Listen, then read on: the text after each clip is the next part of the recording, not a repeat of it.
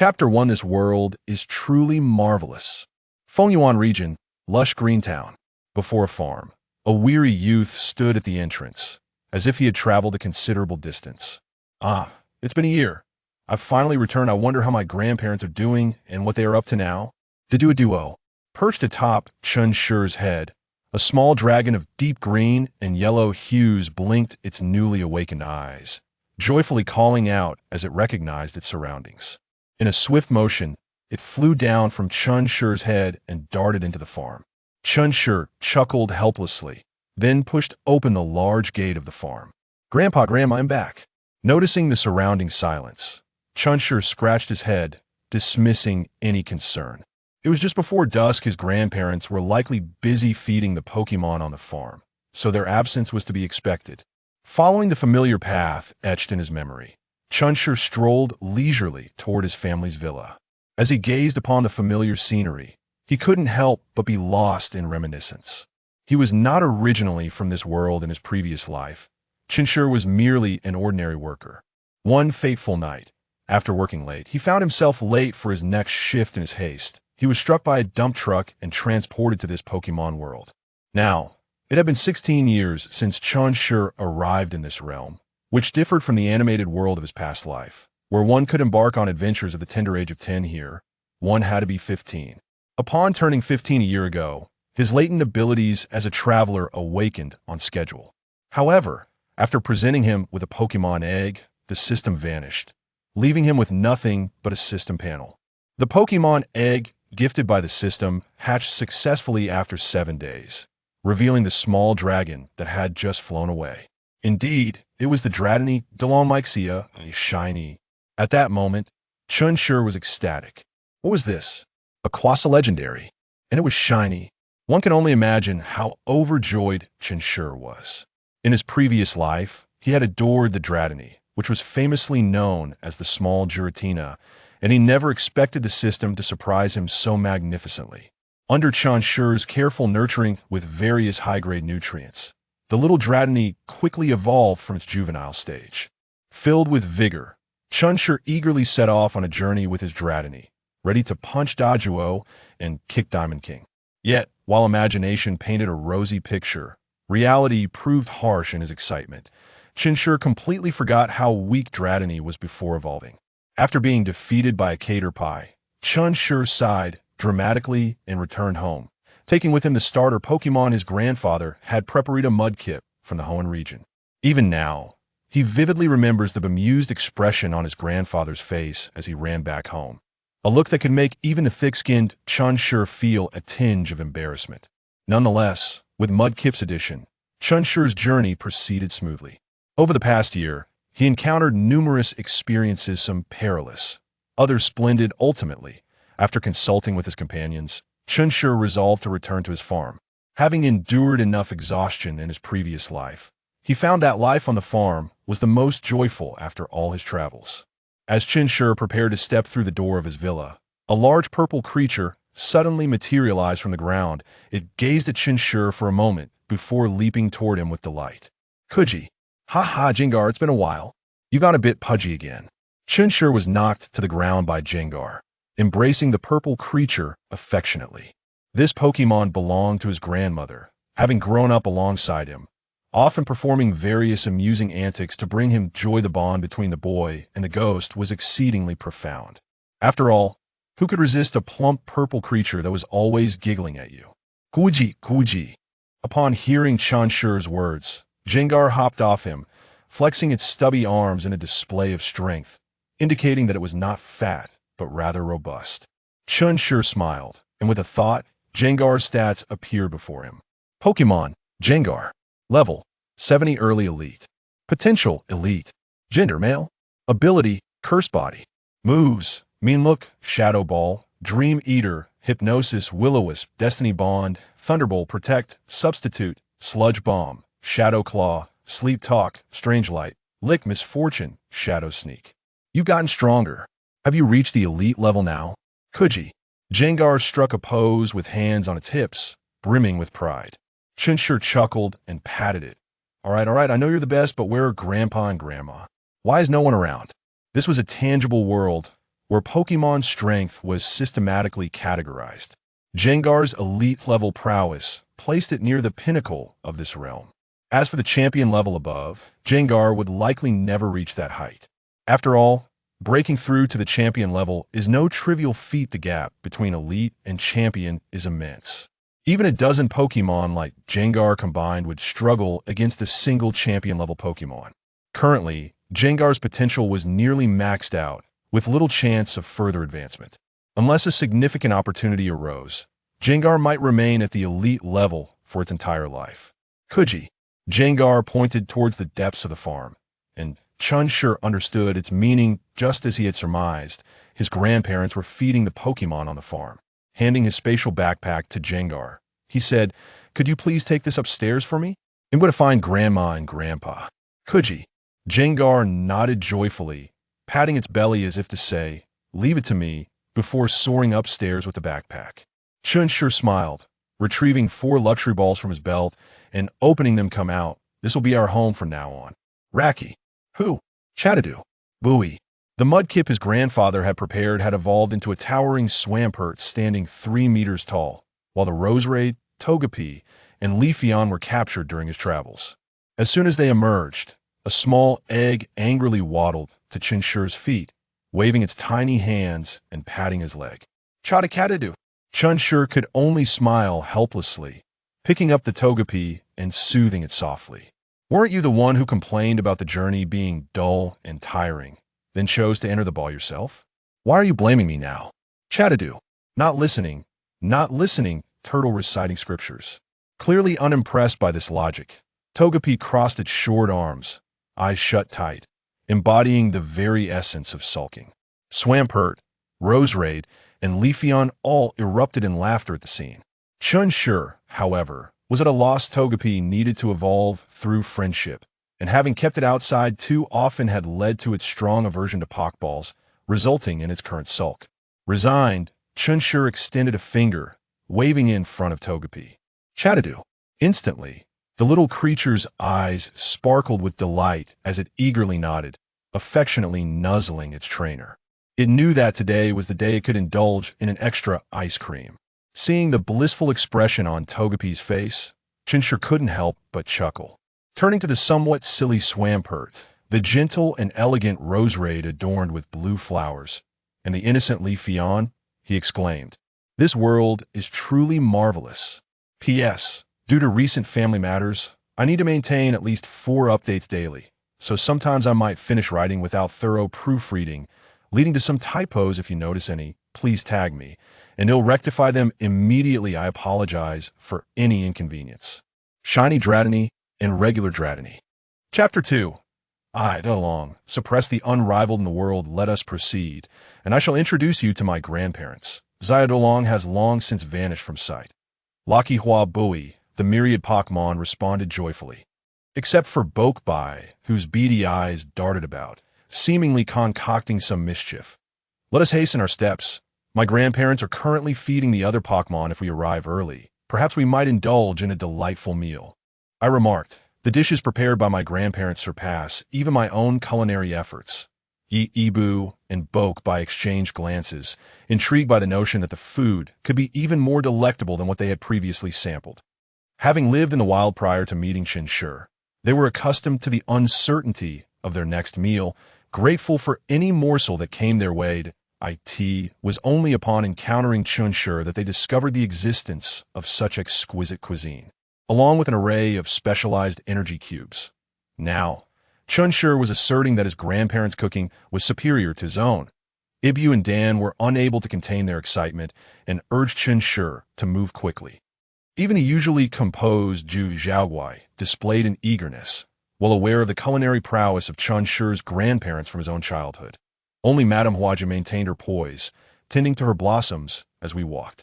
With a smile, Chen Shi shifted the conversation. "Madame Huaji, considering the expanse of this farm, how about I designate a section for you to cultivate a garden?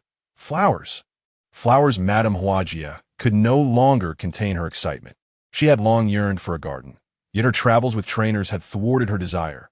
Now, upon hearing Chen Shi's proposal, her restraint melted away. "Of course it's genuine. When have I ever deceived you?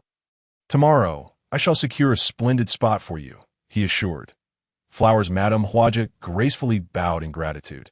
Chen Shi gently ruffled her hair, but before he could utter another word, he was hoisted onto Zhu Xiaoguai's shoulder, which then sprinted towards the depths of the farm. Hey, Zhu Xiaoguai, take it easy. Why the rush? Chen Shi exclaimed. Zhu Xiaoguai shot him a glance, eager to get moving. After all, the trainer was still rambling, oblivious to the importance of a good meal. Chatted a Bokbai chirped joyfully from Chen Shi's arms, while Madame Huajia and Yibu exchanged knowing glances and hurriedly followed suit. Old man, look at the quality of these 3 honeycombs. They seem to improve each year. Let us save some for when we return, as both you and Zivolong love this treat. To the back of the farm, a colony of honeybees tended by my grandparents was thriving, and today marked the day of harvest. Grandpa Chen nodded in agreement, replying, let us set aside the finest for ourselves. The rest can be used for crafting potions and Pokémon food. That girl from the Junsha family had her wind speed dog gravely injured on a mission and requested I concoct a top-tier revival potion. So I'll need some of that premium honey. Grandma Chen expressed her concern. That Junsha girl must be nearing the elite level, right? I worry about her. Her main Pokémon was hurt on a mission. I hope she remains safe. Grandpa Chen chuckled. Oh, don't fret too much. Wasn't she in contact with us not long ago? Boys need to venture out and experience the world. It will serve them well in the future. Besides, the world is fraught with dangers, and we cannot shield them forever. You're right. We cannot protect them indefinitely. Grandma Chen sighed. She glanced at her husband, who was about to offer comfort, but was interrupted by an excited cry. Duo, duo, duo. The 2 elders turned in surprise to see a uniquely colored Dolong joyfully soaring towards them, landing squarely on Grandpa Chen's head. Duo, duo, oh dear, it's Zaya Dolong. Grandma, Chen exclaimed, quickly scooping the little creature from Grandpa Chen's head. Have you returned with him? Oh, Dolong nodded enthusiastically, nuzzling against Grandma Chen. Grandpa Chen, equally thrilled, declared, excellent. It's wonderful to have you back. Now let us return home. I'll have my old friends bring the honey back. Upon hearing the word honey, Dolong became animated, darting towards the jars filled with honey, eagerly attempting to pry them open. Duo, frustrated by its inability to open the jar, Dolong shouted in urgency. Grandma Chen chuckled. No need to rush. I've saved some for both you and him. Let us return home, and I'll prepare something delicious for you tonight. Dolong's eyes sparkled, drool escaping its mouth as it nodded fervently before resting atop Grandpa Chen's head. The 2 elders exchanged smiles and bid farewell to the queen bee before making their way out. On the way, Grandma Chen teased, Dolong, a year has passed, and yet you still haven't evolved? Can you defeat a Caterpie yet? Zaya Dolong, hearing this, became indignant, tapping Grandma Chen's head with its tiny paws and shutting its eyes in protest. The inability to defeat a Caterpie was a lifelong embarrassment. Grandpa Chen chimed in with a jest. You can't let this stand. I recall you boldly proclaimed a year ago that you would suppress all rivals in the world. But here we are, and you still can't even conquer a Caterpie. Duo, Zolong protested, puffing out its chest to assert its prowess. Oh, is that so? Grandpa Chen inquired with a grin. What about Shuyu? It should have evolved into Zhu Xiaoguai by now. Can you defeat it? After all, it was your starter Pokémon, the leader of the team. Surely you can handle the second in command. Faced with Grandpa Chen's teasing, Zaya Duolong opened its mouth, but found no retort. Could it truly defeat Zhu Xiaoguai? The answer was an unequivocal no. The hulking figure could easily turn it into a pulp tea present. It could only barely hold its own against Bokbai. Feeling disheartened, Duolong floated aimlessly to Grandma Chen's head, questioning its own existence. Grandma Chen gently patted Zaya Duolong, offering words of comfort. It's all right, Zaya Duolong, that I can see you are on the verge of evolution. Once you evolve, you will be formidable, and then you can indeed suppress all rivals in the world. Her final words brought a smile to Grandma Chen's face. Zaya Duolong's eyes sparkled with hope. After all, Xiaoshi had also claimed it was close to evolution and would be powerful once it transformed. Zaya Duolong believed wholeheartedly in this, for it was spoken by its trainer, who would never deceive a dragon. By Chapter 3.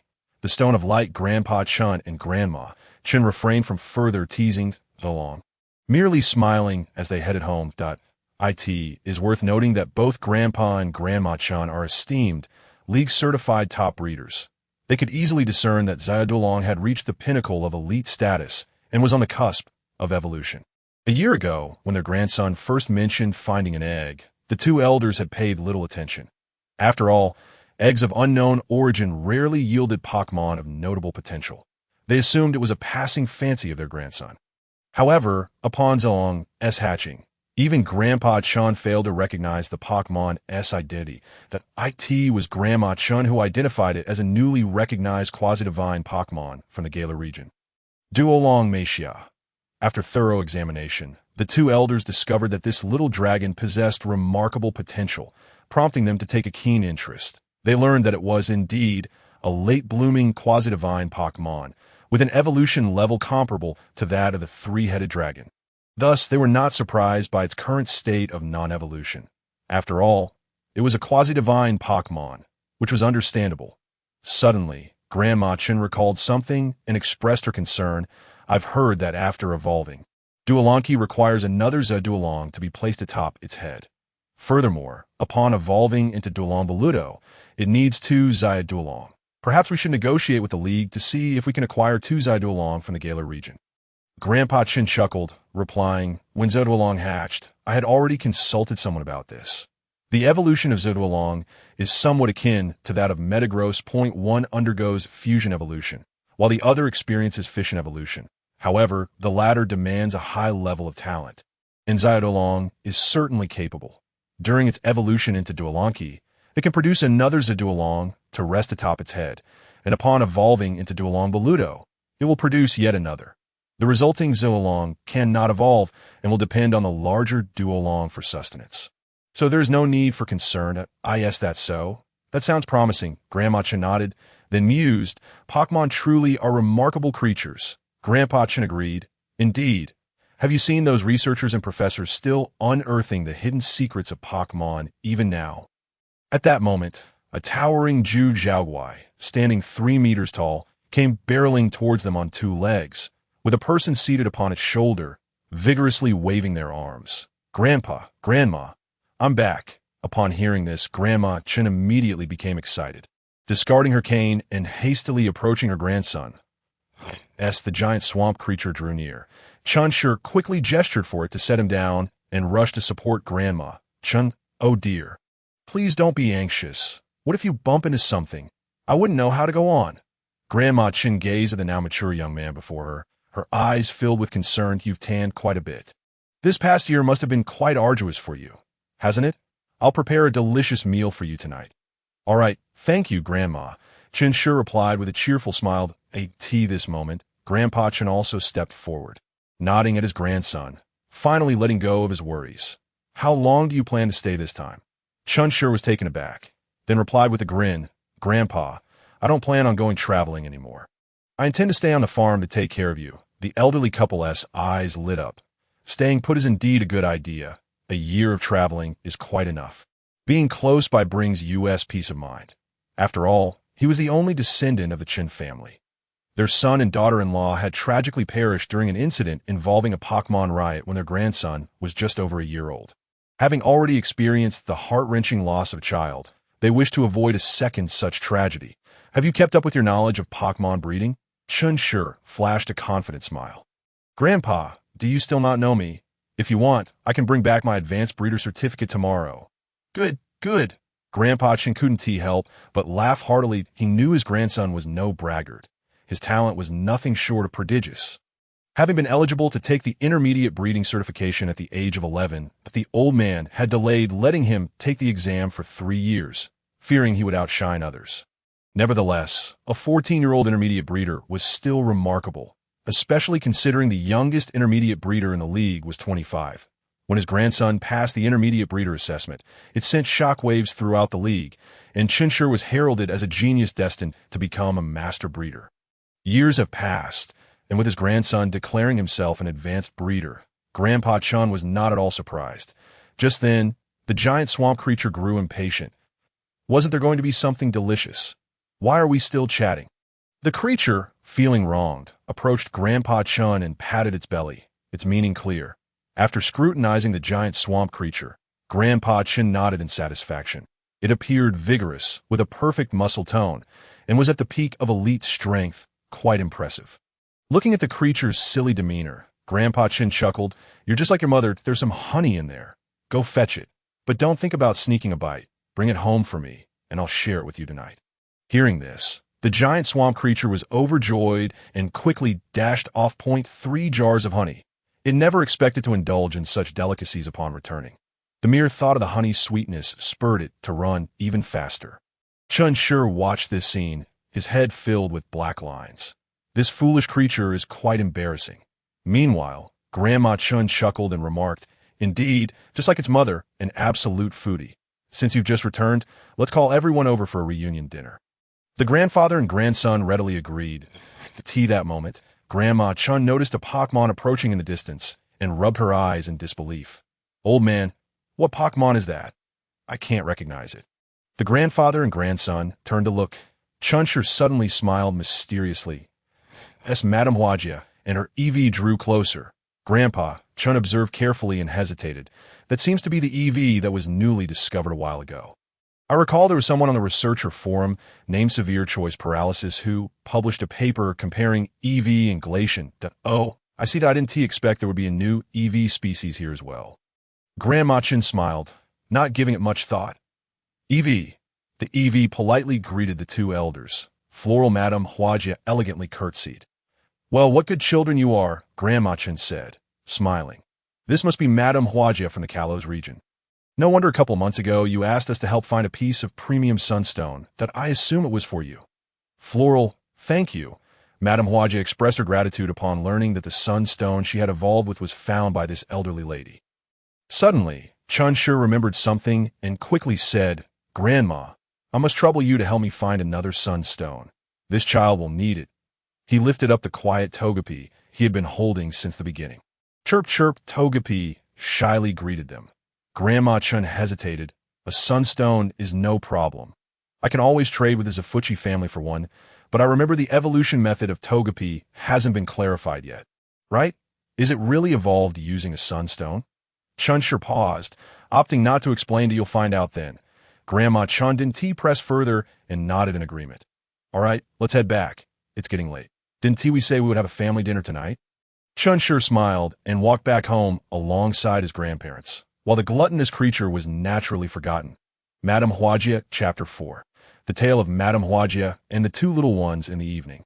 At the Chen family farm in Greenshade Town, Chen Shi announced, "Food is ready." He brought out the Pokémon food prepared by his grandparents and placed it on the table outside the villa. A multitude of Pokémon cheered in unison and took their seats. Chen Shi chuckled, "I'm sure this isn't enough for all of you, so remember to eat plenty of meat and energy cubes." He then distributed ample food to each Pokémon according to their size, along with a cup of honey. Togepi and EV could hardly contain their excitement and began feasting immediately. "Chirpium, this is delicious." "EV, absolutely." The two adorable creatures were nearly in blissful ecstasy.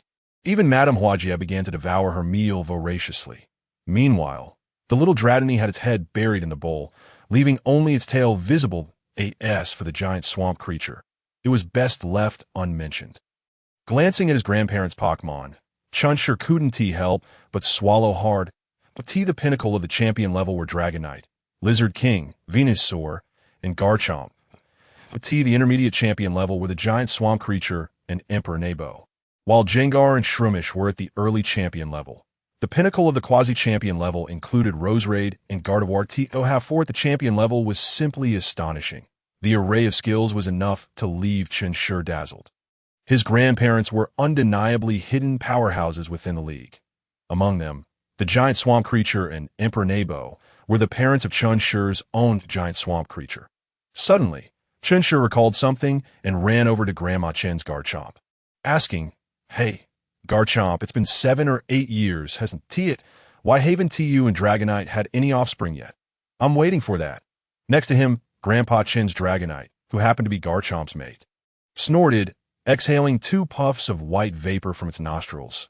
Turning away disinterestedly from the two, Garchomp scratched its head with its large claw, fiercely shouting a couple of retorts. "Garchomp, Garchomp, what are you so anxious about?" I'm already trying my best. Just wait a bit longer. Chen Shi chuckled, not taking it to heart. The reproduction rate of dragon-type Pokémon was notoriously low, especially considering Garchomp had such a pure lineage with Dragonite. With their strength at the champion level, he had never held out much hope. He was merely teasing Garchomp for fun. Previously, when Chen Shi was 9 years old, this creature had drunkenly consumed a bottle of Grandpa as wine and had boasted about trying hard with its mate to have a child to travel with Chen Shi. Assuming Chen Shi wouldn't understand, Garchomp was unaware that Chen Shi could indeed comprehend Pokémon speech. Perhaps it was due to being a transmigrator, but Chen Shi had been able to understand Pokémon since he was little.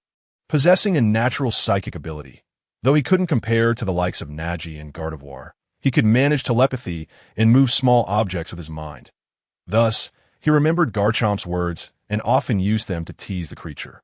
"Come on, Garchomp, I have something good for you." Chen Shi pulled out a bottle of wine from his pocket and handed it over. Garchomp's eyes lit up, eagerly accepting it and patting Chen Shi on the shoulder. "You little rascal, you're quite thoughtful." At that moment, Grandma Chen called out, "All right, Chen Shi, stop teasing it and come sit down." Chen Shi grinned and ran over to sit beside his grandparents, grabbing a piece of roasted meat to munch on. This world indeed has ordinary animals. They are merely domesticated for consumption. Grandma Chen inquired with concern, "Chen Shi, how was your time in Sinnoh this past year? Did you encounter any dangers?"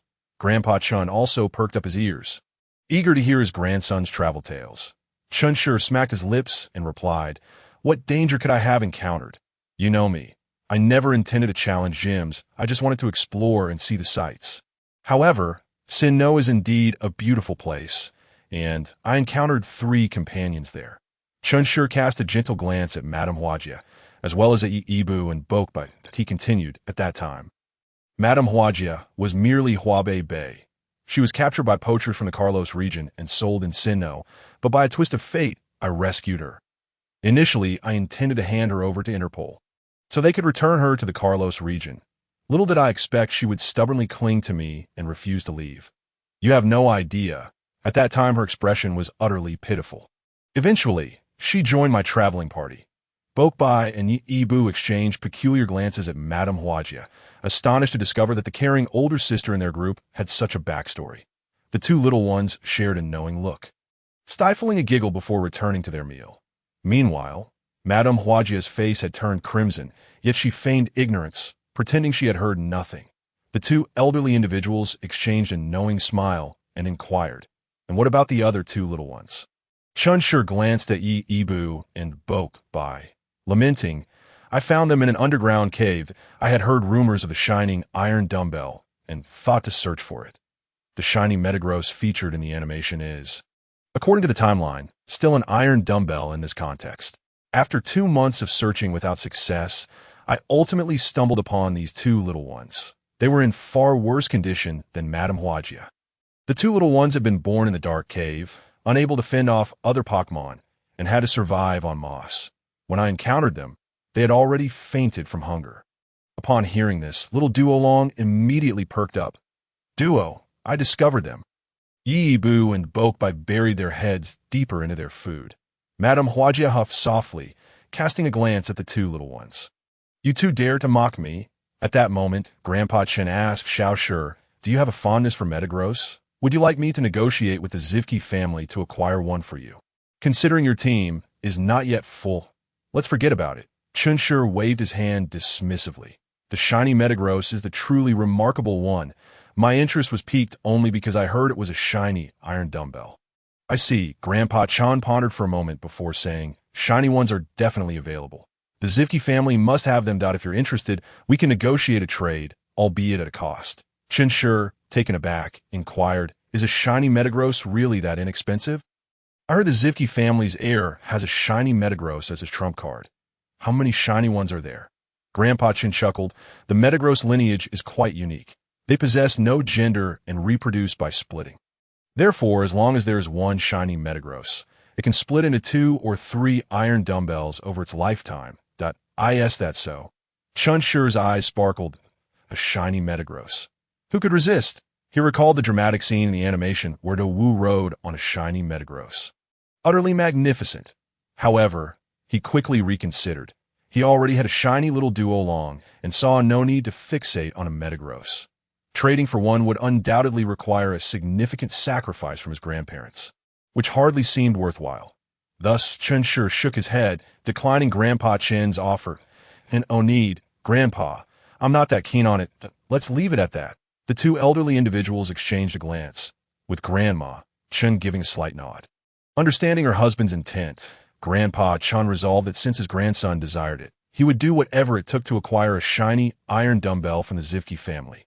Suddenly, an idea struck Chen Shi, and he exclaimed, Grandpa, how about I offer a location abundant with ancient Pokémon in exchange? Ancient Pokémon.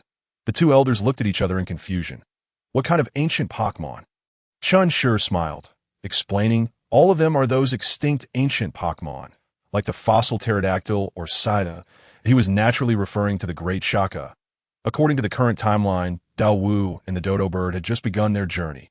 And Ash was still a mere child, and no one had discovered Shaka yet, which was a distinct advantage of being a time traveler. After all, his family was neither a research nor a business family, showing little interest in Shaka.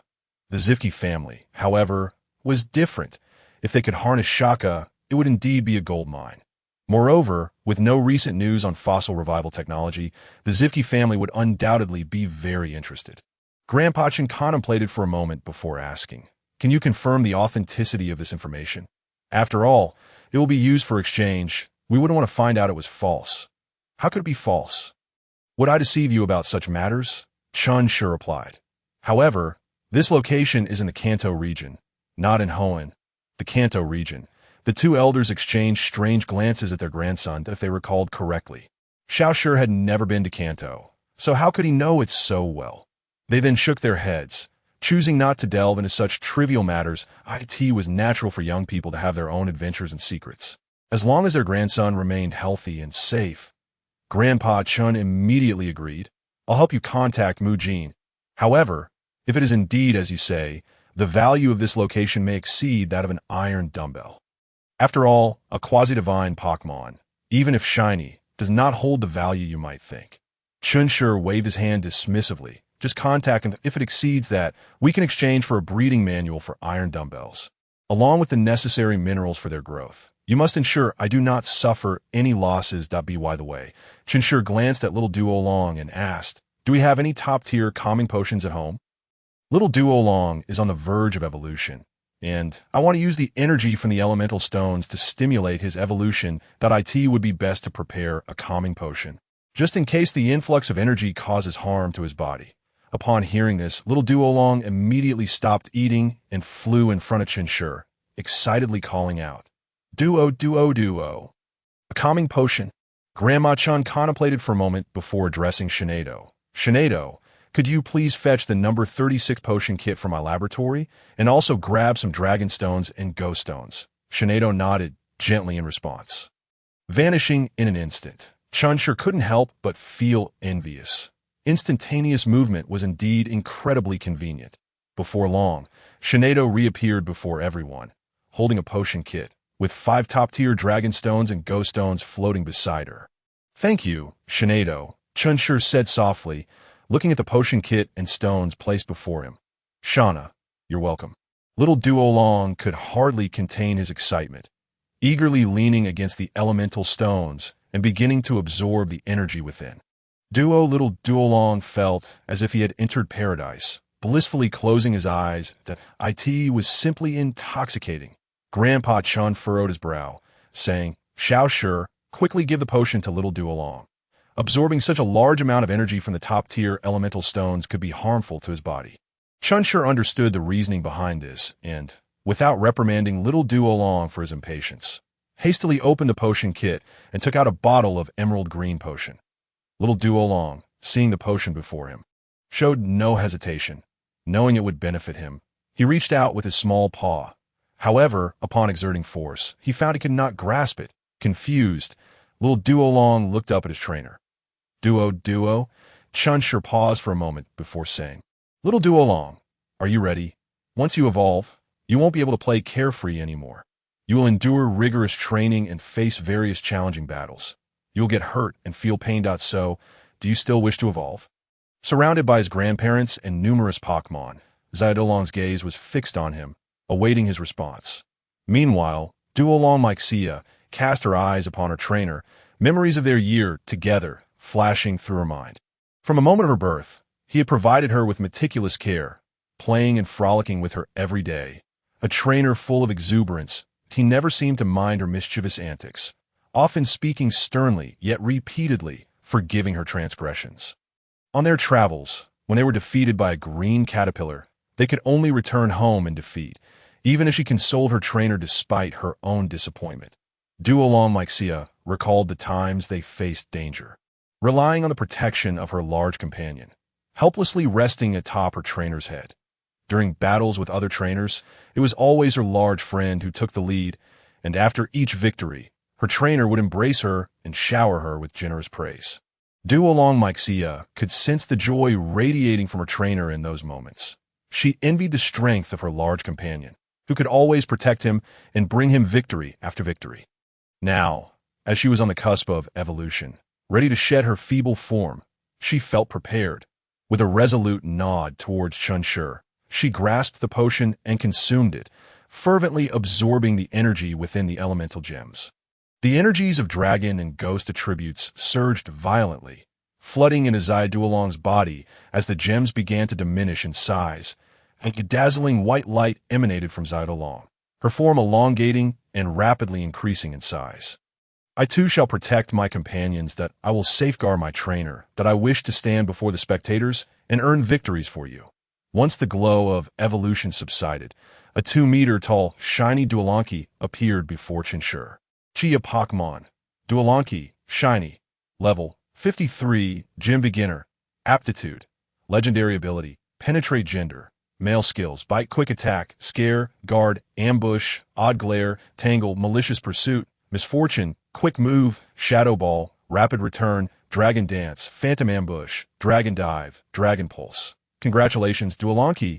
Chen Shi gazed at Duolonki's data, his heart brimming with excitement that a year had passed, during which countless resources had been poured into Xiaolong, who had leaped from level 49 to 53 upon evolving, mastering 9 new skills in the process. Finally, the hard work has paid off. Chia Duolonki joyfully examined its new body before leaping onto Chen Shi, nuzzling him with its broad, flat head. Grandfather and grandmother exchanged smiles, and the other Pokémon shifted their attention away. Meanwhile, the giant swamp monster, Flower Lady, Eevee, and Bikibi approached to offer their congratulations. Yay! Duolonki soared down from Chen Shi, proudly showcasing its new form to its companions at the tea that moment. Chen Shi noticed a small Xiaodolong Myxia perched atop Duolonki's head, resembling its newborn self. This must be the Xiaodolong that Duolonki had split from. All right, Duolonki, come here for a moment. Chen Shi called to the proud Pokémon. He led it before the fierce bite land shark and said, Shark brother, could you assist me in training this one? It is a pure dragon-type Pokémon the fierce bite land shark initially intended to refuse. You think just because you asked me to teach? I will? I, the fierce bite land shark, have my pride. Besides, I'm quite content spending time with my partner every day. Why should I take on more work? However, upon hearing Chen Shi's subsequent words, it immediately thumped its chest in agreement. Plenty of liquor. Land shark, just watch. I'll make sure to train it well. Chen Shi smirked and turned to the violent flying dragon. Sister dragon, please pay attention. The violent flying dragon glanced at Duolonki and, sensing the rich dragon lineage within it, nodded in affirmation. Chen Shi felt reassured. The violent flying dragon was indeed reliable. Roar! The violent flying dragon called out to Duolonki, spreading its wings and soaring into the sky. With the fierce bite land shark following after casting Chen Shi a knowing look. They usually resided in the back mountain, and now they were returning home. Duolonki glanced at Chen Shi, who nodded, and promptly followed suit. Suddenly, Gungue flew before Chen Shi, patting its ample belly. Chen Shi chuckled, I know you're formidable too. I'll have you teach Duolong later. Gungue nodded in satisfaction. Next, Chen Shi approached the giant swamp monster, who was obediently by its parent's side. Pokémon, giant swamp monster level, 49, elite peak, aptitude, champion ability, torrent gender, male skills, water gun, mud shot, rock slide, guard, water pulse, rock smash, reckless, water cannon, arm hammer, earthquake, heavy slam. Rock block, rain dance, dig, brick break, body slam, ice punch, waterfall, water flow break. Chen Shi remarked, patting the large Pokemon's arm. You must step up as well. The Zyodalong you once protected is now stronger than you. Chi, the giant swamp monster, nodded earnestly. At that moment, the towering giant swamp monster, which was Chen Shi's mother, cast a glance at her child and produced a stone from somewhere, offering it to the little giant swamp monster. Chen Shi's eyes widened in disbelief as he exclaimed, "Where did this come from?" He pointed at the stone, which was a mesmerizing blend of blue and orange, adorned with unique patterns. The giant swamp monster scratched its head, perplexed by Chen Shi's sudden excitement. Grandfather Chen ambled over, glancing at the stone, and explained, "This is a stone I collected in my youth. I thought it was merely beautiful, but it seems the giant swamp monster took a liking to it. Despite years of research, I couldn't ascertain its significance, so it remained with the giant swamp monster. There's something wrong with this stone?" "Of course there is," Chen Shi replied eagerly. The data of the stone materialized before his eyes. Giant swamp monster megastone. A stone that seems capable of unlocking the hidden potential of the giant swamp monster. This was what one might call surprise. This was the essence of a surprise. Presently, there was no information regarding mega evolution, and Professor Bretano had yet to begin his research on it. The only one in this world who possessed knowledge of this power was Kearney's grandfather, but even he only understood the mega evolution of Lucario. The rest were a mystery to him. Grasping the mega stone, Chen Shi inquired of his grandfather, "Grandfather, do you have any more of these stones? If so, please retrieve them. This is truly important." Grandfather Chen nodded, revealing that he had a few left, instructing Shinedo to fetch them. Upon hearing this, Shinedo instantly vanished in a flash. Grandmother Chen approached, puzzled, and asked Xiaoshi, "Do you know the significance of this stone?" Chen Shi collected his excitement, mulling it over before responding. "This item is incredibly important and powerful. Grandfather and grandmother, please remember to discreetly collect such things that in the future, it could be deemed strategic level material." The two elders' expressions turned grave. Aware that their grandson did not speak lightly, it appeared that this stone was far more crucial than he had imagined. Moments later, Shinedo returned with a small wooden box. Grandfather Chen gazed at the box, nostalgia flashing in his eyes. "These are various oddities that your grandmother and I collected in our youth." Grandmother Chen sighed, seemingly recalling her younger days. However, Chen Shi had no time for reminiscing. He stepped forward to open his grandparents' treasure chest. The items within nearly dazzled his eyes. The King's Certificate, Sharp Claw, Mega Evolution Stones, Keystone, and a hodgepodge of other items. Chen Shi momentarily disregarded the other items and extracted all the Keystones and Mega Evolution Stones. Counting them, he found 3 Keystones and 5 Mega Evolution Stones. The Mega Evolution Stones were for Blaziken, Alakazam, Gunke, Beedrill, and one for the Quasi-Divine Banjulas. Gazing at the Mega Evolution Stones, Chen Shi felt a pang of regret, realizing that only the giant swamp monster and Gungue could currently utilize them. The others were of no immediate use. Grandfather Chen inquired, "Xiaoshi, is it time to tell us what these stones are for?" Chen Shi smiled mysteriously, holding a mega stone before the giant swamp monster. "Here, giant swamp monster, take this stone." The giant swamp monster scratched its head in confusion as it accepted the Mega Evolution Stone. Chen Shi held the keystone, blue psychic energy enveloping it. "Giant swamp monster, look into my eyes." The mighty Swampert grew serious, fixing its gaze intently upon the trainer's eyes. The two elderly men were taken aback, while the surrounding Pokémon sensed the grave atmosphere and fell silent. Chen Shi looked at Swampert, and inexplicably, memories of their first encounter flooded his mind. Back then, his grandfather had taken him to find a freshly evolved Mudkip, which was diligently training. Chen Shi approached it with a specially crafted energy cube for Mudkip and asked, "Mudkip, would you like to be my partner and travel with me? I will help you grow stronger and challenge formidable opponents. Together, we will stand on the highest stage of this world, where all will cheer for your name. And no matter the dangers we face, we shall never abandon nor forsake each other. Will you accept?" The young Mudkip recalled its mother's words and nodded earnestly at the boy squatting before it. The boy chuckled lightly, extending his fist before the creature. "Then, the contract is established." Mudkip mirrored his gesture. Their fists gently colliding that a crisp sound echoed. Contract established. The shared moments between Chen Shi and Swampert began to resurface, connecting the two suddenly. With a mighty roar, Swampert thrust its Mega Evolution fist towards Chen Shi. Ha ha! Splendid! Chen Shi laughed heartily as the radiant light emitted from the keystone in his right hand met Swampert's colossal fist with a resounding impact. Their spirits intertwined beneath the brilliance of the keystone. Swampert Mega Evolve. The light of Mega Evolution emanated from Swampert's hand, swiftly enveloping its entire being.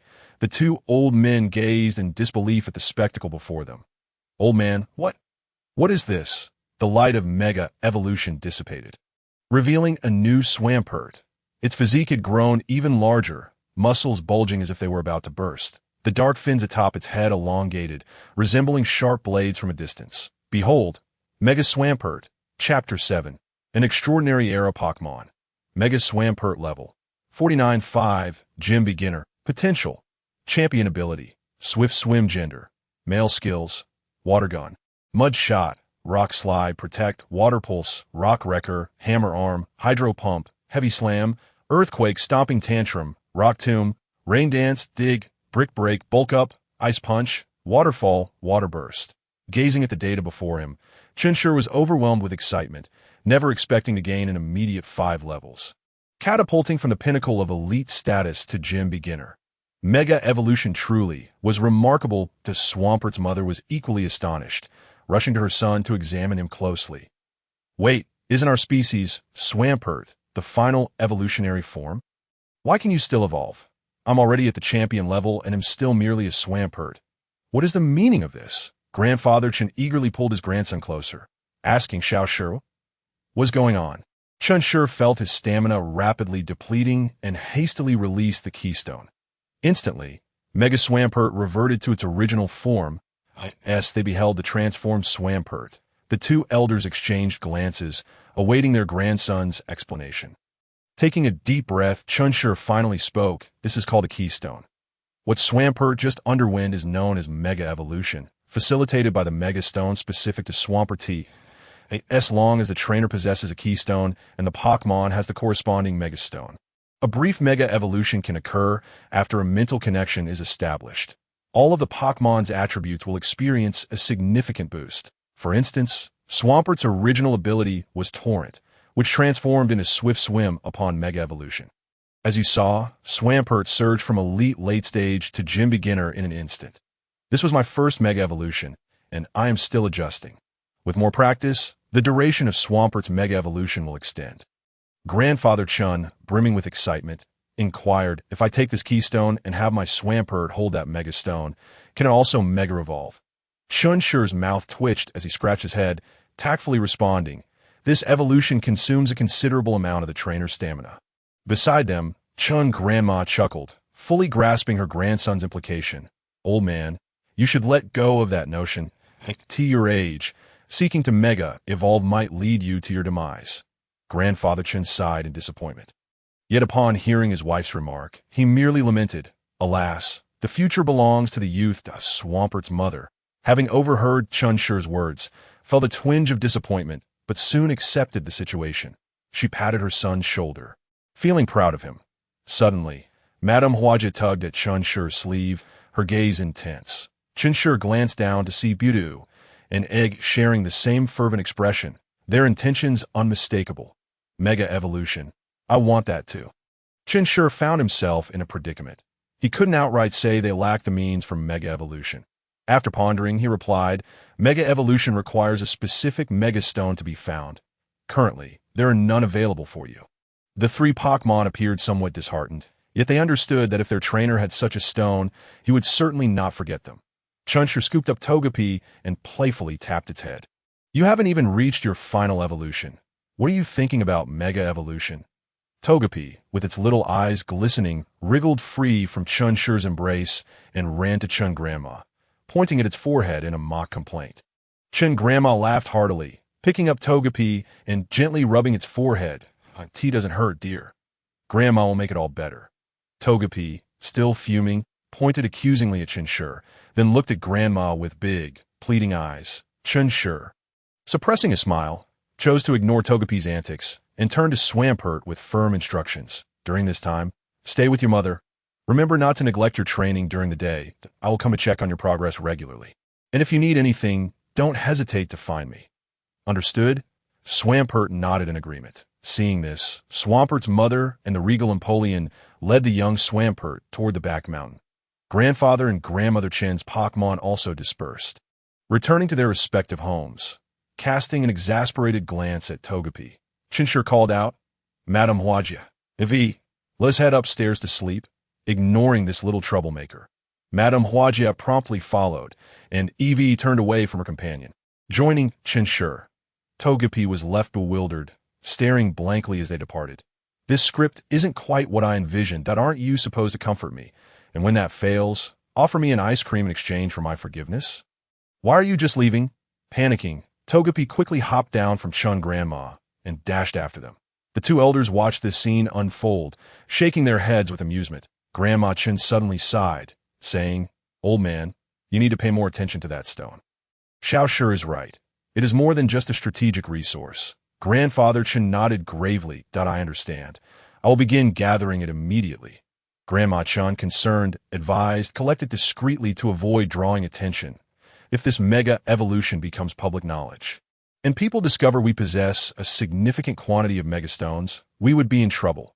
Our family's possessions are already a source of envy. Adding mega evolution into the mix might incite even more unrest.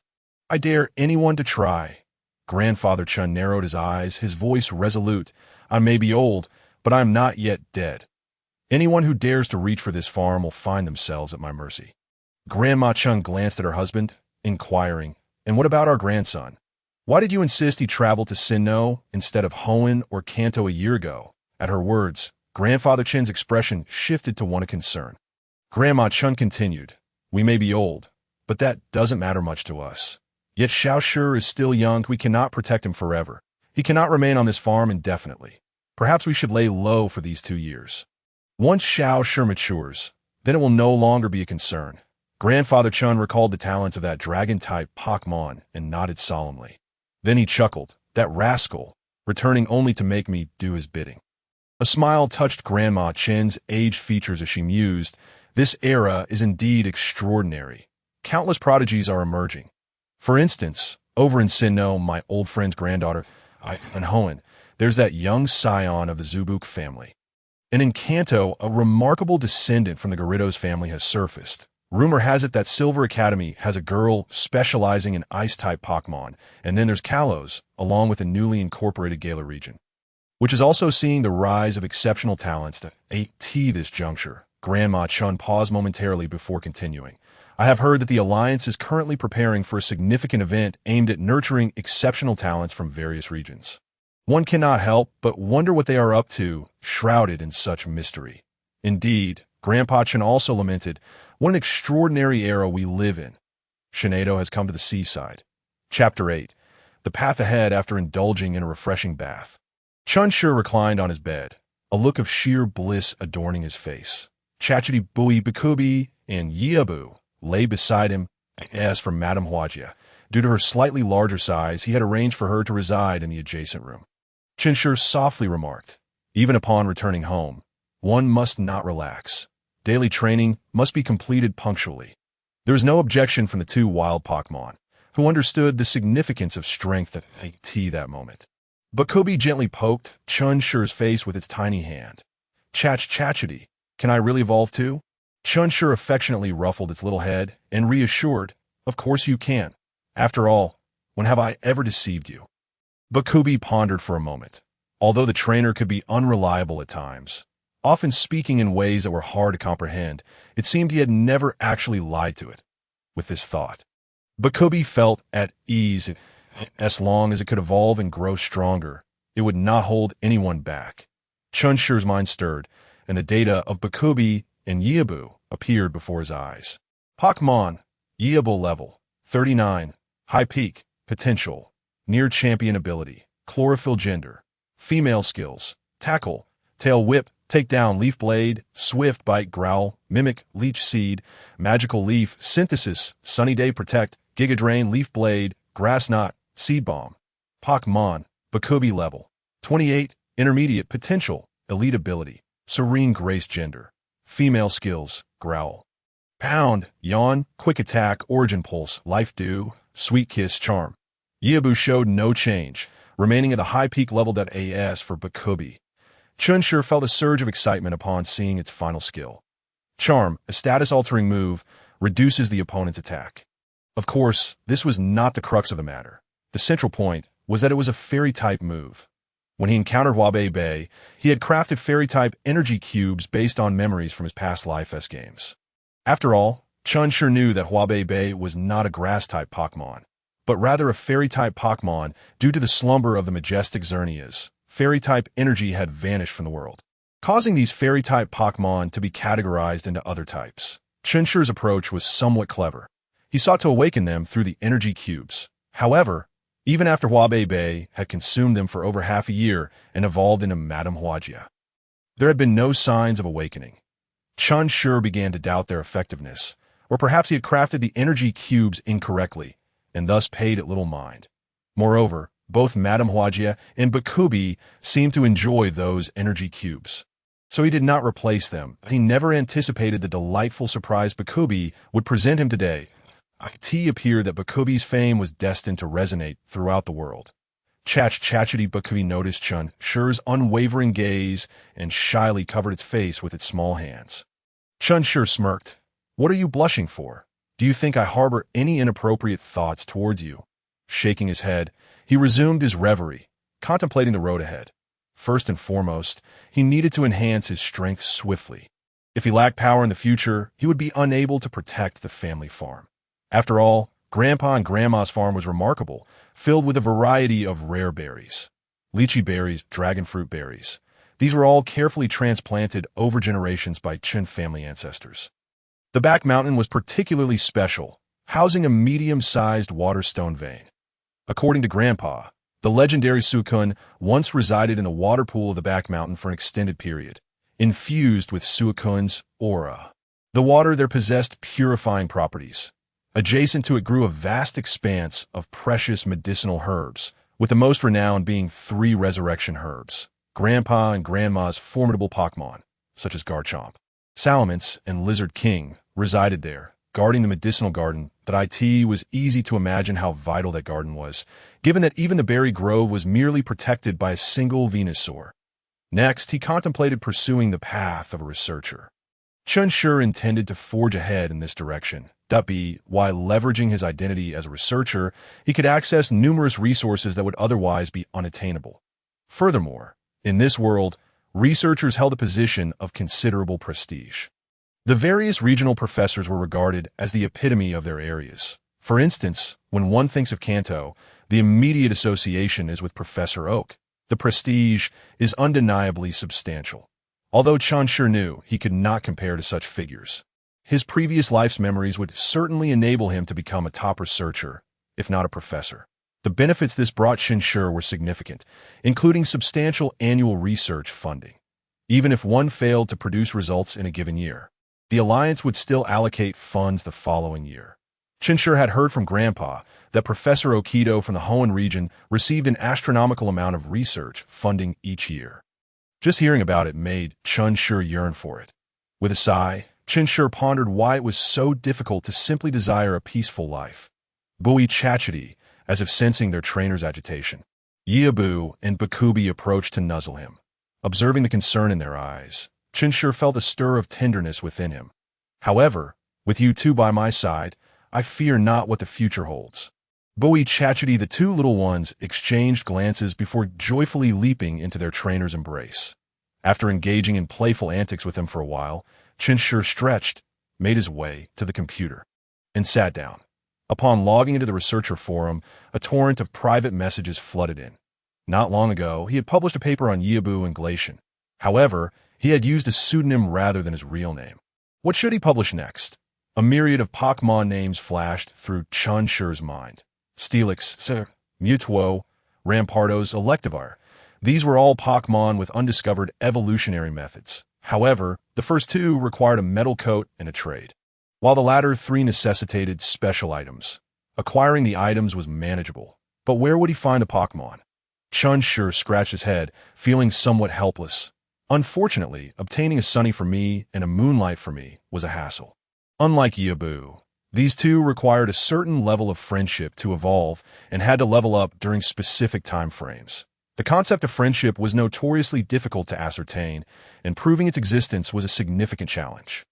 If he relied solely on conjecture, the older, more experienced trainers would not heed his words, leading to only frustration. After pondering for a considerable time, without arriving at any viable solutions, Chen Shi resolutely shut his computer and flopped onto his bed. Forget it, I shall simply embrace the day. Tomorrow, I will embark on my pastoral life. Chapter 9. Grandpa and Grandma's unique skills. Early the next morning, a heart-wrenching scream echoed through the Chun family villa. Gaia, Jengar, how many times must I tell you not to lick me first thing in the morning? It's so annoying. Ah! Cowchack Jengar burst into laughter before promptly fleeing the room, keeping its achievements hidden. Only Chen Shi lay there, his eyes devoid of life. This was infuriatingly familiar. Ever since childhood, whenever Chen Shi indulged in a lazy slumber, Jengar would reward him with a tongue lick. Can you imagine that sensation? Just as one is peacefully drifting into a deep sleep, an overwhelming wave of paralysis jolts one awake, forcibly rebooting the system. Who can withstand such an assault? Bui Yibu rubbed its sleepy eyes, bewildered by the commotion. Why was there such a ruckus so early in the morning? Meanwhile, Bakubi remained blissfully asleep, undisturbed by the uproar, which was quite impressive. Chen Shi sighed, eyeing the sleeping egg beside him with irritation. He snatched it up and shook it vigorously, wanting it to experience the sensation of a forced awakening. Chachity, Bakubi stared at Chen Shi in confusion, its little expression seemingly asking, "What's going on?" Just as Chen Shi was about to scold it, he remembered that this little one needed to evolve through friendship, and the words stuck in his throat. He could only manage a strained smile and say, "It's nothing, just that it's quite late. Time to rise and shine. You can have an ice cream today." Chachity instantly, little stars sparkled in Bakubi's eyes, and drool trickled uncontrollably from its mouth. Chen Shi shot at a sidelong glance before getting dressed and heading downstairs. In the living room on the first floor, Shinado was tidying up while Madame Huaji set the breakfast prepared by Grandma on the table. Grandpa and Grandma Chun were both enjoying their morning meal. "Good morning, Madame Huaji and Shinado." Huashan eyed upon seeing her grandson descend the stairs. Grandma Chen's face instantly brightened with a hint of a smile. "Xiao Shi, come quickly for breakfast." "All right," Chen Shi replied as he took a seat and grabbed his sandwich to munch on. At that moment, Grandpa Chun spoke up. "Yesterday, I had a brief discussion with that kid. Mujin. He agreed to our request, but he needs you to provide the specific location. They must conduct a field survey to ascertain its value." Chen Shi paused for a moment, then described the exact location of the Great Fool Valley to his grandfather, adding, "The spirits there possess considerable strength, so be sure to mention it, lest they encounter danger and it reflects poorly on us." Grandpa Chun readily agreed. Suddenly, Chen Shi recalled something and said, "Grandpa, there's also an egg of a Bokibi inside. Could you ask the Zafuchi family to help bring it to me?" What Chen Shi referred to was indeed the Bokibi belonging to Xiaoxia in the original story. That very Bokibi had been taken from the Great Fool Valley and should still be an egg buried beneath. The old man looked at his grandson in confusion. "Don't you already have a Bokibi? Why do you need another one?" Just having come down the stairs, the Bokibi was taken aback by this remark. Its trainer was actually seeking another Bokibi, which implied that it might be discarded. The little creature, fearing abandonment, plopped down and began to wail inconsolably. As Ibu walked past, it cast a disdainful glance at the little one, too indifferent to engage with such a melodramatic character. Chen Shi glanced at the Bokibi and, with an expressionless face, remarked, "If you continue this performance, today's ice cream will vanish." The Bokibi immediately ceased its sobbing, feigning nonchalance as it trotted over to Chen Shi. Playfully winking, Chen Shi lifted it onto the table, placing the Pokémon food prepared by Grandma in front of it, and then clarified to Grandpa, "I'm intending to give this to someone, not to raise it myself." Grandpa Chen nodded in agreement, not inquiring about the recipient. Moreover, it was not a significant matter. Bokibi was not a highly regarded Pokémon, and the Zafuchi family likely would not place much value on such an egg. "Grandpa, is there anything around the farm that you need my assistance with?" Grandpa Chen replied slowly. At this season, there's not much to attend on the farm. The fruits have just begun to grow and are not yet ripe. We finished the honey harvest yesterday, and the medicinal garden on the back mountain hardly requires care. To AS for milking the mill tank, your grandmother and I can manage it ourselves. You need not worry about that. Chen Shi was taken aback. This was not how he had envisioned things would be. Grandpa Chen looked at his grandson with a bemused expression. From now on, you should train your Pokémon in the mornings and learn various breeding techniques with me in the afternoons. It is time to entrust some important tasks to you. Chen Shi's eyes lit up, understanding what his grandfather meant. As a top-tier breeder certified by the league, Grandpa was particularly adept at concocting various potions. Among them, his specialty lay in the healing potions for Pokémon injuries and the potential potions that enhance a Pokémon's potential during evolution. Especially the potential potions, each bottle could incite a frenzy among the crowd. This was also the foundation of the Chen family's reputation. Meanwhile, Grandma excelled at customizing various energy cubes and foods for Pokémon. The energy cubes consumed by Chen Shi's small dragon and Swampert were crafted by Grandma. He had long coveted his grandparents' unique skills, but unfortunately, Grandpa had previously told him that he lacked the capability to learn these techniques. Chen Shi was well aware of his own limitations and had refrained from bringing it up. Now that Grandpa had taken the initiative to mention it, Chen Shi was naturally overjoyed.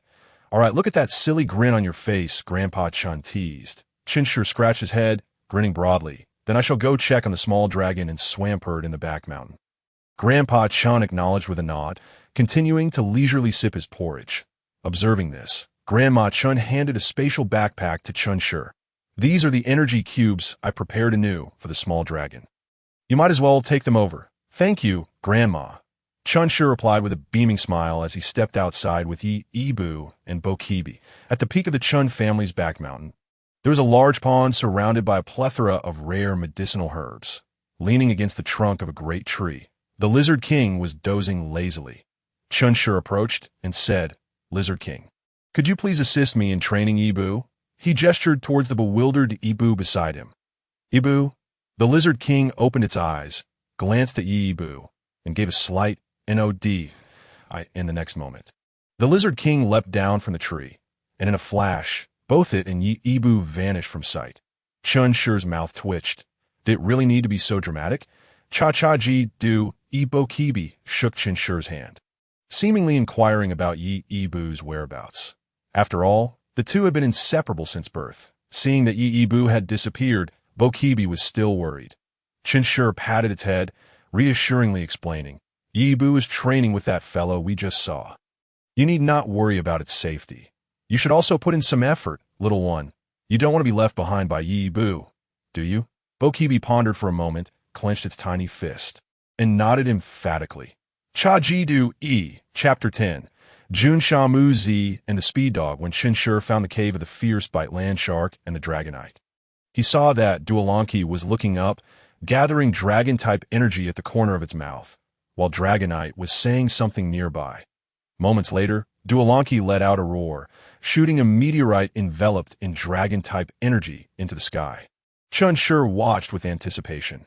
This was one of the dragon-type's signature moves, Draco Meteor, which he recognized. However, the next second, instead of scattering as Chen Shi had envisioned, the meteorite fell straight down, creating a considerable crater. This was strikingly reminiscent of Ash's Dragonite in the anime. Puff! Chen Shi couldn't help but burst into laughter. Duolanki quickly turned its head, its dragon-like face turning visibly red. Chia. Duolanki was overwhelmed with a desire to bury its head in shame, feeling as if its life had descended into darkness. Why? Why did Xiao Shi have to arrive at this most mortifying moment? How could it face Xiao Shi again after this? A glimmer of amusement flickered in Dragonite's eyes. It was quite pleased with its student. After all, Draco Meteor was a dragon-type move that was not learned in an instant. The fact that Duolanki could shoot the meteorite into the sky was already impressive enough to astonish Dragonite. It had taken a considerable amount of time for it to reach this point. Chen Shi stepped forward, smiling. "You must keep up the good work, Duolanki." Duolanki turned its head away, unable to meet his gaze. Evidently still embarrassed by its earlier blunder, Chen Shi comforted, "You've only just begun training with Dragonite, and you've already learned a new move. That's quite remarkable." Chia. Duolanki looked at him as though were skeptical and naive. All right, Chen Shi handed the backpack prepared by Grandma to Duolanki. These are your food supplies. When you finish, come home to get more from me. Train well with Dragonite and fierce Bite Land Shark. I look forward to witnessing your ultimate transformation. Duolanki accepted the backpack, nodding seriously. Chen Shi then addressed Dragonite. Sister Dragon, I'll be counting on you that if you need anything, just let me know. Dragonite waved a paw in acknowledgement, agreeing.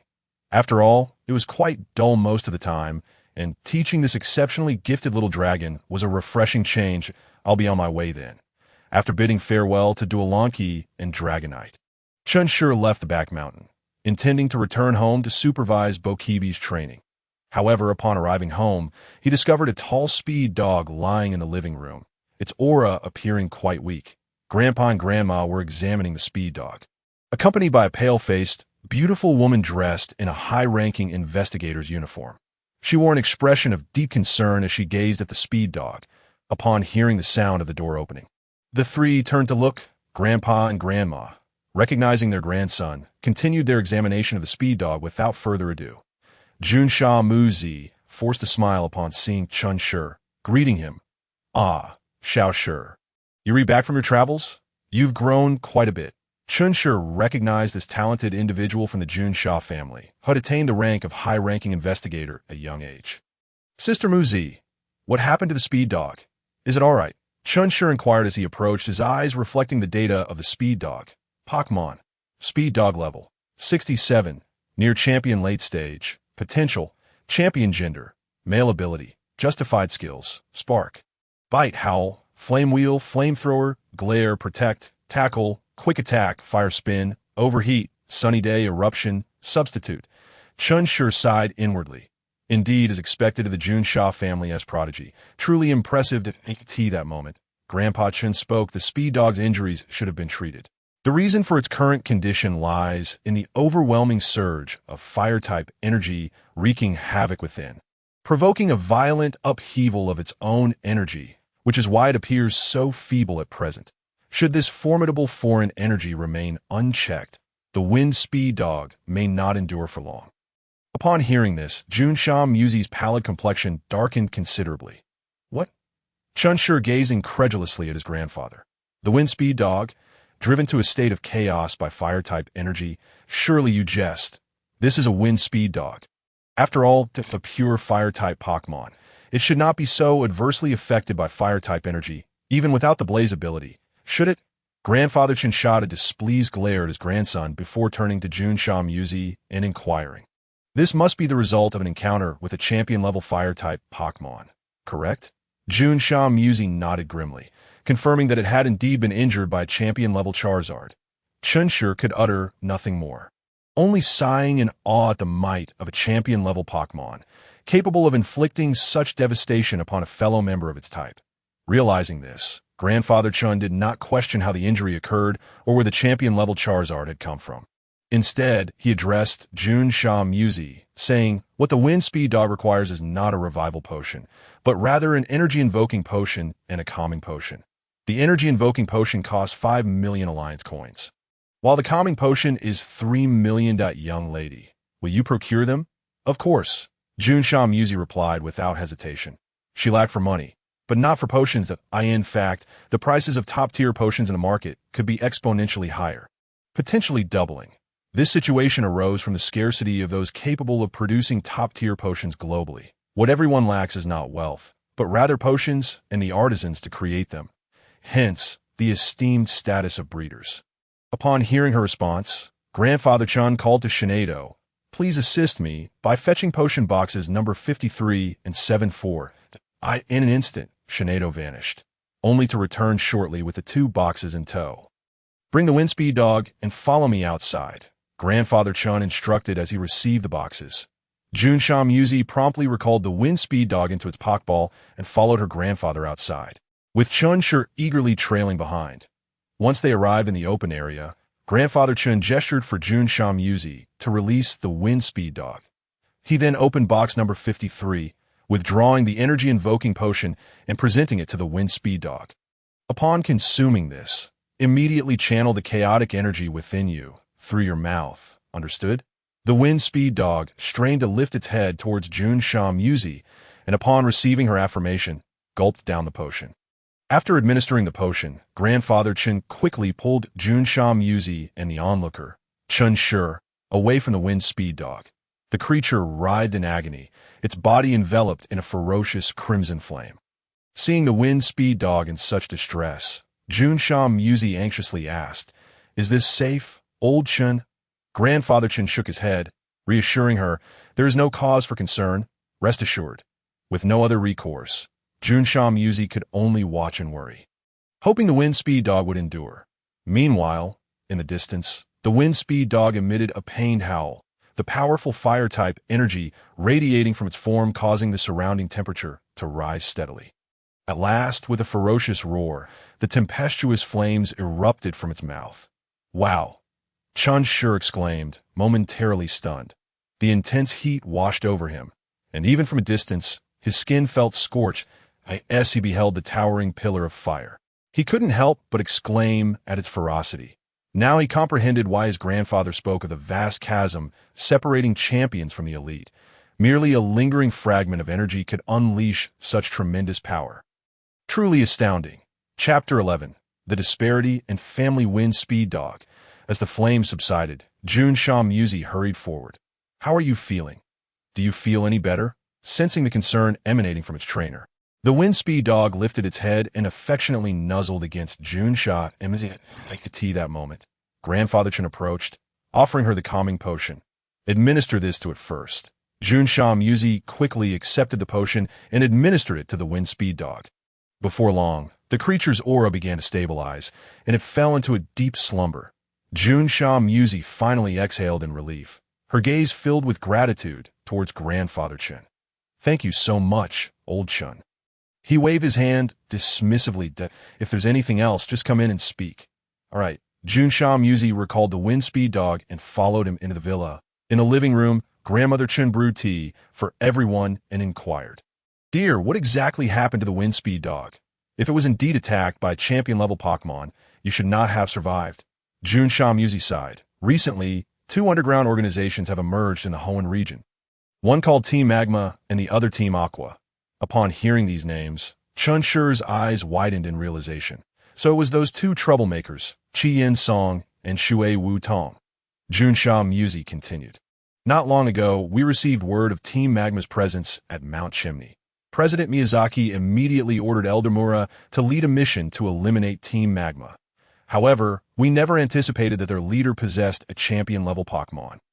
Along with 3 peak elite fire-type Pock, My Wind Speed Dog was gravely injured in the ensuing clash between Eldermura and the leader of Team Magma." Chen Shi's mouth twitched.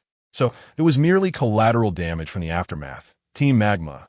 Grandfather Chen pondered for a moment, confirming that he had never heard of this name before. That IT seemed to be in newly risen power. Grandmother Chen expressed her concern.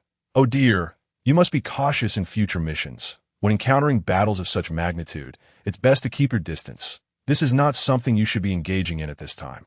Jun Sha Muzi nodded slightly. "I understand, Grandmother Chen."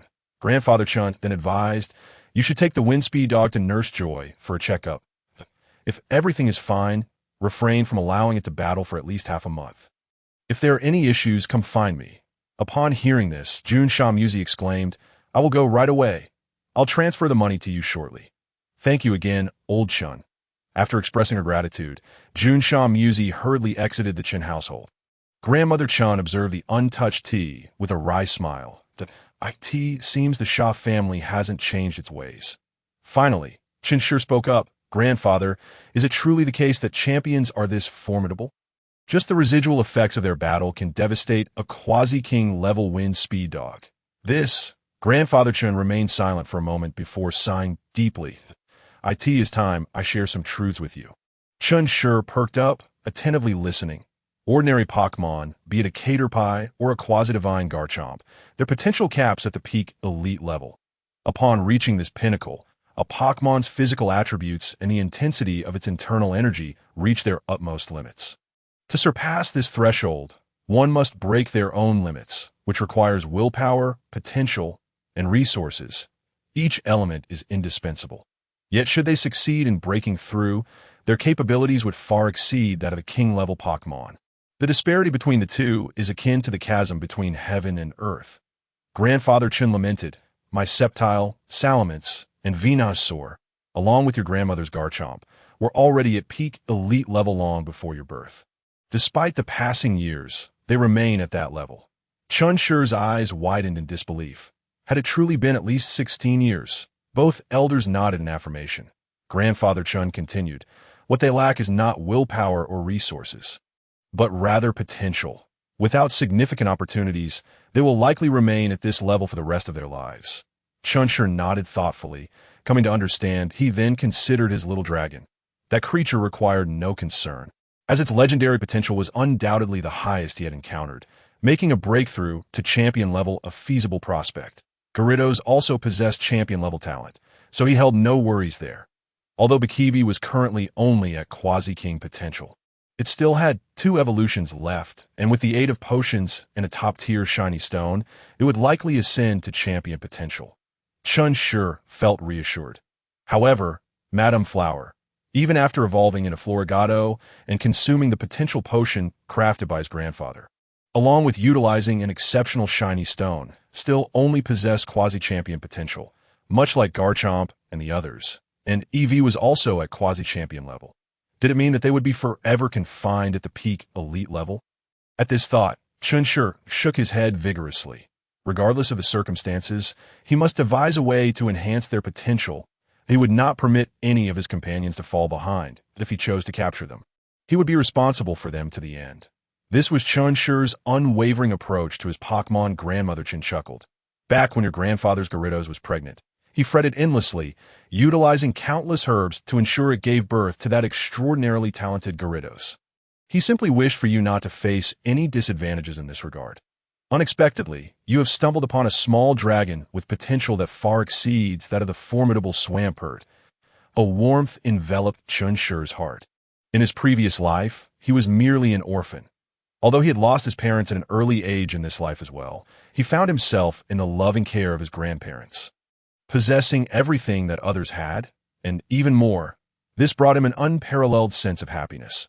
This must be what family truly means, Grandpa and Grandma. Rest assured, I will undoubtedly live up to your expectations. Chen Shi solemnly pledged. The elderly couple exchanged a glance, smiled gently, and said nothing further. Chapter 12. The Dragon Slayer approaches the battlefield by the way. Where has Madame Huajie gone? Chen Shi glanced around, but did not see her figure. She has gone to the backyard for training.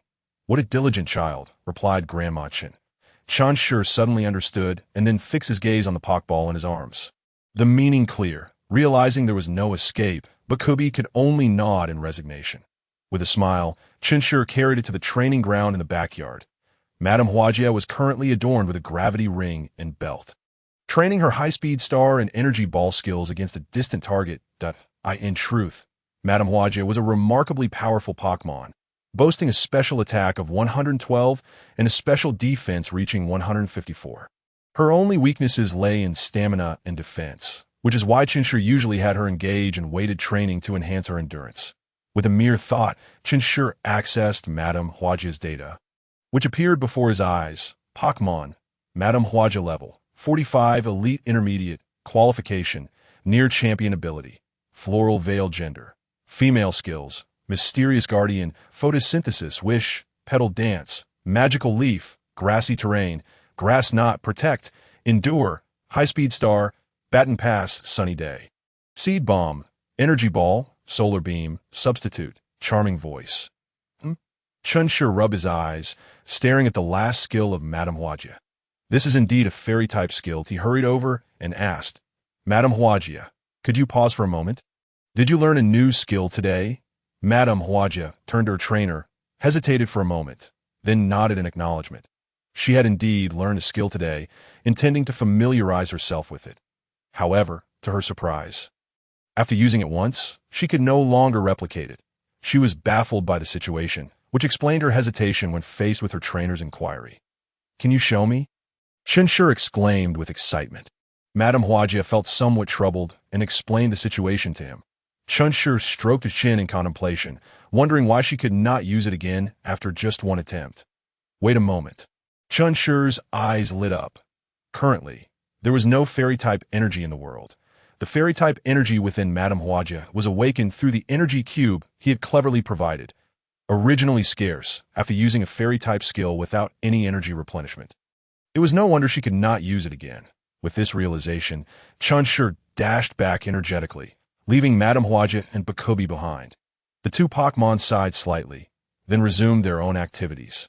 Clearly, they had grown accustomed to their trainer's occasional bursts of enthusiasm. Before long, Chen Shi returned with his spatial backpack, producing the energy cubes that Madame Huajia usually consumed, and presented one to her with anticipation. Hurry, eat this, and see if you can use your skill again. Without hesitation, Madame Huajia accepted the cube and began to eat it slowly. This made Chen Shi anxious that, oh dear, could you please eat a bit faster? At this rate, it'll take ages. However, he dared not interrupt and could only wait impatiently. Madame Huajia particularly disliked being disturbed during her meals. Even the clumsy Swampert dared not bother her while she was eating, given its quadruple weakness to grass. After a while, Madame Huajia felt a surge of energy within her, a familiar essence that seemed to be the power she was meant to wield. Yet, she chose to ignore it for the moment. As her trainer was becoming increasingly anxious, this amused her. Flower, it's all right, Xiao Shi. Chen Shi joyfully exclaimed. Then quickly show me. Madame Huajia pondered for a moment before releasing a melodious sound imbued with pink energy. Yes, that's it. Perfect. Chen Shi triumphantly punched the air. Fairy type, the 18th attribute that could dethrone dragon-type Pokémon, had been unlocked ahead of time. How could he not be ecstatic? Flower Madame Huajia then reminded him that she could no longer use it again.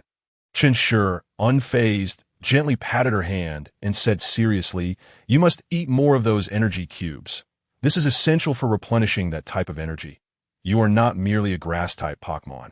You are of a new attribute called Fairy type. From now on, you shall be the new generation of Dragon Slayers. Upon hearing Xiao Shi's explanation, Madame Huajia finally understood why that peculiar energy felt so familiar. It turned out she was not a grass-type Pokémon, but a Fairy type. However, when she heard Xiao Shi's concluding remark, she rolled her eyes dramatically. Dragon Slayer? How utterly ridiculous. Then, Chen Shi reflected, you should focus on training those skills. Grassy terrain. Grass Knot, Energy Ball, Solar Beam, Wish, and Substitute. Grass-type skills are not your primary abilities. As the Fairy-type energy within you gradually increases, your Fairy-type skills will awaken, and those will be your main focus in training. Madame Huajia nodded in agreement, content to follow her trainer's lead in this matter. You continue your training, I won't disturb you. And make sure that little one doesn't slack off. Chen Shi pointed towards the little one struggling to run with a gravity device on its back. Flower Madame Huajia cheerfully agreed. Currently, Bakubi had few skills to train, so the focus was primarily on enhancing its stamina. The subsequent Air Slash and Fairy-type skills would serve as its primary attack methods. Chen Shi then watched the two Pokémon train while contemplating the Fairy-type matter. The fact that both Bakubi and Madame Huajia had learned a Fairy skill overnight was surely no coincidence. Perhaps Xerneas was on the verge of awakening, and the Fairy energy in the world was beginning to revive. The awakening of Xerneas would also signify that Yveltal would soon follow. The awakening of that foolish giant bird was likely not a good omen. Nevertheless, this was of no concern to him. With Zygarde present, if the foolish bird dared to unleash widespread death, it would surely face Zygarde's judgment. Chen Shi felt the Kalos region was in good hands, with the benevolent Xerneas and Order Enforcer Zygarde. Just look at Hoenn. Chen Shi was a loss for words. In his previous life, Hoenn's trio of fools was notorious. If either the non-flying or the overweight fish awakened, the other would follow suit. They would then engage in battle, only to be soundly defeated by Rayquaza and scurry back home to sleep. Now, the Magma and Aqua teams had also resurfaced. He wondered how long their peaceful days could last. Chapter 13. The shiny iron doll arrives beside the villa on the farm. Chen Shi lay leisurely beneath a tree, indulging in a peaceful nap. Nearby, a newly constructed garden flourished, with Madame Huajia meticulously tending to her flowers. Chen Shi had enjoyed a fortnight of tranquility. During this time, he rose each morning to assist his grandparents in milking the mill tank, occasionally checking on the training progress of his Pokémon. In the afternoons, he studied various pharmacological knowledge under his grandfather's guidance. Each day was simple yet fulfilling. This is the essence of a proper life. Wouldn't you agree, Madame Huajia? Madame Huajia shot him an exasperated glance, but continued to care for her garden. Watching the seeds of flowers Chen Shi had gathered from various places gradually grow and bloom, that a sense of joy welled within her. Indeed, such days were delightful. Meanwhile, Chen Shi's Pokémon had made significant strides in their abilities during this period. Doranbushi, building on previous accomplishments, had advanced rapidly to level 56. Swampert and the others, having traveled and battled extensively before, had not had the chance to settle down, but after this half-month, each had made progress. Swampert had broken through to gym level. Now at level 52, Madame Huajia at 48, and Li Fian at 43. Bakubi had shown the most improvement, reaching level 35, though it still had not evolved and was currently upstairs catching up on sleep. Suddenly, Shinado appeared before Chen Shi in a flash of teleportation. "Sana, Xiao Shi, your grandfather is calling for you." Chen Shi scratched his head in confusion, uncertain of what his grandfather wanted. "Then just take me there." Shinai nodded gently and stepped forward to grasp Chen Shi's arm. In the next instant, Chen Shi felt a flash before he found himself in the living room on the first floor. At that moment, his grandparents were engaged in conversation with a handsome young man with silver hair. Upon noticing Chen Shi, Grandma Chen waved her hand, saying, "Xiao Shi, come here. This is the heir of the Zvyukik family. You young people should get to know each other and interact more often." Chen Shi suddenly realized that this was the renowned fortune bringer, Diamond Wang Lao Wu. De Wu stood up and extended his hand towards Chen Shi, saying, "Hello, I am Zvyukik De Wu. You must be the talented breeder Chen Shi from a couple of years ago, right? It's an honor to finally meet you." Chen Shi looked at the noble young man before him, chuckling softly as he reached out to shake De Wu's hand. "What talent? That's just hearsay from outside. Mr. De Wu need not pay heed to it. Your name has recently become well known amongst the populace. Congratulations on winning the championship at this year's Caillou Conference," Grandma Chen remarked with a smile. "All right, you two young men are speaking so formally, just like us old folks. Come over for some tea."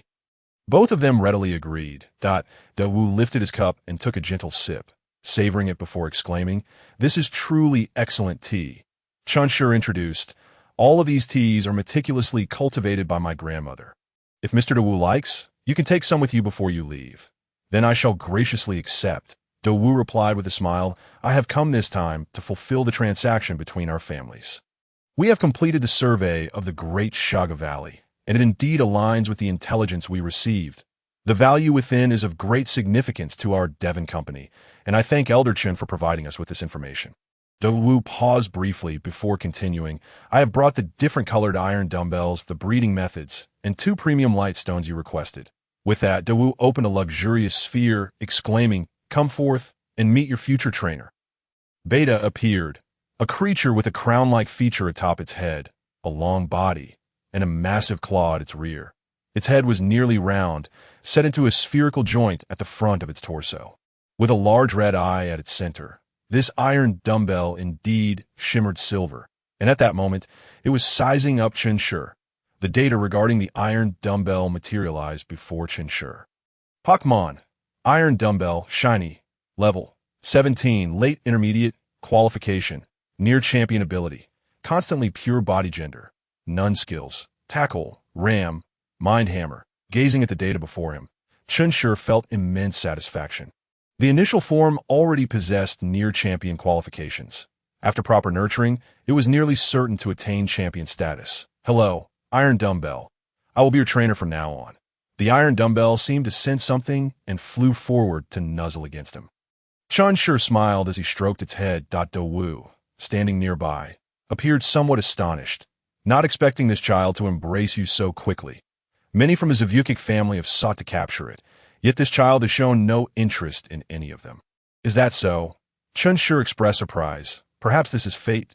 De Wu remained non-committal, opening his backpack to retrieve 2 small boxes, a manual, and an egg resembling a Pokeball patterned after a Bakibi egg. "This is the breeding manual for iron dumbbell, the 2 premium light stones, and a Bakibi egg. All for you. The minerals for iron dumbbell's growth will be delivered later." Chen Shi was taken aback. pleasantly surprised to have received 2 premium light stones. This was perfect. He could now accommodate 2 Bikibi. He then glanced at the Bikibi egg. Pokémon. Bikibi unhatched. Level.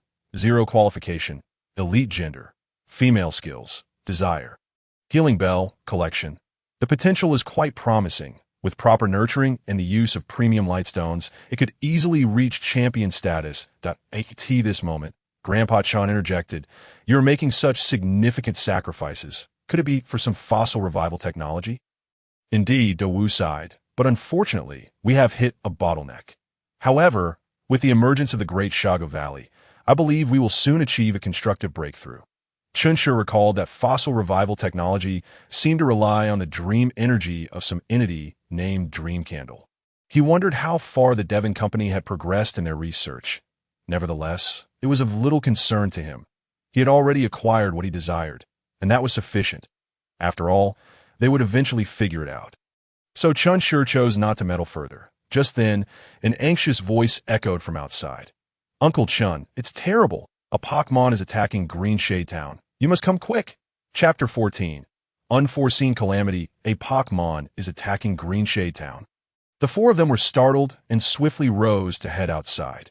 Not far from the villa, a middle-aged man was running towards them in a state of desperation. Chen Shi recognized him. He was Uncle Buka, a resident of Green Shade Town and a close acquaintance of Chen Shi's family. Grandpa Chen hurried forward to inquire, "What happened? Did I hear you say something about a Pokémon attacking Green Shade Town?" Buka gasped for breath as he replied, "Yes, a group of Boscodora has somehow emerged from the Kalu Green Tunnel and is attacking anyone they see. The mayor and Miss Junsha are unable to contain these Pokémon. Uncle Chen, could you please help us?" Grandpa Chen's countenance darkened. Why would the Boscodora tribe suddenly attack Green Shade Town? However, now was not the time for contemplation. Without hesitation, Grandpa Chen commanded, "Shanai, go fetch the Dragonite and the Garchomp." Shanai responded with her characteristic efficiency, and within a minute, Dragonite, Garchomp, and Chen Shi's Dragapult were brought over. Grandpa Chen was about to step forward when he was halted by his grandson. "Grandpa, I can't take them. You should rest." Grandpa Chen was taken aback, but then smiled with satisfaction at his grandson's resolute gaze. "Be quick." "All right," Chen Shi replied, moving to Dragonite's side, saying, "I need your help again." Dragonite remained silent, merely lowering its body to allow him to mount. Chen Shi grinned and leaped onto Dragonite's broad back. "Wait, I'm coming too," Dawu stated at that moment. Chen Shi was momentarily startled, but nodded in agreement. "Come on up." He extended his hand toward Dawu. Dawu gazed at Chen Shi's hand, feeling an unexpected surge of emotion. All right. Near Green Shade Town, close to the Kalu Green Tunnel, 7 Boscodora and over 20 Kadora were wreaking havoc. Mayor Nakajima and 3 Junsha were battling against them. Arcanine, use Sunny Day. One astute Junsha immediately commanded her Arcanine to unleash Sunny Day, causing the surrounding area to become sweltering hot. Flame burst. Mayor Nakajima laughed heartily. Blaziken, Shroomish, and Swablu, we cannot lose to the youngsters. Go! Eruption, Sonic Punch, Flying Knee Kick. The air was filled with explosive sounds as 7 or 8 Kadora were taken down by Nakajima and Junsha as combined efforts. However, this only served to infuriate the Boscodora tribe further. In the rear, several Boscodora began to gather steel energy in their mouths. Not good. It's Cannon Beam. Quickly use Protect. Mayor Nakajima shouted in alarm. Junsha and the trainers who had come to assist reacted swiftly, commanding their Pokémon to use Protect. Several blue-white beams of light shot forth from the Boscodora, and the powerful shock waves turned everything in their path to debris. Boom! With a tremendous roar, only Blaziken remained standing in Green Shade Town. The other Pokémon had collapsed, clearly having lost their fighting capability. Nakajima sighed in resignation. Why are these Boscodora so strong? Unfortunately, the Boscodora would not grant him the luxury of time for contemplation. They began to gather steel energy once more. Run! Nakajima shouted, recalling his 3 Pokémon, preparing to escape. The surrounding trainers also scattered in terror. Just then, a voice echoed from the sky. Dragonite, Garchomp, Flame Burst, Metagross, join us with Cannon Beam. 2 torrents of blazing flames and light beams surged forth, instantly overpowering the Boscodora's Cannon Beam. Boom! The explosion this time was far louder than before. 6 Boscodora were severely injured by this strike, collapsing into a roughly 5-meter deep, 10-meter wide crater, rendered unconscious. Chen Shi swiftly instructed Dawu, "Have Metagross clear out the Kadora around here. We can't let them continue causing destruction." "No problem." Dawu readily agreed. At that moment, a towering steel beast, standing 3 meters tall, roared in fury at its fallen companion and prepared to launch another assault. Chen Shi furrowed his brows, commanding his fierce biting land shark to use Brick Break to calm it down. The fierce biting land shark huffed in response, conceding to the young one's understanding. It soared directly towards the boss Kadora, gathering fighting-type energy in its claws before delivering a heavy blow to the Kadora's body. The impact sent Kadora flying several dozen meters away, yet astonishingly, it managed to struggle back to its feet. This left Chen Shi somewhat astonished, for this Kadora had merely reached the initial stages of the king level. To endure a strike from a peak king-level fierce biting land shark and still stand was remarkable. Could it be that your 4 times weakness to fighting-type moves is but a facade? Once more, the fierce biting land shark, unwilling to indulge its stubbornness, unleashed another Brick Break from above, crashing down onto the Kadora. Its entire form was embedded into the earth by the sheer force, causing the surrounding ground to fracture dramatically. This time, it could not rise again. Meanwhile, Dawu's Metagross was delivering punches to the Kadora like a playful child, having already finished its task. As the Charizard descended, Chen Shi and Dawu dismounted, sighing at the chaos surrounding them. At that moment, Mr. Nakajima approached, expressing his gratitude. "It is you, Xiao Shi and Mr. Dawu. We're truly indebted to you this time. Without your assistance, who knows how many would have been injured." Chen Shi waved his hand dismissively. "Mr. Nakajima, please do not say that I am also a part of Greenshade Town. When our home is under threat, how could I stand idly by?" Dawu echoed, as a responsible trainer. "One cannot simply turn a blind eye to such events." Chen Shi glanced at the group of Kadora, perplexed. "Mr. Nakajima, why did the Kadora tribe suddenly attack Greenshade Town? They're not known to be violent Pokémon." Dawu shared the same confusion, as he owned a Kadora himself and knew Chen Shi's words were true. This tribe was not inherently violent. They would not launch such a reckless assault without a compelling reason. "Mr. Nakajima snorted. "It is all due to those wretched Pokémon hunters. They stole the children of the Kadora leader, along with numerous Kadora. How could they not be enraged? We have suffered an undeserved calamity." Chen Shi and Dawu were enlightened, realizing the situation. However, the question remained, how should they deal with the Kadora tribe? As they surveyed the large gathering of Kadora and Kadora, the trio fell into silence. Chapter 15. Friends. As the three pondered how to address the Kadora tribe, a Miss Junsha approached, stating, "Mayor Nakajima, we have received news. The group of Pokémon hunters has been apprehended in Kanaz City, and the Kadora are being expedited back." Mayor Nakajima was overjoyed. "Really? That is wonderful news. As soon as we return the Kadora, I believe they will soon withdraw, that we need not worry about resolving this issue." Chen Shi scratched his head, bemused. So these individuals fled to the other side? Greenshade Town truly has been the victim of an unprovoked disaster. Dawu was incensed. These people are utterly arrogant, after committing such a grave offense. They dare to run to Kanaz City. Chen Shi remained silent, suspecting they were seeking to dispose of stolen goods. Kanaz City did indeed have a significant black market, and it was likely the Pokémon hunters aimed to rid themselves of the Kadora as swiftly as possible. Mayor Nakama then addressed them. "Xiao Shi and Mr. Dawu, could I trouble you to temporarily guard these Kadora, lest they awaken and cause further chaos? I must attend to the subsequent matters." "No problem." Both Chen Shi and Dawu replied in unison. "Thank you very much," Mayor Nakajima said with a slight bow before departing hastily. With time on his hands, Chen Shi took the opportunity to observe Dawu's Metagross. Pokémon, Metagross, Shiny, Level 58, Late Gym Stage, Qualification, Quasi-Legendary Ability, Clear Body Gender, None Skills, Tackle, Psychic, Metal Claw, Bullet Punch, Hammer Arm, Body Slam, Zen Headbutt, Electromagnetic Levitation, Hyper Beam, Comet Punch, Iron Defense, Agility, Scratch, Protect, Thunder Punch, Ice Punch, Earthquake, Stomp, Reflect, Light Screen, Rock Slide. Impressive. Chen Shi couldn't help but exclaim. The quasi-legendary qualification was the highest he had seen, apart from the Dragonite. No wonder, in the anime of his previous life, Daewoo's Metagross could trade blows with Kyogre. Truly formidable. Daewoo smiled. Your Dragonite is no slouch either.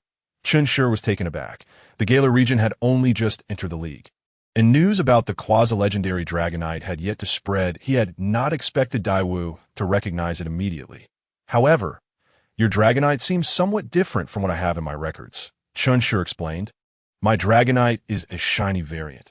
However, during its Dragonite phase, it is not much different from a regular one, just with slightly different patterns on its head and abdomen. I see. Daewoo understood immediately, and then a spark of competitive spirit lit up in his eyes. How about a battle? Let my Metagross face your Dragonite. Chia Dragonite looked eagerly at Chen Shi, its intentions clear. Wait a moment. After we resolve the Kadora situation, we can find a place for a match. Chen Shi replied thoughtfully, as he too was curious to gauge the gap between himself and a top-tier talent like Daewoo. Sure. Daewoo readily agreed. Suddenly, a commotion arose. The two turned their attention, only to see the Kadora leader had awakened. Struggling to rise from the earth, Chen Shi was dumbfounded. Was this Kadora truly that resilient? It had awoken so soon. The fierce biting land shark was displeased.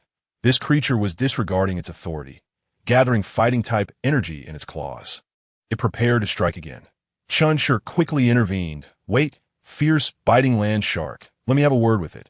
Reluctantly, the fierce biting land shark ceased its advance and followed Chen Shi to stand before the Kadora leader. The Kadora, sensing the threat, cast a wary glance at the fierce biting land shark, which had bested it in 2 strikes. It was uncertain of their intentions. Kadora, your children and kin have been captured by the Pokémon hunters, but they're on their way back now. Please refrain from causing further destruction. We will ensure their safe return. The Kadora paused, appearing skeptical. Chen Shi reassured, given the current circumstances, what reason would I have to deceive you? If your children and kin do not return, you may continue your rampage, and I will not stop you. The Kadora pondered deeply, realizing the truth in Chen Shi's words. After all, it was now a captive, and there was no need for deceit. Heyo, when will my children and kin return? Very soon, they will definitely be back today. I will wait here with you. With that, the Kadora finally settled down.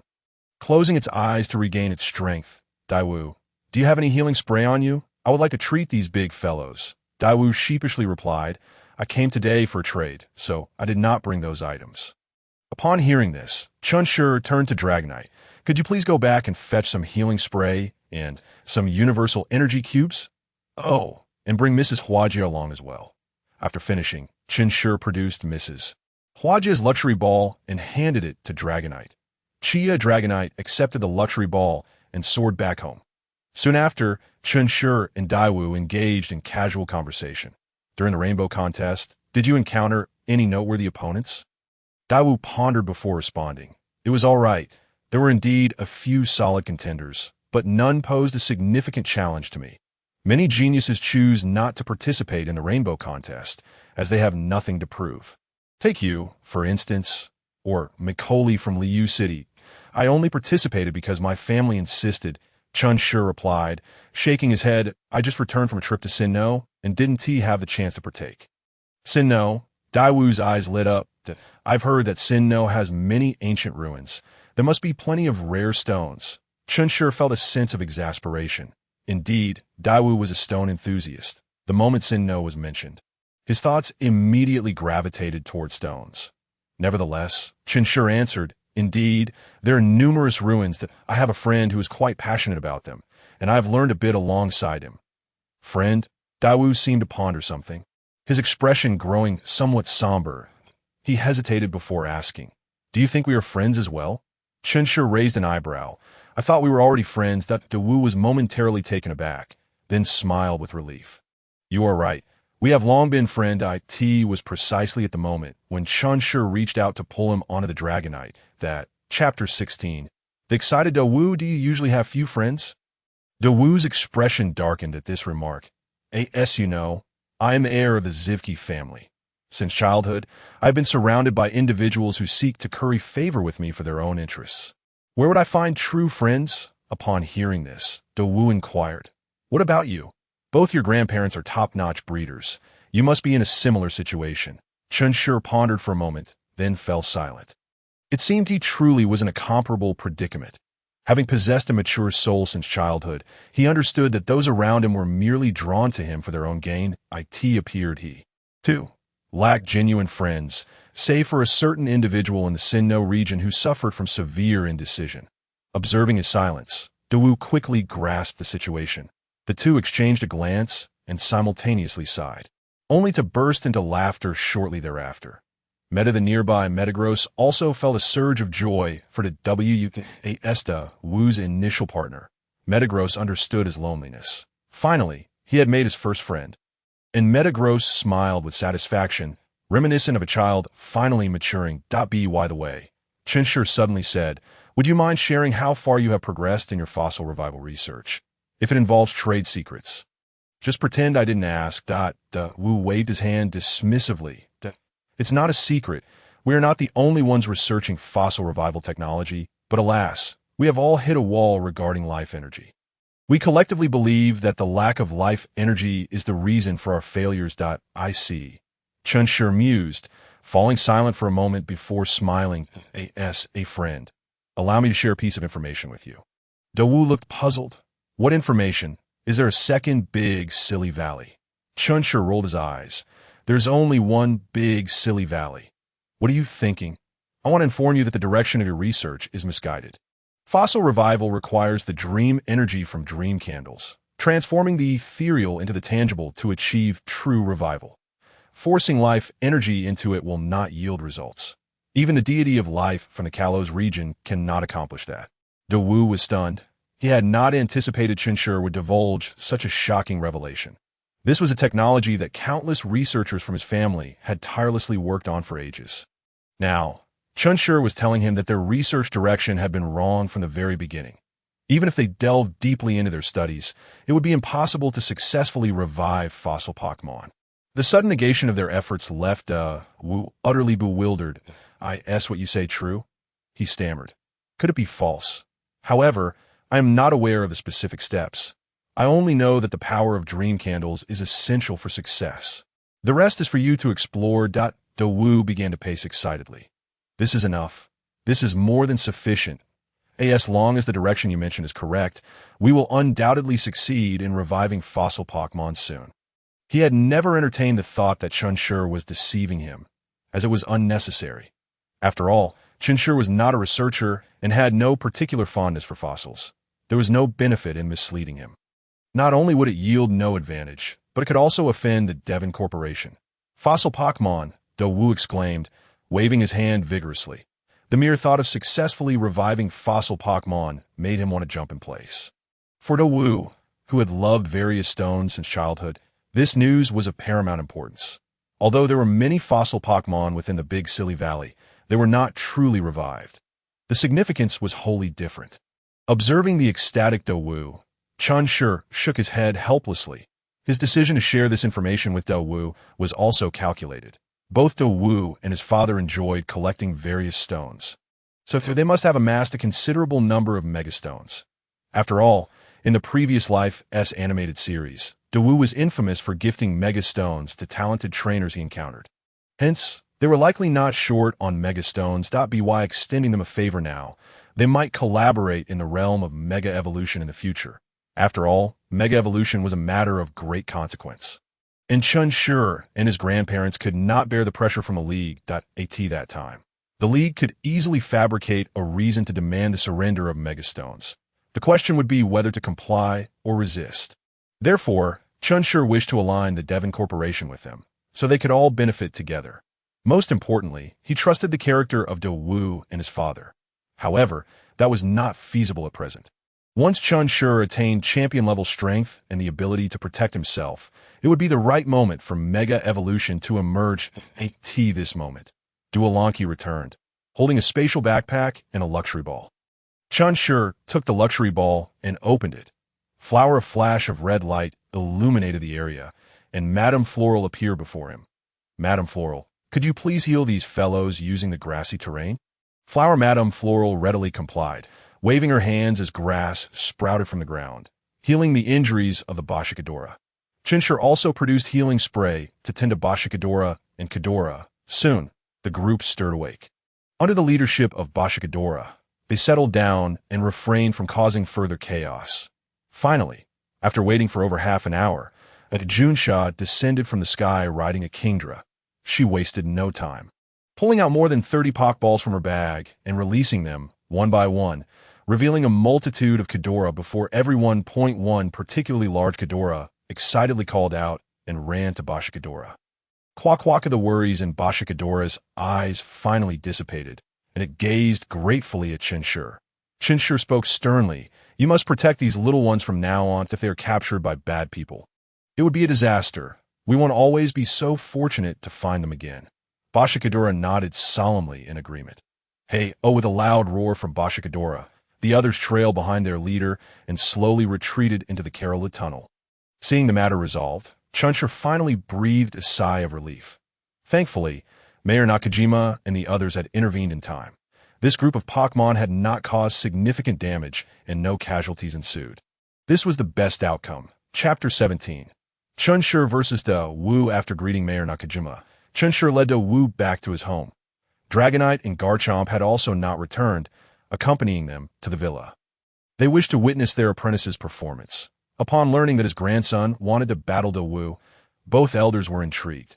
They found an open space on the farm, where Shinado erected a psychic barrier, creating a makeshift battleground. Da Wu, let me see the strength of the champion of the colorful Ghost Festival. Da Wu's eyes sparkled with excitement. You will see. Go Metagross. Meta, the silver shining Metagross, instantly appeared on the field. Chen Shi smiled gently, feeling the fire of enthusiasm ignite within him. Duolanki, come and welcome your first battle after evolution.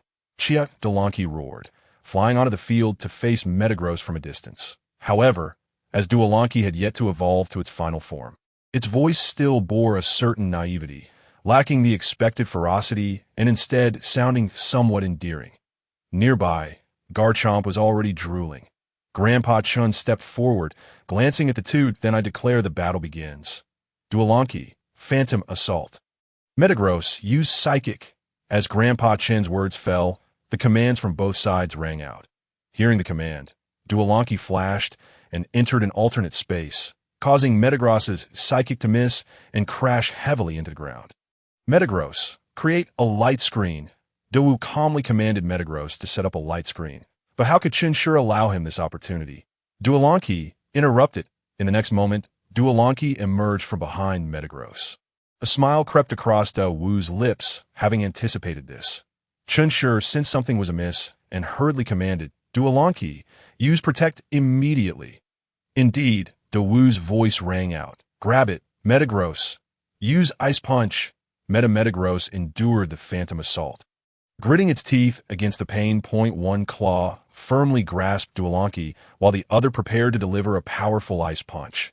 Unfortunately, Duolanki managed to activate Protect just in time to. In reality, this technique was not a guaranteed shield. If the opponent's strength exceeded its limits, it could be shattered. However, both Duolanki and Metagross were at the gym leader level, and Metagross's Ice Punch was evidently insufficient to breach it.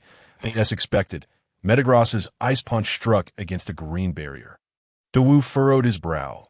Metagross, try again. Duolanki, execute a rapid retreat.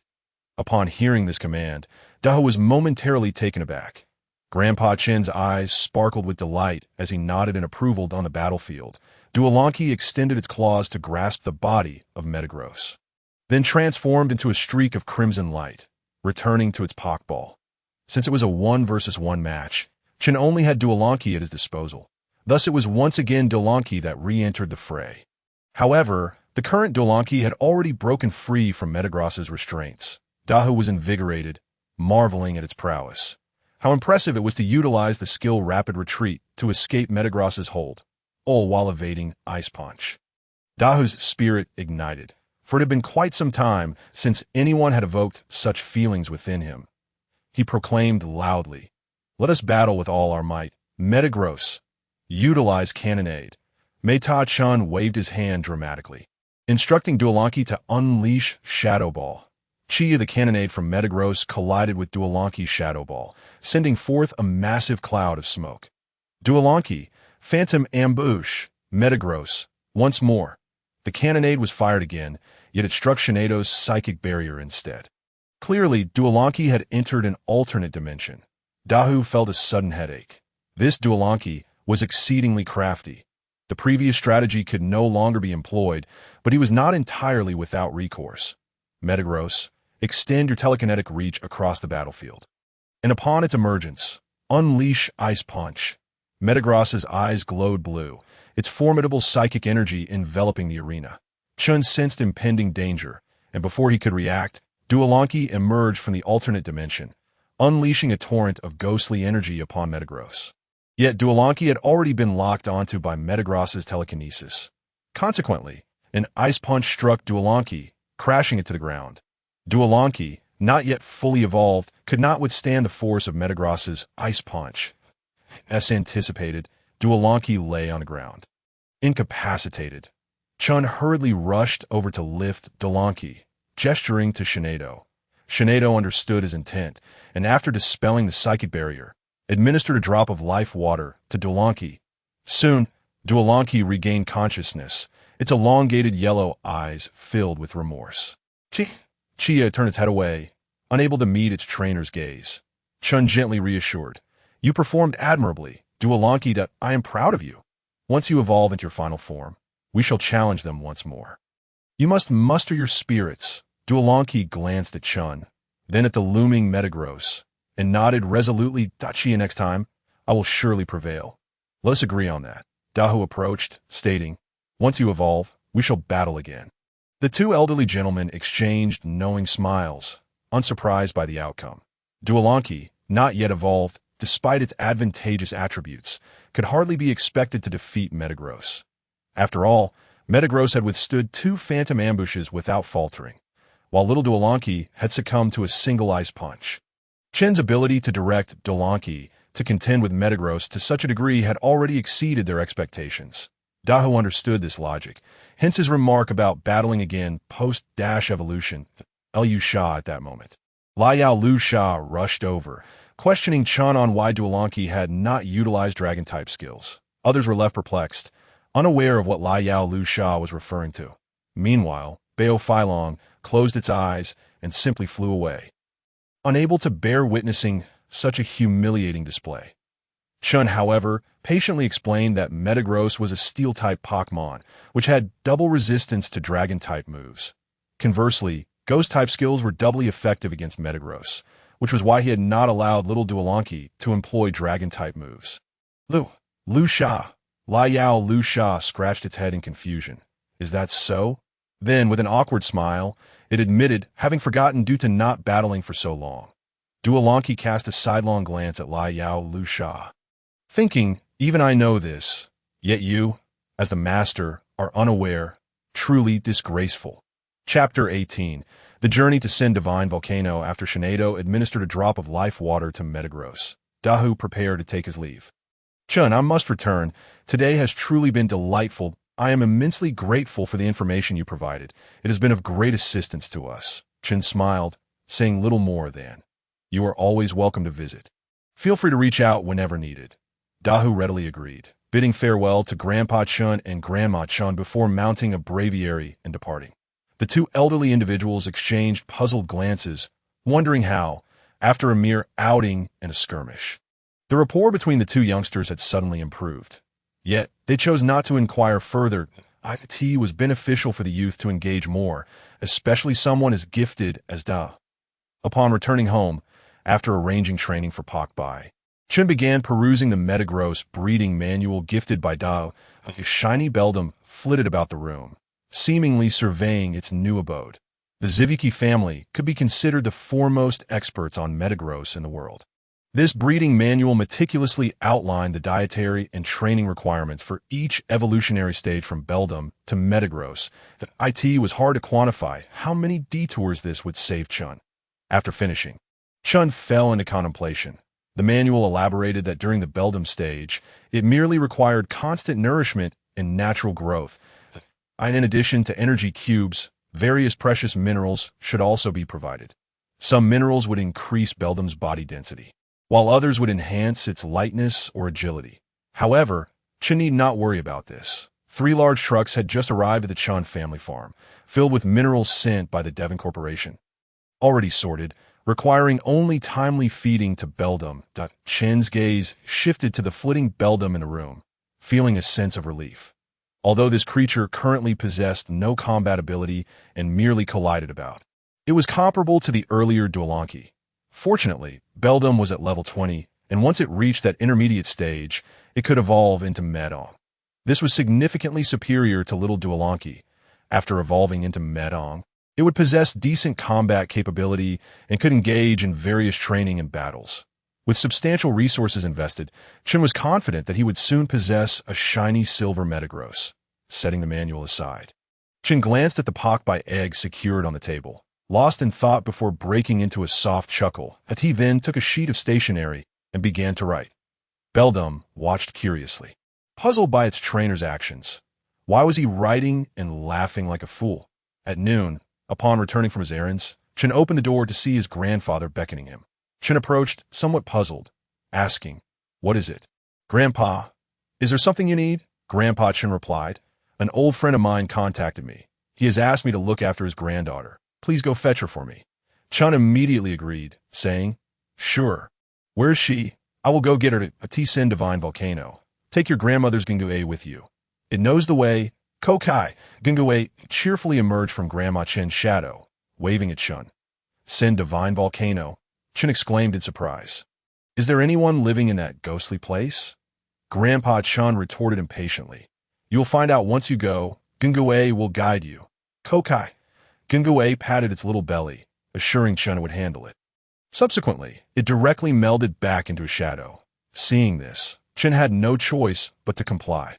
"Very well, you should depart now. Have Baophilong take you there, aiming to return by evening." Saying this, Grandpa Chen handed over a Pokeball. "All right then," Chen reluctantly agreed. On the back mountain, Chen found Baophilong, who was training Duolanki intensively. "Sister-in-law, my grandfather wants you to take me to Sen Divine Volcano. That I would appreciate it if you could accompany me." Chen presented the Pokeball his grandfather had given him for Baophilong to see.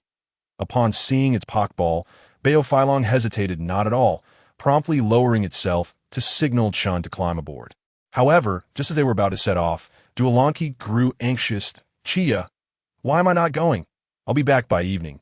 "What are you going for?" Duolanki insisted on accompanying them. All right, you can come too."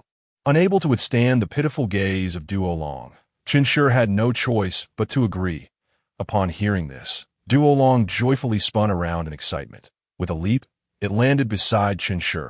The violent dragon slowly flapped its wings and soared in the direction Chen Shi pointed. Before long, Chen Shi felt an increasing rush of speed, his hair being blown back into a dramatic hairstyle. The small Duolong on Duolanki's head cheered with delight, expressing its joy as the velocity intensified. Chen Shi couldn't help but feel speechless. No wonder it enjoyed being launched like a dragon arrow at this rate. If Duolanki were to evolve into Duolong Baruto, would it not shoot Duolong several times a day? He wondered if Duolong could handle that in the future. As Chen Shi entertained these mischievous thoughts, Duolanki seemed to sense something, glancing around but finding nothing amiss before settling back down, relishing the exhilarating sensation of rapid flight. Unable to resist, Chen Shi glanced down and couldn't help but exclaim internally, wasn't that purple Gene City below? Was it really necessary to be this exaggerated? You are the one who resembles a fast dragon. Over an hour later, the violent dragon brought Chen Shi to the foot of the sacred Sending Mountain. "Thank you, dragon sister," Chen Shi said, patting the dragon's neck before recalling it into its Pokeball.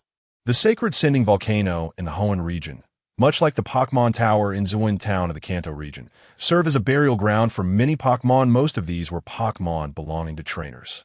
Some had unfortunately perished in battle, while others had succumbed to old age and were laid to rest by their trainers. This, in turn, attracted numerous ghost-type Pokémon over time. It became a paradise for ghost types, who often emerged at night to frighten passers-by. Consequently, aside from trainers coming to bury their companions and those wishing to capture ghost types, very few ventured into this eerie place. However, Duolanki seemed to take a liking to the area, curiously observing everything around. Upon their arrival, Gung Gui jumped out from Chen Shi's shadow, leading him up the mountain steps. As they ascended, the sunlight gradually succumbed to a thick fog, enveloping the surroundings in a grayish haze. And the temperature began to drop. Along the way, Chen Shi encountered several individuals descending the mountain, each bearing a sorrowful expression. Understanding the situation, he chose not to engage with them and quietly followed Gung Gui. Before long, they reached a midway point where Gung Gui guided him through a series of twists and turns until they arrived at a rock wall. Gung Gui began to feel along the surface of the wall, and soon its expression brightened. With a tug of its small paw, a dark passageway appeared before Chen Shi. Koja! Gung Gui pointed towards the passage, signaling that this was the way, gazing at the foreboding corridor.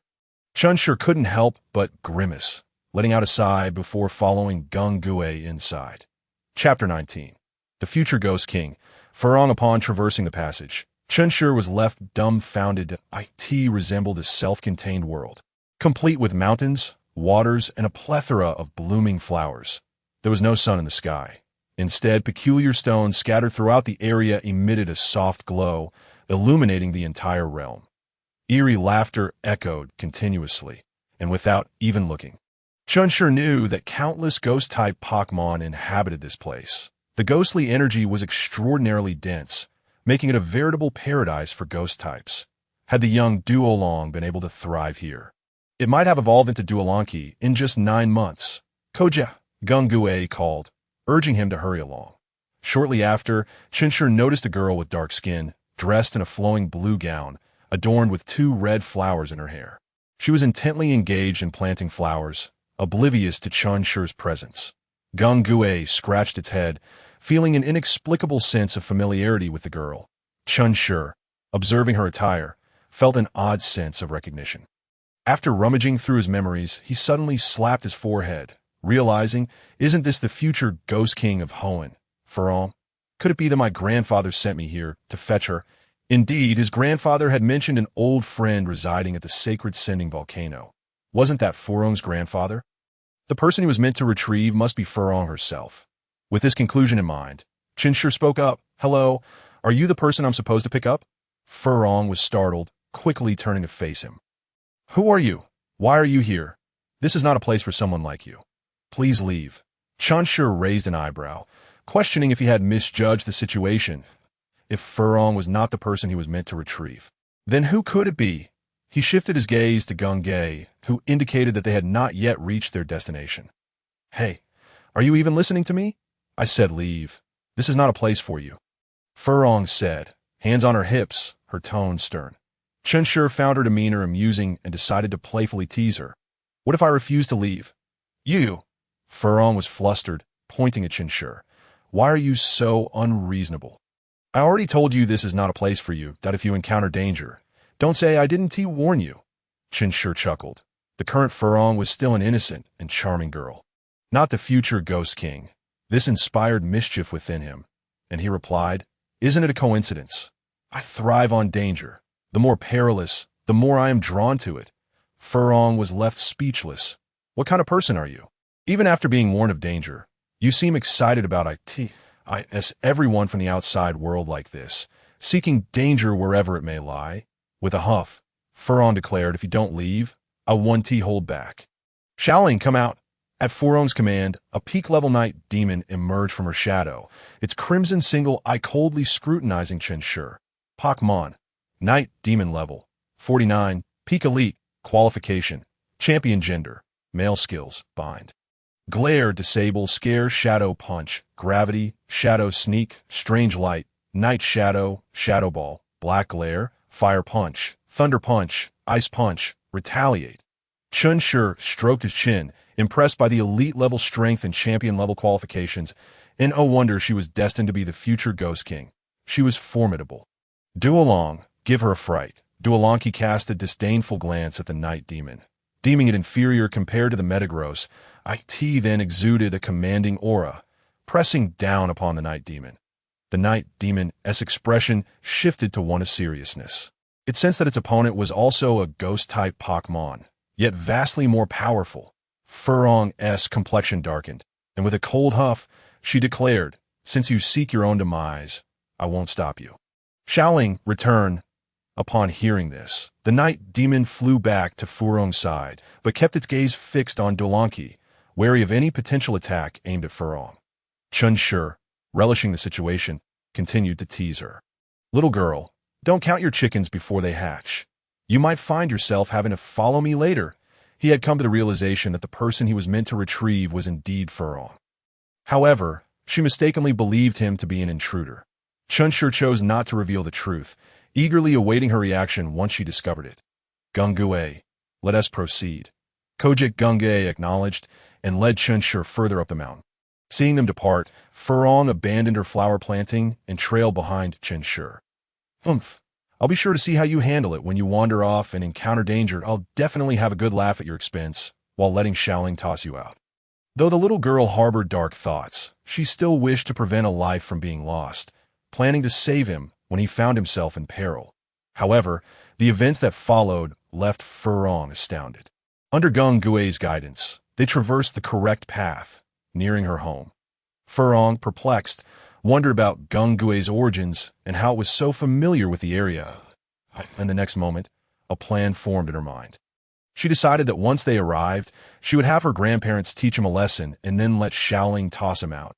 "Yes, that will do." Furong clenched her little fist, fuming with determination. Before long, under Gungue's guidance, Chen Shi located a quaint two-story wooden house. Koji Gungue excitedly pointed to the house, indicating that this was the place that IT then flew straight into the house. Chen Shi hesitated for a moment before stepping forward to knock on the door. Soon, a kindly old grandmother opened the door. Before either of them could speak, Furong rushed forward, pointing at Chen Shi. "Grandma, it's this person. He intruded here, and when I told him to leave, he wouldn't listen. Please teach him a lesson." The grandmother regarded her granddaughter with a puzzled expression. "It was me and your grandfather who sent him here. Didn't we tell you?" Furong stood there, stunned, at a complete loss for words. Did you tell me?" At this moment, Furong comprehended everything. Her fascination with danger, her tendency to plunge into perilous situations, was all a deception. This individual had been summoned by her grandparents. He was utterly unafraid of danger. It was no wonder he could locate the entrance to this place, nor was it surprising that that particular Gungue was so familiar with it. Contemplating these thoughts, Furong's face flushed crimson, and her small feet nearly splintered the wooden floor beneath her. Observing Furong's shifting complexion, Chen Shi could not help but chuckle inwardly. This little girl was rather endearing. He then suppressed his amusement and addressed Furong's grandmother, saying, "Senior, my grandfather instructed me to come here to fetch someone." The elderly woman scrutinized Chen Shi closely, a faint smile breaking through the myriad wrinkles on her face. "I recognize you. Old Chen boasts daily about how exceptional his grandson is. You must be the one he's referring to. Please come inside." Embarrassed, Chen Shi scratched his head and, before entering, winked playfully at Furong. In the interior of the Sacred Fire Mountain's small world, within a wooden cabin atop the peak, the decor was exceedingly simple, with all furniture crafted from wood, exuding a rustic charm. Seated at the wooden table in the living room was another elderly gentleman, with Gungue animatedly recounting something beside him. The elder listened intently, nodding in response from time to time. This, without doubt, was Furong's grandfather. Upon seeing his wife accompanied by a strange young man, the elder gestured lightly. "You must be Chen Shi, correct? Please, take a seat." Following this invitation, Chen Shi confidently sat before the two elders. "I contacted old Chen to request his assistance in looking after my granddaughter." This moment, Furong, who had just entered, exclaimed with delight, "Grandpa, are you planning to let me go out?" Furong's grandfather sighed. "You should sit as well."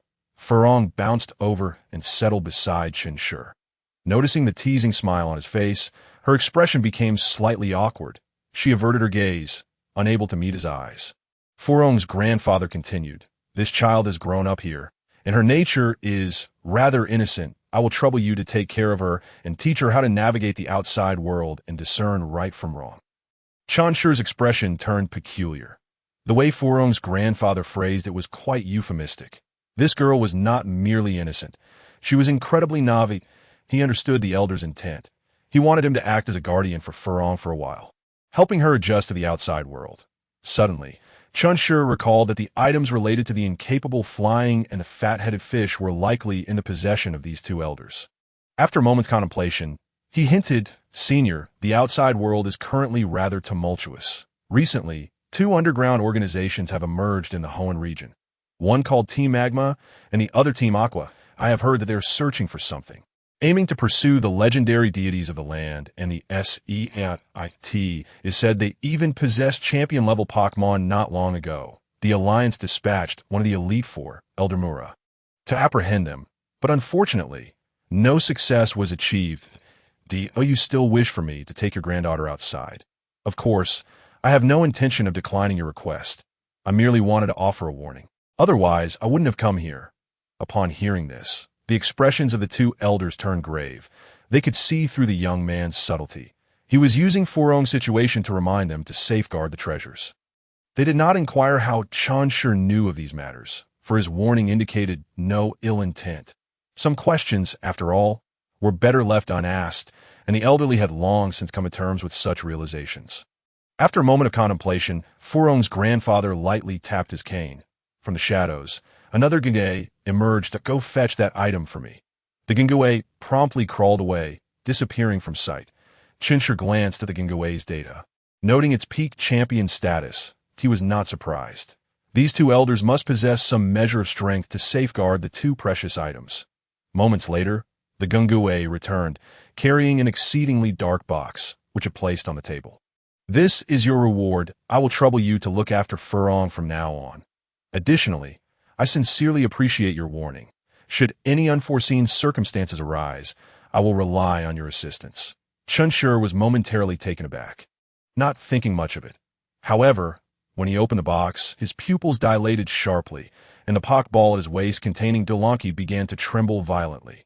Chen Shi hastily closed the box, and Duolanki finally calmed down. At this moment, he understood the elder's last statement. Should anything untoward occur within the sacred Fire Mountain, he was expected to lend a hand. In essence, they wished for Chen Shi to owe them a favor. Yet, this was indeed a favor he could not afford to disregard. Upon peering into the box, the system panel displayed the item description: a shard of the reverse scale naturally shed by Giratina, possessing a formidable allure for Dragon-type Pokémon or Ghost-type Pokémon. The allure it possessed was undeniably potent. For a Pokémon like Duolong, which was both Dragon and Ghost-type, this allure was nearly overwhelming. Just moments ago, it had nearly burst forth from its Pokeball. After a moment's reflection, Chen Shi nodded emphatically. "I accept this matter." Furong's grandfather nodded slightly, and an unspoken understanding passed among them. He then turned to Furong, instructing, "You should go upstairs and pack your belongings. You will accompany him." Furong responded with exuberance. Bouncing up the stairs, she had long yearned to venture outside, finding her time spent here, merely tending to flowers, utterly dull. Once she departed, Chen Shi could not help but inquire, "Senior, are you truly giving this to me? Do you have no regrets?" The elder slowly shook his head. "This item holds no use for me. It is better placed in your hands. That I hope that in the future, as you grow, you will look out for this place. That of course." Chen Shi replied without hesitation, "Should you require my assistance, do not hesitate to contact me." Although he had incurred a significant favor, Chen Shi was more than willing that if he could present this reverse scale to Duolong during its evolution, it might catalyze a transformative change as a ghost dragon like Duolong. Giratina's naturally shed reverse scales would undoubtedly provide immense benefits. Hence, Chen Shi had readily agreed. The elder then smiled, advising, "Please pay particular attention to this girl, Furong. She has grown up here under our care and is unaware of the treacheries of the outside world. We do not wish to confine her here for a lifetime. We must entrust her to you." Furong's grandmother chimed in. "Indeed, young man, she must venture out to see the world." The flicker of reminiscence passed through her cloudy eyes. As if recalling her youth, Chen Shi shrugged, suggesting, "Let her stay at my farm for a while. When the time is right, I will allow her to explore, experience some minor hardships, and she will understand everything." For someone like Furong, mere teaching would be futile. She must endure her own experiences to grasp the harsh realities of the outside world. After all, in dramas, Innocent young girls like her often manage to thrive. There should be no issue. Upon hearing Chen Shi's words, Furong's grandfather paused, contemplating, then sighed. You speak the truth. Wandering and experiencing a few hardships will lead to enlightenment. If only I had possessed your insight back then.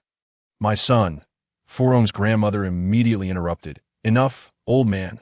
Why speak of such things? She then turned to Chen Shi, saying, Very well, we shall proceed as you suggest. All right, I will take her with me shortly. Chen Shi, what is the outside world like?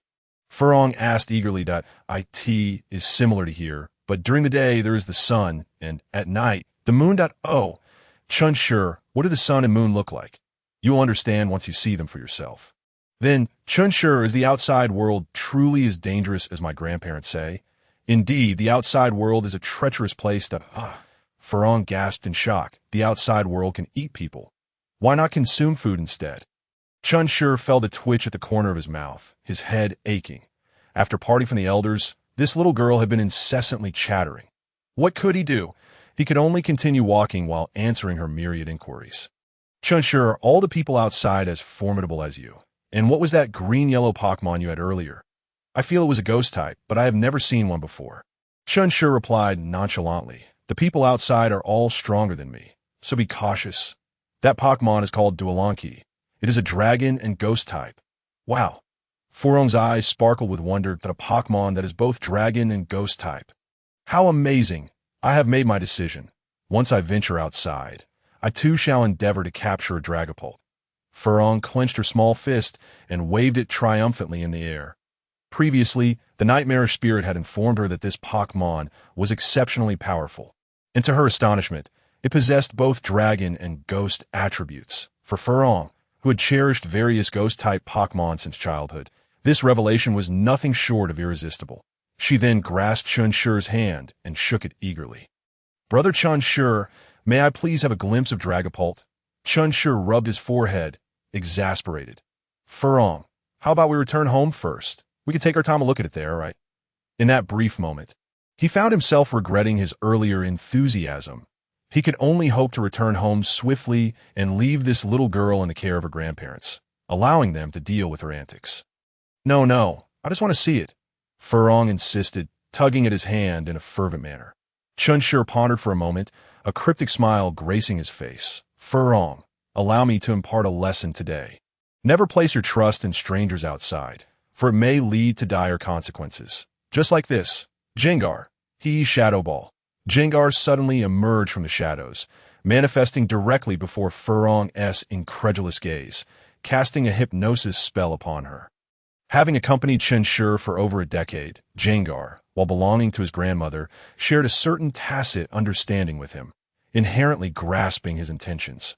Moreover, it had grown somewhat weary of this incessantly chattering little girl, whose incessant prattle was enough to give even a ghost a headache. Furong's nightmarish spirit manifested, catching her just before she would have fallen, then gazed at Chen Shi with puzzled eyes. The latter reassured her. Fear not. I merely wish for her to quiet down.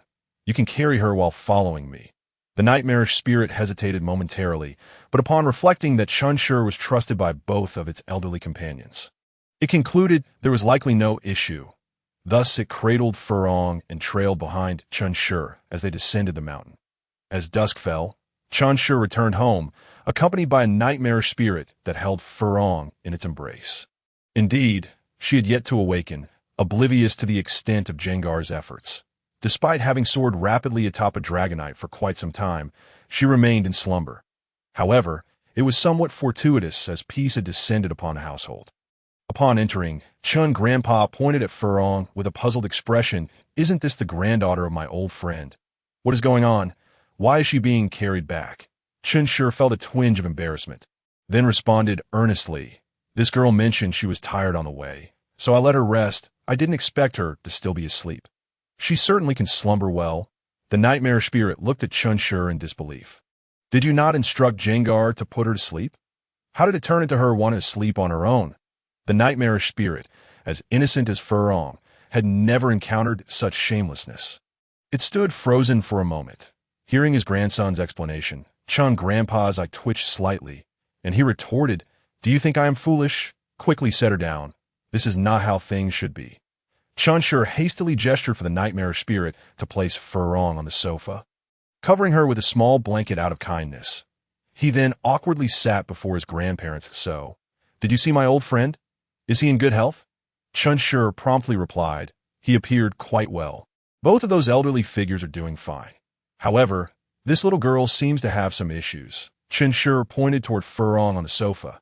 She has never ventured outside before, having always lived in that small world, and is somewhat overly naive. Those two elderly figures suggested that she stay with us for a while, and that you both teach her some lessons before letting her experience the world and face some minor hardships. Chen Grandpa nodded slowly. I understand. I will prepare a room for her on the second floor shortly. Let her stay. Chen Grandma remarked with a hint of melancholy. It seems those two old fellows have also learned their lessons. They now speak of letting their granddaughter face some challenges. Chen Shi, perplexed, chose not to inquire further. He had previously overheard Furong's grandfather's unfinished words, clearly indicating that their son had encountered misfortune. There was no need to delve deeper into such matters. It was sufficient to be aware. Chen Grandpa smiled bitterly. We should not dwell on the past. We are all in similar circumstances. Chen Grandma's gaze dimmed. The loss of her son and daughter-in-law had been a lifelong sorrow. Chen Shi fell silent. He had never broached the subject of his parents. Knowing that his grandparents were also suffering, he had always been considerate enough not to mention it. Subsequently, Chen Shi shifted the conversation. Grandpa, Grandma, why is there such a peculiar world within the Spirit Fire Volcano? What exactly is that place? Chen Grandpa emerged from his reverie, responding to his grandson's inquiry. That is a small-scale secret realm. You have been there. You should be able to tell that it resembles the real world quite closely. It is indeed a miniature secret realm. As for how such realms are formed, no one really knows. They have existed since ancient times. Even today, new secret realms continue to be discovered, most of which are under the control of the Alliance. Here, Chen Grandpa paused before continuing. These secret realms are typically rich in resources and energy, possibly even harboring various rare Pokémon. The one you visited is referred to by my old friend as the Ghost Realm. As the name suggests, it is saturated with Ghost-type energy, a veritable paradise for Ghost-type Pokémon. The Zivik family also controls an Iron Realm, which contains various mineral veins and is home to a population of Metagross and a group of Boscodora. Upon hearing his grandfather's explanation, Chen Shi finally grasped the situation. It turned out there were such wondrous places in the world, of which he had been completely unaware until now. Clearly, one could not assess this world solely through the lens of past memories. As the three of them engaged in light-hearted conversation, Furong on the sofa slowly opened her eyes. Observing the unfamiliar ceiling and the glaring lights, she gradually recalled the events leading up to her slumber. Her grandparents had asked her to accompany brother Chen Shi outside, only for him to act unscrupulously and put her to sleep. Furong's face flushed with indignation as she sprang from the sofa. Casting her gaze around frantically, spotting Chen Shi conversing with the elderly couple, she stormed over with fire in her eyes. Chen Shi immediately interrupted her. What is it? Will you put me to sleep? Well, you did fall asleep. I must say, you are quite the sleeper. Furong gritted her teeth in frustration. It was you who had Jengar hypnotized me, and now you blame me for sleeping. Chen Shi sighed, adopting a serious tone. I did this for your own good. I wanted you to understand, not to trust strangers too readily. You see, this is what happens. If I had ill intentions, you would have ended up who knows where. Mining in some quarry. Furong was momentarily taken aback, scratching her head in confusion. Her small, dark face was a mixture of turmoil, feeling as though he was spouting nonsense, yet simultaneously recognizing the reason in his words. Observing this, Chen Grandma could no longer hold back, smiling warmly at Furong. You must be Furong, right? Don't listen to that brat. He's just trying to fool you. Come sit with Grandma. At that moment, Furong realized that the two elderly figures before her were indeed friends of her grandparents and were renowned breeders. She hurriedly bowed. Hello, Grandpa Chen and Grandma Chen. I am Furong. The elderly couple couldn't help but feel fondness for the nervous little girl before them. Chen Grandma immediately stood up, guiding her to sit down. You shall stay with us for the time being. That I have already instructed Shineduo to prepare a room for you on the second floor. You can check it out shortly and let us know if you need anything. Don't hesitate to ask. Chun grandpa added kindly, child. I have known your grandparent for decades. Feel free to treat this place as your own home. Furong's anxious demeanor relaxed slightly. Thank you, Grandpa Chun and Grandma Chun. This little girl had never left the ghost realm before. Facing two elders who were of her grandparents' generation was understandably daunting. Thus, Chun grandma suggested that Chen Shi take her upstairs to see the room. Once she became accustomed to her surroundings, things would likely improve significantly. Upstairs, Furong gazed in awe at the opulent room before her, her eyes sparkling with wonder. As she stepped inside, she felt the luxurious new carpet beneath her feet. The furnishings were complete, and a grand bed dominated the center of the space. The blankets, pillows, and mattress were all freshly replaced, and a subtle floral fragrance wafted through the air. Having always resided in a small wooden cabin and slept on simple wooden planks, she had never experienced anything like this before. Is this really for me? Chen Shi looked at her with a hint of surprise. Of course it's for you. You can stay as long as you like. This room will be yours from now on.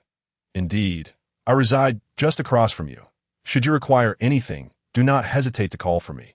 With that, Furong let out a soft sound before continuing to explore her room. Touching and observing everything around her, Chen Shi paid her little mind and turned back to his own room. However, upon entering, he was met with the sight of a Pokpai sprawled across his bed, soundly asleep. Additionally, a shining iron dumbbell lay nestled in the cozy bed that Chen Shi had prepared for it. Not overly concerned, he approached and gently shook the Pokpai awake, rubbing its drowsy little eyes. The creature's gaze brightened as it realized its trainer had returned. Chakadoodie, the little one exclaimed, its eyes welling up with tears as it leaped into Chen Shi's embrace, its sorrow spilling forth. Chakadoodie! This sight tugged at Chen Shi's heartstrings, prompting him to softly inquire, "What is it? Who has upset our dear Pokpai?" Chakadoodie! The Pokpai, upon hearing this, became indignant, jumping down and pointing its tiny finger at Chen Shi. The entire afternoon had been spent searching for its trainer and its dear companion. Ibu, to no avail. Inquiring with Madame Huaji yielded no answers, as she too was oblivious to the trainer's whereabouts. Even asking the grandparents proved fruitless, as they failed to comprehend its words and mistook its antics for mere cuteness. This left the little creature in a state of despair, feeling as though the sky had fallen with both of its cherished companions missing. Eventually, it returned to its room, wishing fervently for its trainer's swift return. During this time, the Pokpai's mind was a whirlwind of anxious thoughts. Perhaps it had been too mischievous, and its trainer no longer wanted it. Earlier in the day, Sister Shinedo mentioned that the trainer had acquired a Pokpai egg. Did that mean the trainer had a new Pokpai and had cast it aside? The more it pondered, the more aggrieved it felt, ultimately curling up within its shell, tears flowing silently, afraid that the iron dumbbell, which could fly, would witness its sorrow and ridicule it. The little creature eventually drifted off to sleep. Upon awakening, it discovered its trainer had returned. The Pokpai felt a pang in its nose as the weight of its grievances became unbearable. Chen Shi, bemused, explained, "I merely stepped out for a short while. See, I am back now. Chachadoo, chachadoo, chakadoodie. All right, I promise to take you with me next time. Chakadoodie, what new Pokpai? I've already given it away.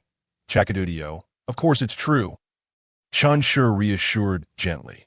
"Having you as my Pokpai is more than enough. I have no desire for any others." Upon hearing this, the little one finally broke into a smile, but soon felt a twinge of embarrassment.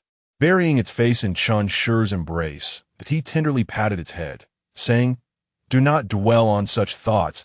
I vowed never to leave your side until the end of my days." The Pokpai paused, momentarily lost in the memory of their first encounter. He had offered them food they had never tasted before, meticulously cleaning the dirt from their bodies, and had asked if they would accompany him. The boy's words still echoed vividly. "Pokpai and Ibu, do you wish to leave this dark cave? The world outside is vast, and this is but a trivial corner of it. Will you join me in exploring the wonders beyond? We shall support each other until the end of our lives." Immersed in the beauty of the boy's vision, the Pokpai let go of its long-held caution, forgetting its usual wariness, and instinctively nodded in agreement. Lifting its gaze, it met Chen Shi's warm eyes and suddenly smiled. "Chakadoodie, we shall accompany each other, relying on one another." Until the end of our lives, the Pokbai snuggled closer in Chen Shi's arms, finally releasing the last remnants of worry. The brilliance of the Pokémon world radiated from it. Chen Shi was instantly elated, hastily retrieving a potion box from his drawer and presenting the azure liquid to the Pokbai. "Quickly, drink this." The Pokbai eagerly accepted and downed it in one gulp, its glow intensifying. Meanwhile, the iron dumbbell, who had been awake yet silent, gazed in awe at the scene. Gradually, the Pokbai's form began to transform. Its shell vanished, wings sprouted from its back, its neck elongated, and its vibrant yellow hue shifted to a pristine white. As the light of evolution faded, a brand new Pokgi appeared before Chen Shi. Congratulations, Pokgi! Chiki! Pokgi Chapter 23. News of the World Championship Pokémon. Pokgi level 37, advanced late stage, potential, near champion ability, serene grace gender, female moves, sing, pound, yawn, finger flick. Origin pulse, life dew, charm, stockpile, meditate, air slash, roost, high speed star. Chen Shi gazed at the data before him, filled with delight at the near champion potential. Once the potential of this Pokgi was fully realized, it could evolve into a Pokkiss using a premium lightstone, undoubtedly reaching champion status. Moreover, it had also learned several new moves, including the fairy-type air slash, essential for its future evolution into Pokkiss. The future looks promising. Chiki! Pokgi joyfully assessed its new physique, soaring around Chen Shi in celebration. Beta. At that moment, the iron dumbbell flew over to congratulate Pokgi. Overjoyed, Pokgi showcased its newly evolved form to its companion. Chen Shi noticed the iron dumbbell had also leveled up. Now, at level 18, just 2 levels shy of evolution. What a fortuitous day this is. First, he acquired Jurtina's scale, followed by Pokgi's evolution, and now the iron dumbbells level up. Chen Shi couldn't help but hum a tune of good fortune. Speaking of the scale, he retrieved the small, ebony box. The material was unknown, feeling reminiscent of wood yet exceptionally sturdy. This box seemed to possess the ability to mask its aura. Upon opening it, the dragon type felt its presence. But once closed, all was silent. It was evident that as long as the box remained shut, dragon and ghost-type Pokémon could not detect the scale's aura. After a thorough examination, Chen Shi secured it close to himself. Recognizing its immense importance, he dared not misplace it. Losing it would surely bring him to tears. That evening, Grandma Chen prepared a grand feast to welcome Furong. Overjoyed, she expressed her gratitude before recounting her experiences after meeting Chen Shi, eliciting laughter from the two elderly folks. Later, Grandpa Chen inquired about Furong's future plans. She hesitated, feeling somewhat lost. The grandparents had merely instructed her to follow Chen Shi without specifying what she should do. Thus, she could only respond truthfully that she did not know. With a grave expression, Grandpa Chen advised, "Child, this world is not as beautiful as you might think that I in this world. This is the only truth." He clenched his fist as he spoke. Furong, confused, cautiously asked, "Is it a hand?" Chen Shi facepalmed, exasperatedly clarifying, "It's a fist. It represents power. Only with strength can you make others listen.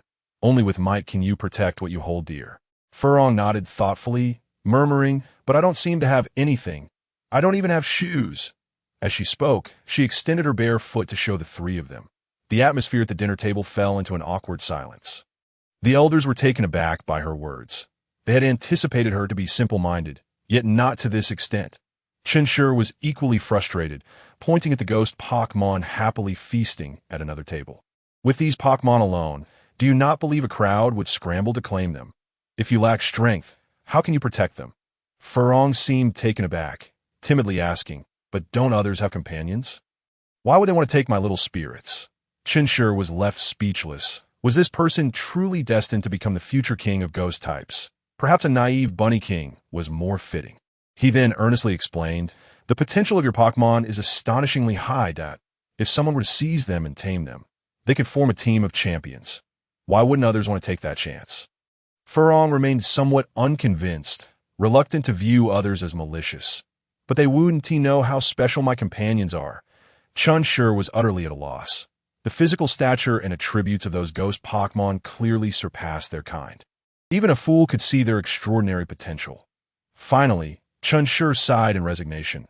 One day, you will understand, remember my words. Be cautious, and then be cautious again when venturing outside. Furong nodded seriously. I understand. If I am not careful, I might get hypnotized. Chen Shi donned a pained expression. Oh my goodness! It was truly a moment of revelation for Chen Shi, who resolved in his heart that the little girl must endure some hardships. Unable to find another course of action, Grandpa Chen decided to change the subject. There will be a competition in 3 months. You two should participate together. Furong's interest was piqued. Grandpa Chen, what kind of competition is it? It's organized by the Kanto Alliance, inviting talented individuals under the age of 20 from various regions to compete. That I believe it's called the World Championship, aimed at nurturing the next generation of the Alliance. It is said that this time the Alliance is making quite a financial commitment, with substantial rewards. You two should join in the excitement. Chen Shi was taken aback. Talented individuals under the age of 20 from all regions? That's remarkable. Most of the future champions are indeed below this age, such as Dao and Mitsai. The Alliance's actions indicate their awareness of significant issues at hand. For instance, 2 of the current Elite Four in the Hoenn region are quite elderly. Mura has been clamoring to step down. And then there's the Dragon-type champion, Yuan Ji, who seems to grow more eccentric with age, but I digress. The Kanto Alliance is similarly positioned. Currently, only Shiba is young among the Elite Four. The others include Josie, Lu Bo, and the host of the Yuanzhu Tower. Although Chen Shi recognized the prowess of the first 2, it appeared to him that there was a concerning generational gap. Curiously, he inquired, what does the Alliance intend to offer as rewards? Upon hearing the mention of rewards, Furong's eyes sparkled. Rewards? That's my favorite. Grandpa Chen slowly shook his head. That we don't know yet. The Alliance has kept it under wraps. However, one can surmise that the prizes for such a grand event will be extraordinary. Chen Shi found this logical. If the prizes were meager, the Alliance would surely lose face. For a decaying organization, nothing is more paramount than maintaining its reputation. Consequently, Chen Shi couldn't help but feel a surge of anticipation. Talented individuals under 20 from the entire Alliance. Just the thought of it was exhilarating. Chapter 24. The repeated social embarrassment of Sharona in the Sinnoh region. In the town of Shinto, a golden-haired beauty was awakened by the sound of the doorbell. Who could that be so early in the morning? She gently tossed aside her blanket, rising to her feet as the morning sunlight filtered through the curtains, illuminating her graceful figure. After a quick change of clothes, she made her way downstairs. Upon opening the door, a middle-aged man inquired, "Are you Miss Sharona?" "Yes, I am Sharona. How may I assist you?" Hearing this, the man retrieved a box from his spatial backpack. "This is an urgent package for you, sent from the Hoenn region. Please sign for it." Hoenn? A flicker of surprise crossed Sharona's eyes as she accepted the delivery slip from the man and signed her name before returning it. Once he departed, she attempted to move the box, but found it quite cumbersome. With a sigh of resignation, she called out, "Razor Fong Shark, Razor Fong Shark." Instead of the expected creature, a dashing Lucario leaped down from the 2nd floor. Lucario, just in time. "Please help me move this box." Lucario stepped forward, effortlessly lifting the box. "Lucario, please take it to my room." Sharona pondered for a moment before replying. Today, her grandmother happened to be staying here, and it was best not to let her know. She wished to avoid her grandmother's usual teasing demeanor. However, the more Sharona wished to avoid something, the more it seemed to come to pass. Suddenly, Professor Giselin descended the stairs, her curiosity piqued. Nana, who was ringing the doorbell so early? What is Lucario carrying? Sharona's heart raced, but she maintained her composure. "Oh, it's nothing. Just some items I ordered." "Lucario, why are you just standing there? Help me take it upstairs." Professor Giselin narrowed her eyes, sensing something was amiss. "Nana, what did you buy?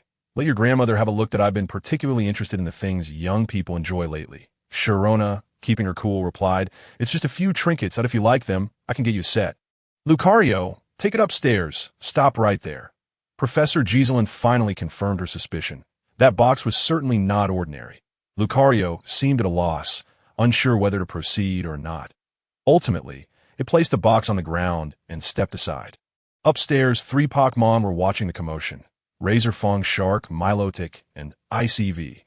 Professor Giselin approached the box, examining it closely, but finding nothing unusual. Nana, what's inside this box? Why not open it for your grandmother to see? Sharona's cheeks flushed slightly, yet she retorted, if Grandma wants to see, then let us open it. She expected Professor Giselin to refuse, but to her astonishment, the latter readily agreed. All right then.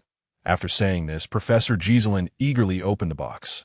Inside, she discovered an incubator containing a Pokémon egg adorned with a red and blue triangular pattern, alongside 2 additional boxes. Professor Giselin pondered, recognizing it as a Togepi egg.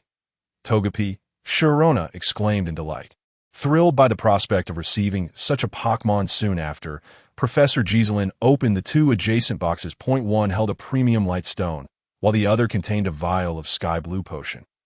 Upon seeing the potion, Professor Giselin realized who had sent the box. This color of potential potion could only come from that old coot in Hoenn, with a teasing glint in her eye.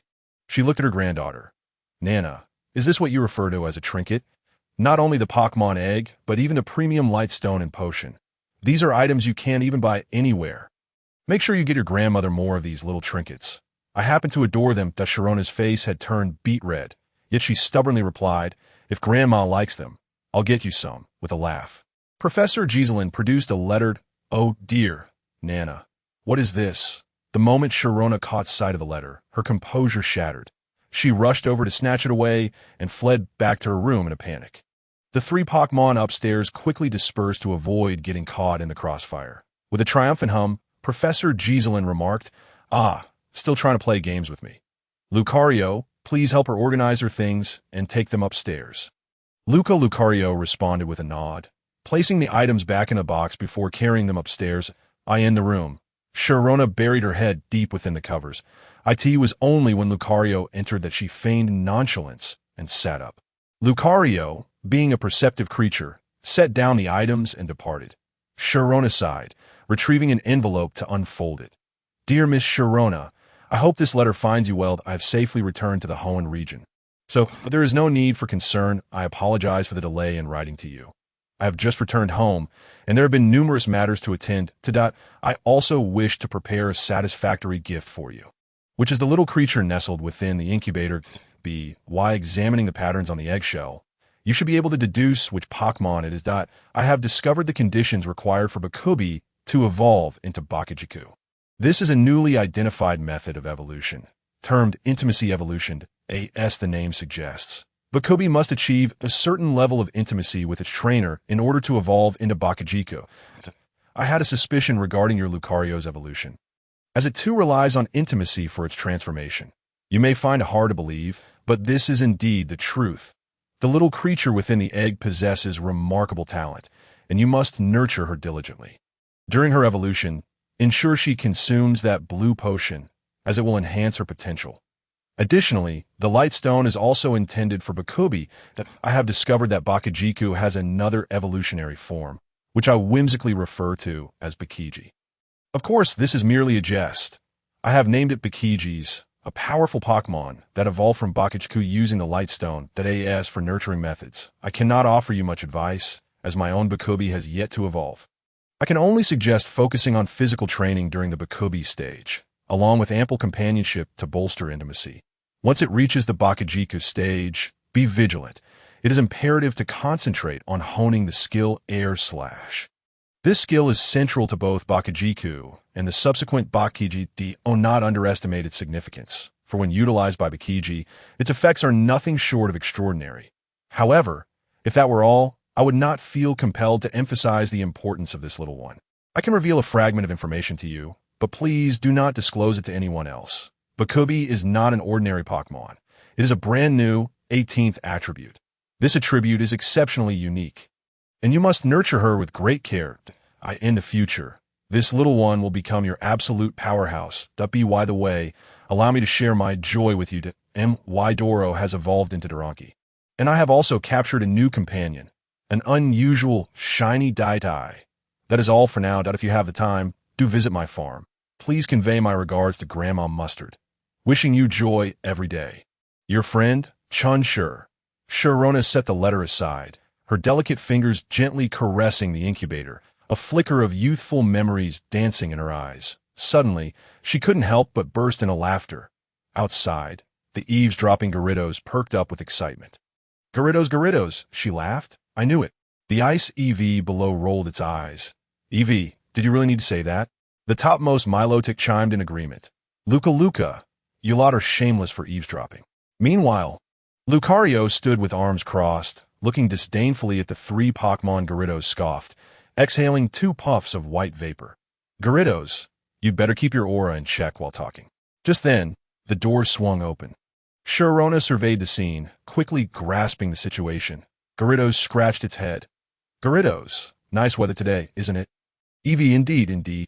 Subsequently, the 4 Pokémon hurriedly fled the scene. Chapter 25, Chen Shi's Versailles remarks in the Hoenn region.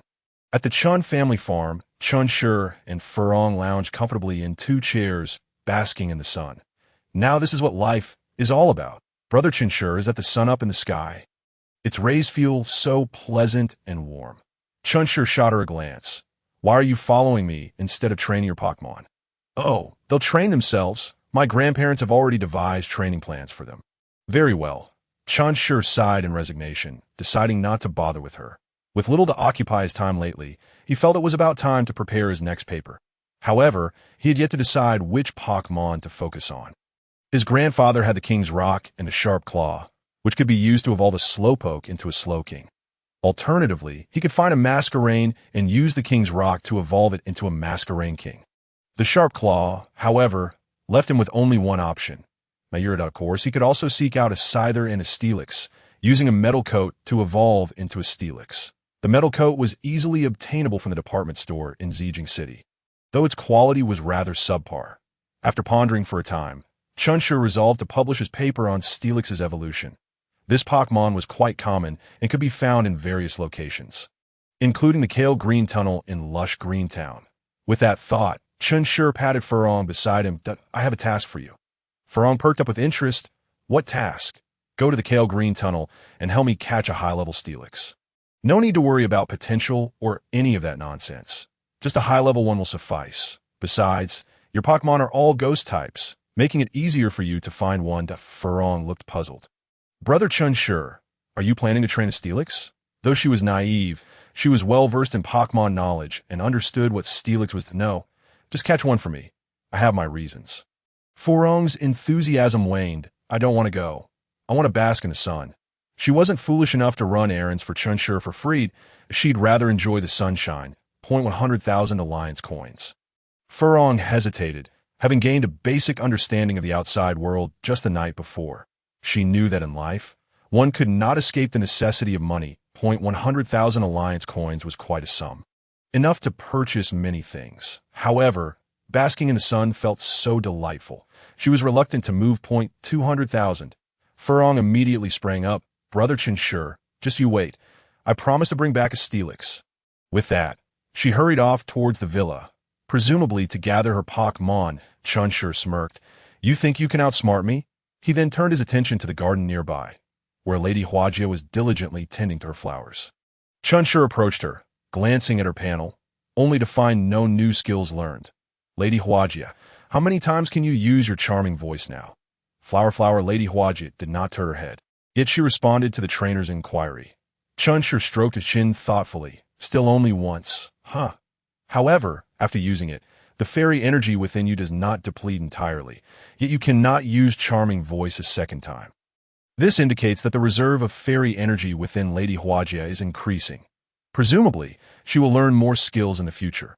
Make sure to inform me when you learn new skills." "All right." Flower. Lady Huajia still did not turn around, yet she waved her hand to signify her understanding. Chen Shi decided not to disturb her further, turning back home to prepare for his paper. This task was immensely troublesome. Every word, every punctuation mark required careful consideration. Upon entering the house, his grandparents were, as usual, seated on the sofa, sipping tea and resting. Chen Shi greeted them before preparing to head upstairs. "Chen, wait a moment," his grandfather called out. Furong just dashed out in a hurry, saying you assign her a task. "What did you ask her to do?" "Nothing much." Chen Shi waved his hand dismissively. "I just asked her to catch a Steelix in the Kale Green Tunnel." "Steelix?" his grandfather inquired, puzzled. What do you need a Steelix for? To film a video. By the way, Grandpa, do we have a Pokémon transport device at home? His grandfather was utterly baffled. You want to catch a Steelix just to film a video? But upon hearing your question, he still replied, yes, we have one in my laboratory. D. Oh, you need to use it. Yes, I plan to use it to transport the Steelix shortly. Also, Grandpa, do we have a metal coat? Any quality will do. His grandfather could no longer contain his curiosity. What on earth are you up to? This is all rather strange. Chen smiled as he realized he had discovered the method for the evolution of Onix into Steelix. By equipping Onix with a metallic membrane and undergoing a communication exchange, it could evolve into Steelix. Grandpa Chen was taken aback, surprised that his grandson had provided such an answer. Grandma Chen, resting against the sofa, also opened her eyes. Xiao Shi, do you aspire to become a researcher? Chen waved his hand dismissively. Oh, it's just a side interest, merely dabbling in some research. The elderly couple exchanged glances, their eyes twitching slightly. Is this what you call mere dabbling? You casually stumble upon the evolution method of Onix. This has long been a perplexing challenge for many researchers, although Steelix has been discovered in the wild. Everyone has always believed there must be some connection between Onix and Steelix, yet no one has been able to confirm it. Who would have thought that today you would casually discover it? This left the two elderly ones at a loss for words. Grandma Chen, with a serious tone, remarked, Xiao Shi, we have no objections if you have a hobby. However, you must distinguish between priorities, whether you choose the path of a trainer or that of a breeder. We will fully support you in both areas, but the path of a researcher is fraught with difficulties. Chen walked over and sat beside his grandmother. Grandma, rest assured, I'm truly just casually researching. It won't hinder my main responsibilities. Recently, I also discovered the existence of Leaf EV and Ice EV. I'm already a junior researcher, so you need not worry. Grandpa Chen looked at his grandson in shock. You, the one with severe choice paralysis? Yes, haven't I mentioned it before? Upon hearing his grandson's humble bragging, the elderly couple was momentarily speechless. After a while, Grandma Chen seemed to come to terms with it, realizing that there was no stopping him now. Grandpa Chen, however, was more accepting of the situation, understanding that some geniuses simply do not adhere to reason. In Chapter 26 of Manas, confirming the fairy type with Grandpa and Grandma, Chen was asked what other discoveries he had made. Oh, and Mega Evolution. Didn't I demonstrate it for you? Grandpa Chen paused. I suppose that is true. Mega Evolution was indeed something his grandson had developed, but it was far too significant to disclose at present. Anything else? Chen scratched his head, feeling it best not to keep secret from his grandparents. There's also an entirely new type. Oh, just a new type, Grandpa Chen nodded. Suddenly, he sprang to his feet, his voice rising several degrees. What did you say? Chen hurriedly stepped forward to steady him. Oh dear, please don't get too excited. What if you hurt yourself? Grandma Chen trembled, her eyes filled with disbelief. Xiao Shi, this is not something to be taken lightly. This is a monumental matter. You're not deceiving your grandmother, are you? Chen replied indignantly. How could I deceive anyone but you? Besides, just look at my name. It signifies honesty. Grandpa Chen ignored his grandson's antics, gripping his hands tightly as he asked. How did you discover this? Is there any proof? Yes, Chen responded. Pokémon like Florges and Spritzy are new attribute Poc, M-O-N-A-S for how I discovered it. After a moment of contemplation, he continued, during my travels, I developed a new type of energy cube. Florges and Spritzy both love to eat it. I noticed that this energy cube suited them well, so I let them continue consuming it. Recently, I observed that they gradually developed a new type of energy within them and learned some unknown moves. After multiple validations, I am convinced this is indeed a brand new type. That I have named it the fairy type. The elderly couple was instantly taken aback, astonished by what seemed like a fantastical experience. Are you trying to film a drama? Grandpa Chen calmed down and asked, does this new type require the energy cube to replenish energy within them? The reason no one discovered before is that no one created an energy cube like yours. Xiao Shi, which is why this type remained unnoticed. Grandma Chen also found this explanation reasonable. However, the existence of a type that requires a specific energy cube for awakening was indeed astonishing. That it became clear that Pokémon were shrouded in countless secrets. She suddenly understood the fervor of those passionate researchers. The thrill of uncovering the mysteries of Pokémon was undeniably exhilarating. Yet, Chen refuted Grandpa's hypothesis, providing clarification. This new type does not depend on the energy cube for awakening. Let me give you an example that if all ghost-type energy were to vanish from the world, what would happen? Grandpa Chen pondered for a moment before responding. Then all ghost-type Pokémon would no longer be able to absorb ghost-type energy from the air. Over time, they would be unable to use ghost-type moves, and eventually, ghost types would disappear from the world. Chen smiled. So, what if I provided them with a ghost-type energy cube at that moment? Grandpa Chen suddenly turned to his grandson. Are you implying that? Exactly. The reason the fairy type went undiscovered was that the ghost-type energy had vanished from the world. Now, that energy is gradually reviving. Coincidentally, I inadvertently developed the fairy-type energy cube. That is why Florges and Spritzy awakened to the fairy type. Even if I had not developed the fairy-type energy cube, the type would eventually be discovered as the fairy energy continues to resurface. For a moment, Grandpa and Grandma Chen were left speechless. The news their grandson had shared was simply too astonishing. The reason the fairy type had not been discovered before was due to the disappearance of its energy. And now that energy was slowly reviving, suggesting the Pokémon world was on the brink of welcoming an entirely new type. Had these words not come from their grandson, the elderly couple would have surely thought he had lost his mind. After a brief silence, Grandpa Chen regained his composure. How can you be so certain that it is the fairy energy of this world that is reviving and not merely the result of your energy cube awakening Florges?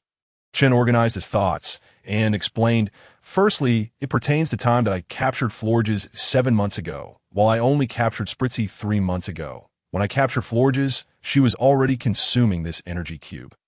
This means Florges has been eating it for 7 months, while Spritzy has only been eating it for 3 months. Moreover, Florges is a final evolution Pokémon logically. Florges should have awakened before Spritzy. Wouldn't you agree? Both Grandpa and Grandma Chen nodded in agreement, acknowledging the reasoning. If that were the case, Florges should indeed have awakened first. Chen then continued. However, both Florges and Spritzy awakened on the same day and learned some unknown moves simultaneously. I do not believe this is mere coincidence. Something must have changed in the world, leading to the revival of fairy energy, which is why both Florges and Spritzy awakened on the same day.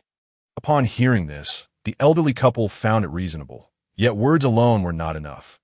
Grandpa Chen still desired to witness and confirm the phenomenon for himself. Chen understood that until they saw the fairy energy, though his grandparents believed him, they would still carry some doubt in their hearts.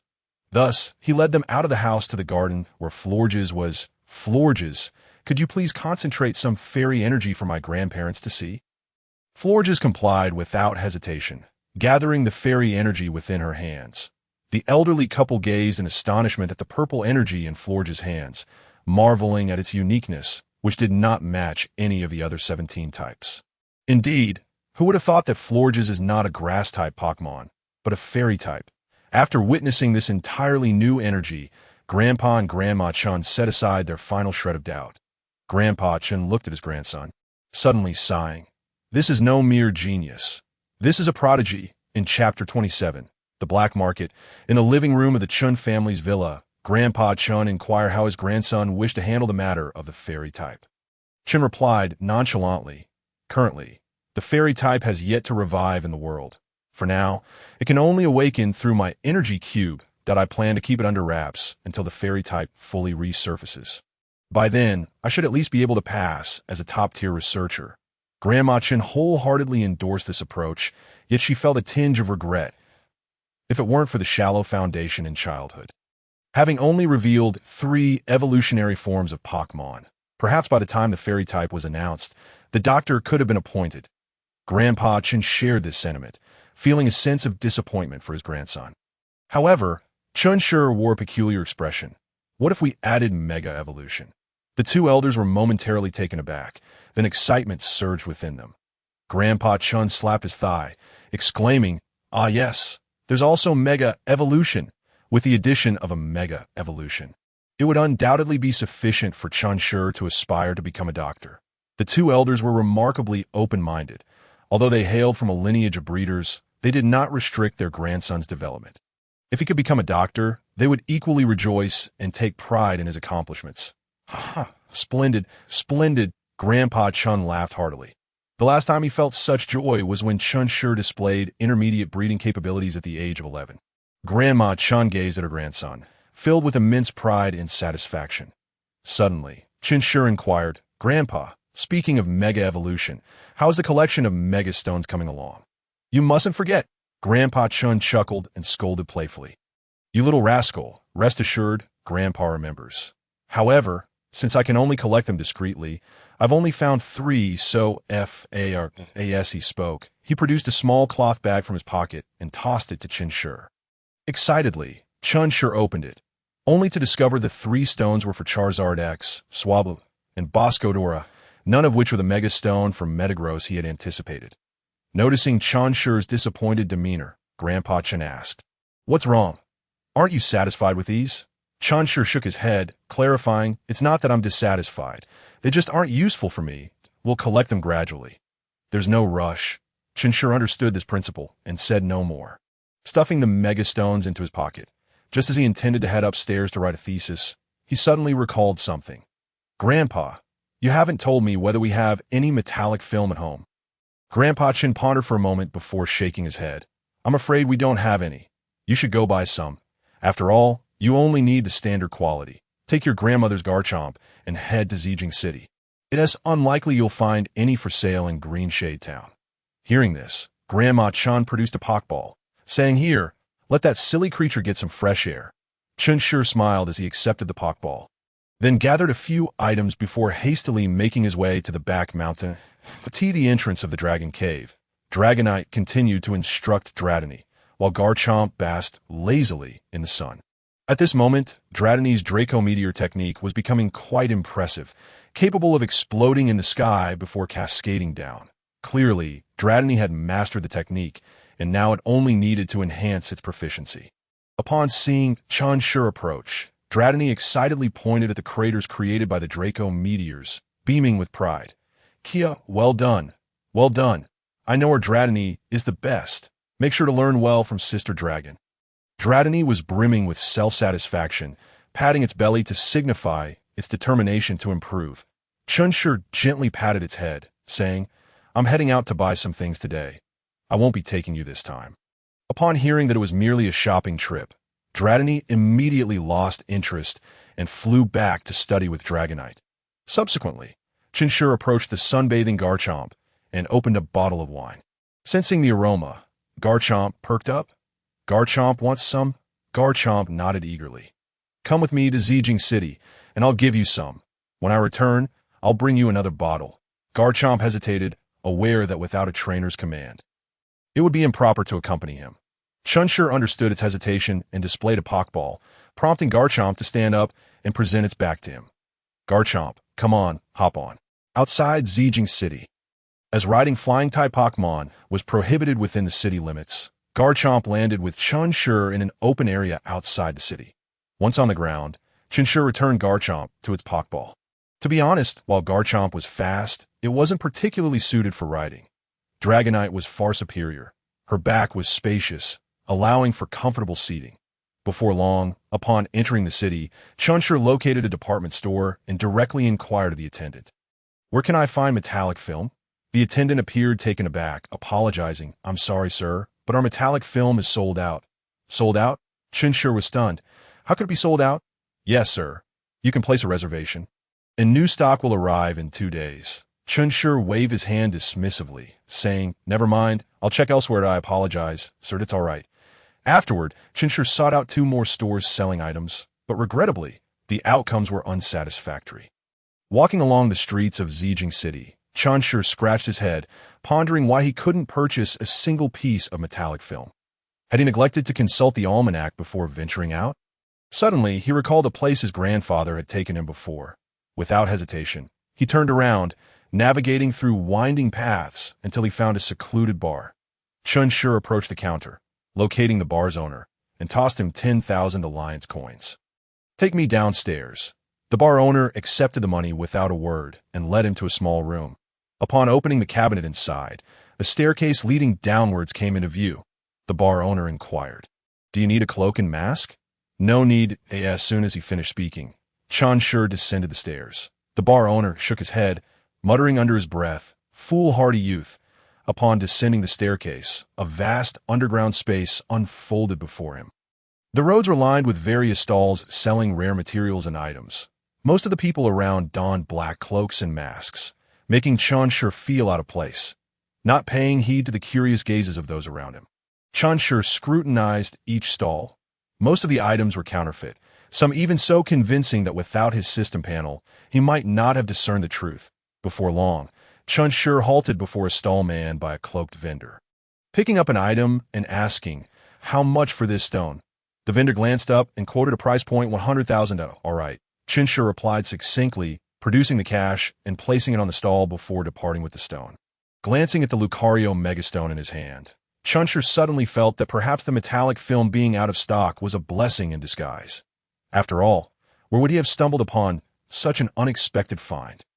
Upon spending 1 million to acquire 2 pieces of metallic film, Chen Shi began to wander the black market. In truth, the Alliance was aware of the existence of such markets, and they operated under its supervision. The reason the Alliance allowed these markets to thrive was that dismantling one would only give rise to another. In a world where light exists, darkness is inevitable. Such occurrences cannot be avoided. Therefore, as long as one does not cross the line, the Alliance tends to turn a blind eye. Just as Chen Shi was about to turn away, a stunted little Charmander, trapped in a cage, caught his attention.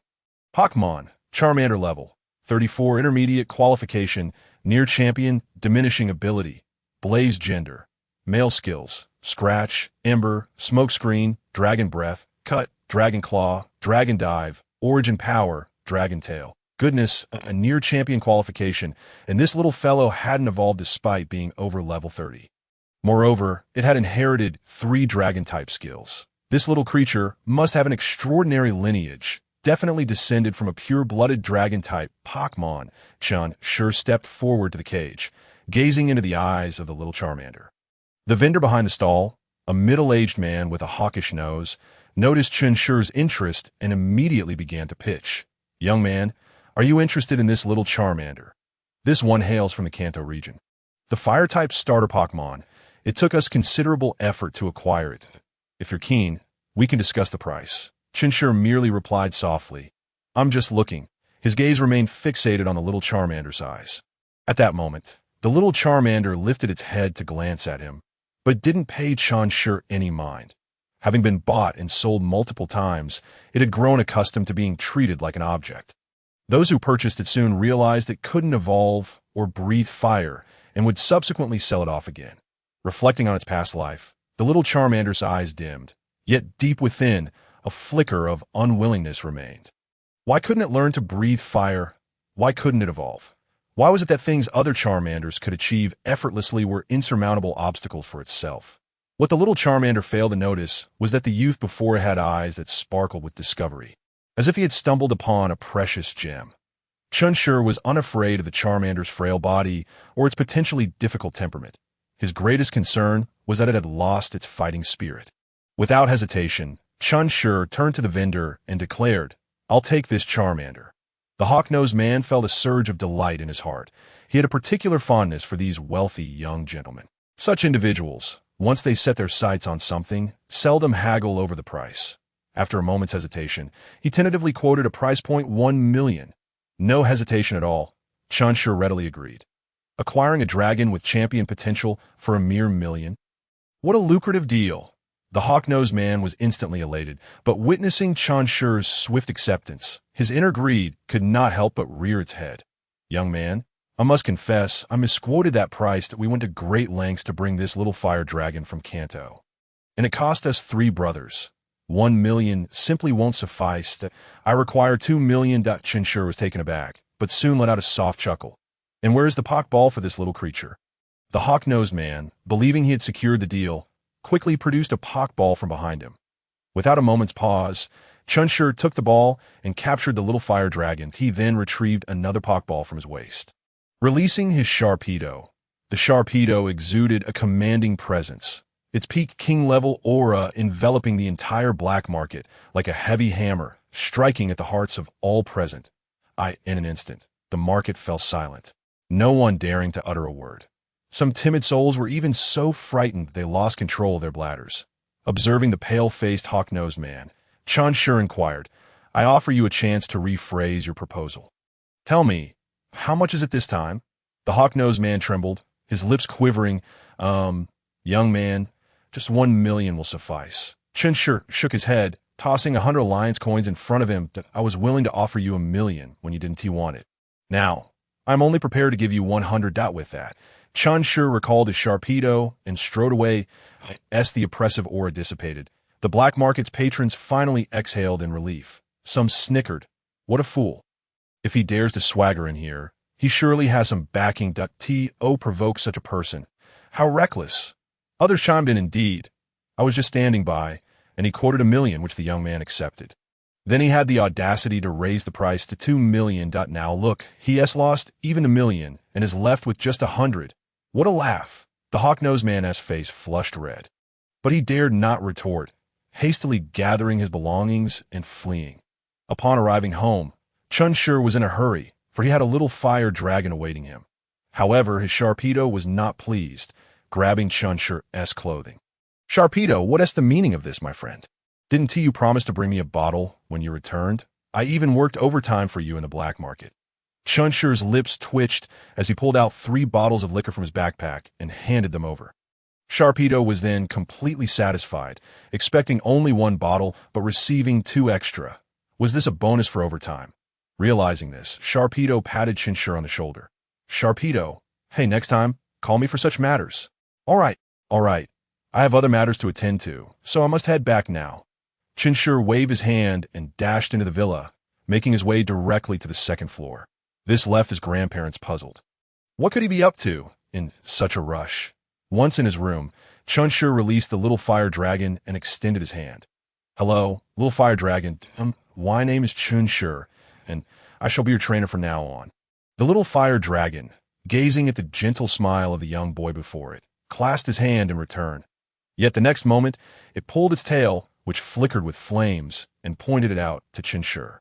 Then, it opened its mouth and strained, attempting to unleash a fire attack, but only a few wisps of black smoke emerged. Chen Shi nodded thoughtfully. You wish to convey that you cannot utilize fire-type skills? The little fire dragon nodded in affirmation. Are you content with that? Do you aspire to become stronger? In this world, all that is beautiful must be fought for. Some things require sincerity, while others demand strength. Are you truly willing to remain an utterly useless little fire dragon? The little fire dragon's gaze dimmed. But some things cannot simply be wished for. That I have tried so hard, that I train tirelessly every day. Yet it yields no results. I cannot breathe fire. Time and again, I have been bought only to be discarded. What else can I do? Suddenly, a warm hand rested on its head. Believe me, little fire dragon, you are not inferior to any Pokémon. I will assist you. I will cure your ailment and help you grow strong. One day, I will bring you to the highest stage in the world to battle. I will ensure that those who look down upon you will only be able to gaze up at you. So, what do you say? Would you like to be my partner? Tears streamed down the little fire dragon's face. Upon hearing the last words, it let out a fierce roar. No, I am willing. Chapter 29. The little fire dragon's dilemma come. You must be hungry. Eat this. Chen Shi offered some high-grade food to the little fire dragon. The little fire dragon, starved, snatched it eagerly and began to devour it ravenously. Beta, I am willing to. Suddenly, a mechanical voice echoed in Chen Shi's ear. Turning to look, he discovered it was his beldam. It had awakened long ago but had remained silent, allowing the interaction between Chen Shi and the little fire dragon to unfold uninterrupted. Now, as the little fire dragon was eating, it finally approached. Expressing its own intentions, Chen Shi stroked its metallic body, feeling a twinge of guilt. I apologize, beldam, for not noticing you earlier. Beta beldam squinted its eyes, indicating it did not mind. Chen Shi smiled. Do you wish to battle? Beta beldam nodded. IT had always known it was different from its kin, not merely in color, but in all aspects. That IT was larger and more intelligent than its peers, having witnessed the battles of the Metagross and the beldam leaders. The earth-shattering scenes remained vivid in its memory. Even a mere shockwave was enough to obliterate it dozens of times. It had been deeply shaken. IT desired to be as powerful as the Metagross leader. not to remain a weak beldam. Thus, when Stephen offered to take it away to find a trainer, it readily agreed.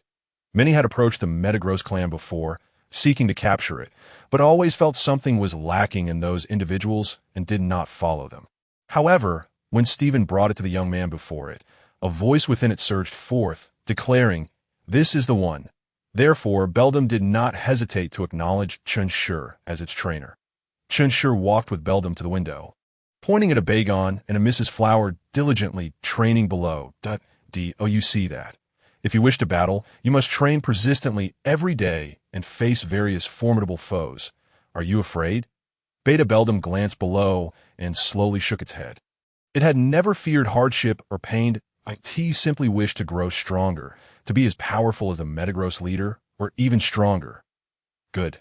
Chen Shi smiled in satisfaction. The reason why these Pokémon are referred to as quasi-deities is not solely due to their high base stats of 600, but also because they possess an innate desire to grow stronger, a trait embedded in their very genes. Such Pokémon are exceptionally easy to nurture. You merely need to establish a comprehensive training plan, provide ample growth resources, and ensure their mental well-being. They will not disappoint you. Pokémon like Metagross, Tyranitar, and Sharpedo are renowned for their ferocity. Only Dragonite and Dratini possess relatively gentle temperaments. However, if provoked, they can easily obliterate you in an instant. Chen Shi patted Beldam. Your immediate goal is to eat. You are about to evolve, and once you evolve into a Metong, I will devise a training plan for you. Beta Beldam immediately agreed. Chen Shi then approached the little fire dragon, carefully examining its body. The little fire dragon had yet to evolve at level 30 and could not breathe fire for a reason. There could be several factors, but as long as it was not a congenital genetic defect, he was confident he could cure the little fire dragon. However, after an extensive examination, he found no apparent issues. Chen Shi furrowed his brow slightly. This shouldn't be the case. The little fire dragon looked at its trainer with a furrowed brow, increasingly uneasy. Could it truly be beyond cure? Do not move. I will demonstrate my psychic abilities shortly. Please refrain from resisting, Chen Shi instructed. Charmeleon readily complied, closing its eyes and allowing the new trainer to examine it. Subsequently, Chen Shi unleashed his psychic energy to meticulously investigate Charmeleon's body. The results, however, astonished him. Within this creature, an overwhelming amount of dragon-type energy resided, while its original fire-type energy was suppressed to an extreme degree. It was indeed remarkable that it could even emit flames, and oh wonder it had yet to evolve at such a high level. The deficiency of its native energy was simply insufficient to support its evolution. Contemplating this, Chen Shi decided to consult his grandparents. After all, what if he had misjudged the situation? Seeking parental guidance is never a sign of shame. Having an elder is akin to possessing a treasure. Rest assured, I have discerned the cause, and everything will be fine. I will take you to my grandparents for their insights. Charmeleon's eyes sparkled with excitement as it vigorously nodded, following Chen Shi downstairs. Grandpa, Grandma, could you please take a look at this little one? Chen Shi implored, nudging Charmeleon forward upon reaching his grandparents. Upon hearing this, the elderly couple scrutinized the frail Charmeleon, their brows furrowing in concern. Grandpa Chen immediately drew Charmeleon closer for examination. The flames on its tail appeared feeble, yet it seemed to be in relatively good health. Fatigue must be an issue with its internal fire-type energy. Furthermore, it had reached a high intermediate level without evolving. Chen Shi couldn't help but marvel at the wisdom of the elderly. They immediately identified the problem. Grandpa, this one has inherited 3 dragon-type moves. The dragon energy within it is astonishingly high, while its fire energy is severely suppressed, preventing it from even producing sparks. Grandpa shook his head. It possesses not only an extraordinary amount of dragon energy, but also an impressive innate talent, on par with your Swampert in its youth. Oh, Grandma Chen's interest was piqued. The young Swampert had required immense effort from her and her husband to attain such a high level of talent. The fact that this little Charmeleon could be compared to Swampert was astounding. Where did you find this little Charmeleon? Grandma inquired. Chen Shi, not wishing to conceal the truth, recounted his encounter in the black market. The elderly couple did not pass judgment on their grandson's actions. After all, the world was inherently one of survival of the fittest. Strength dictated truth, and the mightier one held sway. Chen Shi then asked, "Grandpa, how should we address Charmeleon's condition?" Charmeleon looked at the elder with hopeful eyes, believing that this wise man might hold the key to resolving its predicament. After a moment of contemplation, Grandpa Chen replied, "It is quite simple. We need to have it utilize dragon-type moves more frequently to release its internal dragon energy. Concurrently, we must provide fire-type resources to bolster Charmeleon's fire energy. However, this process cannot be rushed.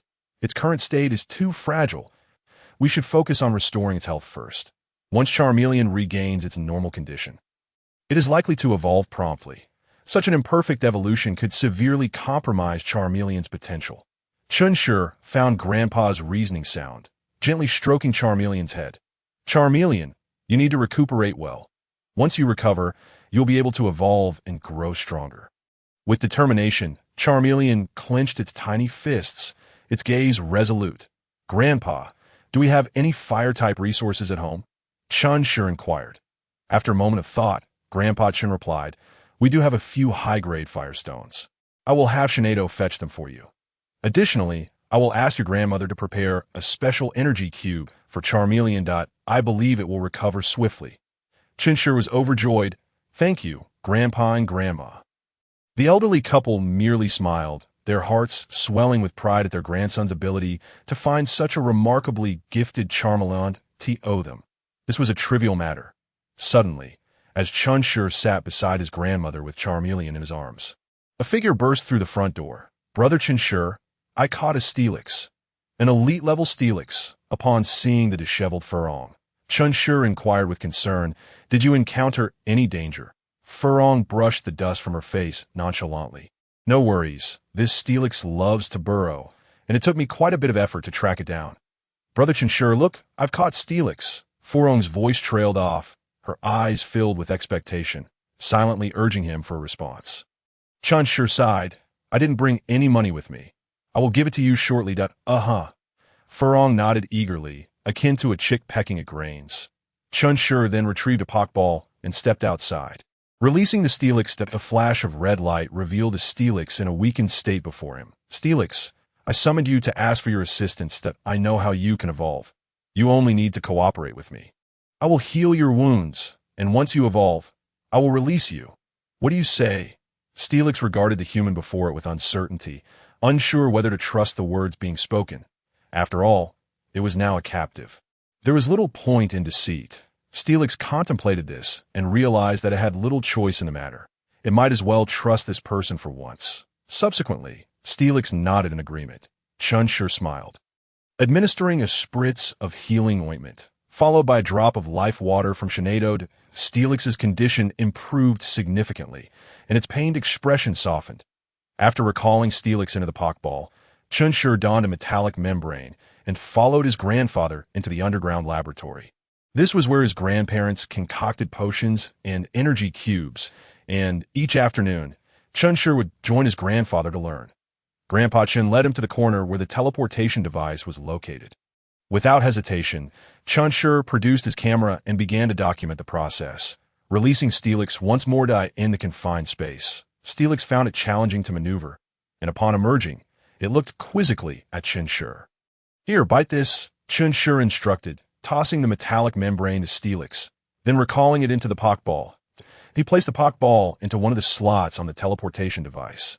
After setting the destination to his home as teleportation device, Chen Shi activated the machine. In the next moment, the Pokeball vanished from its slot, reappearing in another. When Chen Shi opened the Pokeball, a radiant light of evolution emanated from Steelix. Grandpa Chen was astonished, never having anticipated that there existed Pokémon which required teleportation for evolution. How had these Pokémon evolved before the invention of the teleportation device? Moments later, a magnificent metallic serpent emerged before them. Its striking features included a gray body, crimson eyes, and a tail resembling a nail. After Chen Shi switched off the camera, he inquired of the great steel serpent, "How do you feel?" The serpent twisted its body, expressing that it had never felt better. However, it lamented the confined space, wishing for a larger area to stretch its form. Without awaiting the serpent's response, Chen Shi recalled it back into its Pokeball. for its eyes clearly conveyed satisfaction. Grandpa Chen approached and remarked, "I never imagined that the Onyx would evolve in such a manner. Truly remarkable." That I in response, Chen Shi smiled and said, "Pokémon themselves are inherently remarkable." That night, a paper ignited considerable excitement on the Researcher S forum. Titled On the Evolution of Onyx and Steelix, it was accompanied by a corroborative video, although it presented but a single example. Astute observers readily discerned that Steelix was indeed the confirmed evolution of Onyx. How impressive! Who is this individual with a severe case of choice paralysis that has uncovered a new evolutionary form? Someone mused. Indeed, I recall they recently unveiled 2 new evolutions for Eevee. The youth is truly formidable. We're growing old at that moment. Professor Oak unexpectedly commented below, "What a brilliant idea to utilize the unique magnetic field of the transporter to stimulate Onyx's evolution." A researcher from the Hoenn region, Cynthia, also chimed in, "It is indeed a stroke of genius. Perhaps many Pokémon can evolve through this method." With the esteemed figure speaking up, the league staff could no longer remain idle. Subsequently, a designation appeared next to Chen Shi's account. Junior Researcher. Chen Shi was indifferent to this title. He held little regard for a Junior Researcher-S status. Such positions were generally menial, assisting senior or top-tier researchers. Nevertheless, given the quality of his 3 papers, he could easily qualify as a mid-level researcher. However, for someone of his anonymity and unclear identity, being designated as a junior researcher was already commendable, that I ensign know. At the Historical Research Institute, Kelith admired the paper before her. This individual with a severe case of choice paralysis is truly a genius. I wonder what type of person they are and why they do not use their real name. Just then, Sharona arrived to deliver lunch to her grandmother and overheard the conversation. Puzzled, she asked, "What are you talking about, Grandma? What do you mean by not using a real name?" Kelith turned and pointed at the paper on the computer, saying, "It's this individual with a severe case of choice paralysis. They have published a new paper on Steelix. The method of evolution is exceptionally unique, utilizing the special magnetic field during transport." What an extraordinary talent! Sharona's face darkened. She immediately recognized who this individual was. Her own Glacian had evolved with his assistance. Moreover, the pseudonym humorously alluded to her. Sharona scoffed inwardly. You better not let me see you." "What is wrong, Nana?" Kelith asked, noticing her granddaughter's grim expression. After a moment's hesitation, Sharona decided to divulge the truth to her grandmother, knowing she would eventually find out. With a scowl, she declared, "This person is Chen Shi." Kelith was momentarily taken aback before realization dawned. "And no wonder you have a Glacian, and that lad has a leaf on it all adds up." However, Kelith seemed to ponder something else, if this person was from her childhood. Then it became quite clear who the individual with a severe case of choice paralysis was. Her granddaughter was wonderful, but she certainly struggled with a significant indecisiveness. Contemplating this, Kelith teased Sharona, "Nana, you're quite famous now. I suspect all the leading professors have memorized your name." Sharona's ears flushed crimson. She wished she could rush to Hoenn and confront Chen Shi for his choice of a ridiculous pseudonym. Meanwhile, at the Green Shade Town farm, Chen Shi couldn't help but sneeze. "Who the heck is cursing me?" Beside him, Farong, who was counting money, paused and remarked, "Brother Chen Shi, are you sure you're not coming down with something?" Chen Shi grimaced and retorted, "What are you talking about? I'm perfectly healthy." Just then, Chikorita flew over, pointing at the refrigerator. Having completed her training for the day, it was time to indulge in ice cream. Upon receiving her trainer's approval, Chikorita deftly opened the fridge and retrieved a popsicle. Settling on the couch, she relished her treat. Chen Shi shook his head, wondering how Gyarados and Leafeon were faring. They had returned a few days prior to gather a substantial amount of food and had since not communicated. Yet he was not overly concerned for their safety. He simply missed them somewhat. Since their capture, Leafeon and Gyarados had not been apart from him for so long. Dragonite was easily located. He had seen it just today, though it remained at level 56 without any changes. Chen Shi speculated that Dragonite was leveling up too quickly, and that perhaps Dragonair was being held back from evolving. Sometimes, rapid leveling could be detrimental. Steady progress was key to lasting success. Moreover, there was the issue of team composition. While others had Sandstorm or Rain teams, Chen Shi's lineup was rather haphazard. He had always captured Pokémon based on fate. not adhering to any particular criteria. Naturally, talent was also a prerequisite. Chen Shi's current team could not be deemed inadequate, yet achieving synergy among them proved challenging that in a wild battle, he would likely find himself at a disadvantage. However, in official competitions, it would be far more difficult to target him. Additionally, following his grandfather's advice, Chen Shi intended to publish more papers to expand his influence and increase his notoriety, but by doing so. When fairy types and mega evolution were eventually announced, he might genuinely ascend to the status of a professor. The benefits of such a development were unimaginable, since receiving a piece of Giratina's Griseous orb from Furong's grandfather. Chen Shi's ambition had been ignited, but if two elderly gentlemen could procure such resources from the Pokémon League, then it stood to reason that the organization must possess a wealth of legendary resources. Chen Shi needed to amass sufficient leverage to acquire these items from the League. Mega Evolution and Fairy types represented his two most significant assets. As time passed, a week slipped by. During this interval, Grandma Chen's advanced Fairy type energy cubes had been successfully crafted. After 4 days of consumption by Lady Florges, she had learned a skill that greatly delighted Chen Shi. Magical Shine. This technique could be considered the signature attack of Fairy types. Florges mastering this ability indicated that her internal fairy energy had significantly increased. Consequently, the skill she could learn would undoubtedly multiply. As for Chikorita, there had been no notable progress.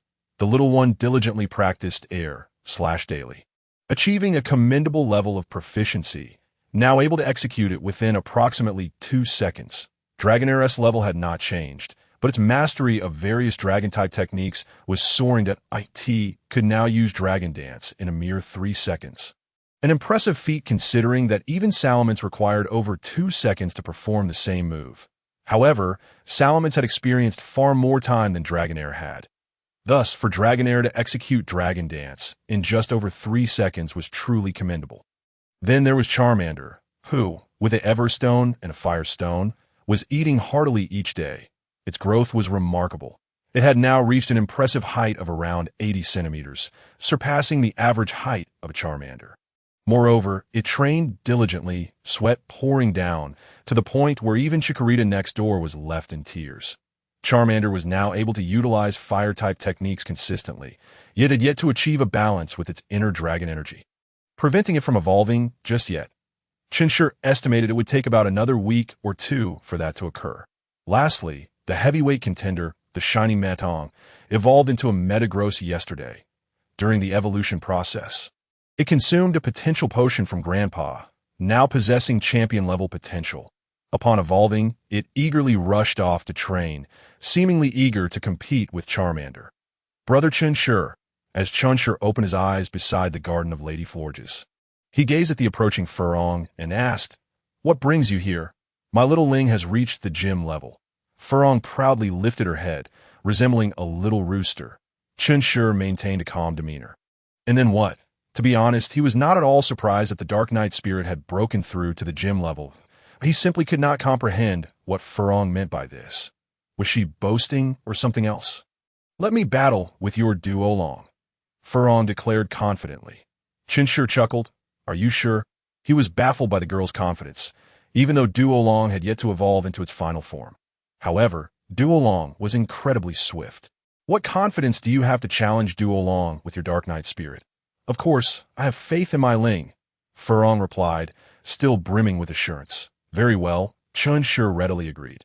"Let us head to the back mountain for the battle." Before the entrance of the violent flying dragon cave, Chen Shi located Duolong. "Duolong, Furong's Dark Knight spirit wishes to engage you in battle." Duolong's slender eyes glanced at the Dark Knight spirit, noting its gym-level status. And then it eagerly nodded in agreement. It had not forgotten that it had lost its first battle after evolving. This Dark Knight spirit was just what it needed. Then let the battle commence. Chen Shi led Furong a bit away from the violent flying dragon cave, finding a clear area. Although Furong wore a confident expression, she was still quite cautious inside. She understood that Duolong was no easy opponent.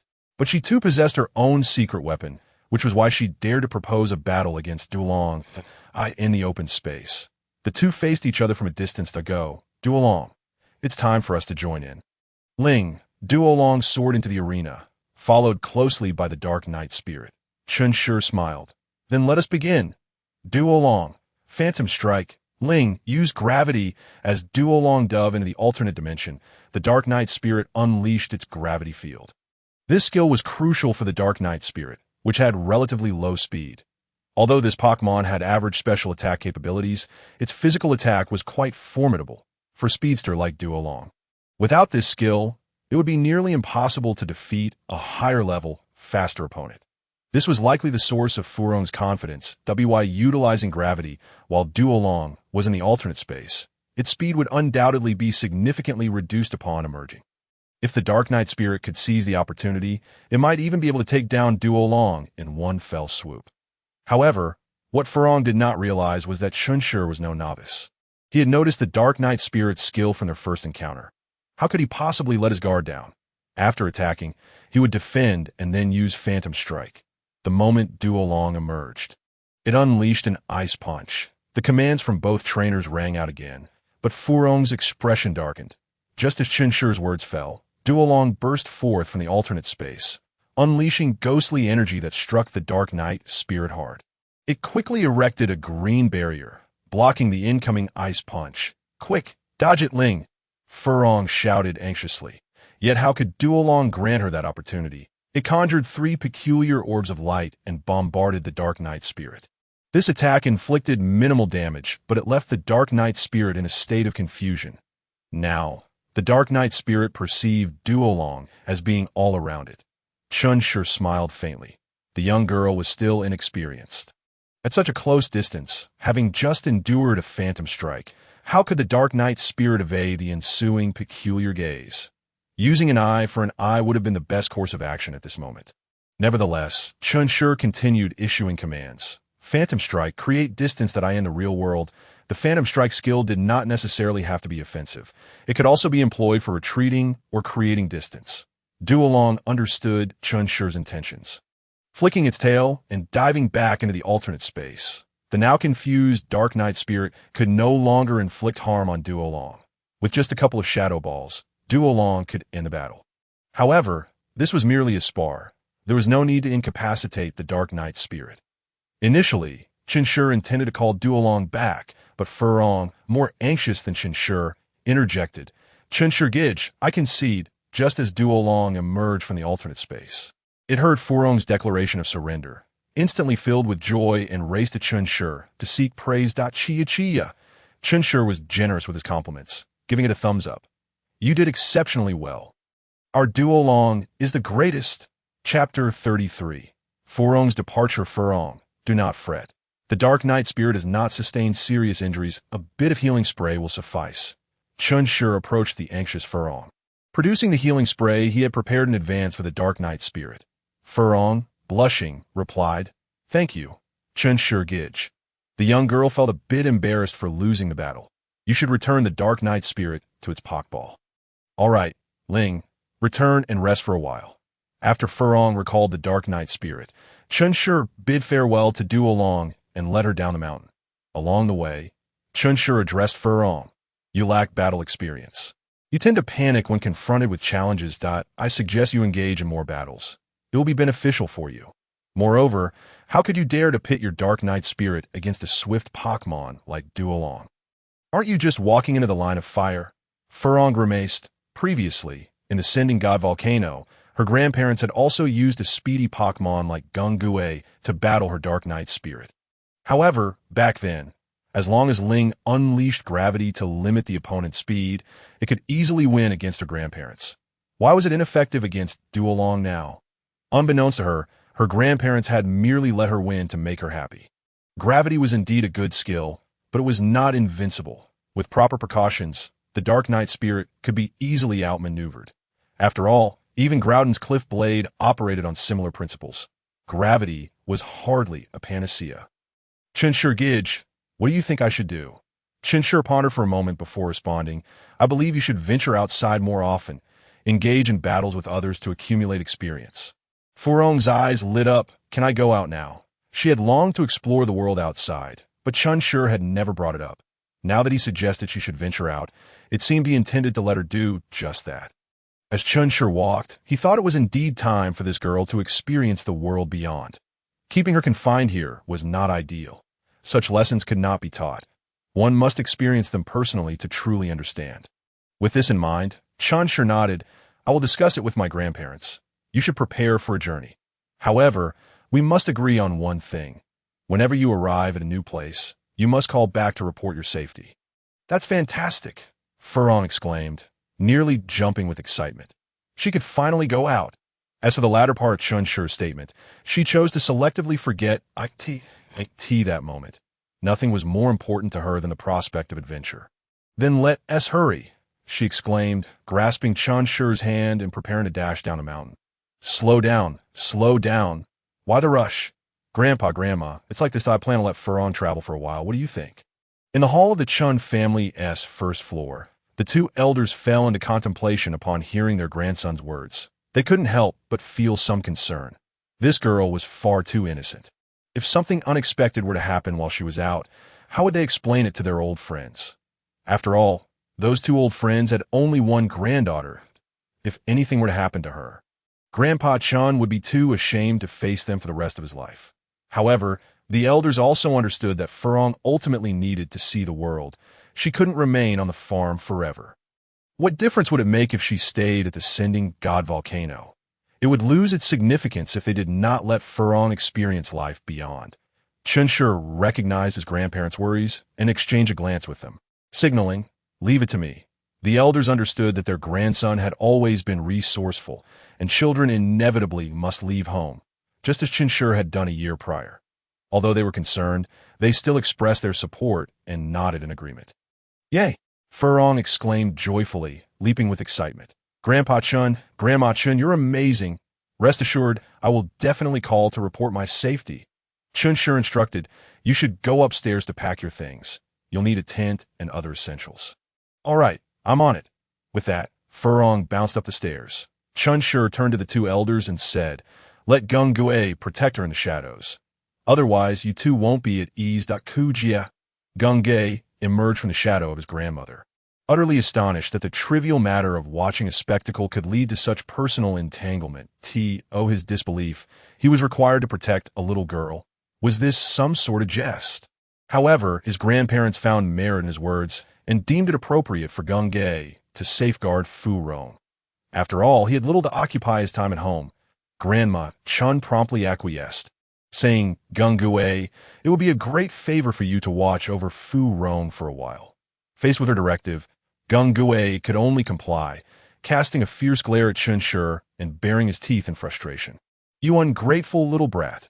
After all I've done for you, you have the audacity to send me off on such a thankless task. Our friendship is surely adrift now." Chen Shi understood Gung Gue's sentiment all too well. Yet for Furong's safety, he had no choice but to endure the inconvenience of his ghostly companion. After all, Furong's family was offering a reward, although it barely concerned Gung Jiu at this juncture. Grandpa Chen interjected, "You should also assist her in gathering some supplies. It's her first venture out, and she may not be fully prepared." "Certainly," Chen Shi affirmed, promptly ascending the stairs to aid Furong in her preparations. At the entrance of the Chen family farm, Furong donned a spatial backpack, waving goodbye to the three individuals who had come to see her off. Chen Shi giged Grandpa and Grandma, "There's no need to see me off." "Rest assured." "Wait a moment," Chen Shi called, retrieving 100,000 Union coins and offering them to her. "If you happen upon a Scyther or a Nidoran during your travels, please capture one for me.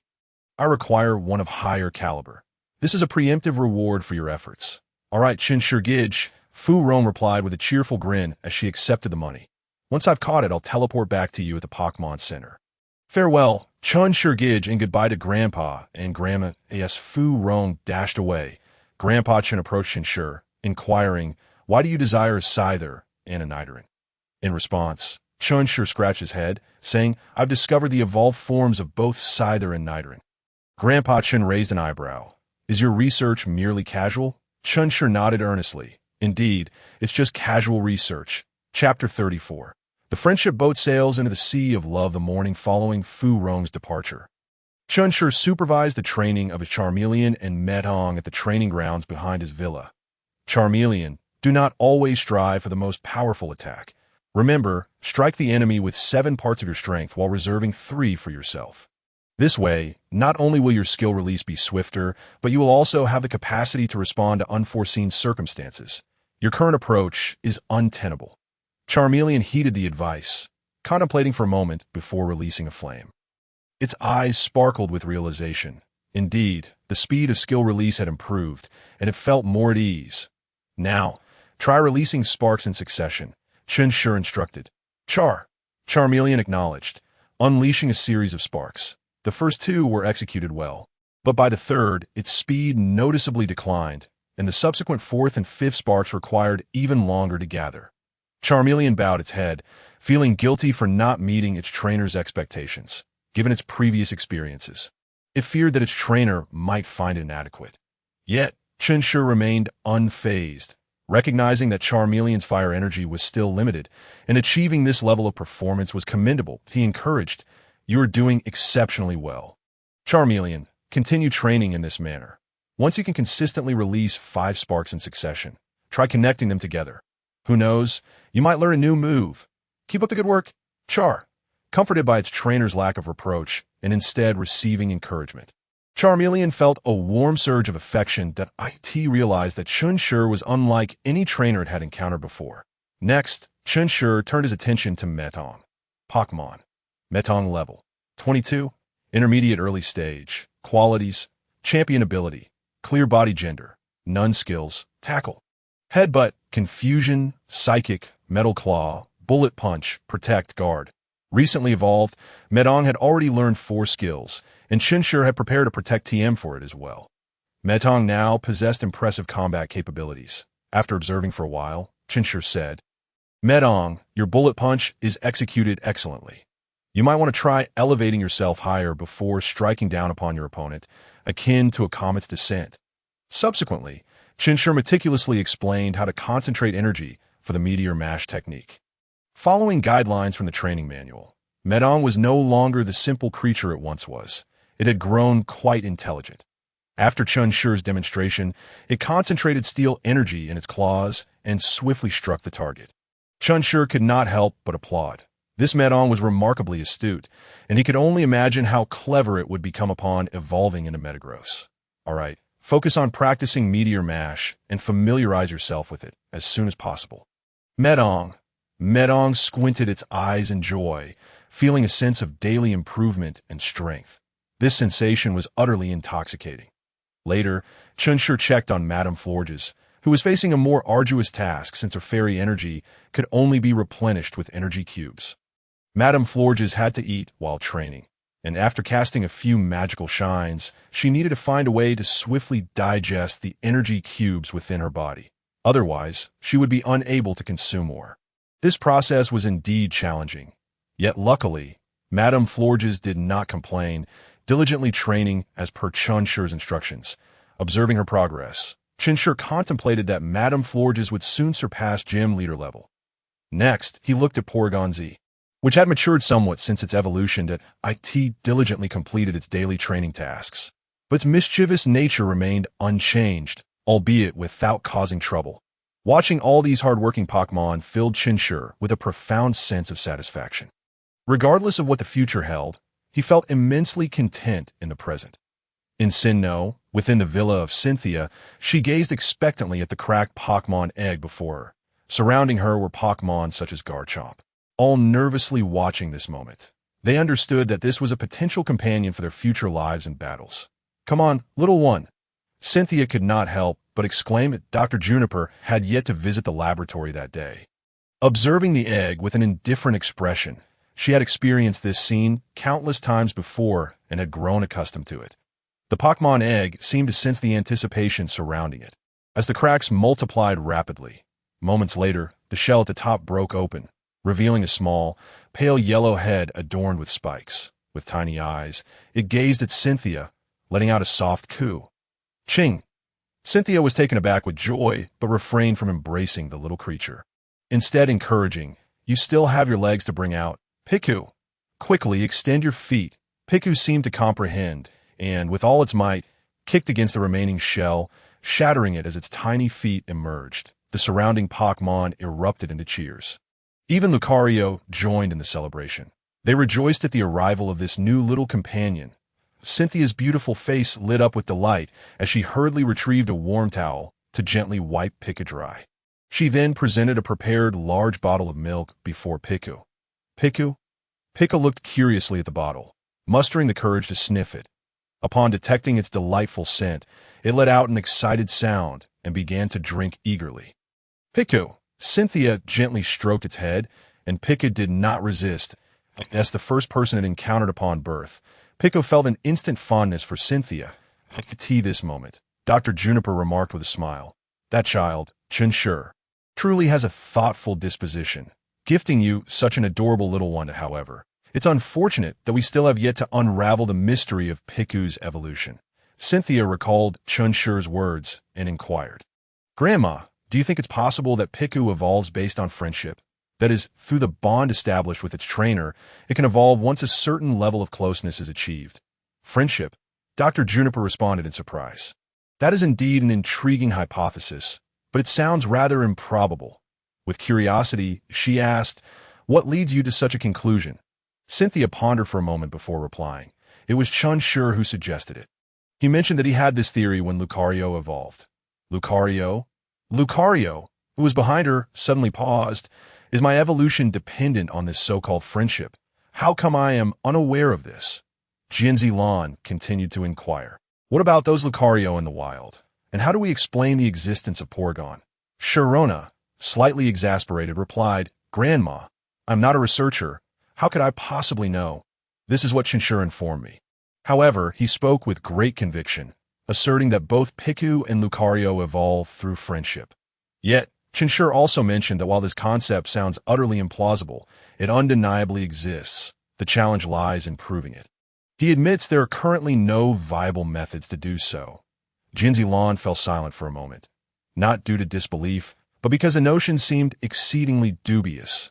Unlike the previous case of Onyx, evolving through the possession of a metallic membrane and subsequent communication, which Lan could comprehend. After all, it involved using items and special magnetic fields, albeit rare. It was the concept of friendship that perplexed her. The existence of such an ethereal notion was questionable. How could a Pokémon possibly evolve based on this? After pondering fruitlessly, Dr. Lan decided to abandon the thought and instead jested with her granddaughter. You place such trust in what he says? Truly, the young lady should not be kept around. Sharona's cheeks flushed slightly as she retorted, Grandma, Chen Shi and I are merely friends, not in the relationship you are imagining. Lan nodded lightly, teasing, I understand. The ship of friendship is now sailing into the sea of romance. Grandma can appreciate that. With a soft sigh, Sharona cradled the sleeping Piku and departed, that I shall not converse with you further. Chapter 35. The arrival of Dawu at noon. An unexpected guest arrived at the farm. Chen Shi hurriedly greeted him with a smile. Dawu, what brings you here today? The visitor was none other than Dawu, who upon entering, excitedly embraced Chen Shi. Chen Shi, we have achieved success. Your method was indeed correct. Just last night, the first revived fossil Pokémon in the world was born, a fossil pterodactyl. Chen Shi was taken aback. He had not anticipated such swift progress from the Devon Corporation. Indeed, the power of a large family was beyond his imagination. With just a rough direction, they had managed to revive the first fossil Pokémon so rapidly. Thus, Chen Shi congratulated him. Then I extend my heartfelt congratulations. You have finally conquered this formidable challenge. Wu waved his hand dismissively. If it weren't for you, we might still be waiting ages for success. You have no idea. When I returned and suggested using the dream energy of Dream Candle to materialize the fossil Pokémon for revival, those researchers nearly thought I had lost my mind. Thankfully, my father fully supported me, allowing us to achieve results in such a short time. Wu reflected, recalling the astonished expressions of the researchers when the fossil pterodactyl was revived. They had agreed to explore the energy of Dream Candle solely due to the chairman's pressure, never truly harboring hope, dismissing it as a mere whim of the Zivki family. After all, it seemed utterly implausible that fossil Pokémon required dream energy for revival. Chen Shi, however, did not seek credit. Believing that without his suggestion, The Zivki family would have eventually uncovered the method themselves, only with a delayed timeline, that he merely provided a general direction, and the results were a testament to the formidable capabilities of the Zivki family's research team. Consequently, Chen Shi shook his head, stating, "This is a testament to the strength of your family's research team. It has little to do with me. But let us set that aside for now. Come, have a seat." Without waiting for Da Wu's rebuttal, Chen Shi led him to the living room, where he prepared a cup of tea for Da Wu. The two elderly individuals in the laboratory remained preoccupied with their tasks, leaving the tea preparation to him. Once seated, Da Wu earnestly expressed, "Chen Shi, I truly appreciate your information. This news has been immensely beneficial for the company and for me personally. I am at a loss for how to express my gratitude." Chen Shi was momentarily taken aback before realizing the significance of Da Wu's position as the first heir of the Zivki family. With numerous competitors vying for the same position, it was likely many awaited Da Wu's misstep, hoping to usurp him from his place. This event would likely secure Da Wu's standing. With this in mind, Chen Shi congratulated him once more. "Then I genuinely congratulate you, and you need not worry about how to thank me. Just visit me when you have the time. That we are friends, are we not?" Da Wu was momentarily stunned, a warm feeling blossoming within him. "Indeed, we are friends." In truth, when Da Wu proposed using Dream Candle to revive fossil Pokémon, Mythical had initially disagreed. However, Da Wu was resolute and even offered his position as the family heir as a guarantee. Mythical soon realized that her son was serious and not jesting. Trusting her son, Mythical defied the opposition and arranged for numerous researchers to study the energy of Dream Candle. During that time, it was understandable how immense the pressure on Da Wu was, yet his determination remained unwavering, fueled by the belief in his first and only friend. Ultimately, the results did not disappoint him. Last night, the first fossil pterodactyl was revived. Da Wu had not misjudged his companion. "And have you all developed the Dream Energy Conversion device yet?" Da Wu shook his head, expressing a hint of regret. "Due to our lack of experience with the initial revival of fossil Pokémon, the first makeshift energy conversion device exploded. However, we have now gained experience and are confident in creating a superior device in the future." Chen Shi nodded slightly, agreeing with this assessment. "It's only the first time. A lack of experience is to be expected." He then turned to inquire, "Have you heard about the World Championship in a little over 2 months? My grandfather mentioned that the league has invested significantly this time." Da Wu evidently had prior knowledge, responding, "Indeed, my father also mentioned that the league has made substantial investments. That I heard that the top 16 will each be allowed to select a Pokémon egg." Chen Shi furrowed his brow, thinking that just a single Pokémon egg seemed rather insufficient for the league's considerable expenditure. Da Wu, noticing his frown, smiled and clarified, "Surely, you do not think these Pokémon eggs are ordinary?" Chen Shi suddenly understood. Indeed, with such grand arrangements, it was unlikely the league would offer mere ordinary Pokémon eggs. It seemed improbable. Da Wu continued, "These Pokémon eggs are extraordinary. Each one holds a Pokémon with potential no lower than the iron dumbbell I gifted you." Chen Shi was utterly astonished. What potential did the iron dumbbell possess?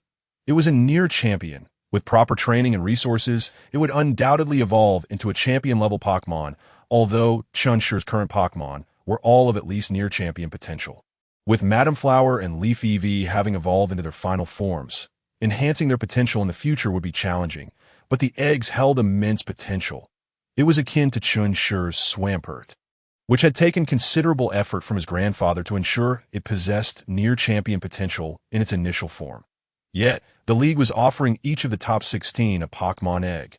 And judging by Da Wu's words, near-champion potential was merely the minimum. My grandfather was not mistaken. The league has truly invested heavily this time. That if what you say is accurate, the league is essentially offering 16 future champion Pokémon. Which is no exaggeration. Da Wu shook his head. It's even more than that. The top 16 can also enter the league treasury and select an item to take with them.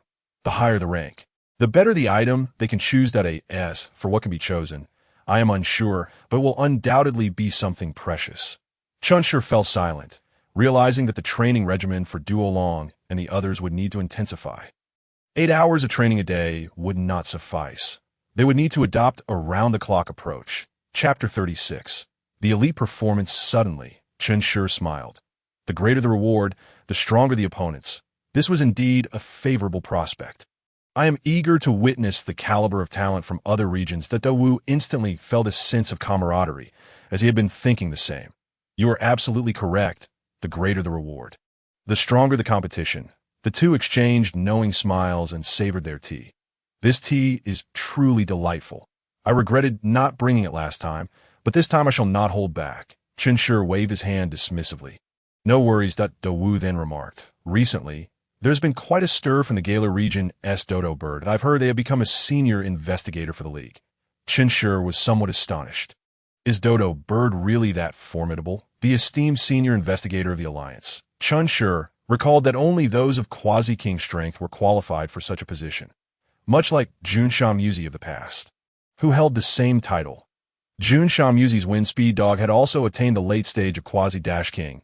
It appeared that dodo bird now possessed at least one quasi-king Pokémon, which placed a certain pressure on Chen Shi. It seemed that Duo Long needed to intensify his training. Chen Shi remarked, I have also heard about this Yulong Du, who is said to belong to the Yulong family and possesses formidable power. Dawu's expression grew serious. Indeed, Yulong Du was a formidable adversary. Chen Shi continued, there is also a member from the Silver Academy named Kina, who is rumored to be quite impressive, not inferior to us. Furthermore, there is a battle goddess from the Sinnoh region, Karuna from the Kalos area. Additionally, from the newly integrated Galar region, a certain Dandy has reportedly maintained an undefeated record since debuting. That a glimmer of enthusiasm flickered in Dawu's eyes. The prospect of competing alongside so many prodigies was as enticing to him as precious stones. He could already envision the grandeur of the World Championship. Chen Shi added, don't think this is the end. There are many hidden talents yet to be revealed. For instance, my grandfather recently asked me to bring a girl out from the Sacred Fire Volcano. She is equally strong and is currently traveling. The Sacred Fire Volcano? Dawu exclaimed, quickly inquiring, did she come from the ghostly realm? Exactly, Chen Shi nodded. Dawu shook his head in awe, realizing just how many hidden talents existed in this world. It seemed that only a world championship could unearth them all. Chen Shi's expression turned peculiar as an immature thought flitted through his mind. Dawu, could you do me a favor?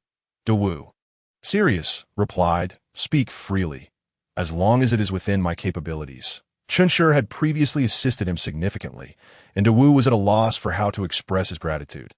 Thus, he could not refuse when Chen Shi sought his help. Chen Shi waved his hand dismissively. No need to be so formal. It's not a major issue to ITS, just that the girl I brought from the Sacred Fire Volcano has lived in the ghostly realm. Overly sheltered, put it frankly. Calling her Na-VE is an understatement. Her grandparents entrusted me with her care, so she can have a proper understanding of the world, when I ventured out. I intended to refrain from returning for a considerable time.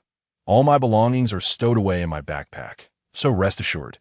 Chen Shi's lips twitched slightly, indicating he was already prepared. He wouldn't mention it himself. Dawu likely intended to visit the Meteor Falls as well, didn't he? Over an hour later, the two stood at the entrance of the Meteor Falls. Dawu was already brimming with excitement. Let's go, we should head in. They immediately entered the depths of the Meteor Falls.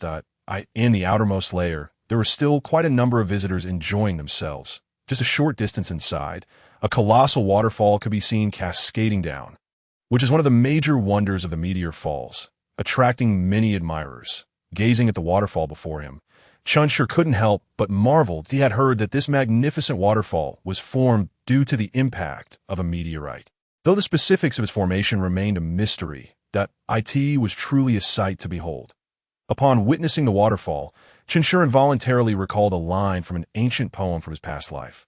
The waterfall cascades straight down 3,000 feet, as if the Milky Way is descending from the heavens. How fitting. However, Dawu was uninterested in such reflections. His mind was solely occupied with thoughts of stones. After a mere glance, he urged, let's hurry along. Forget about the waterfall. Chen Shi shook his head in resignation and followed Dawu deeper into the Meteor Falls. As they ventured further in, the crowd thinned, and they occasionally encountered wild Pokémon. Yet, neither Dawu nor Chen Shi sought to engage with them, preferring to keep their distance. Upon reaching the innermost depths of the Meteor Falls, Chen Shi finally grasped the meaning of professionalism. Dawu pulled out an array of equipment, protective suits, helmets, and a detector. It was a continuous process of testing, and from time to time, he released a towering 3-meter-tall Dora to dig. Unfortunately, after Dawoo's flurry of operations, the detector remained unresponsive, and Chen Shi could no longer bear to watch. Dawoo, are you competent enough? If not, let me take over. Don't be hasty, Dawoo replied without turning back. This device is quite accurate. It can precisely detect various minerals. Chen Shi rolled his eyes. I have a feeling yours won't work. Here, let me show you mine. Wu felt a twinge of defiance. After all, this was the latest mineral detector from the Duke Company. How could it possibly fail? Yet, when he turned to see what Chen Shi would produce, he was utterly taken aback. Chen Shi unveiled a luxury ball and released a Bakujiku. All right, Professor Bo, we're on the hunt for a special stone. Just point us in the right direction. Chia, Kui. Not only was Dawu astonished, but even Bakujiku seemed bewildered. You want me to find stones? That one tea do you any good? I can't locate stones. Nevertheless, Chen Shi remained confident. Just point anywhere, and it will suffice. Chia, observing the trainer's unwavering determination, Bakujiku shrugged and closed its eyes, pointing haphazardly. Quick, Dawu, bring that device over here to test it. Dawu's forehead darkened with disbelief. Are you serious? If Bakujiku's pointing is useful, what's the point of my instrument? Nonetheless, Dawu complied and approached the indicated spot, preparing to conduct a test. It was merely a favor for a friend. After all, nothing too consequential. However, when he aimed the detector at the location pointed out by Bakujiku, the device erupted with a cacophony of alarms that Dawu was genuinely dumbfounded. Is this really happening? Chen Shi was equally surprised. While Professor Bo occasionally had extraordinary luck, the reliability of this method was dubious at best. Initially, Chen Shi had summoned it merely to lighten the atmosphere, yet he was astonished to find it effective. He immediately praised, Professor Bo, splendid work. Chia, Kui. Bakujiku waved its tiny hand dismissively, asserting that it had done nothing of note. That it was merely a random point. Dawu released Dora, requesting, could you dig here for us? Heyo. Dora wasted no time and began to dig vigorously. Before long, it seemed to have unearthed something, presenting Dawu with a stone in its massive claws. Dawu hastily donned gloves and examined it closely. Chen Shi glanced over and remarked, isn't that just an exquisite moonstone? Let's not linger here. We should search elsewhere. Dawu confirmed that it indeed was a highly concentrated moonstone of exceptional quality. He looked at Bakujiku, then at the detector in his hand. This device really is ineffective. The Super Flash Giant Gold Monster Chapter 38, Dora's Mega Evolution Stone. Until nightfall, Dawu tirelessly dug for stones. Chen Shi, lacking any genuine interest in this endeavor, had merely come to see if Dawu could unearth a Mega Evolution Stone. Despite Mega Evolution gaining prominence in Kalos, many from his past life claimed that Hoenn was the true cradle of Mega Evolution. The reasons behind this assertion eluded Chen Shi, yet he had indeed witnessed the Hoenn trio battling against Team Flare for an energy stone in the animated series. There was speculation that this energy stone might be the origin of Mega Evolution. Whether it was true or not remained uncertain to Chen Shi. Nevertheless, it was a fact that the Hoenn region was replete with Mega Evolution stones. Chen Shi believed that if there was a place abundant with Mega Evolution stones in Hoenn, it could only be the Meteor Falls. However, after Dawu excavated several seemingly exquisite yet ultimately useless stones, Chen Shi lost interest and began to engage in battles with his Pokémon. Regardless, Dawu would excitedly present any stones he found, so Chen Shi decided to let him toil away for now, promising to compensate him later. That evening, the two rested in a cave that Dora had excavated. Once all the Pokémon had finished their meals, Chen Shi inquired about Dawu's findings for the day. Dawu immediately lit up, producing 7 or 8 stones for Chen Shi to examine. This Meteor Falls is truly rich in stones. I couldn't have dug this many in half a month prior. Look at this one. It's a masterpiece from the heavens. Dawu enthusiastically described the various stones he had unearthed, even showcasing a purple crystalline stone. However, Chen Shi merely cast it a cursory glance before losing interest, as it served no purpose. His gaze, instead, lingered on a stone featuring a blend of silver and deep orange hues. This is the Dora Mega Evolution Stone. which seems capable of unlocking Bashikdora's hidden potential. Where did you find this stone? Dowu was momentarily taken aback, following Chen Shi's finger to the stone before reflecting on its origin. Ah, this one was picked up by Bashikdora. I have quite a few similar ones at home. Consider it a fortunate find. Look at this one instead. Dowu then presented a pitch-black stone that, when illuminated by the flashlight, emitted a green glow. Chen Shi's lips twitched. Clearly, Dowu was unconcerned about the most significant stone. And what do you mean you have plenty at home? I suspect you're trying to show off. However, he replied, I actually find that stone quite intriguing. If you come across another, do let me have a look. Sure, Dowu said without much thought. After all, that kind of stone wasn't particularly beautiful, and he had plenty at home. He wasn't bothered by it. If you're genuinely interested in such stones, come by my house sometime. I'll show you. Chen Shi pondered for a moment before responding, let's see if the opportunity arises in the future. Tomorrow, we should continue searching. If you find any of those stones, hold on to them for me. Wu readily agreed, feeling that it wasn't merely the abundance of stones at Meteor Falls that led to their fruitful day, but rather that Chen Shi somehow brought him good fortune. Thus, without hesitation, he acquiesced to Chen Shi's request. If every day could yield such results, who would care about the Pokémon League competitions? Digging for stones was far more rewarding. Upon receiving Daigo's affirmative response, Chen Shi's face blossomed with a smile. As for the precious Mega Evolution Stone from the Bashikadola, he did not have the audacity to request it. After all, he had no use for it himself. It was better off with Daigo. Moreover, the very fact that they could unearth Mega Evolution Stones here confirmed Chen Shi's hypothesis. Within the Meteor Falls, there were surely many more Mega Evolution Stones hidden away, treasures that would be invaluable in the future. Indeed, such items could sometimes be worth more than the Pokémon themselves. Take, for instance, the Mega Evolution Stone he possessed for Tyranitar. After the advent of Mega Evolutions, its worth might surpass that of a young Larvitar. While semi-divine Pokémon were indeed rare and precious, they could not possibly outnumber the Mega Evolution Stones. In this world, there might only be a handful of Mega Evolution Stones for semi-divine Pokémon for those in need. Exchanging a semi-divine Pokémon for a Mega Evolution Stone was undoubtedly a lucrative deal. The reason Chen Shi sought Mega Evolution Stones was also to use them as gifts in the future or to trade for various resources. Currently, the only Pokémon in his team that could Mega Evolve was Metagross, as he already had Gyarados and Charizard. However, finding a Mega Evolution Stone for Metagross was no easy task, and Chen Shi was mentally prepared for a long search. Daigo, stop your foolish revelry and get some sleep. We have work to do early tomorrow. Tonight, Gyarados would take the watch. Upon hearing this, Daigo reluctantly set down the stone in his hand, beginning to look forward to the morrow. All right, tomorrow, I shall work hard. Meanwhile, a visitor arrived at the Chen family farm.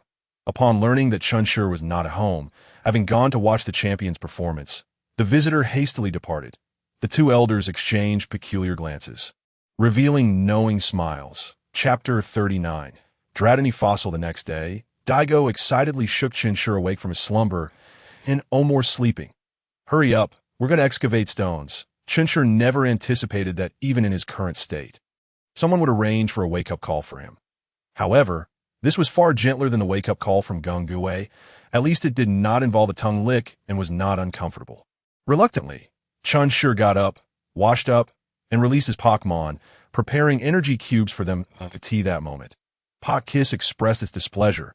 Why must I be confined to a Pokeball for rest when my size is so small? Chen Shi promptly assured it with 3 guarantees that it could sleep outside tonight. Satisfied, Kiss began munching on a fairy energy cube. Suddenly, Chen Shi's gaze shifted to Dratini, who was staring blankly at a certain spot, neglecting its energy cube. Curious, Chen Shi inquired, "What's wrong, Dratini? Why aren't you eating?" Dratini snapped back to reality, pointing towards the direction it had been gazing at. Chen Shi, puzzled, asked, "Is there something there that makes you feel so melancholic?" Dratini nodded, indicating that was indeed the case. It was uncertain why, but from the moment it emerged, a sense of sorrow had washed over it, accompanied by an inexplicable agitation. After contemplating for a moment, Chen Shi suggested, "Let us eat first. After we're done, we can go see what's there." Dratini agreed, nodding and resuming its meal. Daigo, in a hurry, exclaimed, "I'll head out first. Just find me when you're ready. I plan to return to the same spot as yesterday." With that, Daigo dashed out with his equipment. Chen Shi couldn't help but smirk at Daigo's eagerness. Is it really necessary to be in such a rush? Oh well, I suppose I cannot comprehend the mindset of these stone enthusiasts. Dratini led Chen Shi to a stone wall, the very place where it had felt that strange sensation. Chen Shi released Gyarados. Instructing Gyarados, "Could you please excavate here? Be cautious." Gyarados grinned foolishly, approached the stone wall, and infused the ground energy into it. The wall immediately softened, and with a swift motion, Gyarados dug out a hole, just as Chen Shi was growing impatient. Wondering how far they had dug in, Dratini suddenly became agitated and flew over to clutch a fallen stone. Dratini nuzzled the stone, its eyes filled with profound sorrow, mirrored by the small Dratini atop its head. Chen Shi stepped forward, confused as to why Dratini displayed such an expression. "Dratini, is there something special about this stone?" Dratini nodded vigorously, cautiously channeling the smallest possible dragon pulse, repeatedly striking the stone, observing Dratini's careful demeanor. Chen Shi found it somewhat amusing, but refrained from interrupting. Soon, the large stone was transformed into a palm-sized fossil adorned with triangular patterns. Its shape remarkably resembled that of a Dratini. Chen Shi was taken aback and quickly scanned the fossil with his device. "Dratini fossil? What? I can't believe there's a Dratini fossil here." Chen Shi was genuinely puzzled. He could understand if there were fossils of Dragonite or Dratini, but how could a Dratini fossil be found in meteor falls? Upon hearing Chen Shi's words, Dratini finally comprehended the source of its sorrow. It was the loss of its kin. With a cry of Chia, Dratini flew down, resting atop Chen Shi's head. Then, it placed the fossil on its own head, seemingly to let its deceased kin experience the sensation of resting atop a Dratini once more. This species was unique in its unwavering dedication to caring for the young of its kind. If there were no small Dratini atop Dratini's head, it would become agitated, and over time, its demeanor would grow increasingly volatile, potentially leading to a loss of control. One could only imagine how deeply they cared for their kin. Now that a Dratini fossil had been unearthed, even Chen Shi could feel Dratini's sorrow. Stepping forward, he comforted, "Dratini, do not worry. The technology to revive fossils has already been developed. This fossil can be used for revival. Soon, Dratini will return to the world." Dratini looked at Chen Shi with surprise. This news was profoundly significant to it. Initially, Dratini had intended to bury the fossil, allowing its kin to rest in peace. But now, upon learning that Dratini could be revived, its joy was overwhelming. Chen Shi smiled. "The person who came with me specializes in fossil revival. After some time, we'll go to his home and bring Dratini back to life." Dratini nodded vigorously, then handed the fossil to Chen Shi. But a trainer would never deceive a dragon. If he said it could be revived, then it surely would be. The small Dratini happily returned to rest atop Dratini's head. Meanwhile, Gyarados scratched its head in confusion, unsure of the situation. "Are we still digging?" Chen Shi glanced at the fossil and retrieved a box to store it. If Dratini could indeed be revived, it would be entrusted to Furong for training. After all, he had no particular use for it. When Dratini evolved, it could split, and he had little interest in raising another Dratini. Handing it over to Furong was just right, especially since she had mentioned wanting to find a Dratini. Consider this a compensation from Daigo to you. Back at home, Chen Shi had already handed over photographs and such to Daigo, who seemed to have made arrangements. He wondered how Furong was doing now. Was she living happily? Chapter 40. The Magma team afterward, Chen Shi paid Daigo a visit. Finding him engrossed in excavating stones, Chen Shi took his Pokémon to battle wild ones. Medong used Bullet Punch. Beta without hesitation. Medong struck an unsuspecting Zubat with a solid bullet punch, causing the creature to emit a pained cry. Medong, do it again. Beta Medong executed another bullet punch, rendering the Zubat incapable of continuing the battle. Well done, Medong. Beta, despite the trainer's praise, Medong felt no sense of accomplishment. It was merely due to the opponent's weakness that, at that moment, Charmander tugged at Chen Shi's hand, expressing its desire to battle as well. Chen Shi chuckled, assuring, "I will find you an opponent. Do not worry." Kano, the little fire dragon, felt reassured upon hearing this and continued alongside the metal monster, trailing behind Chen Shi in search of wild Pokémon. As time gradually passed, Chen Shi led his Pokémon on an expedition for wild creatures. During this period, both the little fire dragon and the metal monster demonstrated exceptional prowess in battles, facing intermediate and advanced Pokémon as their opponents. Remarkably, they had yet to suffer a defeat. As noon approached, Chen Shi encountered Dawu. It's lunchtime. It's time to eat, so stop digging. Upon hearing this, Dawu set down the instrument in his hands, wiped the sweat from his brow, and joined Chen Shi on the ground. Chen Shi unpacked an assortment of portable food, and the two sat down to enjoy their meal. So, did you have any success this morning? Dawu, nibbling on a biscuit, wasted no time and presented 2 stones. One was a high-grade moonstone, while the other astonishingly turned out to be a mega evolution stone for the big-mouthed baby. Chen Shi was left pondering whether to marvel at the abundance of meteor waterfall evolution stones or to commend Dawu's good fortune. Although the big-mouthed baby had a relatively low base stat of only 380. It was a steel and fairy-type Pokémon with remarkable resistances, having only 2 weaknesses: fire and ground, 2 immunities, 1 4 times resistance, and 8 2 times resistances. After Mega Evolution, regardless of its prior ability, it would transform into a Mighty form. The Mighty ability, which doubles the power of non-fixed damage physical moves, was undoubtedly formidable. This ability was exclusive to only 3 Pokémon: Mariluri, Mega Big-Mouthed Baby, and Stubborn Rabbit. Among them, the Mariluri with the Mighty ability was famously dubbed the Dragon Slayer. This illustrates the immense strength of this ability. Subsequently, Chen Shi contemplated and inquired, Dawu, have you considered capturing a big-mouthed baby? I see you have a fondness for steel types, and I believe the big-mouthed baby would be an excellent addition. After a moment of reflection, Dawu nodded in agreement, recognizing that a big-mouthed baby with the Mighty ability would indeed be a valuable asset. Chen Shi encouraged, you should seriously consider capturing one. It would be quite beneficial. This was not merely an attempt to sway Dawu, as the Mega Big-Mouthed Baby was genuinely powerful and complemented Dawu's team effectively. I will think about it, Dawu replied. Noting Chen Shi's earnestness, Dawu found himself inexplicably compelled to agree. Initially, the big-mouthed baby had not been on Dawu's radar, as a big-mouthed baby with a Mighty ability was merely decent and did not meet his standard for capturing Pokémon. Chen Shi paid little heed to Dawu's thoughts. He had offered his advice, and whether Dawu heeded it was entirely up to him. As the two engaged in idle chatter, the wall of the tunnel Dawu had excavated suddenly began to bulge, with clumps of dirt cascading down. This left the duo bewildered. What could this be? It hardly resembled a cave, and just as they were lost in thought, a gaping hole appeared in the wall, revealing individuals conversing behind it. Yoshino, where exactly is this meteorite? It has been so many days, and while we've discovered numerous peculiar stones, the meteorite remains elusive. Stop complaining and start searching. Lord Huashu has issued a strict order to find the meteorite. I heard that Lord Huashu obtained 5 precious dragons from somewhere, and whoever finds a meteorite will be rewarded with a precious dragon, a quasi-divine Pokémon. If we could possess one, perhaps we could ascend to the ranks of the elite.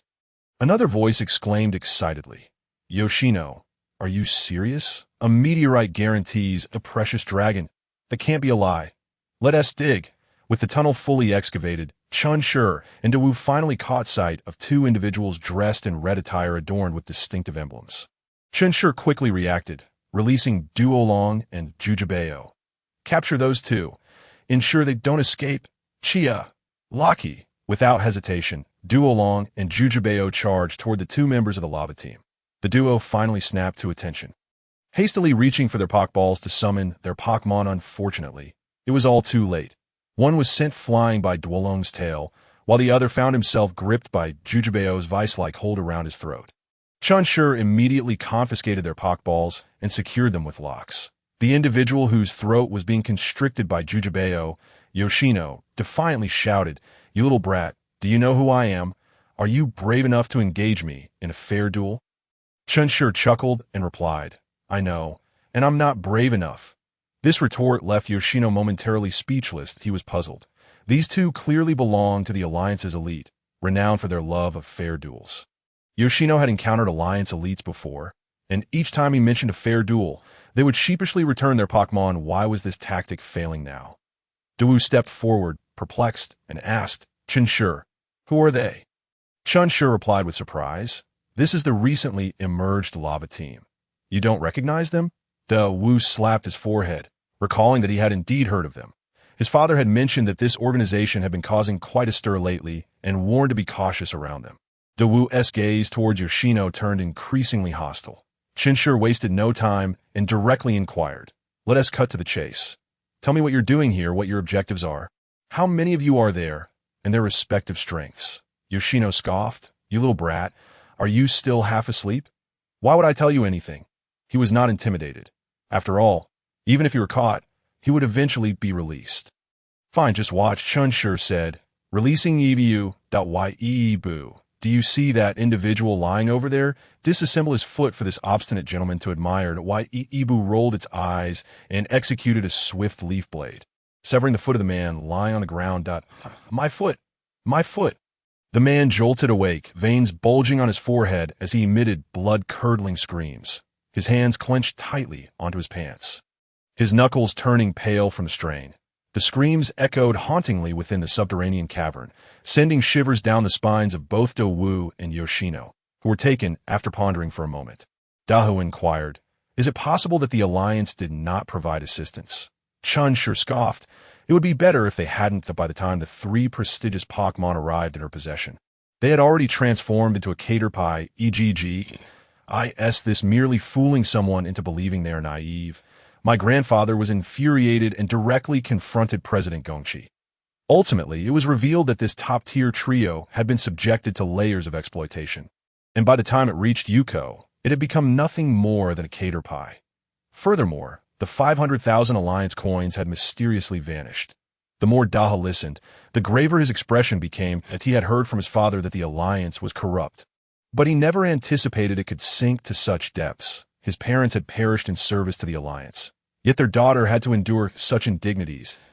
If this were to spread, who would dare assist the Alliance in the future? And what has become of Yuko now? My grandfather helped her reclaim her belongings. I hear she is currently traveling in the Kalos region. The Dahu's expression softened slightly at this news. Chen Shi remarked, in your encounters with the Magma Gang or the Aqua Gang, you must not show any mercy, despite their claims of fair duels. These individuals are nothing but desperate rogues who will not speak of fairness. Moreover, they will? Well, let's not dwell on that. Chen Shi suddenly became serious, saying, Do, you must strive to become a champion soon, and then cleanse the Alliance of its malpractices. I believe you can achieve this. Given Dahu's innate talent, the championship would eventually be his. Chen Shi's intention in sharing this was to inspire a change, to prevent the Alliance from further decaying, and to make this world a better place. Upon hearing this, Dahu felt a sense of unease, but nevertheless agreed. He then asked, what shall we do now? We are dangerously close to the Magma Gang stronghold. Remaining here is too perilous. Although Dahu spoke of danger, his countenance bore no signs of fear. Rather, there was a glimmer of eagerness in his eyes. The 2 individuals earlier had mentioned discovering many peculiar stones, which piqued Dahu's interest immensely. Chen Shi, fully aware of Dahu's intentions, shared his own fascination with those strange stones. They exchanged a glance and nodded in unison. Let us do it. However, the presence of a quasi-elite level powerhouse among them posed a significant challenge. Chen Shi fell silent, realizing that as they progressed, the disparity in levels grew increasingly pronounced. Although the difference between quasi-elites and gym leaders seemed minimal, in reality, 2 individuals combined would hardly suffice to contend against a single quasi-elite. Particularly one with at least 3 quasi-elite Pokémon, should that individual possess only 1 or 2. Chen Shi and Dahu would have the confidence to engage. Furthermore, who knew what other high-ranking members were present? Chen Shi stroked his chin. We must deliberate carefully. I have some knowledge regarding the Magma Gang. Their members excel in Fire-type Pokémon, which poses a disadvantage for you. Dahu acknowledged the validity of this statement. The elemental disparity indeed worked against him, and their strength surpassed his own, leaving little room for optimism. Nevertheless, Dahu was not one to surrender easily, and his mind raced with possibilities. Chen Shi added, the Magma Gang is here in search of meteorites. Thus, they cannot remain at their stronghold indefinitely. Many of their intermediate and advanced members are likely out, leaving only that officer named Huoshu to guard the base. Da nodded, appearing to grasp the logic in Chen Shi's words. What next? Chen Shi cleared his throat and directed his gaze towards Duo Longqi, who had remained silent since the beginning. That a wave of foreboding washed over Duo Longqi. Within the temporary base of the Magma Gang, a middle-aged man with fiery red hair was comfortably seated in a chair.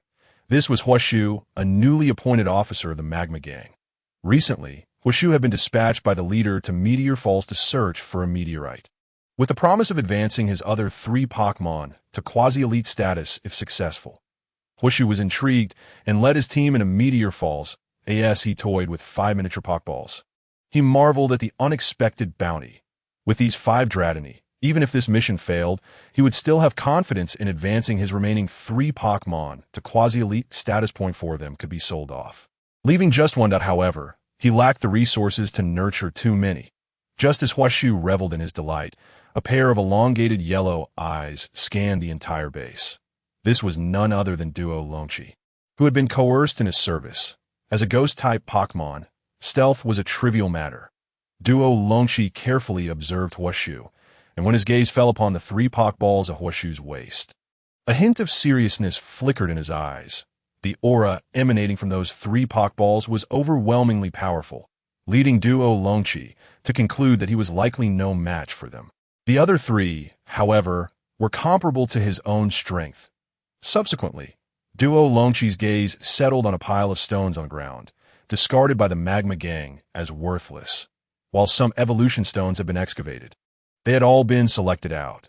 Duo Longqi recalled that he had once sought out peculiar stones in his youth. He then retrieved a pre-prepared spatial backpack and, seizing the opportunity while Huoshu was distracted, began to collect the stones one by one. Throughout this process, Duo Longqi remained exceedingly cautious, fearful of making even the slightest sound. Before long, the pile of deemed useless stones was completely packed away, and Duo Longqi swiftly made his exit. At this moment, Huoshu remained oblivious to the missing items. As he held no interest in the pile of worthless stones, he was still lost in his delightful fantasies. In a location where Dahu was excavating stones, the 2 companions waited in boredom. You just sent Duo Longqi out like that, unafraid of any unforeseen events. Chen Shi stroked his chin and said, "It's fine. Duo Longqi possesses strong stealth abilities. Unless faced with another ghost-type or psychic-type Pokémon, the chances of detection are minimal." Indeed, just as he finished speaking, the call of Duo Longqi echoed nearby. Duo Longqi approached Chen Shi, excitedly presenting a spatial backpack as if seeking praise. The deep-seated worry in Chen Shi's eyes finally dissipated. "Well done." Duo Longqi proudly patted his chest. "Of course. When have I ever let you down?" He then babbled on excitedly, leaving Dahu perplexed at his side. Chen Shi, however, understood.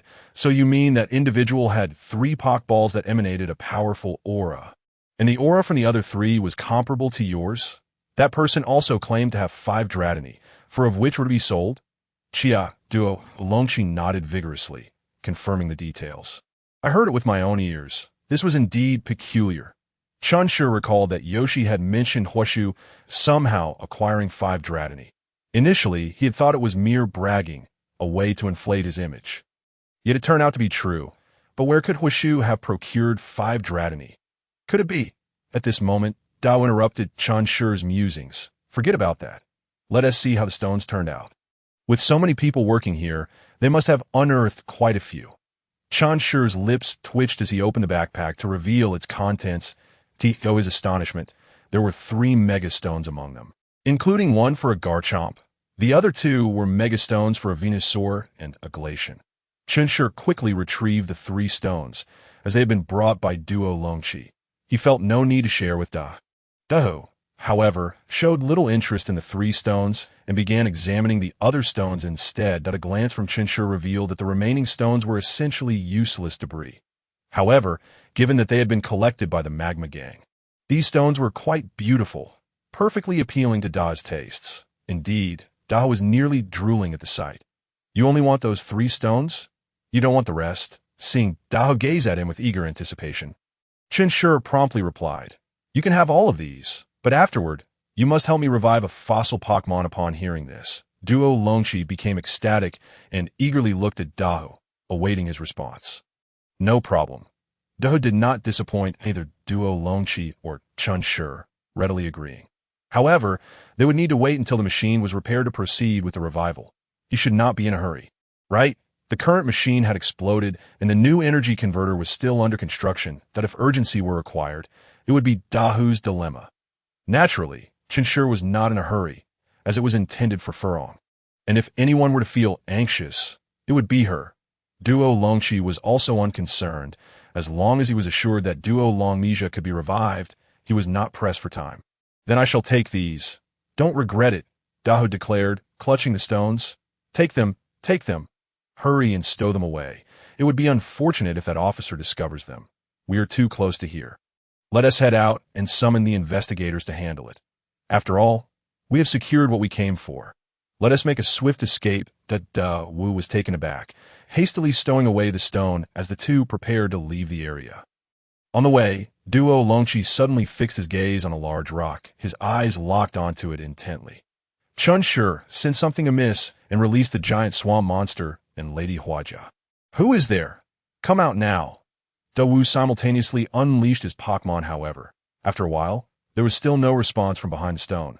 Still not coming out, are you? Duo Longshi, Dragon Pulse. Just as Duo Longshi was about to unleash a Dragon Pulse, a voice emerged from behind a large rock.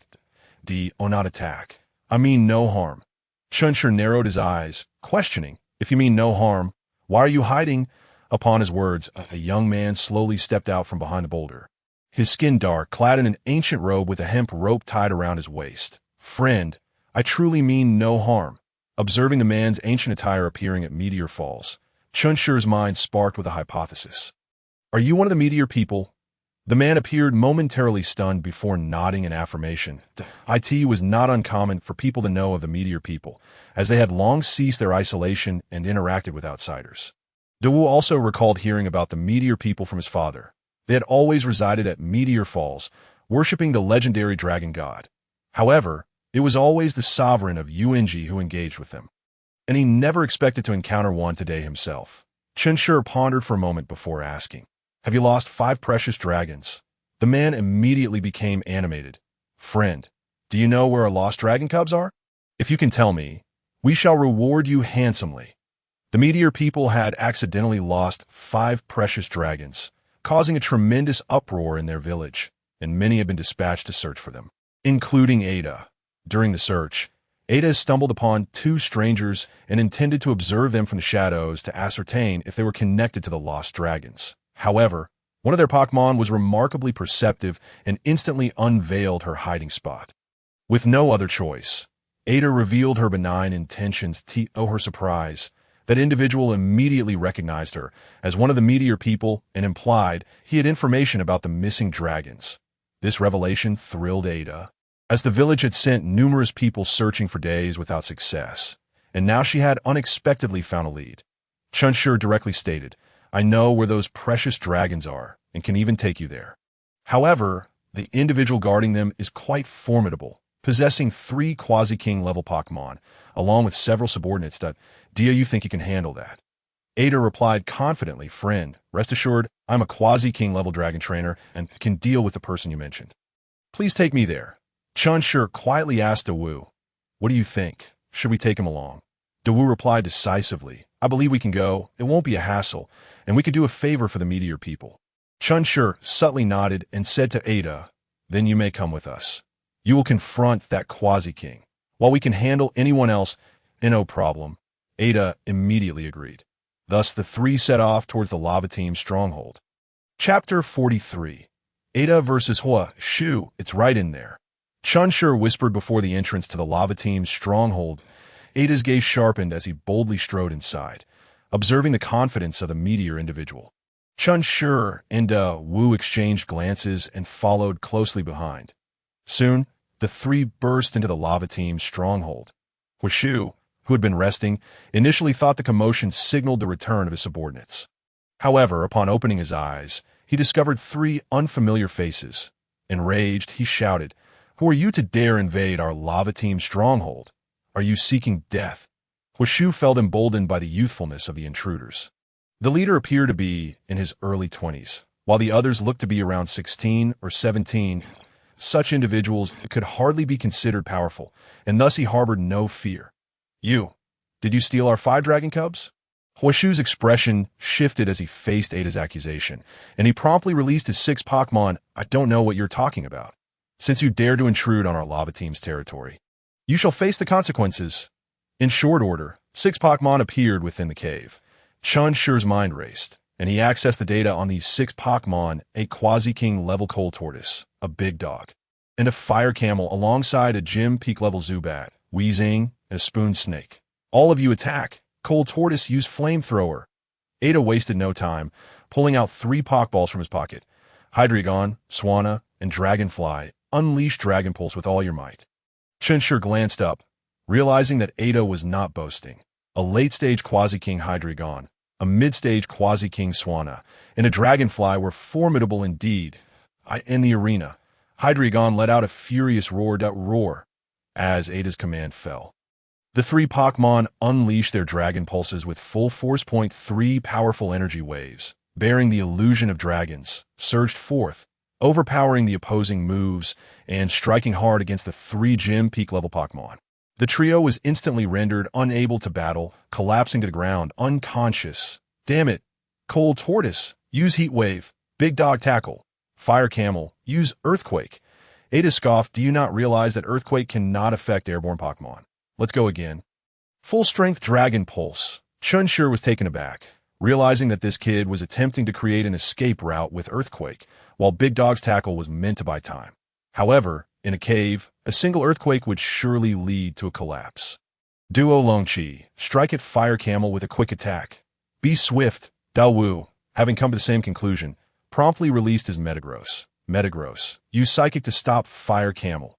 Duo Longqi was enveloped in dark energy and crashed into Fire Camel, while Metagross's Psychic seized Fire Camel, preventing the Earthquake from being unleashed. Duo Longqi used Phantom Ambush. Without hesitation, Duo Longqi dove into the alternate dimension. You seek death. Huashu roared in fury, realizing his plan had failed. Hydreigon, use Oblivion Wing. Swanna, use Brave Bird. Dragonfly, continue with Dragon Pulse. Roar. Hydreigon's Oblivion Wings surged past the Fire Blast, striking the Coal Tortoise and rendering it unable to battle. Fire Camel also fell to Swanna's ultimate move. Big Dog fared worse, as it was hit at close range by Dragonfly's Dragon Pulse and subsequently struck by Dragon Claw. Now lying in APITAS for Huashu, he had already succumbed. Unconscious beside Chen Shi. After entering the alternate dimension, Duo Longqi did not attack or return, but instead stealthily snatched Huashu's belongings. Sure enough, he had brought back a defeated foe. Daowu excitedly rummaged through his spatial backpack, emptying its contents onto the ground. After a brief scuffle, their interest waned. They had expected valuable stones or rare items, yet found only everyday supplies and resources needed for Fire-type Pokémon. However, they did manage to uncover 5 Pokeballs from Huashu. Upon opening them, 5 precious dragons appeared before them. They possessed blue bodies, resembling dinosaurs, with 2 teeth protruding from their mouths and yellowish lower jaws and bellies. They appeared rather adorable. Precious dragons, Ada exclaimed in excitement. The precious dragons, seemingly recognizing familiar figures, hurriedly ran to Ada's side. Bay in an instant. The cave, which had been shattered to pieces, was filled with the plaintive sounds of the precious dragons. Chen Shi also assessed the talents of these little creatures. 3 were Quasi-Kings, and 2 were Kings. 1 could only commend the exceptional lineage of the Quasi-Gods that emerged from the Meteor people. Nevertheless, both Chen Shi and Daowu showed little interest in the precious dragons, merely casting a glance. After some time, Ada finally calmed the precious dragons and approached the 2. I am truly grateful to both of you that if you are not in a hurry to leave, I would like to invite you to our village. Ada had just realized the purpose behind the earthquake and sincerely wanted to thank the 2 individuals before him. If it weren't for their assistance, he would not have located the missing precious dragons, and even if he had, he nearly allowed them to escape. Thus, Ada wished to extend an invitation to them. The elder would surely not refuse if she knew. Chen Shi exchanged a glance with Daowu, who nodded slightly. All right, Then let us go take a look. However, Ada pondered for a moment before saying, what do you plan to do with this person? He is a criminal in our eyes. Ada cast a disdainful glance at Horseshoe, contemplating for a couple of seconds before replying, I wish to take him back to the village and let the elder decide. Do you think that would be acceptable? Chen Shi inquired, how do you generally handle individuals like him? Typically, one is either executed or condemned to atone for eternity within the village. Chen Shi found amusement in this. Either fate was one he could readily accept. Very well. I shall not impose any further, he said. Ada's face brightened, and after retrieving the precious dragon, she led the two towards the innermost depths of the meteor waterfall. As they traversed the path, the trio engaged in casual conversation, with a three-headed dragon trailing behind, clutching a fiery tree in its claws. Ada inquired about life beyond their village, while Chen Shi and Wu expressed curiosity about the existence of the meteor people. Do you worship the dragon god? Ada, taken aback, turned to Chen Shi. How did you know? She asked. Indeed, our village venerates the esteemed dragon god. Wu, intrigued, confessed he had never heard of such a deity. Is the dragon god still present? Is it a Pokémon or some other entity? After a moment of contemplation, Ada deemed the information non-confidential and replied, strictly speaking, the dragon god is a Pokémon according to our village's legends. The dragon god has long resided in the ozone layer.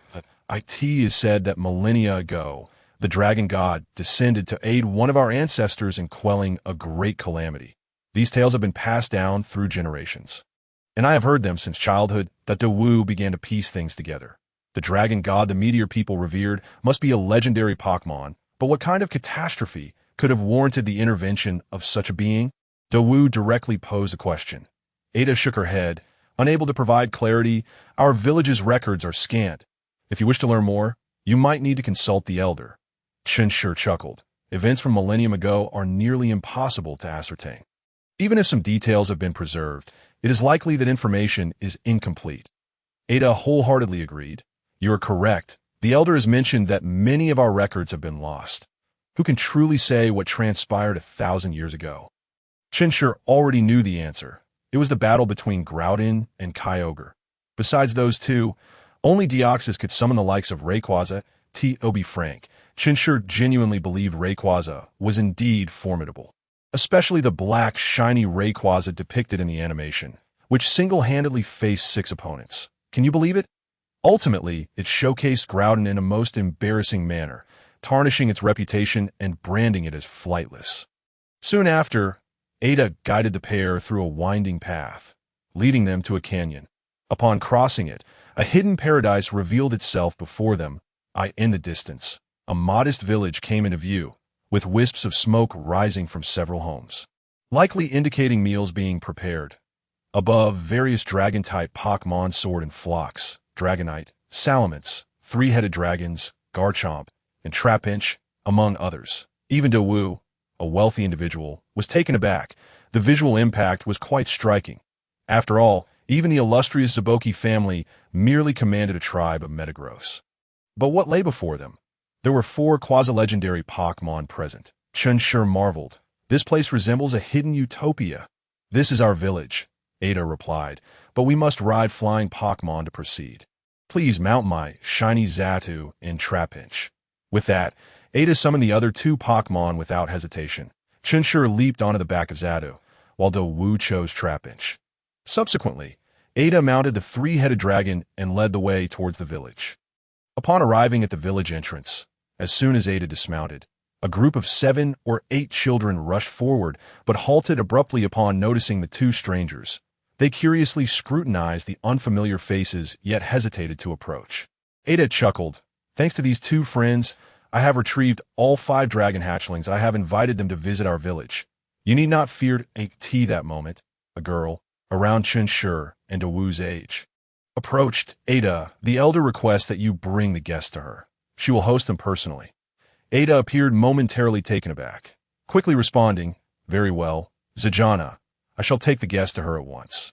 Chen Shi's interest was piqued by the name, and he observed Zijana for a moment. She had a slightly darker complexion, donned ancient robes, wore a small cloak, and sported short hair, exuding an air of vitality and confidence.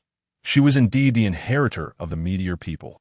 In the future, this girl would even infiltrate the Magma Gang, showcasing remarkable bravery. Ada turned back, stating, "Since the elder has extended her invitation, let us allow her to host you personally. Just follow my lead." The two had no objections. After all, they were on the elder's territory, and it was only fitting to comply with her wishes. Moreover, it was evident that the elder held the highest status in the village. With the elder personally attending to them, it was only reasonable for them to accept. Following Ada and Zijana, Chen Shi and Wu trailed behind. They soon realized that life here was not particularly primitive. Many villagers utilized modern tools. However, the villagers predominantly owned dragon-type Pokémon, ranging from Dratini to Swabu, and even Bagon to IT was quite impressive. Shortly thereafter, the four arrived at a solitary wooden cabin. Its isolation was notable, as no other structure surrounded it, just the small dwelling before them, which appeared modest, likely consisting of a living room and a bedroom. "This is the elder's residence," Ada announced, stepping forward to knock on the door. "Elder, I have brought guests." Moments later, a frail voice emerged from within. "Please let the guests enter." Ada stepped aside as Zijana opened the door, gesturing for the two to enter. They walked in, with Zijana gently closing the door behind them. As expected, the interior was as Chen Shi had anticipated. A single living room with a door that likely led to the bedroom. A wooden table occupied the center, surrounded by 4 stools, one of which was occupied by an elderly woman who looked as if a gust of wind could topple her. "Please, take a seat, esteemed guest. I am quite advanced in age and unable to rise to greet you. I hope you will excuse my lack of hospitality." The two hurriedly assured her that it was unnecessary, taking their seats at the table. Zijana also sat on another stool. The elderly woman leisurely poured tea for the three, saying, "Conditions here are humble. I hope you do not mind." Chen Shi's lips twitched slightly as he remarked, "You have already been most generous. We are not concerned with such matters." The elder nodded slightly and said, "I have heard that the 5 lost dragon hatchlings were only retrieved thanks to your assistance. I am truly grateful for your help. This." Chen Shi felt a headache coming on. The elder's incessant politeness was overwhelming. Moreover, they had only just arrived, with Ada accompanying them the entire time. How did she know? It was Dawu who spoke up. It was merely a small favor. That thief was no good, and naturally, we would help upon encountering him. With a long sigh, the elder expressed, "The purpose of inviting you both here is that I have a matter I wish to request your assistance with."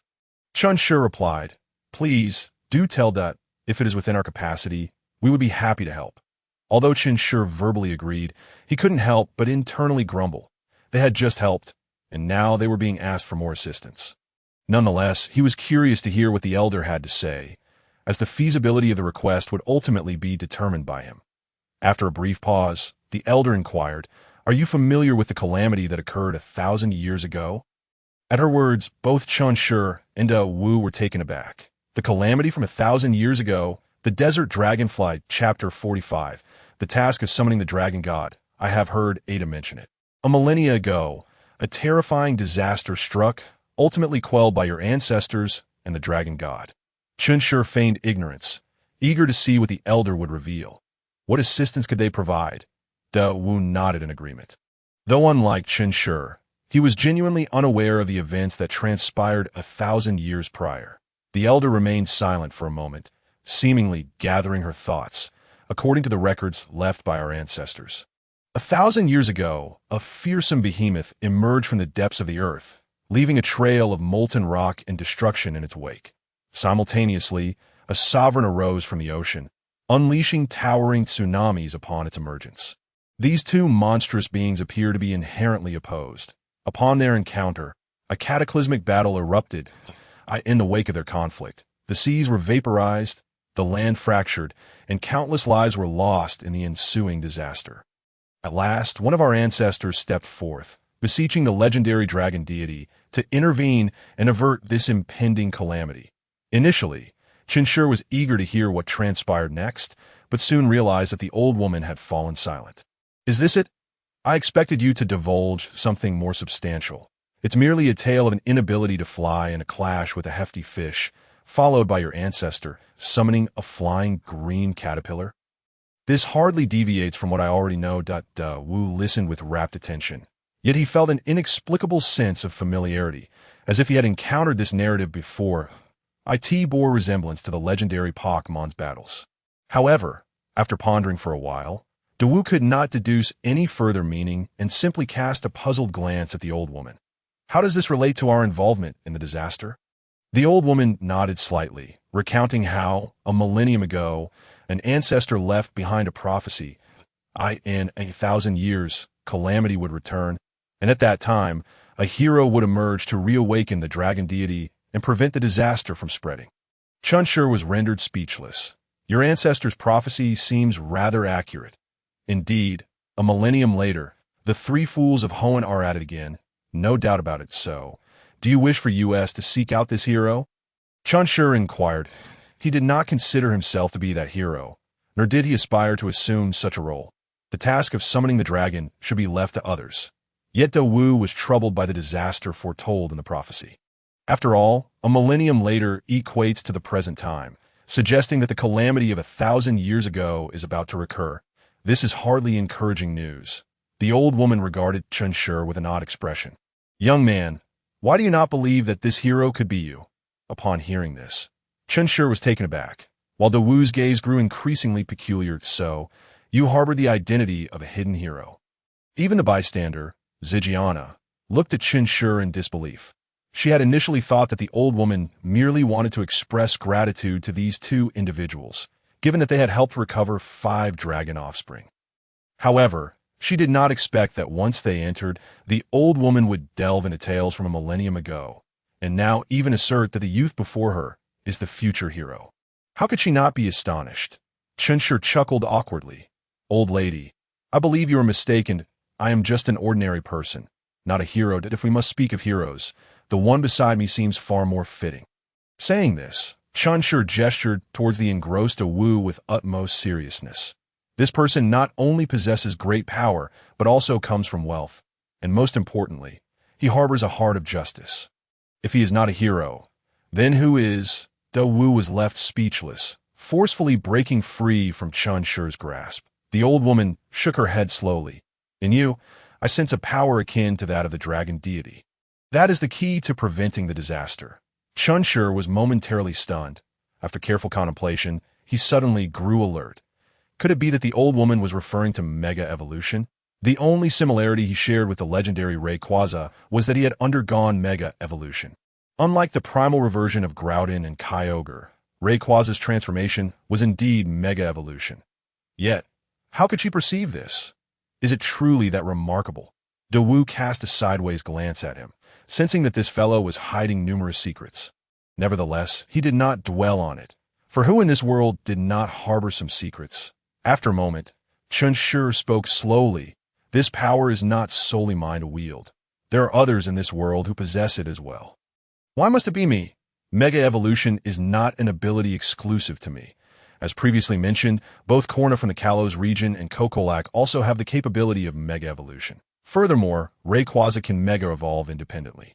Why must it be someone who wields Mega Evolution to summon it? The old woman regarded Chen Shi with a gaze full of significance. However, only you have come here and fortuitously saved our 5 dragon offspring.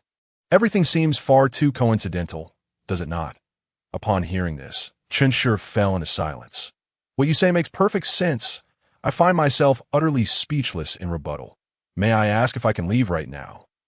Wu wore an odd expression, a hint of schadenfreude dancing in his eyes as he looked at his friend. That I believe the old woman is quite right. Perhaps all of this is indeed preordained. Old Chen, it seems you are destined to become this hero. A vein throbbed on Chen Shi's forehead. He truly wished to avoid entanglement in the affairs of the 3 fools of Hoenn. Let others undertake the task of summoning the dragon, specifically this individual beside me. Suddenly, Chen Shi adopted a serious demeanor. Old lady, this power can also be wielded by him. I can teach him, allowing him to assume the role of hero. In a bid to extricate himself from this predicament, Chen Shi was willing to go to great lengths. After all, he had not specified when he would provide instruction. Moreover, with both Team Magma and Team Aqua just emerging, time was on their side. He would eventually have to reveal Mega Evolution to Wu. It was no issue. This time, not only was Daowu taken aback, but the old woman and Zijiana were also somewhat bewildered. Are you truly so unwilling to embrace this hero's mantle? And this power can be taught? We wish to learn as well. Chapter 46. The Mega Evolution Stone of Metagross. Wu hurriedly grasped Chen Shi's arm, whispering, "What in the world are you doing? What power are you speaking of that can be taught?" "Don't ask. I will explain later," Chen Shi insisted. "I cannot disclose it now." Hearing his friend's insistence, Daowu had no choice but to refrain from further inquiry, though he still wished to persuade him. What if a calamity truly befell them? At the very least, old Chen could summon that so-called dragon deity to intervene, right?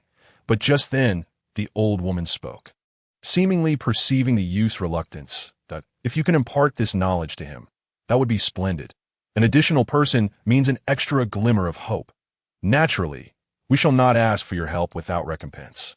You may enter our treasure vault and select 2 items each. The old woman did not inquire how to wield this power, but instead spoke of entering the vault to select items. Chen Shi's eyes brightened. This was splendid. He was particularly fond of selecting treasures. Daowu, on the other hand, appeared far more composed. As the heir of the Zivik family, he had encountered countless treasures. Legendary resources were not a novelty to him. However, when Zijiana stood up, opened another door of the wooden house, and led them down into the cellar, Daowu could no longer contain himself. Instead of observing the resources, he fixated on the numerous boxes filled with stones. These had all been collected by the Meteor tribe, either for their peculiar and attractive shapes or for the unique energies they contained, thus being stored in their vault. Chen Shi, however, was dazzled. An array of precious herbs, top-tier evolution stones, and attribute gems lay before him, all of them splendid. He even spotted several shards of the champion-level dragon-type Pokémon's relics. If there was something regrettable, it was that most of these resources were meant for dragon-type Pokémon.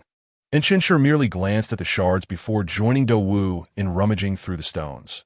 Zijiana stood by, speechless. In the village, only those who made significant contributions could enter here. She never expected these two to show little interest in the resources. Instead, they were captivated by the stones. Is this how outsiders behave? Little did she know that both individuals had extraordinary backgrounds. One was the heir of the Zivik family, while the other hailed from a lineage of top breeders. They truly lacked resources unless they were of legendary caliber, like the shards of Giratina. Clearly, such high-level resources were absent here. Thus, the allure of these resources paled in comparison to the stones for them. One was drawn by pure fascination, while the other sought Mega Evolution stones. You must admit, the Meteor tribe's accumulation over the years is no joke. There were over 20 Mega Evolution stones and 8 Keystone stones. Most of these belonged to Dragon-type Pokémon, such as Salamence, Garchomp, and Zijiana. They were likely found by these Pokémon and placed here. Yet there were also plenty of other Mega Evolution stones. For instance, Chen Shi had long coveted the Mega Evolution Stone of Metagross, which he now held in his hand. Chen Shi felt a surge of excitement. It truly was a stroke of fortune to find Metagross's Mega Evolution Stone here. Now he had collected all the Mega Evolution Stones for the Pokémon capable of evolving. He would no longer have to worry about this in the future. Next, Chen Shi selected a shard of a champion-level Salamence relic. He intended to take it home and try it on his grandfather Salamence to see if it could help it break through to the champion level. Once Salamence achieved that breakthrough, the safety of their family's farm would be greatly enhanced, and it was likely that no one would dare to covet it. When the two emerged from the cellar, the old woman fell silent upon seeing their selected items. The shards were one thing. Having allowed them entry, she naturally did not fear them choosing precious goods. However, she did not expect them to select 3 seemingly useless stones. This left the old woman somewhat perplexed. Yet, she remained unaware that the power she yearned for resided within those stones. Subsequently, the old woman softly inquired, "Are you certain you wish to choose these? Would you like to reconsider?" No reconsideration. The two individuals responded in unison. The elderly woman nodded slightly.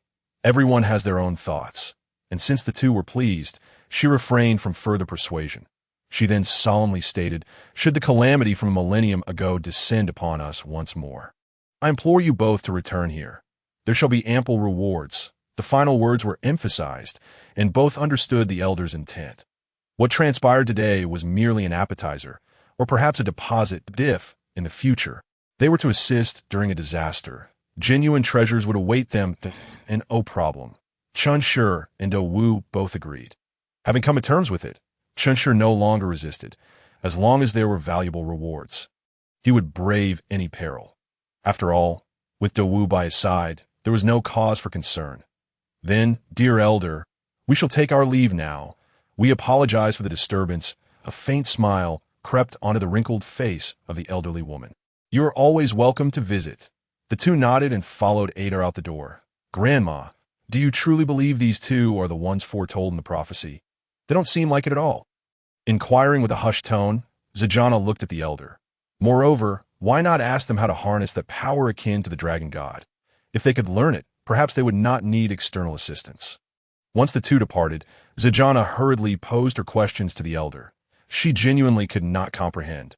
Only the silver-haired youth appeared somewhat earnest. The other seemed rather unreliable, to put it mildly.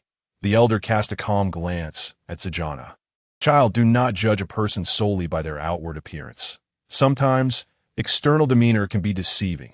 Perhaps the one you deem untrustworthy is, in fact, the most reliable. Zijana recalled Chen Shi's countenance and inwardly pondered. Is he truly as the elder describes? The elder continued. As for your suggestion to inquire about how that youth wields such power, have you considered why they would entrust something so significant to you? Some matters are best left unasked, lest you tarnish an otherwise friendly relationship. Zijana parted her lips, seemingly ready to articulate her thoughts. Yet nothing escaped her lips. The elder was right. Such vital information was not something they had any right to expect. Voicing it would only lead to mutual awkwardness, as for forcefully obtaining it. Zijana had not contemplated that. The two had returned 5 dragon hatchlings to the village, making them benefactors. The trainers of the Meteor Nation have always conducted themselves with integrity. They would never engage in such treacherous acts. Child, there is much for you to learn. Prepare yourself. It's time for you to venture out and not linger in the village. Zijana's heart quaked, and she nodded emphatically. I understand, dear elder. Chapter 47. The miserable Furong, where shall we head next? Do Wu inquired at the exit of Meteor Waterfall, turning to his companion. Let us go to Furnace Flame Town. It is already evening. We can find a place to stay and enjoy the hot springs tomorrow. The day after is the championship match. Do Wu found this reasoning sound. He had long heard tales of the comfort of the hot springs in Furnace Flame Town. During their last visit to challenge the gym, he hadn't had the chance to try them, but this time he was determined to indulge. Subsequently, Do Wu summoned his armored bird, carrying both of them directly to Furnace Flame Town. Upon arriving outside Furnace Flame Town, the two dismounted from the armored bird and were about to enter the town when a heart-wrenching scream pierced the air. Brother Chen Shi. They turned to see a disheveled girl running towards them, tears streaming down her face, invoking sympathy in all who heard her. Chen Shi, recognizing those familiar red flowers, couldn't help but burst into laughter. Ha! Furong, what on earth happened to you? Have you taken up a job begging? Furong, having just arrived, looked utterly aggrieved, her tears flowing unabated as she wiped her face with her small hands, appearing quite pitiful. Brother Chen Shi, I was tricked by a con artist. Several people swindled my money and even beat me up. I haven't eaten in 2 days. Upon hearing this, Do Wu quickly turned his head, stifling his laughter to the point that his handsome face flushed. He recalled that this was the very girl Chen Shi had instructed him to deceive. He hadn't anticipated that the underlings would act so efficiently, leaving the poor girl without food for 2 days. Chen Shi's expression stiffened as he suddenly remembered that he had indeed arranged this with Do Wu. The realization struck him just now. Ahem, well, you must be starving. Let us find something to eat inside. Yes. Thank you, Brother Chen Shi. Do Wu could no longer contain his laughter, but upon meeting Chen Shi's gaze, he forced himself to suppress it and began scanning the surroundings. This poor girl. If only she knew that her current predicament was orchestrated by her brother Chen Shi, would she still express her gratitude?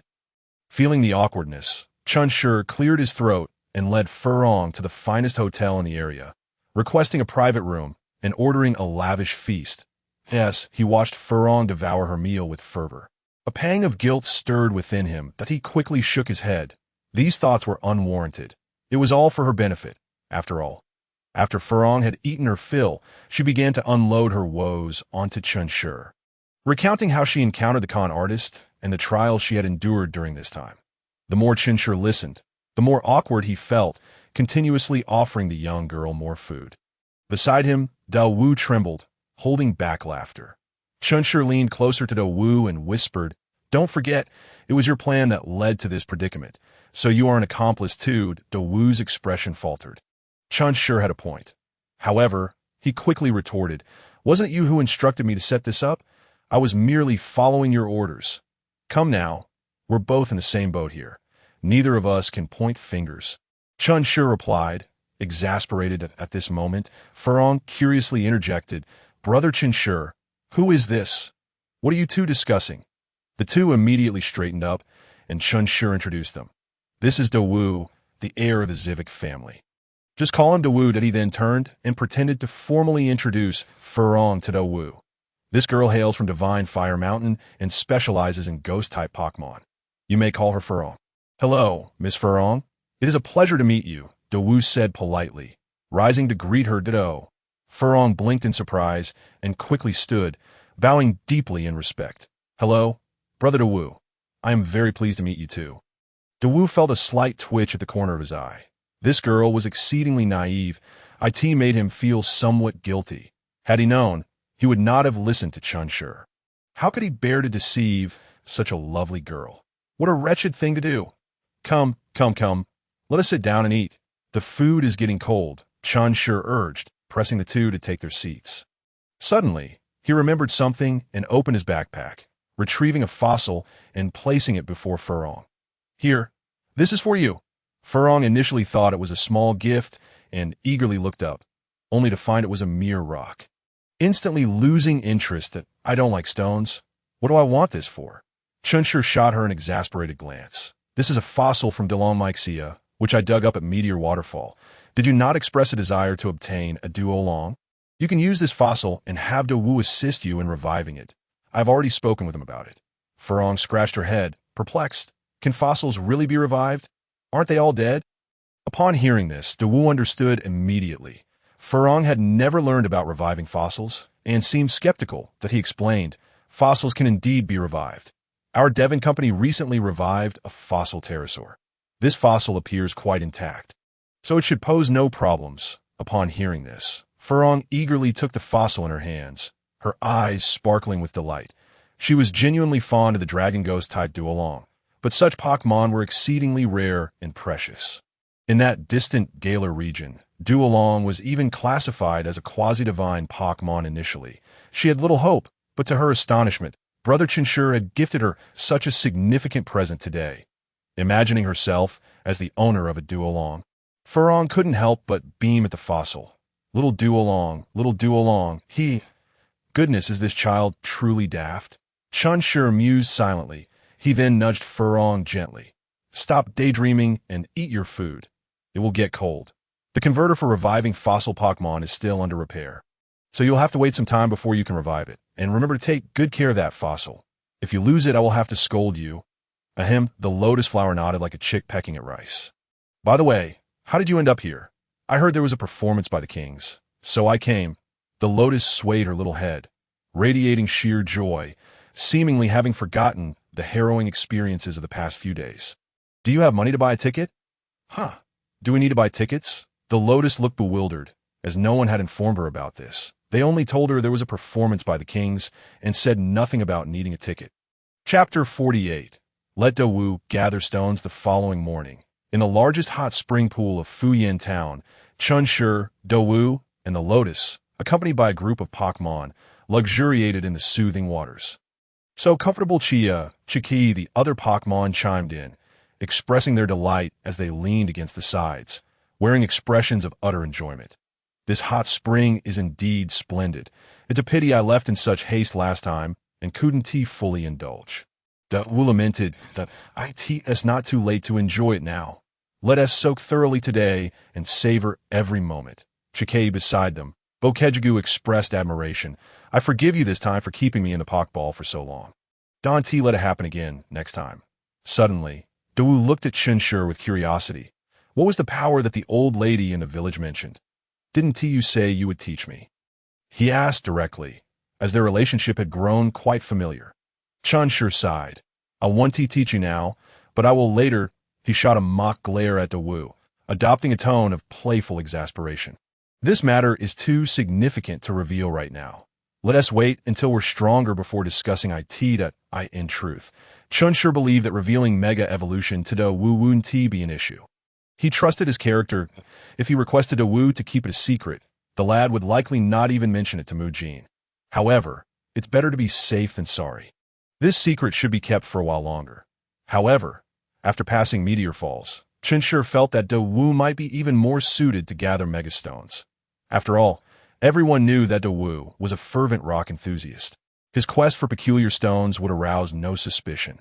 Unlike the current situation, where his grandparents would hide stones, fearing exposure. But revealing Mega Evolution to Dawu posed a risk of exposure. It would be wiser to emphasize the importance of Megastones instead.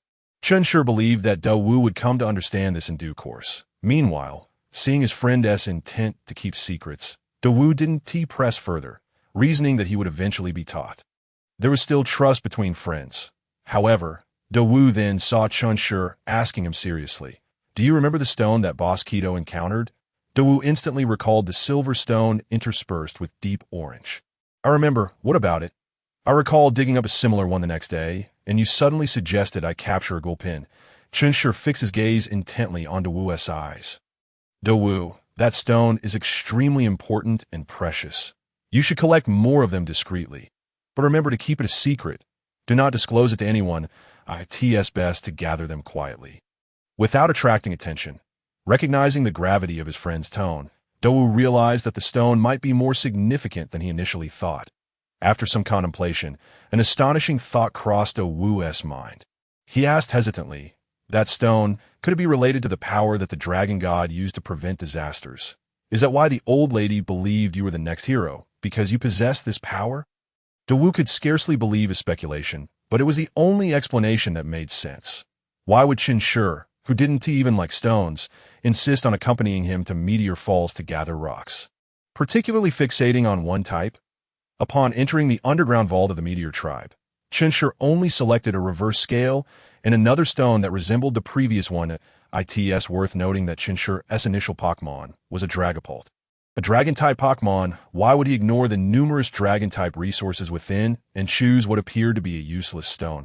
He didn't believe that a 14-year-old prodigy in Pokémon breeding was a fool. This could only imply that the stone was extraordinary, likely linked to the critical power the dragon god wielded to thwart calamities a millennium ago. Yet this hypothesis left Dawu in disbelief. The dragon god, even though Dawu had never seen it, was a legendary Pokémon. What kind of power could warrant such concern from such a being, even becoming essential for preventing disasters?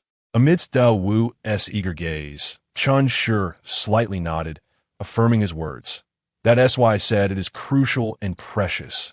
You must keep it a secret and tell no one. Now is not the time for this power to be revealed, as we cannot safeguard it." Dawu's expression turned grave as he nodded slightly. He understood this principle well. Possessing too much could lead to greater loss, especially in a world where power reigns supreme. Then with excitement, he asked, "Is that power truly so formidable?" Chen Shi replied, "Indeed, it is incredibly powerful. It brings about a comprehensive transformation, enhancing not just levels but the essence itself. It's not an exaggeration to say it's a change from within. But this power can only be used temporarily, and one lasts long. It can support a battle, which is sufficient." Dawu felt invigorated. He grasped the essence of what he heard. This power was indeed substantial, albeit temporary. However, Dawu was not greedy. He understood that to gain, one must first give. Supporting a single battle was enough. That moment, Chen Shi looked at Dawu with a hint of significance. "I still think Gulpin is pretty good." Dawu soon realized that his friend had been subtly guiding him. He just picked up on it. Perhaps Gulpin was not as simple as he had initially presumed. Subsequently, Dawu smiled and nodded. "I also think it's great. I'll look for a suitable Gulpin when I return." The two exchanged knowing smiles, with unspoken understanding passing between them. But then the Lotus suddenly interjected. "Chen Shi, should I also capture a gulpin? It was only then that the two realized there was still another person present. This girl had been listening from the beginning, and they had completely forgotten about her. Chen Shi's lips twitched slightly. You don't need to. Don't you have a Miss Smagius? Just train it well. Oh. The Lotus nodded thoughtfully. Observing her demeanor, Chen Shi shook his head helplessly, hoping she would heed his advice. Chapter 49. The arrival of Cynthia. As the trio reveled in their enjoyment, a server approached them. Excuse me, guests. There's a lady outside who claims to be your friend and wishes to meet you. May I let her in? Since this grand hot spring pool had been reserved by the affluent Dawu, no one else could enter. Now someone was claiming to be their friend, prompting the server to inquire. Chen Shi looked at Dawu, puzzled.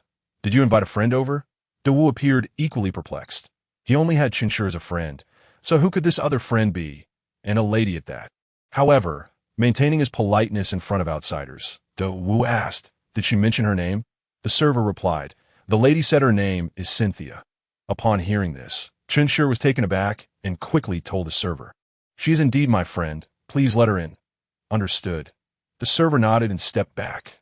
Meanwhile, Dragapult, Mrs. Flower, EV, and Bokejigu all looked at Chen Shi with a mixture of confusion and intrigue. They certainly recognized Cynthia, having traveled together for quite some time. They were well aware of the ambiguous relationship between their trainer and Cynthia. Chen Shi paid little mind to their expressions and addressed Dawu. She is a friend from Sinnoh. I believe I mentioned her to you once. She is also known as the Battle Goddess. You must have heard of her. The Battle Goddess? Dawu teased, glancing at his friend with a drawn-out tone. He had just seen the looks exchanged among Dragapult and the others, and he was beginning to understand the situation. Feeling slightly embarrassed under their scrutiny, Chen Shi insisted, friends are friends, all friends. Clearing his throat, he added, ahem, it should be fine for her to come in and meet us. After all, this is a hot spring reserved by Daegu, so Chen Shi still inquired a bit. Daegu, seemingly indifferent to the matter, appreciated the opportunity to make acquaintances. Given his limited circle of friends, he had come to understand that only individuals like them could truly enjoy each other's company. Therefore, he welcomed the arrival of Sharona without any reservations. Soon, a server entered, leading a golden-haired beauty clad in a bathrobe. Cradling a Pokémon upon seeing Sharona in such attire, Chen Shi was momentarily taken aback. Then quickly greeted her. Miss Sharona, it has been quite a while. Come and experience the hot springs here. They are truly delightful. Sharona squinted at Chen Shi and proceeded to the hot spring pool. Why call me Miss Sharona? Such formality makes us seem distant. Just call me severe choice disorder. Upon hearing this, Duolanki and the others looked at Chen Shi with expressions of schadenfreude. Chen Shi inwardly sensed trouble. The newcomer seemed less than amiable, yet he smiled and replied, what are you talking about? How could I ever call you that? It's all just baseless gossip. Is that so? Sharona regarded Chen Shi with a playful smile. Then perhaps you could explain the matter of severe choice disorder on the researcher forum? Well, Chen Shi scratched his head, his eyes lighting up upon noticing the Pokémon nestled in Sharona's arms. This little fellow has hatched. It looks quite healthy. Sharona let out a cold huff and shot Chen Shi a glare. She had arrived in Hoenn the day Chen Shi left, but upon finding the Chun family farm. The elderly couple informed her that he had gone to watch a battle tournament. Determined to find Chun, she searched Fuyin town for 2 days but found no trace of him. It was only this morning that Lucario suddenly declared he sensed Chen Shi's presence, leading her to this location. Poke Gigi, look, that is your daughter. The little creature had hatched, and Poke Gigi could finally rest easy. Initially focused on the performance, Poke Gigi was taken aback, then stared incredulously at the Pokémon in Sharona's arms. Chachiki, Bubi, even EV and the others were astonished, glancing between Poke Gigi and the newly hatched Pokémon. To be fair, it resembled Poke Gigi in its youth. Oh dear, Duolanki suddenly felt melancholic, realizing that at just 1 year old, he was already an uncle. I wasn't prepared for this. Chachiki. Poke Gigi recovered quickly, soaring up to give Chen Shi a playful peck on the head. You just became a parent. I'm still but a youngling. Chakadoo-dee-I? The Pokémon in Sharona's arms looked curiously at Poke Gigi. Sensing their kinship and glimpsing her future self, clearing his throat, Chen Shi introduced everyone. This is Miss Sharona from Sinnoh, and over there is the silver-haired Zivukadagu, along with the young lady named Furong. We shall all be friends from now on, so let us get acquainted. Furong gazed at Sharona with starry eyes. Sister, you are so beautiful. Sharona responded with politeness. Thank you. It is a pleasure to meet you. Little Furong. Daegu was momentarily stunned before exclaiming, It is a pleasure to meet you, Miss Sharona. Your beauty surpasses even the finest luminescent stone. I can see this. Everyone was left dumbfounded, and Chen Shi looked at Daegu in utter disbelief. Finally, he gained a clearer understanding of Daegu's fondness for stones. What a celestial compliment, truly an eye-opener. After regaining her composure, Sharona smiled. I have heard of you, the champion of this year's Caillou conference, that I am delighted to meet you. Subsequently, Sharona released her Pokémon. Garchomp, Lucario, Milotic, Glacian, and Crustled. Oh, little shark dog, Milotic and Glacian. It has been a while. Except for Lucario, who merely nodded in acknowledgement, the other three Pokémon eagerly flocked to Chen Shi. Shark, Mino, Bubi, they were quite familiar with Chen Shi. And Glacian even leaped into his arms. Habitually, Chen Shi began to massage Glacian, making her squint in pleasure. Bubi, Tello, hot spring massage, who understands? Chapter 50. The gift at that moment, Daegu suddenly slapped his forehead, was the severe choice disorder Sharona mentioned, referring to that genius researcher who had recently released EV. Glacian and Steelix? Sharona nodded slightly, then shot Chen Shi a fierce glare. Just ask him directly. Chen Shi instinctively recoiled, adopting an ostrich-like stance. Daegu looked at Chen Shi in confusion, not comprehending why Sharona insisted he inquire. Ahem, that would be me. Just conducting some casual research. With everyone's gaze fixed upon him, Chen Shi realized he could not evade the topic and reluctantly confessed. After all, there was nothing scandalous about it, so you were the one behind severe choice disorder? Daegu was genuinely taken aback. His friend had hidden quite a bit, and he never expected Chen Shi to possess the identity of a genius researcher behind the scenes. Chen Shi waved his hand dismissively. It's merely casual research. Don't take it too seriously. Everyone's mouths twitched. This was what he deemed casual research.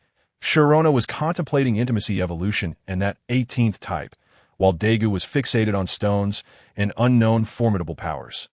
If this was casual research, then researchers below the doctoral level should just throw themselves into a wall. By the way, Daegu, I just remembered, Scyther is also quite impressive. You might want to consider it.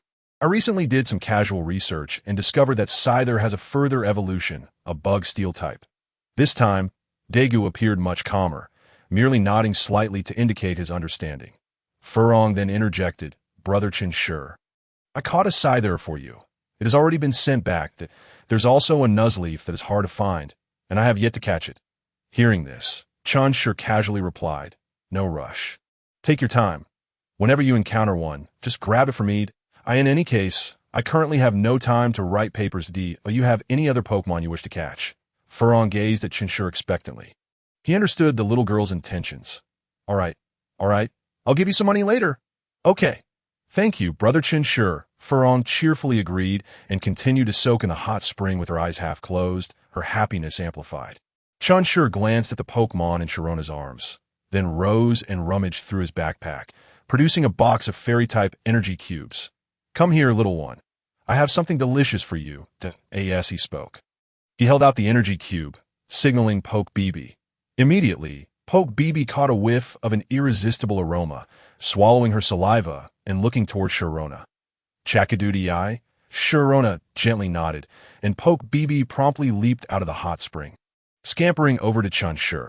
After receiving the energy cube, Poke BB dashed back to Sharona's side. Chen Shi chuckled and scolded playfully. What a clever little rascal. Just like my Poke Gigi before it evolved. She forgets her loyalty once she receives a treat. Sharona, observing the pink energy cube, felt a wave of curiosity. This energy cube is quite peculiar. I haven't seen one before. Yet, Poke BB seems to be enjoying it immensely. Chakadoodie-eye? Chen Shi smiled knowingly, saying, This is an energy cube I specifically designed for Poke BB. Why Poke Gigi is still enjoying it as well. Upon hearing this, Sharona's heart stirred, realizing that this energy cube was likely extraordinary. After traveling together for a year, she had come to know Chen Shi quite well, and his words seemed to carry deeper meaning. Remembering the mention of the 18th type in his previous letter, she refrained from probing further. Daegu, on the other hand, did not think too much of it. It was quite normal for a breeder to customize energy cubes for their Pokémon. He had seen such energy cubes before. They were merely aesthetically pleasing. Nothing extraordinary to be, by the way. Sharona, I have a gift for you. Dega's expression suddenly turned curious, and he remained quietly observant. Even Farong seemed to sense something, glancing back and forth between Sharona and Chen Shi. Chen Shi produced 3 boxes, using Metagross's telekinesis to send them to Sharona's side. What is inside? Chen Shi shrugged. Just a gift. Open it, and you'll find out. Sharona felt a warmth in her heart as she took one of the boxes and opened it. Lipstick? Hyrona gazed at Chen Shi in astonishment, taken aback that this fellow would gift her a lipstick. It felt as if the sun had risen in the west. However, it didn't take long for her to realize that this lipstick was no ordinary one. Embedded below was a stone adorned with a unique, multicolored pattern. Noticing that Hyrona had taken note of the keystone, Chen Shi couldn't help but smirk inwardly. This was a custom piece he had specially commissioned.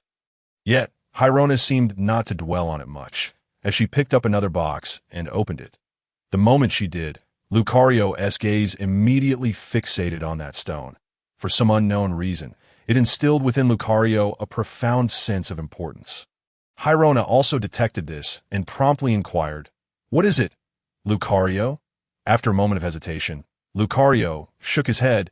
He didn't sense anything unusual, attributing it merely to an illusion that, on the other hand, Dawu had noticed and thought. Wasn't this exactly that significant stone? To his surprise, Chen Shi had directly gifted Hyrona one, and he claimed they were just ordinary friends. Ordinary friends wouldn't casually exchange such items. Furthermore, as friends ourselves, he had never gifted me one. With this thought, Dawu cast a lingering glance at his friend. Chen Shi, aware of Dawu's gaze, cleared his throat and asserted, "Don't you have 2 already? And didn't you say you had plenty at home?"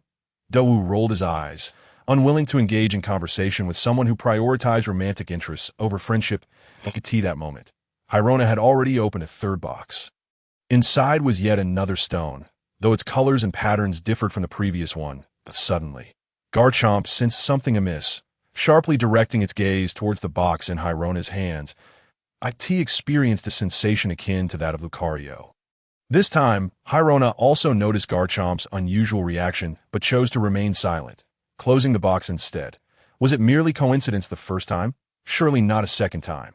She wasn't foolish. Chen Shi wouldn't gift her 2 useless stones. It was likely that these stones concealed some secret, one that pertained to both Garchomp and Lucario. And the lipstick she had initially dismissed, which bore a stone as well, now appeared to be of significance too. Chen Shi suddenly remarked, "This is a meticulously prepared gift.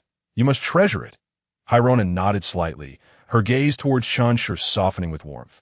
"Thank you. I truly cherish this gift. I really adore this ice EV." Chapter 51. Coincidence. Early the next morning, the 4 of them gathered together, making their way towards the Fu Yin Gym. Surrounding them were throngs of people, all arriving from various directions to witness the champion performance. Some were evidently clad in attire from other regions, indicating they had traveled from afar. So many people. Fuyong gazed around, having never encountered such a crowd, and felt a surge of anxiety as she tightly grasped Chen Shi's arm. Beside her, Hyrona subtly furrowed her brow but chose to remain silent. However, Dawu felt entirely different. He sensed that he shouldn't be there. For some reason, he felt rather superfluous. Chen Shi brushed Fuyong's hand away, exclaiming, "There are many people. Why are you clinging to me? Let go." Fuyong pouted, then turned to grasp Hyrona's hand, making a face at Chen Shi. "You stingy person. If you don't want to hold hands, then fine." Chen Shi cast her a sidelong glance, but said nothing further. Indeed, the crowd was immense, suggesting that this champion performance was highly anticipated. Dawu elaborated, "This is the first public match of the newly appointed champion, so it's only natural it garners attention." Chen Shi understood Dawu's implication. This performance was essentially to establish the new championess authority, allowing everyone to witness the prowess of this dark-type champion. It was likely that Huaiyue and Muro wouldn't showcase their true strength, presenting only Pokémon at the entry level of champion rank. The most probable outcome would be a stalemate. It wouldn't be realistic to expect Huaiyue to defeat Mura. And if Huaiyue were to lose, The new championess reputation would be severely tarnished. The league would not want Huayue to lose, nor could they allow Mura, a veteran champion, to be defeated, hence a stalemate was the likely result. Suddenly, Chen Shi spotted a girl with crimson hair, donning glasses and exuding an icy aura. That girl appeared to be the prodigy from the Silver Academy, renowned for being a once-in-a-century talent, specializing in ice-type Pokémon. Upon hearing this, the other three turned their attention towards her, eager to witness this celebrated prodigy. Yet, the girl was quite perceptive and instantly recognized the gazes of the four, glancing back at them. However, neither side acted further. They merely exchanged subtle nods of acknowledgement before returning their gazes elsewhere. Fuyong muttered softly, "That sister feels so cold." Chen Shi thought to himself, if only you knew what she was like in private. In his memories from a previous life, this future ice-type champion from the Kanto region was merely a naive girl who adored dolls, a stark contrast to her current demeanor. She could easily rival Hydreigon in this regard. Before long, the four ascended to the spectator stands and found their seats. However, the individuals seated beside Chen Shi made him feel a sense of unease. His left sat Kona, while to his right was a red-haired boy cloaked in a crimson cape. Wasn't he just a Dajuo? To his astonishment, he had also arrived here, coincidentally seated alongside them. This was too suspicious. Chen Shi would never believe it was merely coincidence. Hydreigon greeted Kona on her left, saying, "What a coincidence. We meet again that I'm Hydreigon." Kona responded with a polite smile, acknowledging the coincidence. "You can call me Kona." Leaning back, Chen Shi slowly remarked, "I don't consider this a coincidence that, as so many coincidences become inevitable." Dawu appeared puzzled, wondering what was strange about merely encountering the girl from earlier. Observing Dawu's bewildered expression, Chen Shi clarified, "The person beside you is the dragon tamer from Kanto. Do you still think this is a coincidence?" Dawu was taken aback, turning to regard the dragon tamer beside him. "Hello, Zifki Dawu. I've heard much about the youngest high-ranking investigator in the league." The dragon tamer ate this moment. He comprehended his friend's point. This was indeed unlikely to be a coincidence. Just look at how many extraordinary individuals are seated in this row, the youngest intermediate breeder in the league. The heir of the Zivki family, the battle goddess of Sinnoh, and the youngest investigator in the league, alongside the most talented individual from the Silver Academy in recent years. And then there's just a naive girl. The dragon tamer, now realizing the situation, remarked, "I've heard of you, the champion of the Caillou Conference, the heir of the Zivki family." Initially, he thought the mention of coincidence referred to their encounter, but it turned out to be about their seating arrangement. Chen Shi introduced himself. "You could just call me Chen Shi." The dragon tamer was taken aback once more, recognizing him as the youngest intermediate breeder in the league, often referred to as the prodigy destined to become a master breeder. He didn't suspect this was a case of sharing a name. It was evident that Chen Shi and Dawu were friends at that moment. Hydreigon, who had been observing the conversation, gently chimed in. "Hello, my name is Hydreigon." The dragon tamer felt somewhat overwhelmed, finally grasping the meaning behind Chen Shi's assertion that it wasn't a coincidence. Who was Hydreigon? The battle goddess of Sinnoh, now regarded as a future champion of the region. He also recognized Kona, as they were both part of the Kanto League. The dragon tamer sighed. "It seems the league has deliberately arranged for us to be together." Everyone understood his implication, but chose not to voice it. The league likely orchestrated this arrangement to facilitate early interactions among these prodigies. Perhaps in the future, they would all become champions of their respective regions, that it was merely a matter of time before they would interact. This was just a precursor. Fuyong looked around, feeling a bit deflated. The titles of these individuals sounded so impressive. She doubted she could hold her own against any of them. What should she do? She felt overlooked and somewhat miffed. Noticing the little girl as unease, Chen Shi introduced her. "This is Fuyong, the successor of the sacred fire mountain." Fuyong perked up, although her own reputation might not be grand. Her family certainly was. Kona and the dragon tamer were surprised, realizing that this girl was indeed the one who emerged from the sacred fire mountain in Hoenn. After exchanging pleasantries with Fuyong, they discreetly committed her name to memory. Chen Shi couldn't help but marvel at the league's cleverness. With a few minor adjustments, they had gathered the future leaders of various regions together. Chapter 52. A scripted champion performance. Fuyong blinked her wide eyes, scanning the gradually quieting arena. Brother Chen Shi, is the performance about to commence? I see everyone has fallen silent. Yes, indeed. It is almost time for the two champions to take the stage. Chen Shi glanced at the time and directed his gaze towards the door at the front of the battlefield. In the next moment, the door slowly opened, revealing two figures emerging from within. One was a middle-aged man adorned in red trousers and black shoes, his shirt collar slightly unbuttoned, and a tuft of red hair atop his head. This was Hydreigon, the newly appointed Dark-type champion of the Hoenn region. Accompanying him was an elderly man, hunched over with a cane. He was Mura, the Fire-type champion. As these two stepped onto the field, the atmosphere surged with excitement, and many began to chant their names. Hydreigon. Mura. Both Hydreigon and Mura raised their hands and waved towards the audience, greeting them. Furong watched the two with curiosity. Brother Chen Shi, are these the two Elite Four members who will battle? Who do you think will win? It was her first time witnessing the Elite Four in action, and she felt a sense of intrigue regarding the outcome. Neither of them will win. It's highly likely to end in a tie. Why is that? Furong exclaimed, incredulous. How could such high-caliber individuals end in a stalemate? Even in her own battles, there was either a victory or a loss. Ties were exceedingly rare. Chen Shi shrugged. The world of martial arts is not merely about fighting. It is also about the intricacies of human relationships. Furong, you still have much to learn. This statement left Furong utterly puzzled. Wasn't this merely a battle? Why was it tied to human relationships? Her young mind struggled to grasp the meaning. For in her eyes, a battle was simply a contest where one should exert their utmost to defeat the opponent. All right, it's about to begin. Just watch, and you'll understand that on the field, a referee stood atop a sturdy Shirelden, microphone in hand. Gentlemen, please prepare yourselves. This exhibition match will employ a 3 versus 3 singles format. Hydreigon grinned. Mura, please guide me. The latter nodded slightly. Let us begin. Very well, I hereby declare the Elite Four exhibition match officially commenced. As the referee's words echoed, a blue energy shield enveloped the entire battlefield. Hydreigon was the first to throw a Pokeball. Go. Blaziken. With a flourish, the Pokeball opened, and a majestic Blaziken appeared on the field. Chen Shi felt a twinge of surprise upon seeing this Pokémon, for it had garnered quite a reputation in his previous life, often referred to as the universe's #1 Blaziken. He had always admired this Pokémon, but had never encountered the right one until now. After a quick scan of Blaziken's data, it turned out to be a peak champion-level Pokémon, not even reaching the champion tier. This was undoubtedly not Hydreigon's main force. It was likely a secondary Pokémon. In the next moment, Mura also released a Pokeball, summoning an elegant Ninetales to face the Blaziken.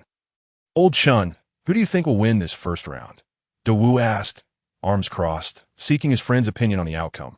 Kona and Yolanda leaned in, eager to hear what this breeding expert would say. Mura, of course. Who else could it be? He's a seasoned champion. I estimate that Blaziken will land a surprise attack and then be overwhelmed, ultimately exhausting Ninetales stamina before succumbing as the heir of the Zafuki family. Dawu was well-versed in the nuances of human relations and immediately grasped Chen Shi's meaning. The venerable Mura, being a long-standing champion, would undoubtedly not lose the first round, and Hydreigon would not permit this elder to falter in his inaugural battle. However, Kona and Yolanda were somewhat puzzled as to why Chen Shi was so certain that Mura would prevail in the first round, yet they refrained from voicing their confusion, knowing they would soon discover the outcome. On the battlefield, Hydreigon quickly commanded, Blaziken, use Blaze Kick followed by a flurry of kicks. With a burst of speed that was astonishing, Blaziken charged forward.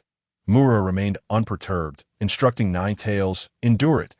The move Blaze Kick was indeed swift, and it was difficult for Ninetales to evade, forcing it to take the blowhead dash on as predicted.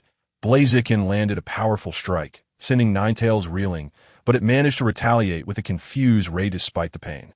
Blaziken, dodge quickly. Hydreigon's urgent voice rang out across the arena. However, the distance was too close, and Blaziken could not react in time, getting struck by the confused ray on the sidelines. Dawu shook his head. Although the confused ray's damage was minimal, Blaziken was now in a state of confusion. The outcome of the first round seemed all but sealed.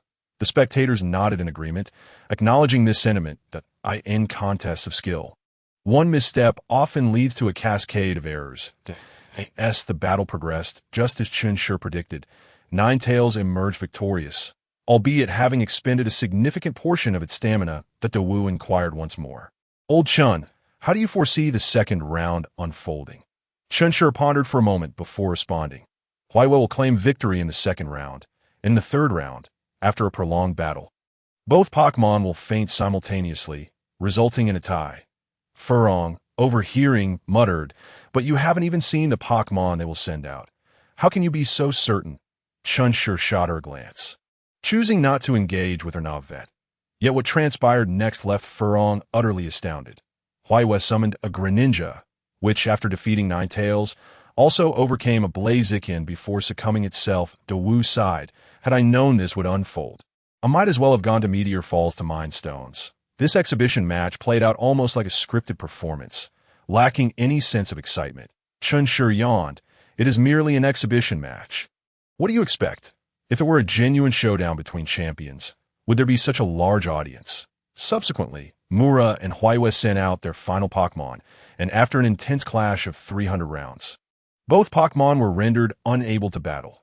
The cheers from the crowd did not cease, and as the match concluded in a tie, the atmosphere reached a fever pitch. Feeling bored, Chen Shi and his companions stood to leave. But Yolongdu called out to them that, I wonder if you all have time. I'd like to treat you to a meal. As a gesture of friendship, Kona's face broke into a smile. You wouldn't mind if I joined, would you? Exchanging glances, Chen Shi and the others understood each other's intentions. Wu replied softly, no problem. Let us go.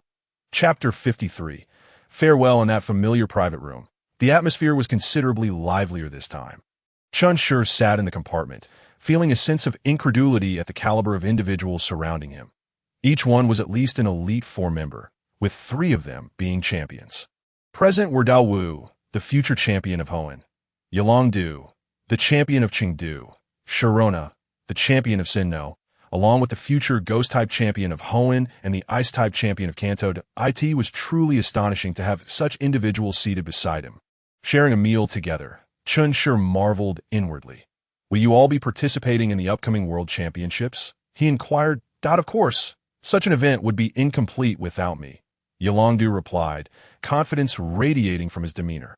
My goal is to become the Dragon-type champion of Kanto. Upon hearing this, Chen Shi nearly stifled a laugh. Then your Dragon-type Pokémon must be quite formidable, I presume, though this statement seemed innocuous. The reality was that his team consisted primarily of a Dragonite and other Pokémon such as Charizard, Gyarados, and Aerodactyl, which bore the title of Dragon only in name. None of the others caught the peculiar tone in Chen Shi's voice, except for Sharona, who sensed something was amiss but could not decipher his meaning. Indeed, they're all my steadfast partners in battle. I would love the opportunity to meet them, Chen Shi replied, suppressing his amusement and maintaining a facade of composure. Yolongdu grinned. Certainly. There will definitely be opportunities. He then shifted the conversation. My father mentioned that this World Championship is far more complex than it appears on the surface. Yolongdu was not merely speaking off the cuff. These were indeed the words of his father. The rewards for this World Championship were exceedingly generous, but that was merely the FAAD. The underlying arrangements were of paramount importance. This tournament would gather the most talented individuals under 20 from across the entire league. And countless influential figures were paying attention. Performing well in this event could attract the league's gaze, leading to favorable resource allocation for those who excelled. Kona chimed in, our director has also mentioned this. Chen Shi was left speechless, as if he were the only one unaware that it was Dawu who informed him about the rewards. Never mind. With each of you possessing extraordinary backgrounds, I, an ordinary citizen, shall not compare myself to you, as for the World Championship. It would be disingenuous for Chen Shi to claim he had no thoughts on the matter, yet he understood his own limitations. After all, Duelanki, following its evolution, would undoubtedly be on par with these prodigies, and a giant marsh would certainly qualify as an ace. However, the rest of Chen Shi's Pokémon fell short. Huajifren and Yibu were still merely at the elite level, and Pok-Gi was only at the advanced tier .as for Metal Monster and Charmander. It was better left unsaid. With over 2 months remaining, they would surely grow, but so would others. Therefore, regarding the World Championship, Chen Shi concluded that doing his best would suffice. What are your plans moving forward? Du asked, taking a couple of bites of his dish while eyeing everyone. I should head to Meteor Falls to dig for stones. Wu replied, excitement lacing his tone. After spending 2 days at Meteor Falls with Chen Shi, he had become utterly enamored with the place. He intended to return there after wrapping up his current tasks. To continue mining and simultaneously train his Pokémon, Wu had been eagerly anticipating the championship in 2 months that I should return to the academy. The principal mentioned I would undergo specialized training for a while. Kona stated succinctly, yet clearly indicating his whereabouts. A S for me. I plan to go back to Sinnoh. I originally came to see friends, and now it's time to return to Sharona's gaze lingered on Chen Shi for a moment. Her tone unassuming that in front of outsiders. Sharona always maintained this frosty demeanor, but those who spent enough time with her would discover her tender and kind nature. Subsequently, everyone's attention turned to Chen Shi. He took a sip of water and casually remarked, I'll return to the farm to bask in the sun. Wu immediately grew anxious. Didn't we agree to dig for stones together? After a moment of contemplation, Chen Shi relented. All right, then we'll spend some time at Meteor Falls digging. The reason he agreed was to gain more experience for his Pokémon in that environment. As for the stone mining, he would leave that to the Wu. I want to travel and experience the diverse cultures of different regions. Furong eagerly raised her hand, proudly expressing her desire. Chen Shi chuckled. Just don't let someone swindle your money again, ending up as a beggar. Furong immediately wilted, her previous pride vanishing. The Wu's expression grew somewhat awkward, as he was aware that the girl had been tricked out of her money due to his arrangements. At this moment, Du spoke up. As for me, I plan to investigate the appearance of Team Magma at Meteor Falls. I've heard reports of their members being spotted deep within, and this organization has been quite active lately. I intend to see if I can catch them. Chen Shi and Wu exchanged glances, opting for silence. That information, if not mistaken, was likely provided by them, especially since Huashu had been caught, yet his subordinates remained inactive. After returning, Wu had contacted someone to report this information, only to find out that it was Du who was assigned to handle the situation. However, it was of no concern to either of them, as they were not investigators. Eventually, the group dispersed, agreeing to reconvene at the World Championship. Sharona approached Chen Shi privately, and they walked along the streets of Fuyin Town in silence for a while. After an extended pause, Sharona spoke softly. I must leave. Chen Shi chuckled lightly. Safe travels. Don't you have anything to say to me? After pondering seriously for a moment, Chen Shi replied, take good care of that lipstick and those 2 stones. They are very important. Also, nurture your Togepi well. I'll send you energy cubes like the ones I gave you once she finishes eating, that if she learns any moves you're unfamiliar with. Don't make a fuss, and remember to eat on time. Don't oversleep in the mornings, and be mindful of the time during training. Don't overexert yourself. That I heard it's getting colder in Sinnoh. So make sure to dress warmly. Chen Shi continued to speak like a concerned mother, while Sharona listened earnestly, gazing at the chattering youth before her with warmth in her eyes. In the depths of Meteor Falls. Wu found Chen Shi, who was training his Pokémon, exclaiming, Old Chen, come quick, I've dug up another one. It had been the 24th day since they entered Meteor Falls, nearly a month since the King's exhibition match.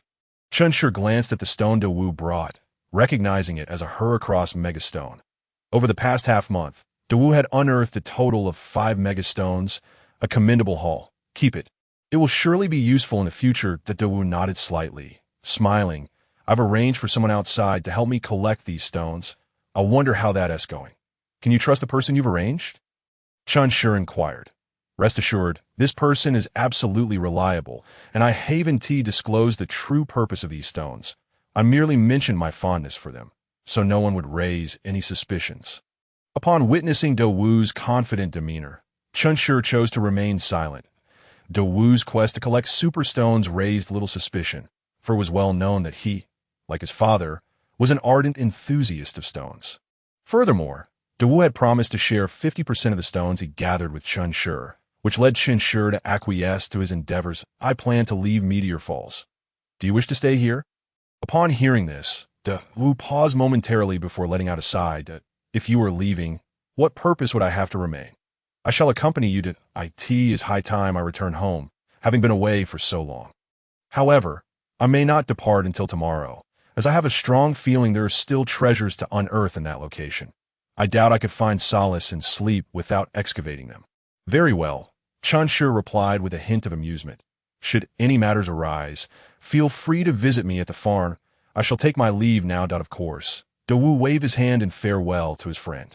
Chapter 55. Dragon Blood Crystal. Within the Chen family farm in Greenshade Town, Chen Shi gazed upon the familiar surroundings, unable to suppress a light chuckle. Upon entering the villa, he found his grandfather sipping tea while his grandmother read beside him. At the sound of the door opening, the elderly couple turned their heads, their faces instantly brightening with joy. "Xiao Shi, you have returned." Seeing his grandmother rise, Chen Shi hurried over to his sister. "Grandmother, please remain seated." "Very well, I shall sit," Chen Nai replied with a twinkle of delight in her eyes. She gently patted her grandson's hand, her tone laced with concern. "Xiao Shi, how was your journey? Did you encounter any dangers?" For Chen Nai, her heart could find no peace as long as her grandson was away from home, perpetually fearing for his safety. Only when he was by her side could she truly relax. "No, I did not." Chen Shi shook his head before candidly sharing with his grandparents. "Grandfather, grandmother, I intend to collaborate with the Duan Company to seek out super evolution stones. The Mujin father and son are renowned for their passion for various stones, and their collection efforts will raise no suspicion. Once the super evolution is revealed, our partnership will shield us from any envy." The two elders exchanged glances, and Chen Grandpa spoke. "You may decide these matters for yourself. We wholeheartedly support you.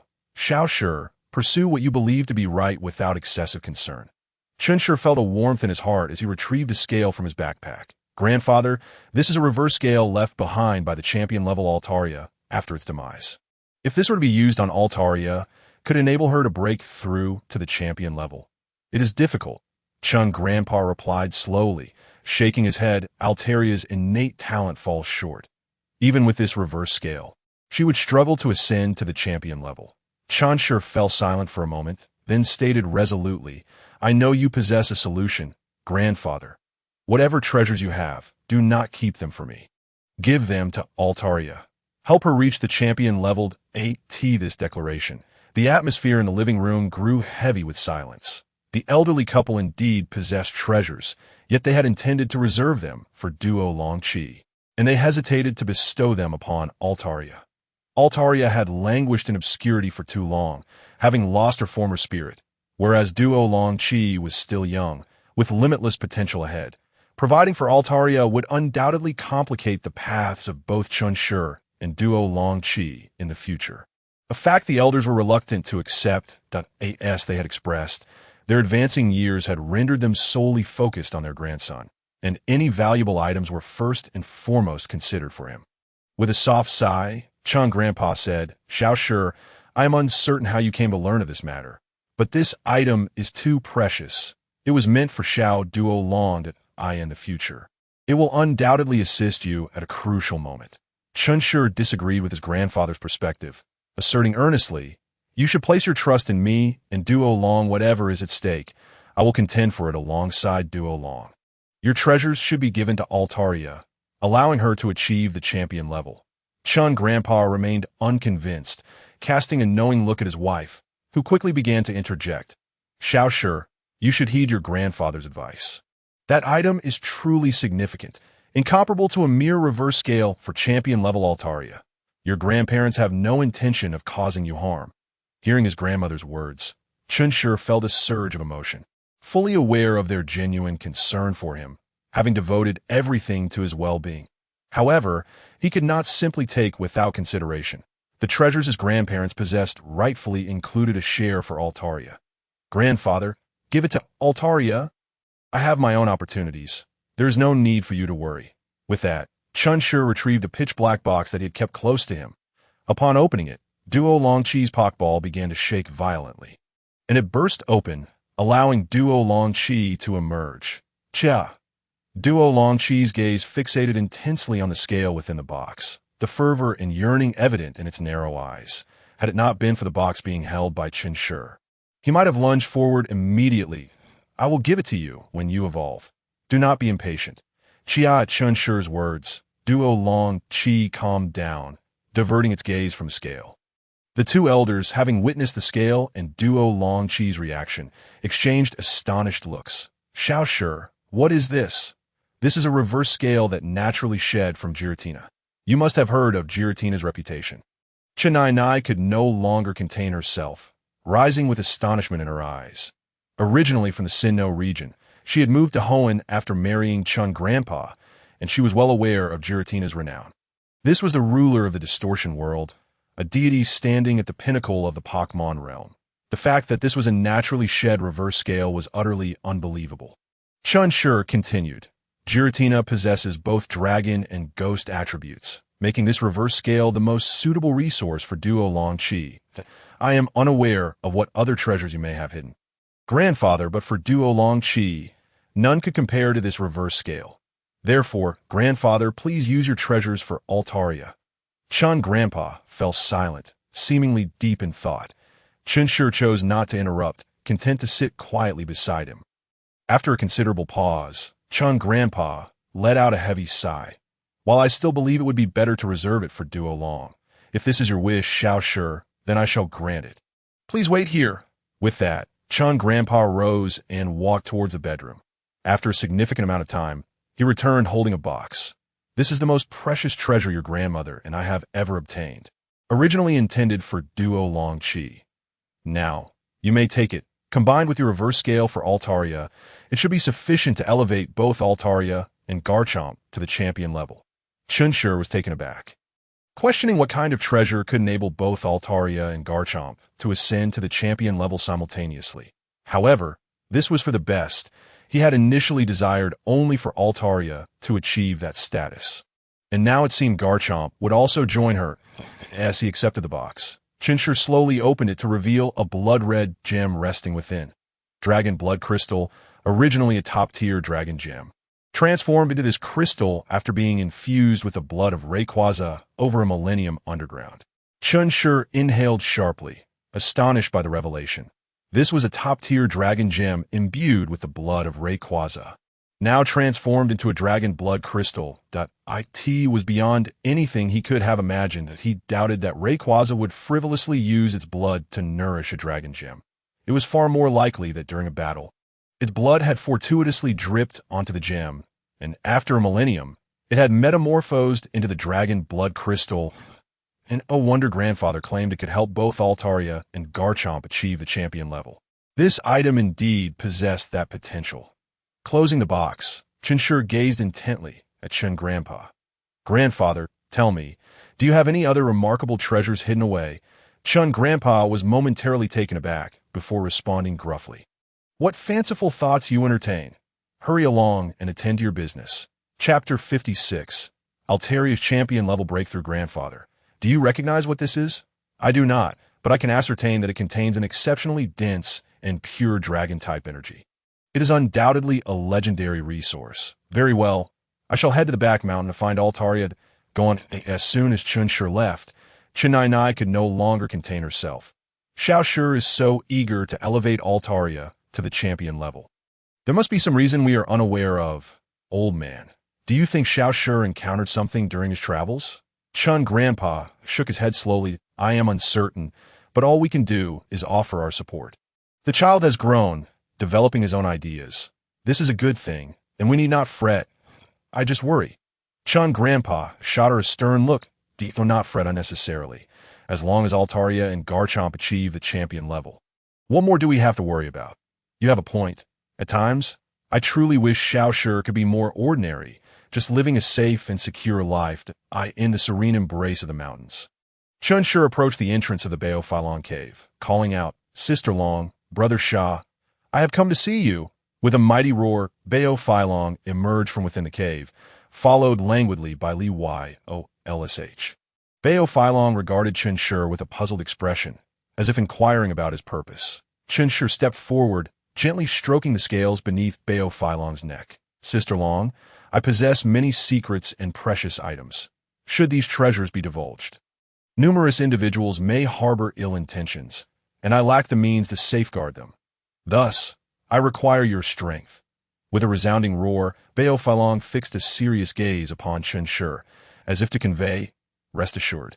I am here for you I am aware of your formidable prowess, Sister Long. Yet it is insufficient. I need you to become even stronger. As he spoke, Chen Shi produced Beofalon's reverse scale and the box gifted by his grandfather, slowly unveiling its contents. Instantly, Beofalon was engulfed by an overwhelming desire, a voice echoing within her urging, "Consume it! Consume it!" On the other side, Lyolsh shed its languid demeanor upon the box's opening. It dashed forward, eyes fixated on the dragon blood crystal within. Chen Shi chuckled. This reverse scale is for Sister Long, while the dragon blood crystal is for both of you to use together. It should suffice to help you break through the champion level barrier. Beofalon gestured towards the dragon blood crystal and then pointed to herself, as if to ask, "Are you certain this is for me?" Chen Shi nodded affirmatively, stating, "This is indeed for you. Please take it, Sister Long." After a moment's hesitation, Beofalon, suppressing her own yearning, extended her claw to close the box and pointed towards the Pokeball of Duolanki at Chen Shi's waist. "Roar, roar, give it to that little one. I won't waste it." Beofalon understood that her own potential had reached its limit. Even if she were to break through to the champion level, what difference would it make? It would be more prudent to reserve this treasure for Duolanki, allowing him to accompany Chen Shi further on his journey. Chen Shi felt a pang of emotion, his eyes moistening as an indescribable sensation welled within him. Even Beofalon was focused solely on preserving the precious resources for herself. "You should consider your own aspirations as well." After a brief silence, Chen Shi spoke with conviction. "Sister Long, please accept this. It is my grandfather's gift, and it rightfully belongs to you. As for Duolanki and me, we have other, more suitable resources, so do not worry." Beofalon wished to refuse, but Chen Shi's subsequent words rendered her unable to do so. "Sister Long, have you forgotten what I just said? I need your strength to protect me, to safeguard my grandparents, and to defend this farm. Therefore, please do not decline." Ultimately, Beofalon capitulated to Chen Shi's insistence, returning to the cave with the reverse scale and dragon blood crystal. "Brother Sha, your wife has become stronger than you. What are your thoughts on this?" Lyolsh scoffed dismissively. "So what if she is stronger? Can someone truly take my wife away from me? Besides, I heard that the dragon blood crystal also pertains to me. It's merely a matter of her breaking through a tad later. What difference does it make?" Outside the cave, Chen Shi and Lyolsh stood watch, occasionally glancing inside. This was not a world of fantasy where one needed to meditate for extended periods. Breakthroughs could occur instantaneously. Thus, both Chen Shi and the dragon waited outside. Alas, birthing a child was already challenging. Now, if she is to break through to champion level, it will likely be even more arduous. "I wonder if I shall ever witness Sister Long lay her egg," Chen Shi lamented, cradling his head as he lay on the ground. Lyolsh had no intention of engaging with Chen Shi. His heart solely focused on his mate. The champion-level barrier had stymied them for nearly 20 years. Breaking through was no simple feat, however. A flicker of concern crept into Lyolsh's mind. This revelation left Chen Shi astonished. "Brother Sha, I thought you were solely a drinker, indifferent to your wife's well-being." Lyolsh shot him a glare, ready to retort. Suddenly, an overwhelming aura akin to celestial majesty surged from the cave, causing Chen Shi to feel as though his very blood had congealed, rendering him incapable of even twitching a finger. The Pokeballs at his waist automatically opened, releasing Duolanki and the others, who struggled to shield him from this formidable pressure. Chen Shi attempted to call out to Lyolsh, but found himself utterly voiceless, his back drenched in cold sweat. In the aftermath of his initial euphoria, Lyolsh finally processed the situation and rushed to shield Chen Shi. After a moment, the terrifying pressure subsided, and Duolanki and the others exhaled in relief, collapsing to the ground. Panting heavily, while Lyolsh had protected Chen Shi, the latter had already begun to regain his senses, feeling his blood flow resume. Chen Shi swallowed hard, now fully comprehending the vast chasm that separated a king from champion. The sheer intensity of his pressure was enough to terrify a person to death. After a considerable interval, Beofalon gracefully emerged from the cave, and Chen Shi congratulated her on her transformation. Congratulations, Sister Long. After all these years, you have finally broken through to the champion level. With a gentle nuzzle, Bao Filong acknowledged him. Pokémon, Bao Filong level. 80, champion intermediate, potential, champion ability, overconfidence gender, female skills, glare, bite headbutt crunch, dragon claw, dragon tail, dragon breath, flamethrower, fire fong, flame vortex, sunny day, dragon pulse, reverse scale, meteor shower, destruction beam, protect. At level 80, the champion intermediate ranking left Chen Shi in awe. The difference of a single level felt as vast as the chasm between heaven and earth. Subsequently, Bao Filong produced a significantly dimmer dragon blood crystal from her claws. Chen Shi handed it to the ever-eager Li Yolsh, who wasted no time in dashing back into the cave. Chen Shi exchanged a quick farewell with Bao Filong, recalled Duolanqi and the others, and hastily departed. He had no desire to experience that pressure again. It was best to make a swift exit, judging by the color of the dragon blood crystal. It was certain to aid Li Yolsh in his breakthrough in the training grounds of the Chen family's backyard. Chen Shi released all his Pokémon after nearly a month of rigorous training. The demeanor of Duolanqi, along with Huakonglong and Jin Suawai, had undergone a significant transformation. Their progress was remarkable. Duolanqi at level 59, Zhujianguai at level 58, Huajiaforan at level 53, Ibu at level 51. Boke Jigu at level 44, and the now evolved Huakonglong had reached level 40, while Jin Suawai stood at level 32. Duolanqi was on the cusp of evolution, and Chen Shi planned to have him train for a few more days before the transformation. The issues with Huakonglong had long been resolved. Upon evolving into Huakonglong, he had instantly surged to the elite level. Chen Shi intended to delay his evolution, allowing him to acclimate to his new form. Thus, he still carried the Everstone AS for Jin Suawai. He was undeniably impressive. His intellect was astounding, requiring no concern for skill acquisition, and his combat aptitude was astonishing. Chen Shi had long since provided him with the Gajinkai cultivation manual, allowing him to cultivate himself. Huajiaforan had mastered several fairy-type skills, including Moonblast. The fairy energy within her was now abundant, easily sustaining an entire battle. Boke Jigu lagged behind somewhat, but had learned a magical move. Shimmering light, as Chen Shi gazed upon his Pokémon, his voice softened unconsciously. In just over a month, a competition will take place, uniting all the prodigies under 20 from the entire league. The eyes of the world will be upon it. Raki! Zhujianguai exclaimed with excitement, reveling in the thrill of vanquishing opponents on the grand stage.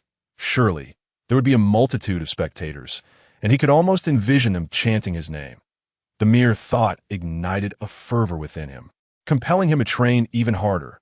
However, Chen Shi surveyed the group and remarked, "The opponents this time are formidable. Most of you are familiar with Sharona, correct? If we were to consider her as a rival, which of you harbors the confidence to defeat her?" Duolanqi and Zhu Xiaoguai's expressions darkened. They were well aware of Sharona's formidable strength. Zhu Xiaoguai had previously struggled against the fierce bite of Land Shark, only managing to hold his ground against Lucario, as for Lady Huajia, Yi Bu, and Boke Jigu.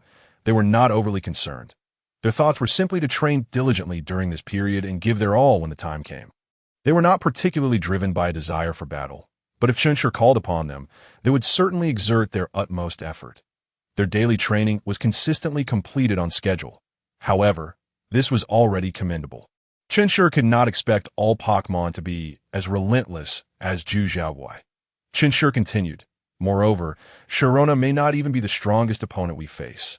After all, there are individuals who are a few years older than both me and Sharona, and they might be even stronger." But he added, "I dislike the feeling of losing, and I believe you share the same sentiment. Thus, if you wish to secure victory, you must train diligently in the coming month, striving to make the most of this time so we can ascend to that stage together." He assured them that he would procure various resources, ensuring he would not hinder their progress. Jiaolaki Hua various cries erupted as the Pokémon enthusiastically responded to their trainer, and Chen Shi noted their spirited attitude. "All right, after over a month of battles, it's time for you to consolidate your efforts. Take a good rest today, and we shall commence training tomorrow." As Chen Shi was about to leave, Zhu Xiaoguai seized his arm. You wish to return to your parents for specialized training? Lucky, Zhu Xiaowai nodded vigorously. Chen Shi paused for a moment, then patted his arm. Go ahead, and if you need anything, just let me know. Lucky Zhu Xiaowai agreed and leaped over the wall in search of his parents. Chia Dolanqi swayed his tail and approached his trainer. Chen Shi rubbed his temples and waved his hand. Off you go, you too. Chia Dolanqi exclaimed with excitement and immediately took flight. That he knew that with the two masters now, there might be new techniques to learn. Chen Shi turned to Yibu. Do you want to join them? Yibu, Lizard King said, I can skip training from now on. Yibu shook her head and explained. I see. Then you can just train in the backyard from now on. The space is ample, and I can still see you anytime. Yibu nodded enthusiastically, as long as she could be with Xiao Shi and her sisters. She was delighted to be Okaji Gu, and you, Hokong Long and Jin Shu Gu, you three must put in extra effort, or you won't be able to keep pace with everyone. Wow Nua. Beta, Chia Kui the first two responded confidently, but Bokuji Gu wore a distressed expression, gazing pitifully at Chen Shi. Chen Shi sighed, wiggling two fingers. That if you train hard, I'll reward you with 2 ice creams each day. Chia Kui, Bokuji Gu's spirit was instantly ignited. He patted his body, signaling his determination to train diligently and not lag behind. Chen Shi chuckled, ruffling the little fellow's head. That I truly have no way with you. Bokuji Gu smirked triumphantly and affectionately nuzzled Chen Shi's face. Chapter 58. Forum Tremors and Professor Okito's invitation. That evening, at the dining table, Chen Shi absent-mindedly pushed his food around, contemplating the tasks he needed to tackle upon his return. Certain matters required acceleration, such as publishing the evolution of the Scyther and finding ways to elevate his researcher status. Ideally, he aspired to achieve a senior researcher title. If that proved impossible, at least a mid-level designation would suffice. While training Pokémon, he aimed to enhance his recognition within the research field as swiftly as possible. That if feasible, he sought to find a powerful ally, someone with significant influence in the Alliance. Someone whose standing would deter others from crossing him, thereby ensuring support in future endeavors. Chen Shi had already formulated some ideas regarding this. Once Duolanki evolved, he planned to consult Dr. Xiaotianwan in the Hoenn region. Apart from a father-son duo of Dawu, only Dr. Xiaotianwan's integrity warranted his trust. Chen Shi intended to visit Dr. Xiaotianwan's research institute to discuss a few matters. In truth, Professor Okito was Chen Shi's ideal candidate. For not only did he hold considerable sway within the Alliance, but he was also exceptionally powerful. His Dragonite was impressively strong. Unfortunately, Professor Okito resided in the Kanto region, making it difficult for him to offer support. Chen Shi chuckled to himself, realizing that it would be a stroke of luck to have even one of these esteemed figures speak on his behalf, let alone be choosy. After some contemplation, he decided to draft the paper on Scyther that very night, and perhaps include a piece on the Froka King, which would undoubtedly attract the attention of these professors. He planned to propose some ideas, subsequently requesting a meeting, confident that these scholars would be unable to decline. Resolute in his decision, Chen Shi focused and spoke. Grandfather, could you help me find a Mantine and a Froki as swiftly as possible? No specific potential requirements, just ones with high abilities. Grandfather Chen immediately nodded in agreement, without further inquiry, and rose to return to his room. Grandmother Chen remained silent, but a flicker of concern rose within her. She had observed her grandson's distracted demeanor during dinner, aware he was deep in thought, and thus refrained from interrupting, quietly finishing her meal, when her grandson suddenly requested a Mantine and a Froki without any potential requirements. Coupled with his identity as a researcher, it was not difficult to surmise his intentions. Since Xiao Shi's return, he seemed to have transformed into a different person, displaying an urgency as if a significant crisis awaited him. How could the elderly not worry? However, recalling the fact that her partner's Dragonite and her own Gyarados had both transcended to the champion level, her apprehensions eased considerably. She could hardly believe that anyone would dare threaten her grandson with 2 champion-level quasi-divine Pokémon by his side. Nai, I've finished eating. I'll head back to my room now. Grandfather will call me when he finds a Pokémon. All right, Xiao Shi, go ahead. Nai will remember. Back upstairs, Chen Shi rushed to his computer, typing furiously. Meanwhile, Bokuji Gu, who was indulging in ice cream, looked utterly perplexed. What was going on? Why did it seem like Xiao Shi was in such a hurry? Curious, Bokajigu flew behind Chen Shi, watching him type away at the computer, filled with incomprehensible words. Quickly losing interest, Bokajigu settled on the bed to quietly enjoy his ice cream. I in the corner. Yibu opened her eyes briefly before promptly shutting them again. Today was meant for rest. Tomorrow would bring an increased training regimen that, if not now, when would they rest? At 11 o'clock the following morning, 3 papers set the research forum ablaze. The author was none other than the recently renowned individual suffering from severe choice paralysis. And he had published 3 papers simultaneously. They were titled The Evolution Theory of Mantine, The Evolution Branch of Froki, and Speculations on How Drowsy Evolves in a Hypno. How could this not astonish people? The entire research forum was buzzing with activity.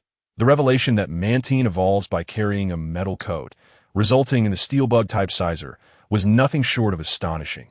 Indeed, this is reminiscent of the previous Steelix theory. In this, Froki has another evolution branch, which was previously discovered in the wild as Frogadier. It turns out it evolves by carrying a king's rock for communication.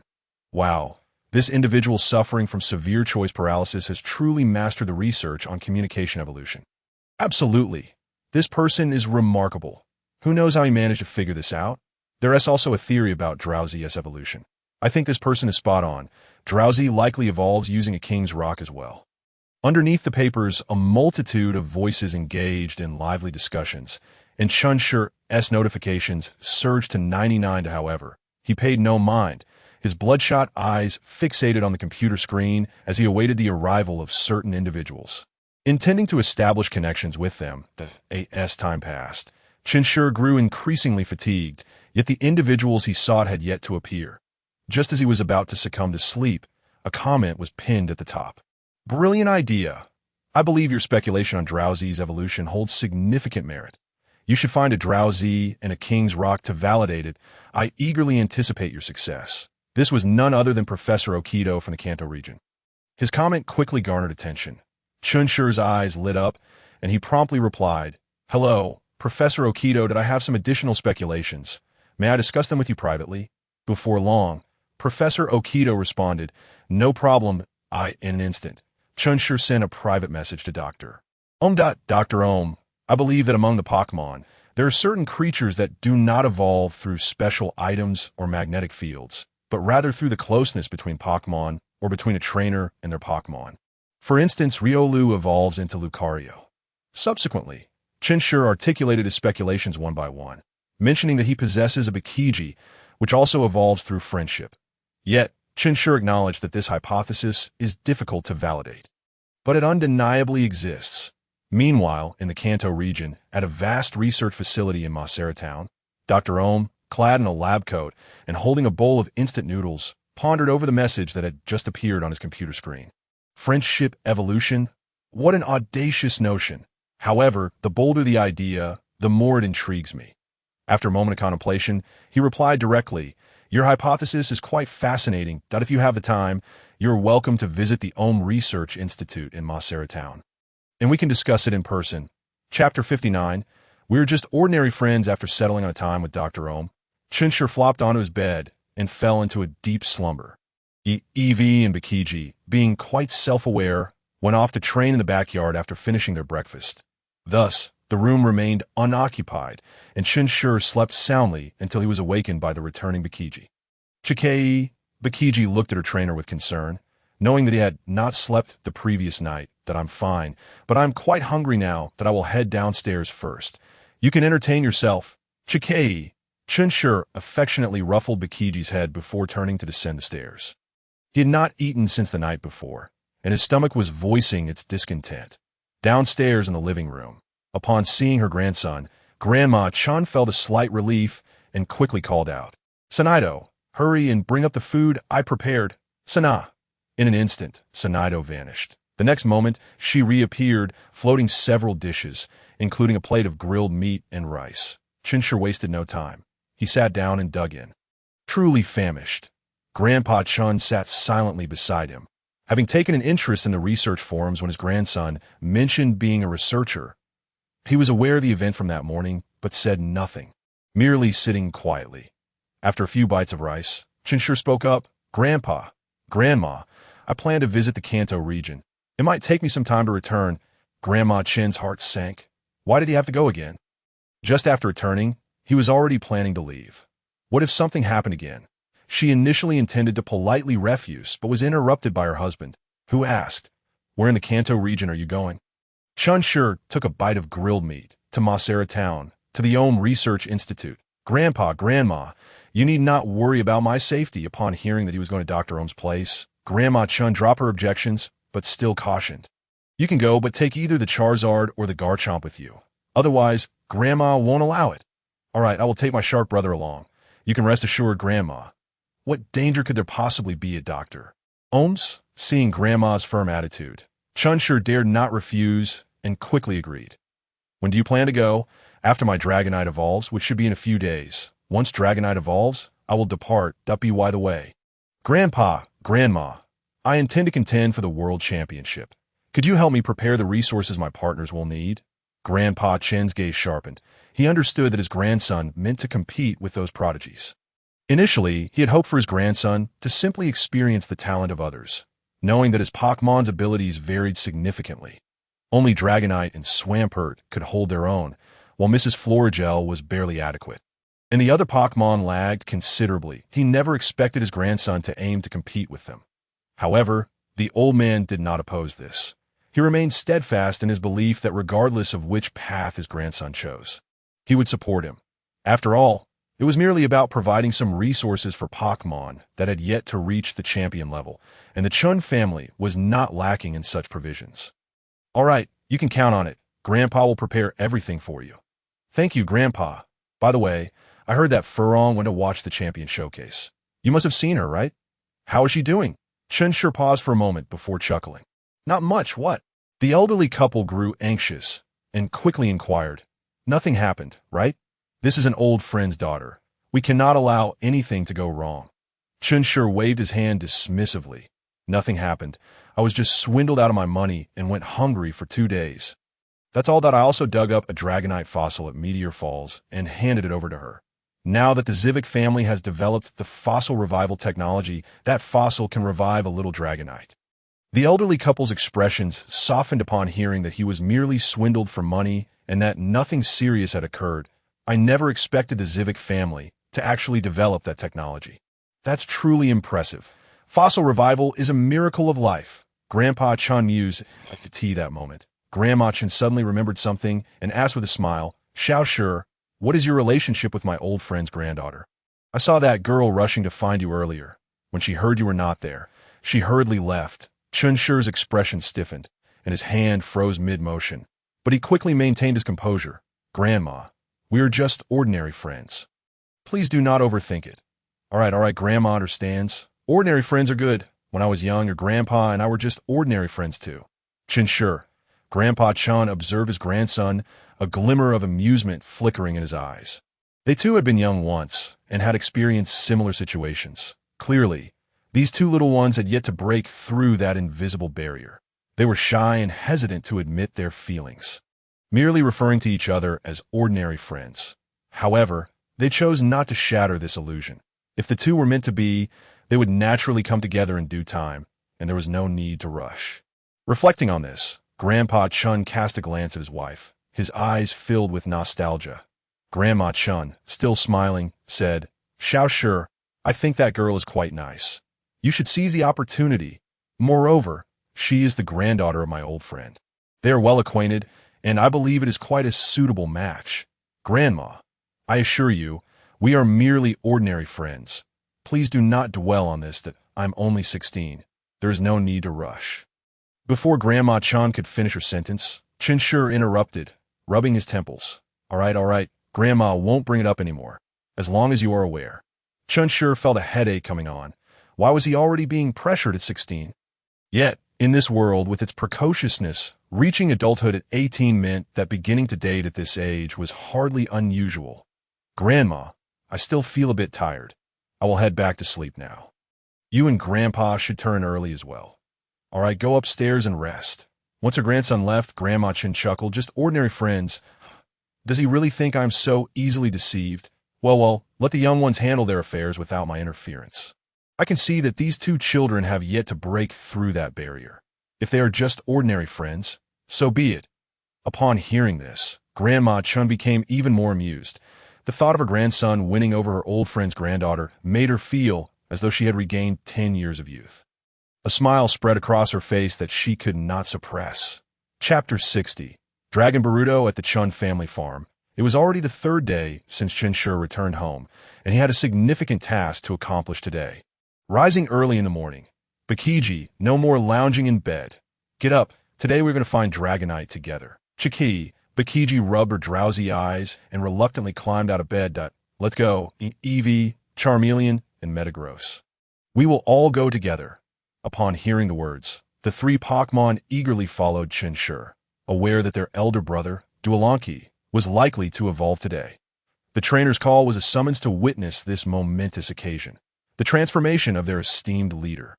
Descending the stairs, Chen Shi casually nibbled on a morsel of breakfast before making his way to the adjacent garden, where he found Madame Huajia, who had risen early to tend to the flowers. Together, they strolled leisurely towards the mountain's rear. When they arrived at the lair of the Beaufalon, a sense of anticipation hung in the air. Duolanki seemed to know that something significant was about to unfold. Having waited there since dawn, nearby, Beaufalon and Leelashark remained quietly, eager to witness this pivotal moment in their apprentice's life. Before they could exchange words, a massive Juzhou monster suddenly dashed towards them, observing the group. It sheepishly scratched its head and scampered behind Chen Chi. Chen Shi smiled faintly. Addressing Duolanki, today, everyone has come to witness this event. Duolanki surveyed the gathering and responded softly. Without further ado, Chen Shi retrieved item after item from his spatial backpack. Among them were 10 dragon stones and ghost stones of the highest caliber, along with an energy calming potion crafted by his grandfather. Most importantly, he held a pitch-black box, which Duolanki recognized and chose to ignore. This time, rather than hastily absorbing the energy of the attribute stones, Duolanki floated serenely in mid-air. Chen Shi first presented the calming potion, remarking with a hint of nostalgia, "Time flies so swiftly. It's hard to believe a year has already passed. I remember when I cradled you as an egg, only setting you down to bathe or use the restroom. Once you hatched, we were so full of confidence, declaring we would conquer the world. Yet, our first encounter ended with a defeat to a caterpie, and we scurried back home in shame." Recalling those early days brought a smile to Chen Shi's face, while Duolanki's elongated eyes glimmered with warmth, clearly remembering those moments. It was indeed a humorous reflection. Chen Shi stepped forward, gently stroking Duolanki's flat head. In the blink of an eye, you've grown up, and soon you'll undergo your ultimate transformation. From now on, you shall no longer be called Little Duolanki. As he spoke, Chen Shi administered the potion, and Duolanki understood that the moment had arrived. The energy from the attribute stones on the ground surged towards him, drawn into his being. Initially, the absorption was slow, but as Duolanki quickened his pace, the energies of dragon and ghost attributes swelled, converging within him. Chen Shi and the surrounding Pokémon silently observed this extraordinary scene, refraining from interrupting. Under the witness of his companions, an incredible radiance began to emanate from Duolanki, growing in intensity and brilliance, becoming increasingly blinding. Recognizing the moment had come, Chen Shi opened the small box and tossed the reverse scale to Duolanki. The latter had been eagerly awaiting this, seizing the scale in his mouth. The light of evolution surged to its zenith as Duolanki's form elongated and expanded, his head transforming to become longer and larger, with 2 large and 2 small launch ports appearing. The singular pattern on his abdomen morphed into 3, and his previously curved forelimbs evolved into claws, complemented by an additional pair of hind claws. At the moment the evolution light dissipated, the newly transformed Duolong Boruto emerged before everyone. "Bria!" Duolong Boruto roared joyfully, expressing his elation. The other Pokémon erupted in cheers, seemingly delighted for Duolong. Beaufalon's eyes reflected a hint of pride. This Duolong Boruto was unlike any other. The patterns on his head were not dark red but yellow, with matching yellow markings on his abdomen and foreclaws. This was unmistakably a shiny Duolong Boruto. "Congratulations, Duolong Boruto! Berea!" Duolong Baruto glided gently towards Chen Shi, nudging him affectionately. Chen Shi smiled and patted him. Noticing that atop Duolong's head, a small Duolong curiously gazed at him like a tea that moment. Chen Shi focused his thoughts, and the data for Duolong Baruto materialized before him, causing him to gasp in astonishment. Pokémon. Duolong Baruto. Shiny. Level 60. Early Champion. Potential. Level 2 God Ability. Penetrate Gender. Male Skills. Bite. Quick Attack. Scare. Protect. Ambush. Odd Light. Entanglement. Malicious Pursuit. Misfortune. High Speed Movement. Shadow Ball. Rapid Return. Dragon Dance. Shadow Strike. Dragon God Dive. Dragon Pulse. Meteor Shower. Dragon Arrow. Sacrificial Charge. Upon seeing the potential, Chen Shi could scarcely contain his excitement. What is this? Level 2 God. Does that mean it's above Legendary? His heart swelled with joy. This was truly a windfall, and the reverse scale of Giratina was indeed remarkable. However, upon examining the skills, he felt a twinge of disappointment. Only 2 skills learned, one of which was a signature move, meaning he had only acquired Sacrificial Charge upon evolving. Yet upon closer inspection, he noticed a change. The original Spirit Strike had transformed into Shadow Strike. Chen Shi rubbed his eyes in disbelief, and upon realizing he had not misread, a look of pure elation spread across his face as he embraced Duolong Baruto. Incredible, Duolong. You are simply amazing. Duolong Baruto chirped softly, cautiously returning the embrace with his foreclaws. Chen Shi still found it hard to believe that Duolong Baruto had learned this move, Giratina's signature skill. Shadow Strike. It felt as though he had transformed into a miniature Girata. As they reveled in their joy, a pair of crimson eyes suddenly emerged from a nearby puddle, observing Duolong Baruto with indifference before slowly vanishing from sight. No one noticed this fleeting moment. Chapter 61. The wealthy child appears gazing upon the nearly 5-meter-long Duolong Baruto. Chen Shi's excitement intensified. Giratina's Shadow Strike was no ordinary move, while it bore resemblance to Spirit Strike. The effectiveness was markedly superior. Firstly, Shadow Strike possessed greater power, was quicker to activate, required less charge time, and could bypass the opponent's defensive skills that, of course, the last point was irrelevant for Duolong, given his penetratability, which already ignored skills like Protect and Light Screen. Yet, Chen Shi was not greedy. The first 3 enhancements were more than sufficient. With a stronger attack, faster activation, and shorter charge time, it meant that opponents would find it exceedingly difficult to fend off Duolong's assaults, almost guaranteeing a hit. Moreover, this skill was not solely for offense. It was equally adept for evasive maneuvers. The more he contemplated, the more exhilarated Chen Shi became, exclaiming, "Duolong, could you demonstrate Shadow Strike for me against Leela Shark?" Upon hearing this, Leela Shark protested, "What the heck? Why am I being targeted? I merely came to observe." Chen Shi scratched his head, feeling a bit embarrassed. "Come on, Shark brother, just lend a hand, and I'll buy you 2 bottles of wine later." Leela Shark's eyes sparkled with excitement as he pounded his chest with his claws. "Shark, brother, feel free to hit me." Instantly, Chen Shi was invigorated. Quickly, Duolong used Shadow Strike. Baruya! With a focused gaze, Duolong Baruto vanished from sight, only to reappear behind Leela Shark 2 seconds later, unleashing a ghost-type energy attack upon him. Leela Shark staggered forward in surprise, feeling the force of the impact. Internally, he marveled that had he not recently achieved champion status, this blow would have surely left a mark. Witnessing this result only fueled Chen Shi's enthusiasm, prompting him to shout, "That was incredible, Duolong!" Duolong returned to Chen Shi's side, his eyes sparkling with excitement. The 2 small Duolong atop his head smiled with delight, subsequently whispering something to Duolong Baruto, whose expression turned contemplative. Chen Shi understood and instructed, "Duolong, unleash a dragon arrow towards the sky for me." With a relieved sigh, Duolong Baruto tilted his head back, enveloping the 2 small Duolong in dragon energy before launching them skyward. In that moment, Chen Shi could almost hear the joyous cries of the little Duolong. After a while, the 2 little Duolong returned, their faces beaming with satisfaction. Chen Shi chuckled, "Duolong Baruto, everyone, let us head back that I plan to visit the Kanto region. Jujiao Monster, please return home and inform your parents. And remember to come back tomorrow morning. The Zhujiao monster grinned goofily and scampered back home. Turning to Leela Shark, Chen Shi added, Grandma insisted that I take you along, so you must accompany me as well. The fierce biting land shark nodded excitedly, eager to follow the little one outside. This lad truly offers a generous supply of wine. Very well. Remember to return home tomorrow morning. I shall take my leave now. Upon arriving home, Chen Shi discovered a silver-haired youth seated on the sofa, engaged in conversation with his grandparents. Dawu, what brings you here? Chen Shi exclaimed with delight, moving to sit beside his friend. I came to deliver some superstones, Dawu replied with a smile, producing a bag from his backpack containing no fewer than a dozen superstones. Look, these are all ones I acquired privately, 32 in total. As promised, I'm giving you half, so here are your 16.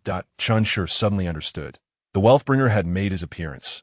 After inspecting the superstones, he noted they included many types of Pokémon superstones. Though he currently had no use for them, they would likely be exchanged for resources. However, one particular stone captured Chen Shi's attention. After examining it closely, he remarked with a hint of nostalgia, Your luck is truly remarkable. He then tossed the superstone to Dawu. This one is very significant for you.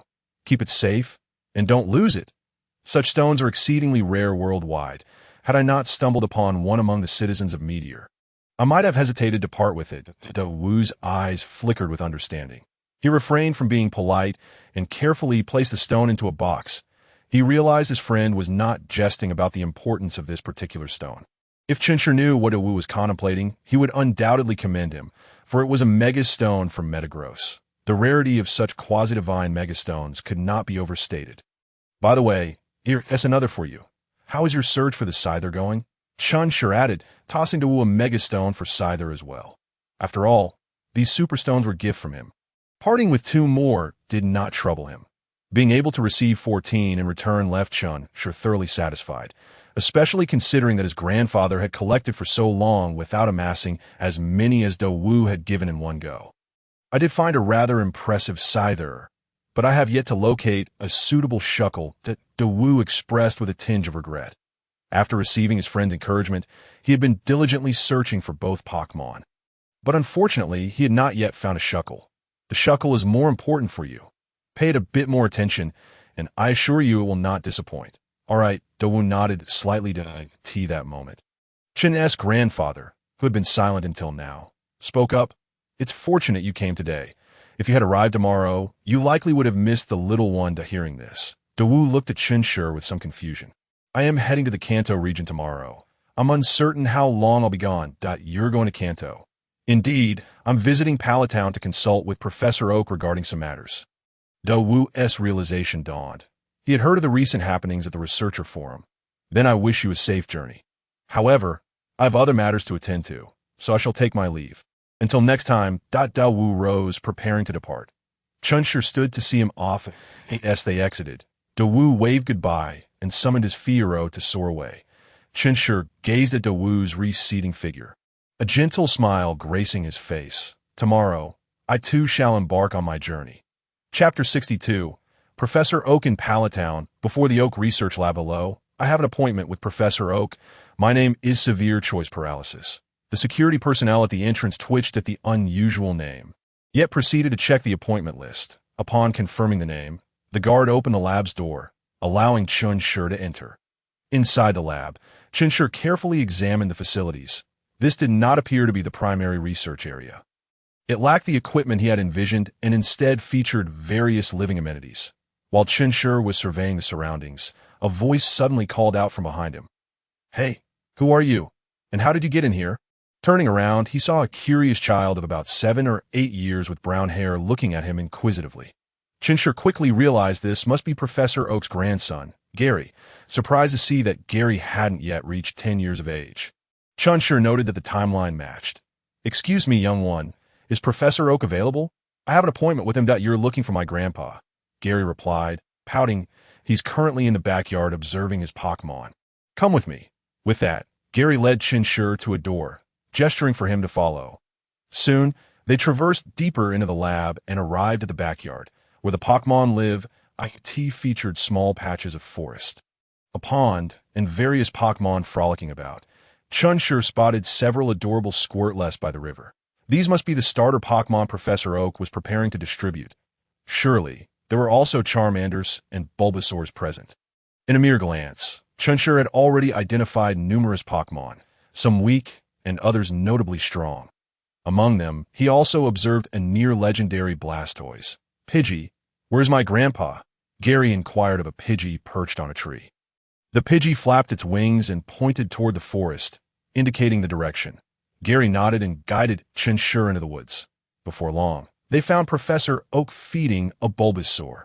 Upon seeing his grandson with a young man, Professor Oak raised an eyebrow in curiosity.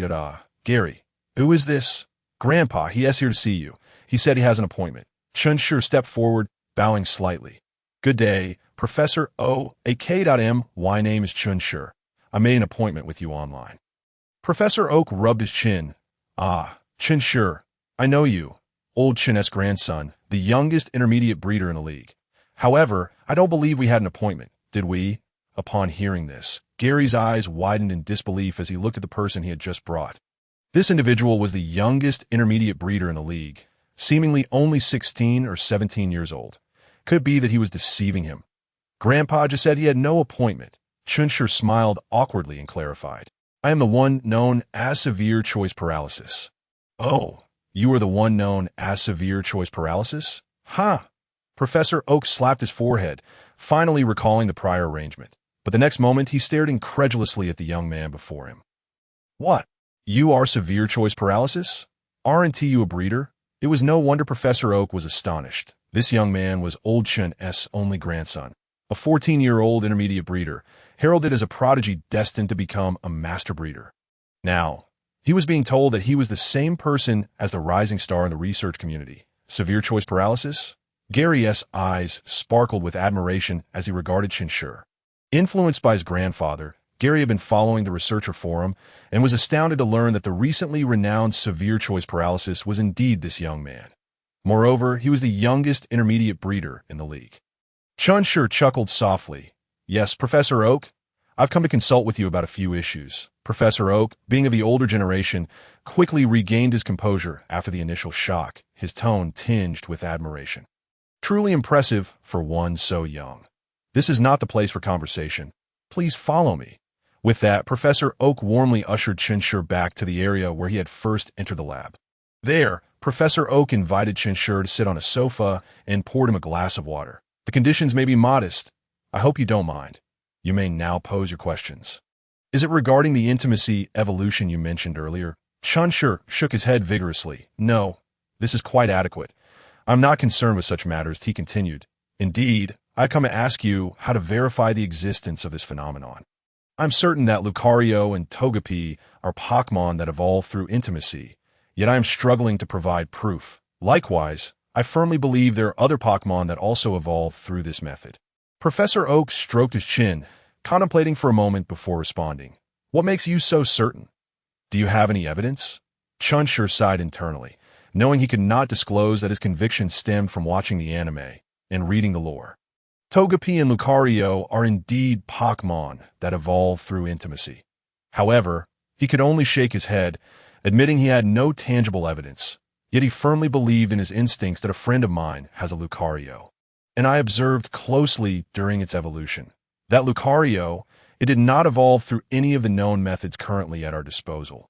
It did not undergo transformation during battle, but rather evolved unexpectedly while my friend was tending to its wounds. My Togepi experienced a similar sudden evolution. However, they share a commonality.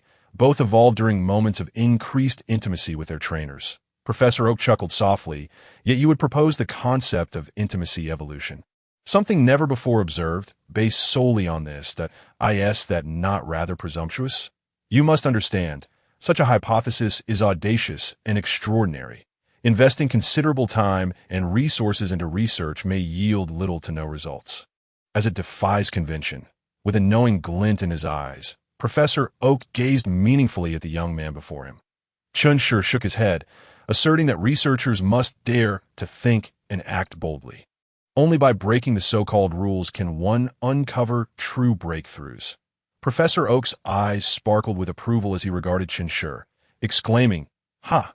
You are absolutely right. Only by defying convention can we uncover genuine discoveries.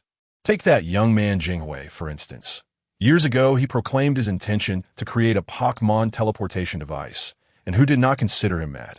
Yet he ultimately succeeded. A hint of nostalgia washed over Professor Oak's expression, seemingly recalling the student who had made him proud. Then Professor Oak spoke. When you mentioned this to me online previously, I felt a similar inclination. After perusing extensive materials, I concurred with your assertion. Togepi and Real likely are Pokémon that evolve through the intimacy you described. However, this concept is challenging to substantiate that I pondered for quite some time and ultimately decided to approach it from the perspective of a specific move.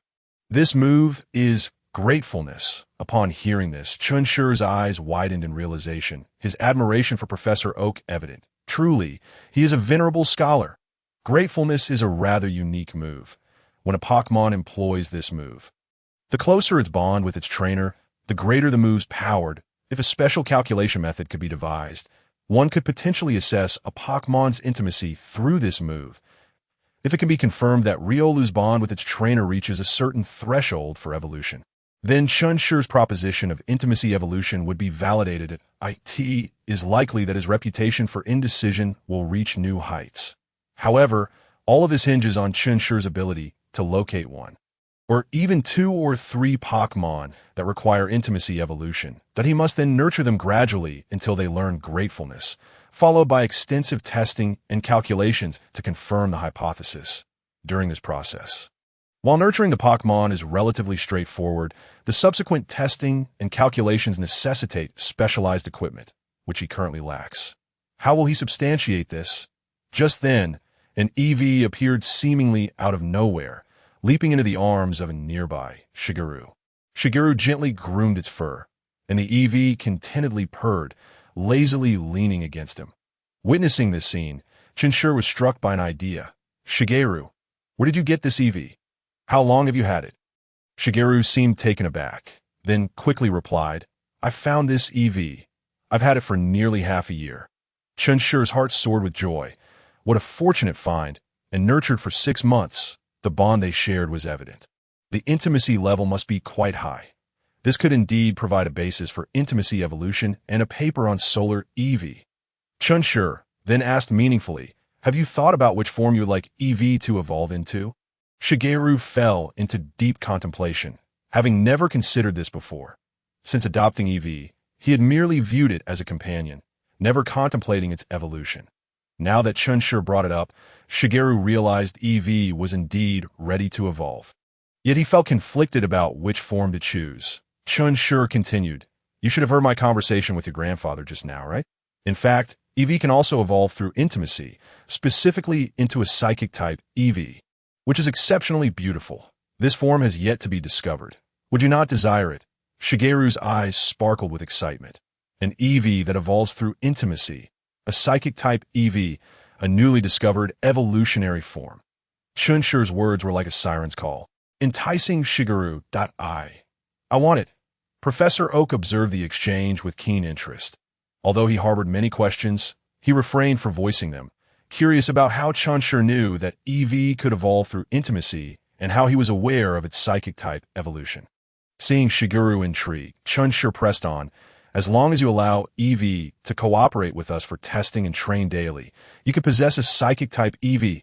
All right, Shigeru eagerly nodded, akin to a chick pecking at grain. The EV in his arms looked confused. Wait, isn't this all being arranged for me? Shouldn't someone inquire about my thoughts? Chen Shi, feeling somewhat embarrassed, scratched his head and turned to Professor Oak. I lack professional research equipment. Might I borrow some of yours? Chen Shi had initially planned to find an excuse to stay, and this research-related request seemed fitting. He assumed Professor Oak would not decline. Unbeknownst to him, a flicker of delight danced in Professor Oak's eyes as he eagerly replied, of course, since you're assisting Shigeru's EV in its evolution, I too am quite intrigued by intimacy evolution.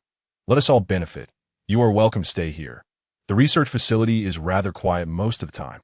Then I shall impose. Chen Shi exclaimed joyfully, expressing his gratitude.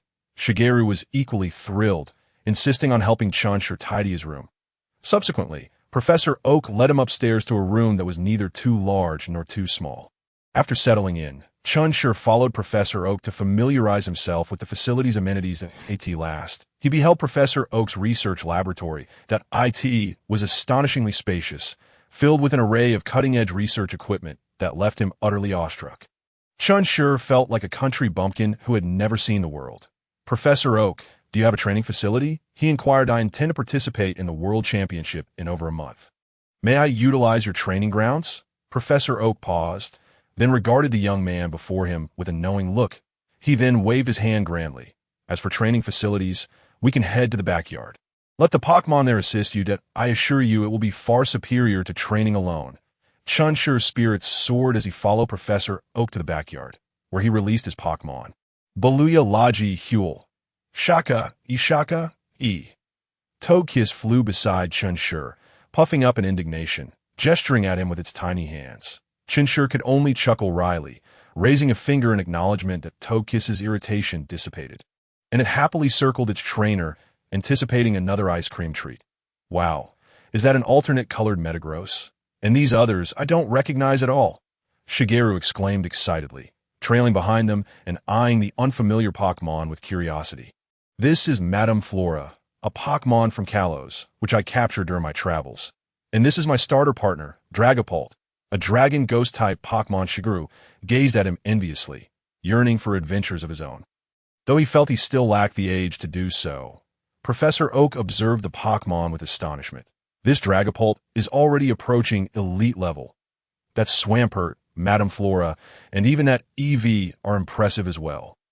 All gym-level Pokémon, I did not anticipate he would be such a prodigious trainer. Professor Oak's conviction solidified further. "Podesta, I'm deeply grateful for the gifts and support from all readers. The author will strive to update diligently, aiming to meet everyone's expectations. The True Desert Tyrant." Chapter 64. Solar, EV. Subsequently, Professor Oak produced a whistle and blew into it. Shortly thereafter, a Dragonite soared from the distance, gradually landing before them, regarding Professor Oak with curiosity. Chen Shi felt a surge of energy, and the Dragonite's data materialized before his eyes. Pokémon, Dragonite level, 99, Legendary Pinnacle, Potential, Legendary Ability, Multi-Scale Gender, Male Moves, Glare, Dragon Tail, Thunder Wave. Fire Punch, Bind, Wing Attack, Dragon Pulse, Agility, Slam, Draco Meteor, Outrage, Rain Dance, Hyper Beam, Dragon Dance, Quick Attack, Mystical Fire, Protect, Water Pulse. Chen Shi gulped, staring in awe at the somewhat goofy Dragonite before him. Level 99, Legendary Pinnacle. My goodness, what on earth is this? And that array of skills. It seems to have mastered nearly everything that can be learned. Chen Shi had no doubt that this Dragonite could effortlessly defeat a Garchomp. The disparity between the two dragons was astonishing. It was said that Professor Oak's Dragonite was exceptionally strong, yet Chen Shi never imagined it could be this formidable. He had previously believed it was merely at the peak of champion level. But it turned out to be at the pinnacle of legendary status. At that moment, Dragonite noticed Chen Shi's gaze, turned to him with a goofy smile, and even playfully scratched its head with a claw. Chen Shi couldn't help but twitch at the corner of his eye. Was there no semblance of an esteemed figure in you? No wonder it was lauded as an exceedingly gentle Pokémon. Professor Oak interjected, "My old friend, would you kindly assist in training this group of youngsters?" He gestured towards the nearby Dragonair and its companions. Upon glancing over, Dragonite was immediately captivated by Dragonair's presence. Such an astounding talent. Without hesitation, Dragonite thumped its chest in agreement. Chen Shi covered his face, utterly astonished that a Dragonite, so powerful, could emit such adorable sound. Professor Oak chuckled, "You need not worry now. My old companion is quite capable. Training these Pokémon will pose no challenge and no trouble at all. Professor Oak, I truly appreciate your help. It's nothing to worry about. Rest assured, Dragonite will return them by evening." Professor Oak waved his hand dismissively. Chen Shi opted not to say more, instead earnestly advising his companions. "You will train with Dragonite during this period. Remember to follow its guidance and refrain from causing any disturbances." The Pokémon nodded vigorously, as if pecking at rice, their instincts telling them that this Dragonite was extraordinarily strong, frighteningly, so that it was a privilege to train under its tutelage. Chen Shi smiled. recalled all of them into their Pokeballs, and entrusted them to Dragonite. Clutching the Pokeballs, Dragonite waved goodbye to Professor Oak before soaring into the sky. Chen Shi felt a pang of reluctance. It was the first time all of his partners had left him. Professor Oak patted his shoulder. "It's all right. They will be back by nightfall. Let us seize the moment to commence your research." Chen Shi exhaled deeply, nodding earnestly he needed to put in his best effort as well. In the ensuing days, Chen Shi and Professor Oak focused their attention on Eevee. On the first day, the duo sought out a gratitude Meowth, striving to teach Eevee the move reversal. Additionally, they collaborated on refining a move power testing machine, hoping to modify it to assess the move's power through reversal. On the second day, they discovered an abundance of Pokémon capable of reversal in the backyard, repeatedly testing their move's power and calculating the level enhancements. By the third day, Eevee had proven her intelligence, having learned reversal and exhibited impressive power. However, Chen Shi and Professor Oak had yet to construct a machine to test intimacy levels to be the sixth day. They had digitized the power of reversal, setting its maximum output at 102. This was likely representative of the intimacy cap. Following Chen Shi's suggestion, they categorized intimacy levels into 255 and created a rudimentary intimacy testing machine. When Eevee used reversal, her power reached 87.2, indicating that her intimacy with Shigeru had reached 218. Chen Shi promptly instructed Shigeru to spend more time with Eevee daily, urging him to massage her and accompany her in training.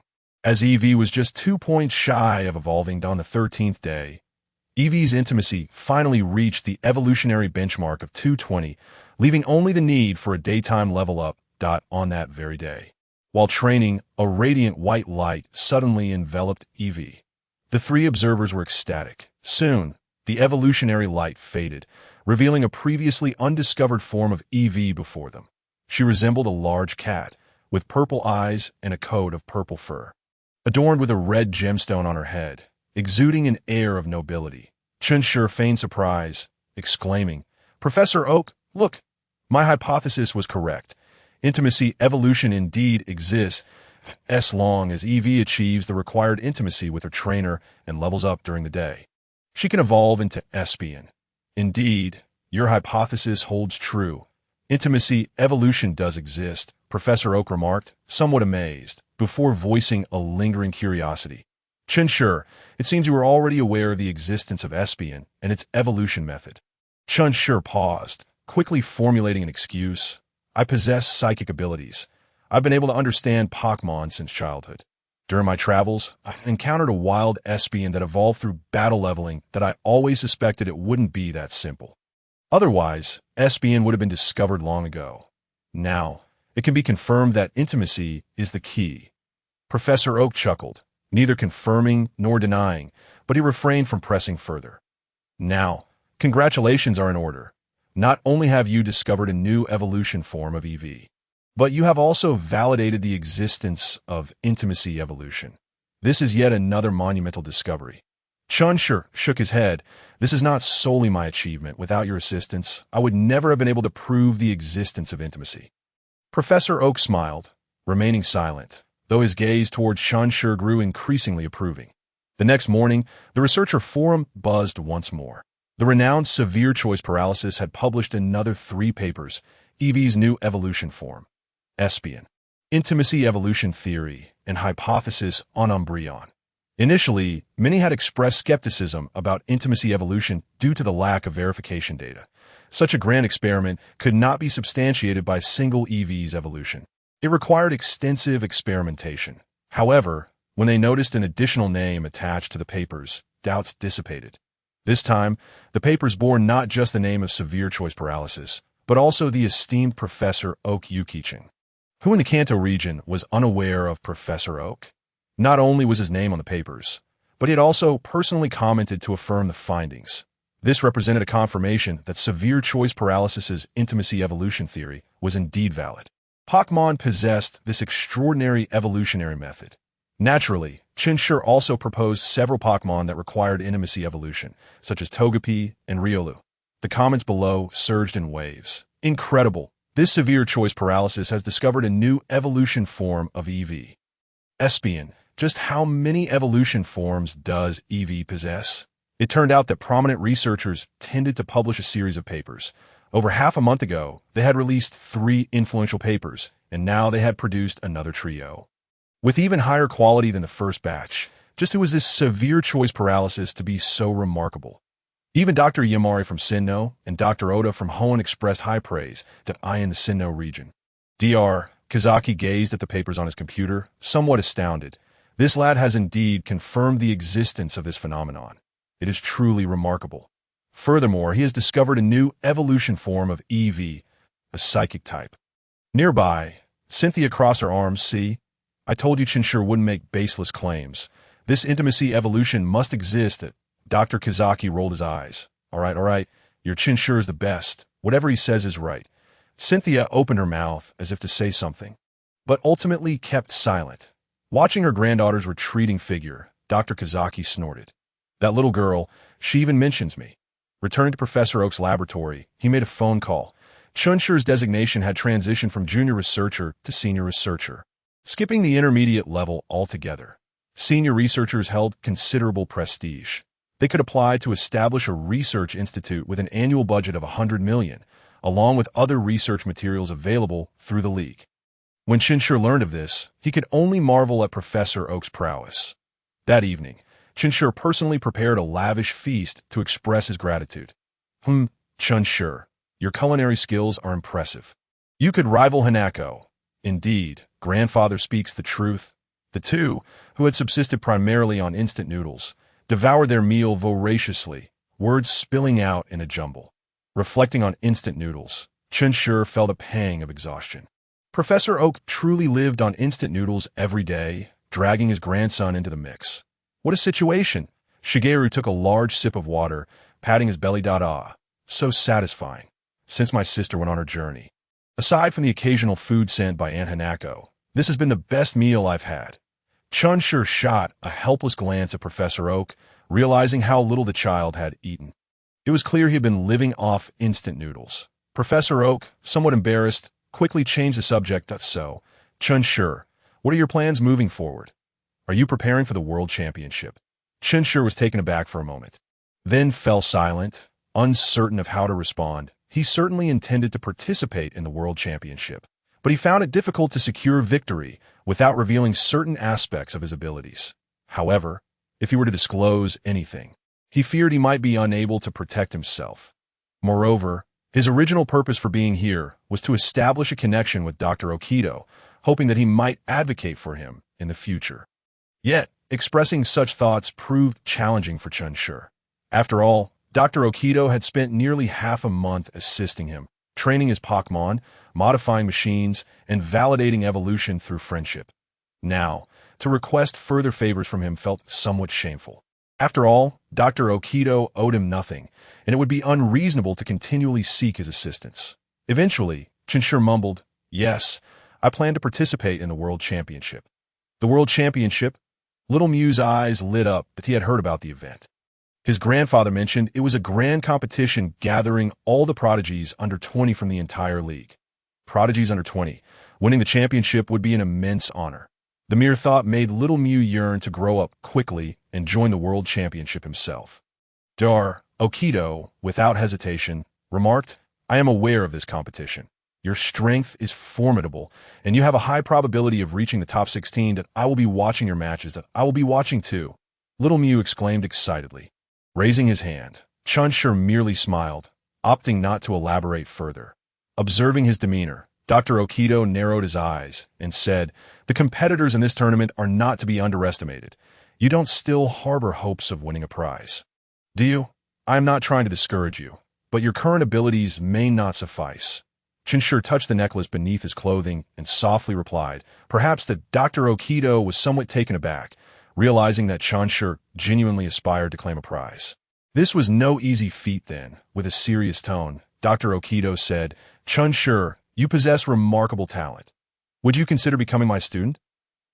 Chen Shi was momentarily stunned. Standing there in a daze, he never expected Dr. Okido would offer to be his mentor. This sudden surprise left Chen Shi utterly bewildered. After all, Dr. Okido was a top figure in this world.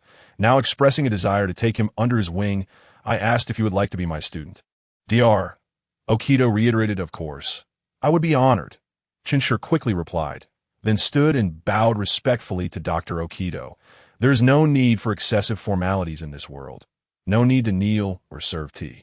A simple bow and addressing me as teacher will suffice. Dr. Okido's expression softened into a smile. Very well, Chen Shi, you may stay here for a while longer. Let this old man help you train your Pokémon. It will be far more beneficial than training alone at home. Chen Shi nodded, replying, I understand, teacher. That evening, Chen Shi ventured into the backyard, releasing his companions and offering them energy cubes as nourishment. Dragonite, you've grown, and your appetite has increased. Bururu. Dragonite turned its head disdainfully, ignoring him as it continued to stuff its mouth with energy cubes, even sharing some with the little Dratini on its head. Charmeleon, you're progressing rapidly. Soon you'll catch up to that little glutton. Chen Shi's words were not baseless. Charmeleon had indeed reached level 44, now at the elite mid-stage, while Togepi had only just entered the elite late stage today. However, Charmeleon's relentless training style warranted such progress. Their training sessions with Dragonite were not daily, as Dragonite often took them to challenge the Pokémon in the backyard, thereby enhancing their combat experience. Suddenly, Swampert waddled over, scratching its head in a goofy manner. Chen Shi sighed, retrieving another energy cube from his backpack. Eat up, and once you're done, lie down. I'll give you a massage later. Ratchi, Swampert nodded, eagerly grabbing the energy cube to devour it. Chen Shi began massaging Dragonite, a routine he often performed. After rigorous training and battles, it was essential to help them relax their muscles. Otherwise, prolonged exertion could lead to hidden injuries. Thus, Chen Shi made it a point to massage them regularly. His companions adored these massages, finding them immensely soothing. Indeed, Dragonite was now sprawled on the ground, too comfortable to even flutter its wings. While Chen Shi was massaging Mrs. Clefairy, Dr. Okido approached. You have a great bond with your Pokémon. Chen Shi chuckled softly. They're all my partners. Dr. Okido sat down on a nearby rock and remarked, You seem quite confident about the World Championship. Do you believe you can win a prize? Chen Shi paused his massage, then responded, Teacher, shouldn't I have confidence? I've seen those prodigies, Cynthia, the battle goddess of Sinnoh, Stephen, the champion of Hoenn, and Wallace, the heir of the dragon family, as well as Kanna from Silver Academy. Dr. Okido asked, Do you still have confidence? Of course, teacher. Shouldn't I have confidence? Chen Shi sighed, continuing, I became an intermediate breeder at the age of 11, and by the time I traveled, I was already a senior breeder. However, I had to conceal my identity until I turned 14, when I could no longer hide it, and participated in the certification that I still don't dare to claim my status as a senior breeder. On researcher forums, I don't even use my real name, opting instead for the username Severe Choice Paralysis. My talent as a trainer is quite good, but I dare not show it. When I travel, I can only go to Sinnoh, and I don't even dare challenge the gyms. You understand why Dr. Okido was moved, realizing the extent of Chen Shi's talent. After pondering for a moment, he asked, Is it because of the tall trees overshadowing the forest? Yes, precisely because of that. You know my grandfather and are aware of what my family's farm possesses. The Chen family is too much, and there are many envious eyes. Too many people do not wish for my growth. Chen Shi's tone carried a hint of bitterness, revealing something he had long kept hidden at Dr. Okido's side, then spoke with unwavering determination. You need not fear any longer. With me here, no one will dare to touch you. Upon hearing this, Chen Shi paused in contemplation before smiling. Teacher, I have secrets far beyond this. Should some of these secrets be revealed, it may very well shock the entire league, and some may not even spare your reputation. So, is this why you're confident in winning a prize of the World Championship? Dr. Okido chuckled. No, it's not about winning a prize. My goal is the championship. Chen Shi shook his head, his tone more resolute than ever. Ever since his conversation with Stephen, his ambition had been solely the championship. He longed to emerge from the shadows, shining brightly like the likes of Wallace and others, radiating confidence. Only then would he truly embrace this journey in this world and fulfill his promises to Swampert and the others. Dr. Okido's smile gradually faded as he spoke with deliberate seriousness. Chen Shi, remember my words. As long as I, Okido Yuki-chung, am alive, no one will dare to touch your possessions. This was the confidence of a former champion of the Kanto region. Chen Shi exhaled deeply, gazing at his teacher with a smile. Would you like to know what else I have hidden? I believe you will find it quite intriguing that Dr. Okido's interest was piqued. He was eager to discover what secrets his student held. However, he did not take it too seriously, assuming Chen Shi might have merely hidden a few Pokémon all right. Let us see what you have. Noticing the expression on Dr. Okido's face, Chen Shi wasted no time. Patting Mrs. Clefairy. Let me show my teacher the fairy-type energy fairy-type energy. Dr. Okido was momentarily stunned. FWA, Mrs. Clefairy replied, conjuring a purple energy in her hands. In the next moment, Dr. Okido dashed over, fixating his gaze on the swirling purple fairy-type energy. This is an entirely unprecedented type of energy.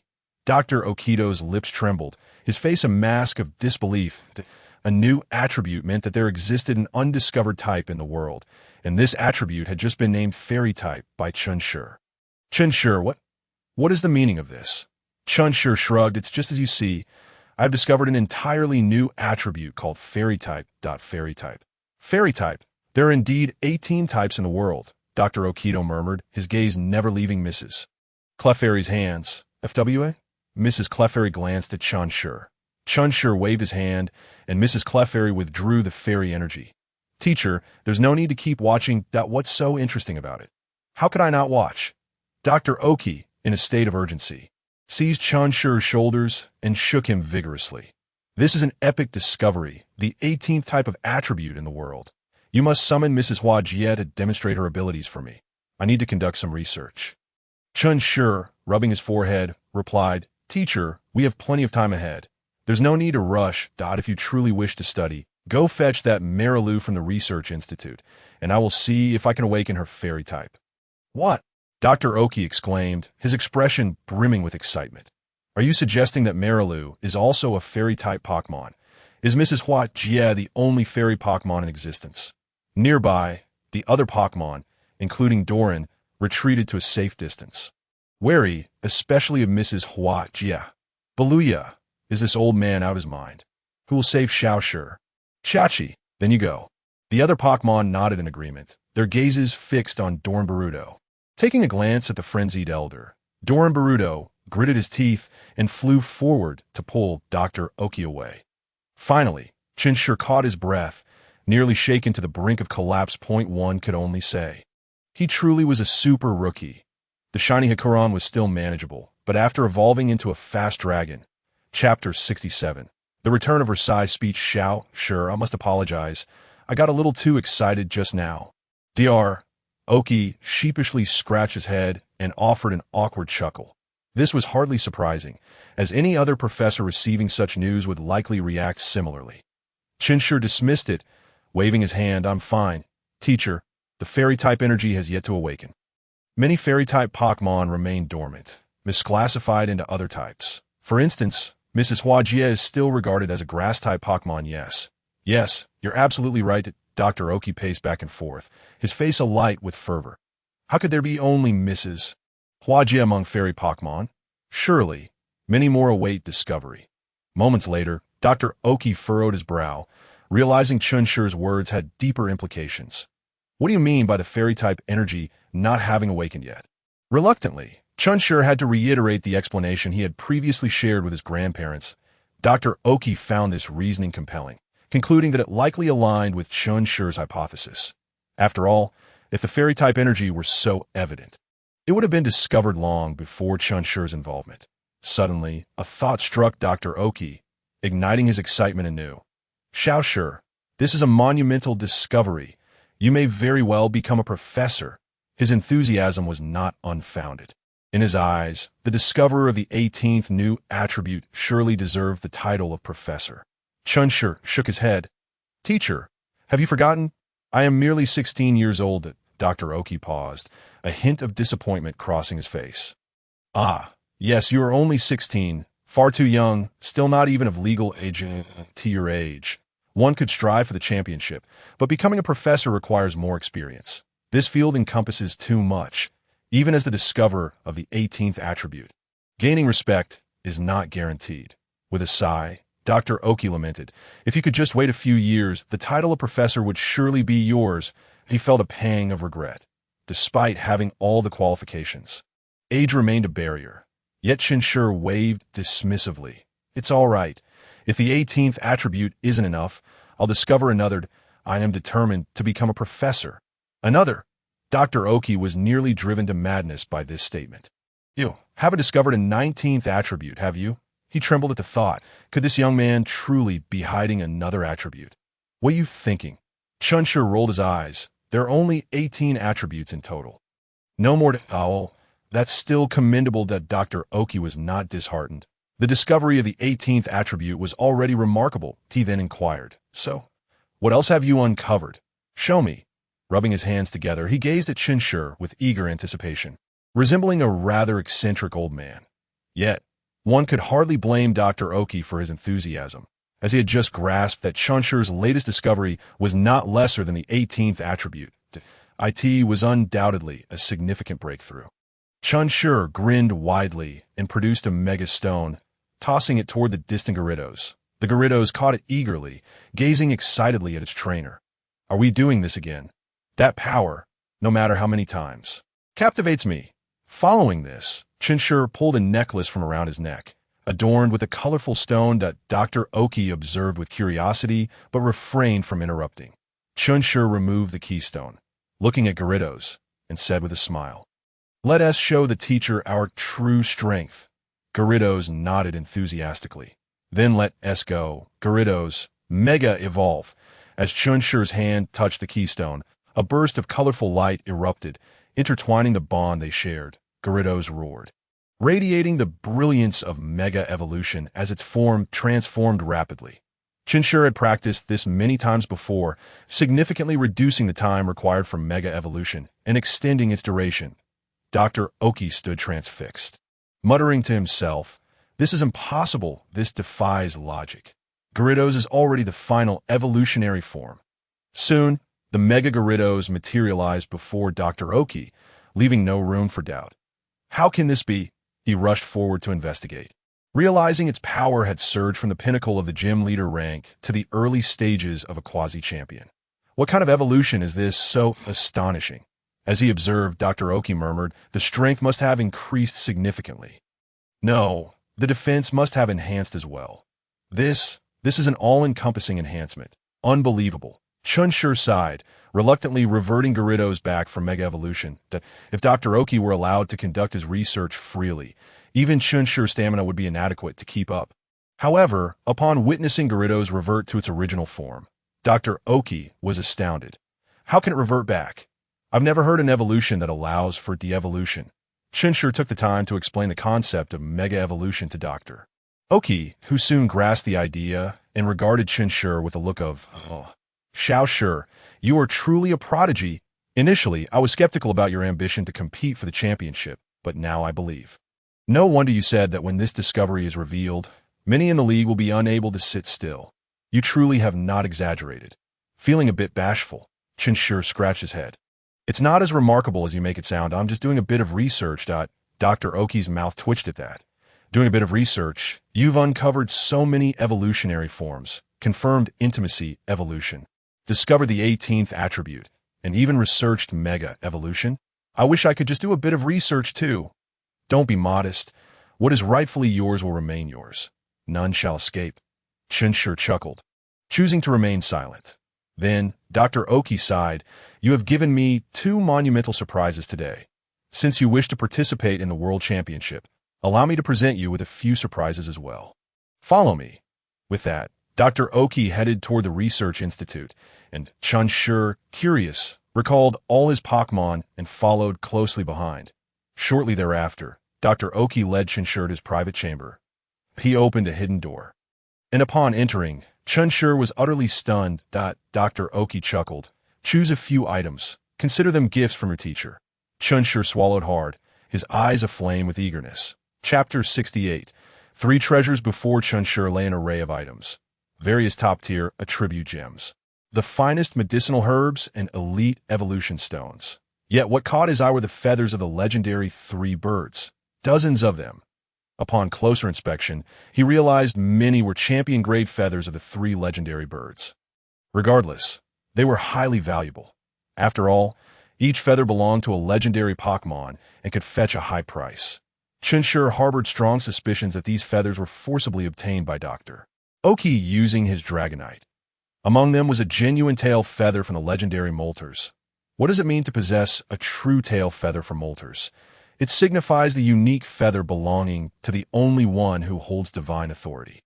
This legendary resource, when given to a Charmeleon for evolution, would surely propel it to new heights. Noticing Chen Shi's fixation on the Moltres tail feather, Dr. Oki explained, "That feather is extraordinary. It contains the essence of Moltres fire. If bestowed upon a fire-type Pokémon, it will undoubtedly yield remarkable results. You may use this for your Charizard. I have seen it reach the elite mid-stage without evolving yet, and this is just perfect." Chen Shi grinned and nodded in agreement. Then, with a glint in his eye, he said, "Professor, there are so many treasures here. I am at a loss as to what to choose. Perhaps you could offer some recommendations?" Professor Oak was taken aback and chuckled reproachfully. "You rascal! How clever of you! Very well, I shall select 2 items for you, but no more, as I am quite reluctant to part with them." With that, Professor Oak approached a shelf and retrieved a metallic box from the topmost row, opening it. "Behold, this piece for your Metagross will be immensely beneficial for its future." Chen Shi immediately leaned in to inspect it. Although he trusted Professor Oak's selections, he was still surprised by the exceptional quality. Registeel Body Fragment, containing the essence of Registeel, its effects on Steel-type Pokémon are superb. Chen Shi quickly made his decision. The second item would indeed be this.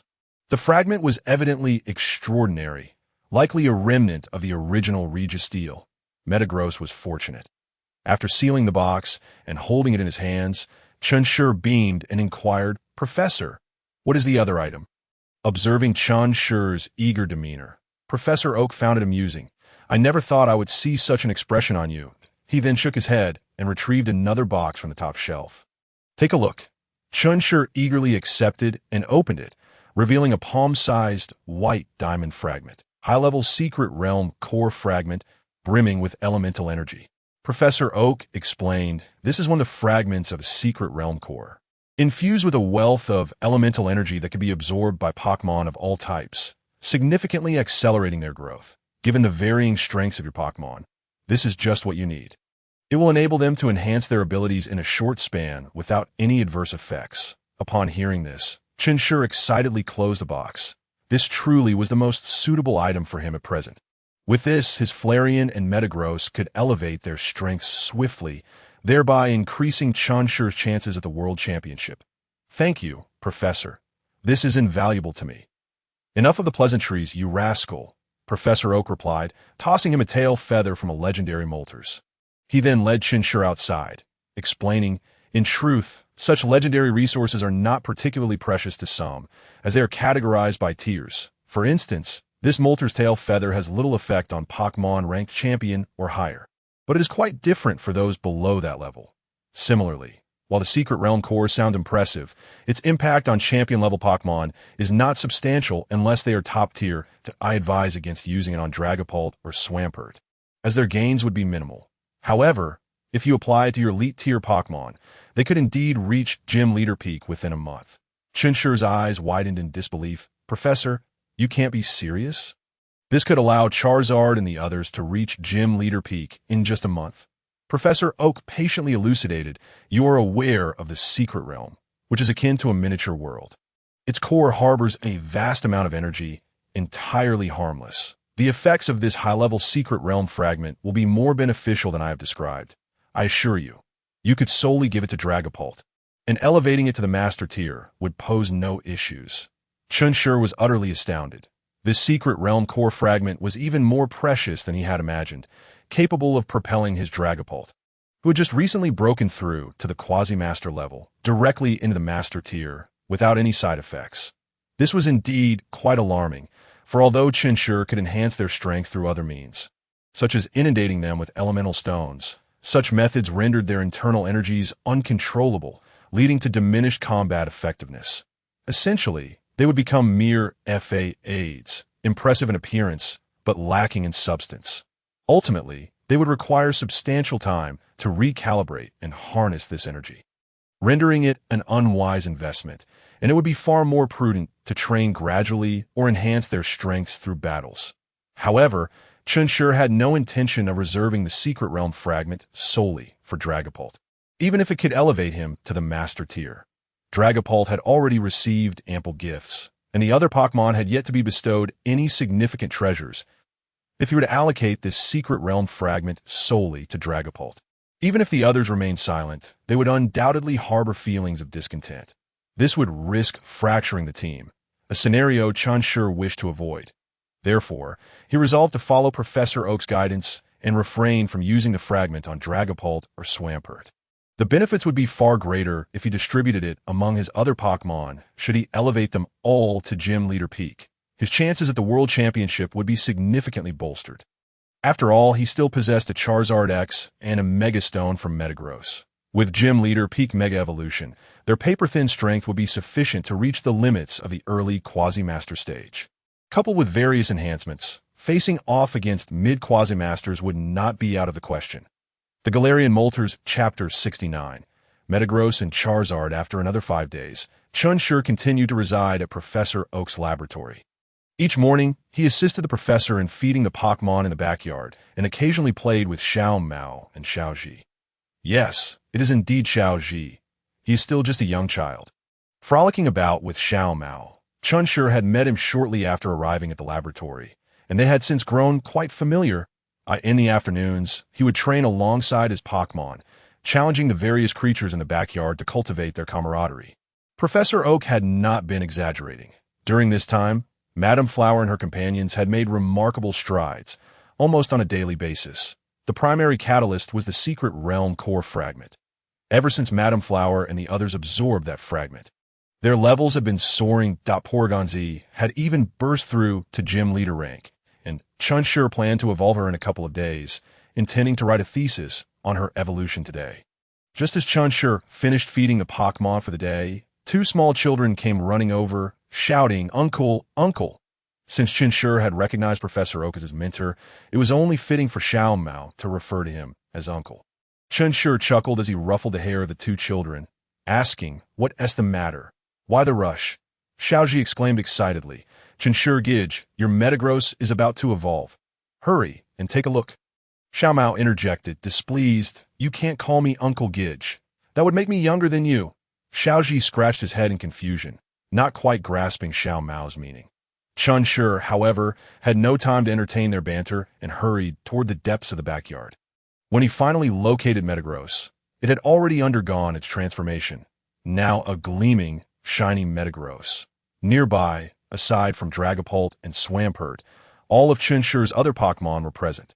They had absorbed the Secret Realm core fragment together in the morning and would later join Chen Shi in battling other Pokémon in the backyard.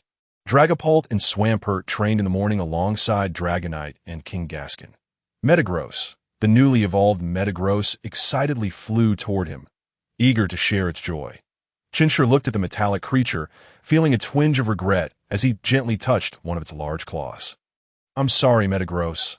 I missed witnessing your evolution." Metagross shook its head, indicating that there was no need for concern.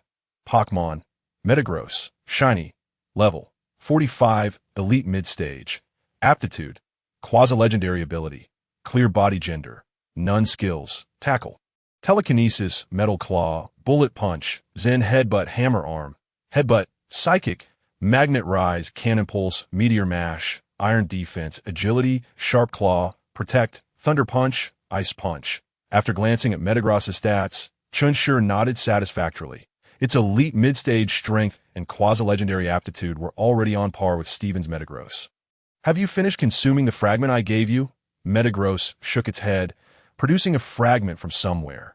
Indeed, it was the Regis Steel body fragment, albeit now reduced to a third of its original size. The missing portions have been gradually consumed by Metagross. Chen Shi nodded, advising, "Take your time with the remainder. Combined with the Secret Realm core fragment, it will be ample for you to rapidly enhance your strength. Soon, I will take you to participate in the World Championship." Metagross. The formidable Metagross nodded vigorously. Having joined the team relatively late and possessing lesser strength, it initially believed it would not have a place in the World Championship. To its astonishment, its trainer had procured a treasure that exuded a powerful allure, along with a shard imbued with vast amounts of non-attribute energy. This would enable it to undergo rapid growth in a short span of time, granting it the opportunity to battle on that grand stage. The mere thought of this invigorated Metagross's usually composed mind. For it, aside from its trainer, nothing delighted it more than engaging in combat. All right, you've just evolved, so this afternoon, I'll arrange for you to battle a few times to help you acclimate to your new form. Additionally, you must quickly master the skills you've just learned. I will guide you on which skills to focus on this afternoon. Metagross responded affirmatively before resuming its pursuit of the Shard's energy. I could see that moment. Charmeleon dashed over and grasped Chen Shi's hand. Wow! Chen Shi exclaimed joyfully, "You've broken through to the gym leader level and are ready to evolve." Charmeleon nodded, feeling that it was time for evolution.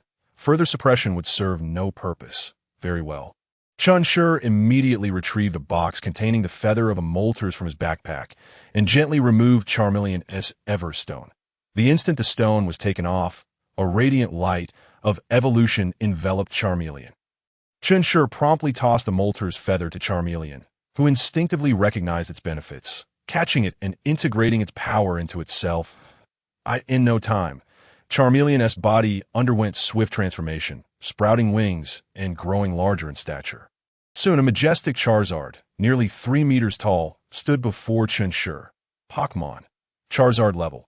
50 early gym stage potential, near legendary ability, Blaze gender, male skills, Scratch, Ember, Smokescreen, Dragon Breath, Cut, Dragon Claw, Dragon Dive, Origin Pulse, Dragon Tail, Flamethrower, Protect, Fire Spin.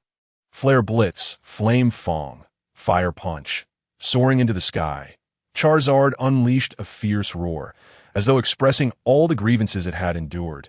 Chen Shi and the other Pokémon refrained from interrupting, silently gazing upwards at it. Before long, after venting its emotions, Charizard gracefully descended before its trainer. "Congratulations, Charizard." Roar with moist eyes, Charizard stepped forward and cautiously embraced Chen Shi. He did not resist, gently patting its form. "All right, Charizard, you've grown up now. The past is behind you. Did I promise to take you to the highest stage in the world and make those who abandoned you regret their choices? You must strive hard." Roar. Charizard released Chen Shi, a flash of their first meeting crossing its mind, before nodding resolutely. The other Pokémon approached to congratulate Charizard, who, upon seeing Mrs. Huajia and the competitive Metagross, scratched its head and broke into a silly grin. Now, it had a good trainer and companions it could rely on. Such a feeling was truly delightful. Chapter 70. Togekiss. Chakachika. Togekiss gazed longingly at Chen Shi, yearning for evolution herself, observing her companions evolve one after another. She could no longer remain still. Togekiss had long heard Chen Shi mention that she could evolve once more, and that her strength would significantly increase thereafter. After a moment of hesitation, Chen Shi asked, "Do you truly wish to evolve now, Chakachika?" Togekiss eagerly nodded, indicating her desire for immediate evolution. "Very well, then." Chen Shi ultimately acquiesced. Although it was not an issue for Togekiss to evolve now, he had hoped she would stabilize her newfound gym leader level for a couple of days. However, seeing her enthusiasm, he could not bear to refuse. He then retrieved a long-prepared shiny stone and presented it to Togekiss, taking out a camera to capture the moment. "Come on, touch it, and you can evolve." With joy, Togekiss fluttered to Chen Shi's side, but just as her tiny hand was about to touch the shiny stone, she hesitated.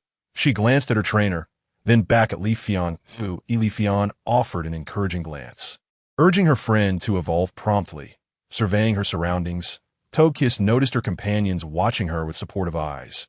"Come on, Togekiss, is this not the opportunity you have been waiting for?" With a determined nod, Togekiss touched the shiny stone. Instantly, a brilliant light of evolution enveloped her, and she grew larger, quickly surpassing Chen Shi in height. Her arms vanished, transforming into a Pokémon reminiscent of a bird, yet akin to an aircraft. Her body bore the red and blue patterns from her Togepi days, adorned with 3 feathers atop her head, white in the center, flanked by red and blue. She sported triangular wings, with her 2 small feet closely aligned, This was Togekiss' evolved form, Togekiss. Soon, the light of evolution faded, revealing the newly transformed Togekiss before Chen Shi. Congratulations, Togekiss! Chakachika Togekiss joyfully examined her new form before spreading her wings and taking flight. Chen Shi's thoughts immediately unveiled Togekiss' data before him. Pokémon, Togekiss level, 51, early gym stage, potential, champion ability, serene grace gender, female skills, sing, tackle, yawn, aura sphere, origin pulse, draining kiss, charm, lucky chant, calm mind, round, air slash, wish, air cutter, magical shine, moonblast, dazzling gleam. It seemed quite impressive, having learned several skills at once, including the powerful flying-type move, Brave Bird. She had also mastered 2 fairy-type skills, including Moonblast, indicating that Togekiss' fairy energy was now abundant. In the coming period, focused training on these skills would be essential. As for Air Slash, it was a skill Togekiss had been training diligently prior, and her proficiency was remarkable. Its effects were excellent. Anyone struck by it would be left trembling that if a royal seal were added. The results would surely be even more spectacular. Chakachika, after flying for a while, Togekiss swooped down and tackled Chen Shi, wrapping her wings tightly around him and nuzzling her head against him. All right, Togekiss, you're too big now. You're nearly squashing me. Chakachika! Togekiss quickly flew up, worry etched on her face as she regarded her trainer, realizing in her excitement that her evolution had resulted in a larger form. I am perfectly fine, Togekiss. Chen Shi stood, brushing off the dust, gazing at the grand Pokémon before him with excitement. Finally, a flying machine, he chuckled. With this size, if we squeeze a bit, you could carry me into the skies. Then, he added with a grin, with your current size, you can no longer sleep on my bed. I fear I might be squished. Chakachika Togekiss shook her head pitifully, expressing her desire to still sleep on the bed. Chen Shi could not help but cover his face. He found it impossible to resist that pleading gaze. All right, you can still sleep with me. Chakachika. Togekiss instantly brightened, joyfully flying to Li Fiona's side to show off her new form, inviting her friend to take a flight with her. Chen Shi shook his head, turning to Mrs. Huajia. Please keep a close eye on these little ones. If any of them misbehave, just inform me. Flower Mrs. Huajia gently nodded in agreement. Then I shall take my leave for now. You all focus on absorbing energy. I will return this afternoon. After bidding farewell to his companions, Chen Shi made his way back with the camera. He needed to prepare a meal for Professor Oak and Gary. Otherwise, they would be left with only noodles for lunch. He also had to return in the afternoon to train with the Pokémon, and the evening awaited his writing of Togekiss' evolution thesis. Unbeknownst to him, he had become quite busy. Professor, what do you think of my paper? That evening, Chen Shi called Professor Oak over to review the thesis he had just completed. Upon sitting down, Professor Oak began to read. This is the evolution form of Togekiss. It evolves using a shiny stone, which simplifies matters considerably. You need to revise this part. You cannot state it like this. Subsequently, Professor Oak pointed out several errors, and Chen Shi listened attentively, diligently taking notes. Before long, under Professor Oak's guidance, Chen Shi revised the paper and clicked to publish it. Congratulations, Xiao Shi, you have discovered a new evolution form of a Pokémon. May I see Togekiss? Chen Shi rubbed his temples in exasperation. Professor, didn't I already provide you with energy cubes for Mimikyu to awaken? Is one fairy-type Pokémon not enough for your research? Upon mentioning this, Professor Oak's eyes sparkled with excitement, and he began to chatter incessantly. You recall those fairy-type Pokémon from our childhood? I believe there are far too few, with only Mariel being notable. I have observed her awakening process, and it aligns perfectly with what you mentioned, which has greatly inspired me that I wish to delve into the study of other unawakened fairy Pokémon. Chen Shi could only tug at the corners of his mouth, and proceeded to inform him about a few more fairy-type Pokémon. Instantly, Professor Oak was exhilarated and set off with the fairy energy blocks provided by Chen Shi. Meanwhile, the researchers' forum buzzed with excitement due to the stir caused by his paper. However, Chen Shi was unconcerned with such matters. He simply climbed into bed, nestling against the wings of his beloved Togekiss, embracing it tightly. So soft. How delightful. Chapter 71. Ash and Gary. The following morning, Chen Shi, Ash, and Gary sat by the riverbank in the backyard, engaged in play. Suddenly, Chen Shi posed an intriguing question. Ash, what is your dream for the future? My dream, of course, is to become a Pokémon master, Ash declared loudly. Gary shot him a disdainful glance. You should focus on memorizing the type matchup chart first before aspiring to be a Pokémon master. With your current knowledge, it's quite a stretch. Ash's spirits plummeted at the remark, leaving him speechless and unable to retort. The type matchup chart felt like an enigma to him, no matter how many times he attempted to memorize it. It eluded him. Chen Shi chuckled. Well, Ash, you must put in the effort. Without a solid foundation of knowledge, it will be quite challenging to become a competent trainer. Yes, Brother Chen Shi, I will remember that, Ash replied, clenching his fist in determination. However, Gary was incensed. I've told you not to call me brother. Why can't I? I choose to call you that, Ash countered defiantly. The two children immediately began bickering, their faces flushed with indignation. Chen Shi watched with a smile. Choosing not to intervene, he had grown accustomed to this playful rivalry, knowing that soon they would reconcile and chase after Butterfree together. The innocence and beauty of their childhood bond was truly refreshing.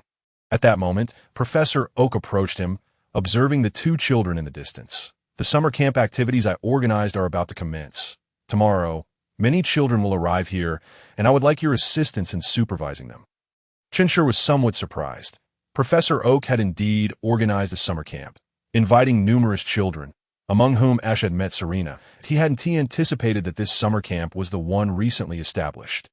Realizing this, Chen Shi readily agreed. No problem, Professor. It's merely a matter of overseeing a group of children. You can count on me. Professor Oak nodded, reassured by Chen Shi's reliability. Then he shifted the conversation.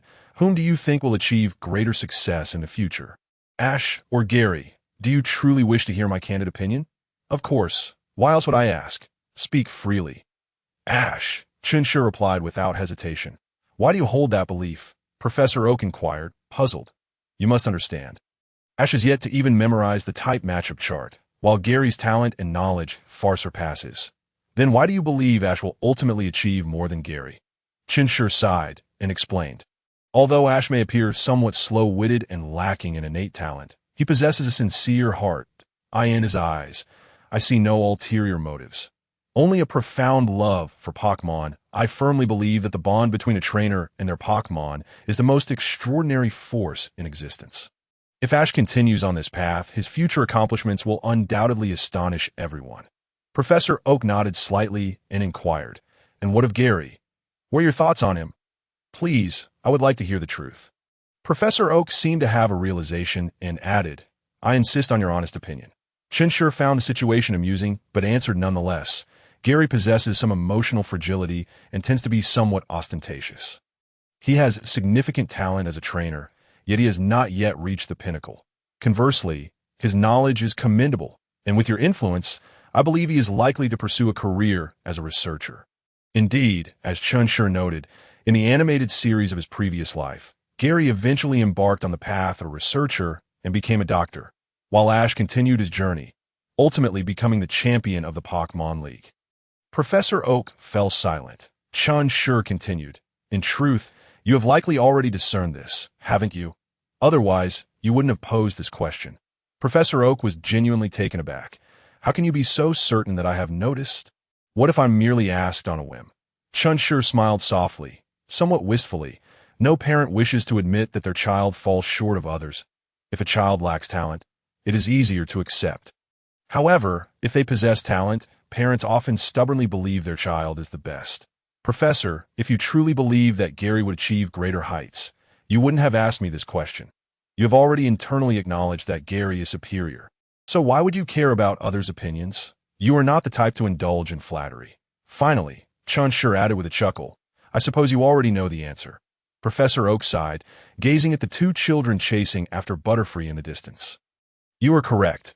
I too feel that Ash will achieve greater success in the future, that Gary's temperament does leave something to be desired, that I hope he encounters some challenges during his journey. Chen Shi silently scoffed. Knowing that Gary would soon be racing around in a sports car, accompanied by a whole entourage of beautiful girls, experiencing life to the fullest without any real hardships. However, he refrained from voicing this thought and simply replied ambiguously, let us hope for that. Professor Oak looked into the distance. Please pay careful attention to tomorrow's summer camp activities. All these children were personally selected by me, and their parents entrusted them to us. So we cannot afford any mishaps. I will send you the itinerary shortly. The responsibility for security will fall to you." Chen Shi nodded, confident that as long as they did not venture deep into the Viridian Forest, everything would be fine. In truth, while Professor Oak entrusted him with security, it was merely a formality. Dragonite would undoubtedly be keeping a watchful eye. With such a formidable guardian, what danger could possibly arise? Thus, he had readily agreed. "Rest assured, I will ensure that the children do not stray into the depths of Viridian Forest. We will merely camp outdoors. That will suffice." With that, Chen Shi called out to the two youngsters. "Ash, Gary, come over here. I have something to discuss with you." The two paused momentarily before joyfully racing over to Chen Shi. "Brother Chen Shi, what is it?" Ash inquired, still calling him brother, while Gary glowered at him from the side. Clearly annoyed, Chen Shi smiled. "Tomorrow marks the commencement of Professor's summer camp activities, so be sure not to oversleep and miss it. Arrive early, as keeping others waiting is quite impolite." Chen Shi made this reminder because, in his previous life's animated series, Ash had overslept and was late for the event, causing a group of children to wait for him. He wanted to prevent a repeat of that situation. Gary crossed his arms, scoffing, "I would never be like someone who sleeps like a dead pig all day. I will definitely arrive on time." Ash scratched his head sheepishly, seemingly aware of his own habits. "Understand, Brother Chen Shi, I will make sure to wake up early tomorrow." Metagross was sent flying by a powerful slap from Kyogre. Chapter 72. Serena the next day, Chen Shi rose early. "Hurry up. Toadkiss, today, you all have the day off, and I'm taking you out for a picnic." Toadkiss, initially reluctant to leave the comfort of its slumber, instantly perked up at the mention of a picnic, its eyes sparkling with excitement. "Chakaki, enough of that. Look at your friend. She is so composed," he replied, glancing at the still-dazed Leafeon, who was struggling to comprehend the situation. "Who am I? Where am I? Why am I so composed?" "Chakaki!" Toadkiss fluttered up, playfully winking, entirely unconcerned with Leafeon's confusion. Chen Shi sighed. Choosing to ignore the perpetually childish Toadkiss, he got dressed and headed off to freshen up. Afterward, he brought the two little ones downstairs and walked straight out of Professor Oak's research lab. They had agreed to meet at the entrance of a lab, and upon arrival, Chen Shi found Professor Oak already waiting there. "Hurry up, Professor. I hope I'm not late," Chen Shi called out, rushing over. Professor Oak waved his hand dismissively. "Not at all. I just arrived myself. It is still quite early, and the children have yet to show up. Shall we wait a bit then?" "Indeed." Chen nodded and stepped aside to release his companions. Due to their size, they had all been kept in pokeballs at Professor Oak's lab. Fortunately, Chen used luxury balls, which provided ample and comfortable space within, so it wasn't too bad. He then proceeded to distribute their energy cubes. "Eat up, everyone. Today is a day of rest. Let us have some fun while also looking after the children." There were no objections to Chen's arrangement. After such rigorous training, a day of relaxation was certainly welcome. As Chen fed his partners and chatted casually with Professor Oak, a beautiful woman with brown hair approached, accompanied by a golden-haired little girl wearing a small hat. "Hello, Professor Oak? I am Saki, Selena's mother. I have come at the invitation to bring Selena to participate in the summer camp." Selena, quickly say hello to Professor Oak. The girl beside her appeared a bit frightened, gripping her mother's hand tightly, but managed to utter, "Hello, Professor Oak. I am Selena. Welcome.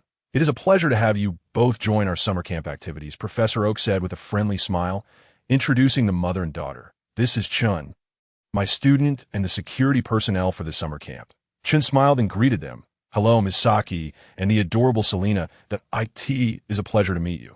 While greeting them, he discreetly observed Selena, the girl who had given up her dreams for Ash. Fragile yet resilient, she still appeared to be a charming little girl. Saki politely replied, "Hello, Mr. Chen. I will have to rely on you for the safety of my child." "Hello, Brother Chen," Selena said sweetly, her eyes fixated on the Toadkiss. It was evident that the little girl was quite fond of Toadkiss. Chen chuckled and waved his hand dismissively. "It's no trouble at all. This is simply my job. Please rest assured, Miss Saki, there are still many children who have yet to arrive. So please wait a moment." "No problem." Saki nodded slightly, leading Selena to stand beside Professor Oak. Chen glanced back and noticed that Selena's gaze was still fixed on Toadkiss, her eyes brimming with curiosity. Chen smiled and quietly said, Toadkiss, have you finished eating? Once you're done, go play with the little girl. Toadkiss burped happily, glanced at Selena, and eagerly accepted the task. Toj. Toadkiss flew directly to Selena's side, gently calling out. Initially, Selena appeared somewhat frightened, but she soon cast aside her fear, amused by Toadkiss's antics, and bravely reached out her small hand to touch the unfamiliar Pokémon before her.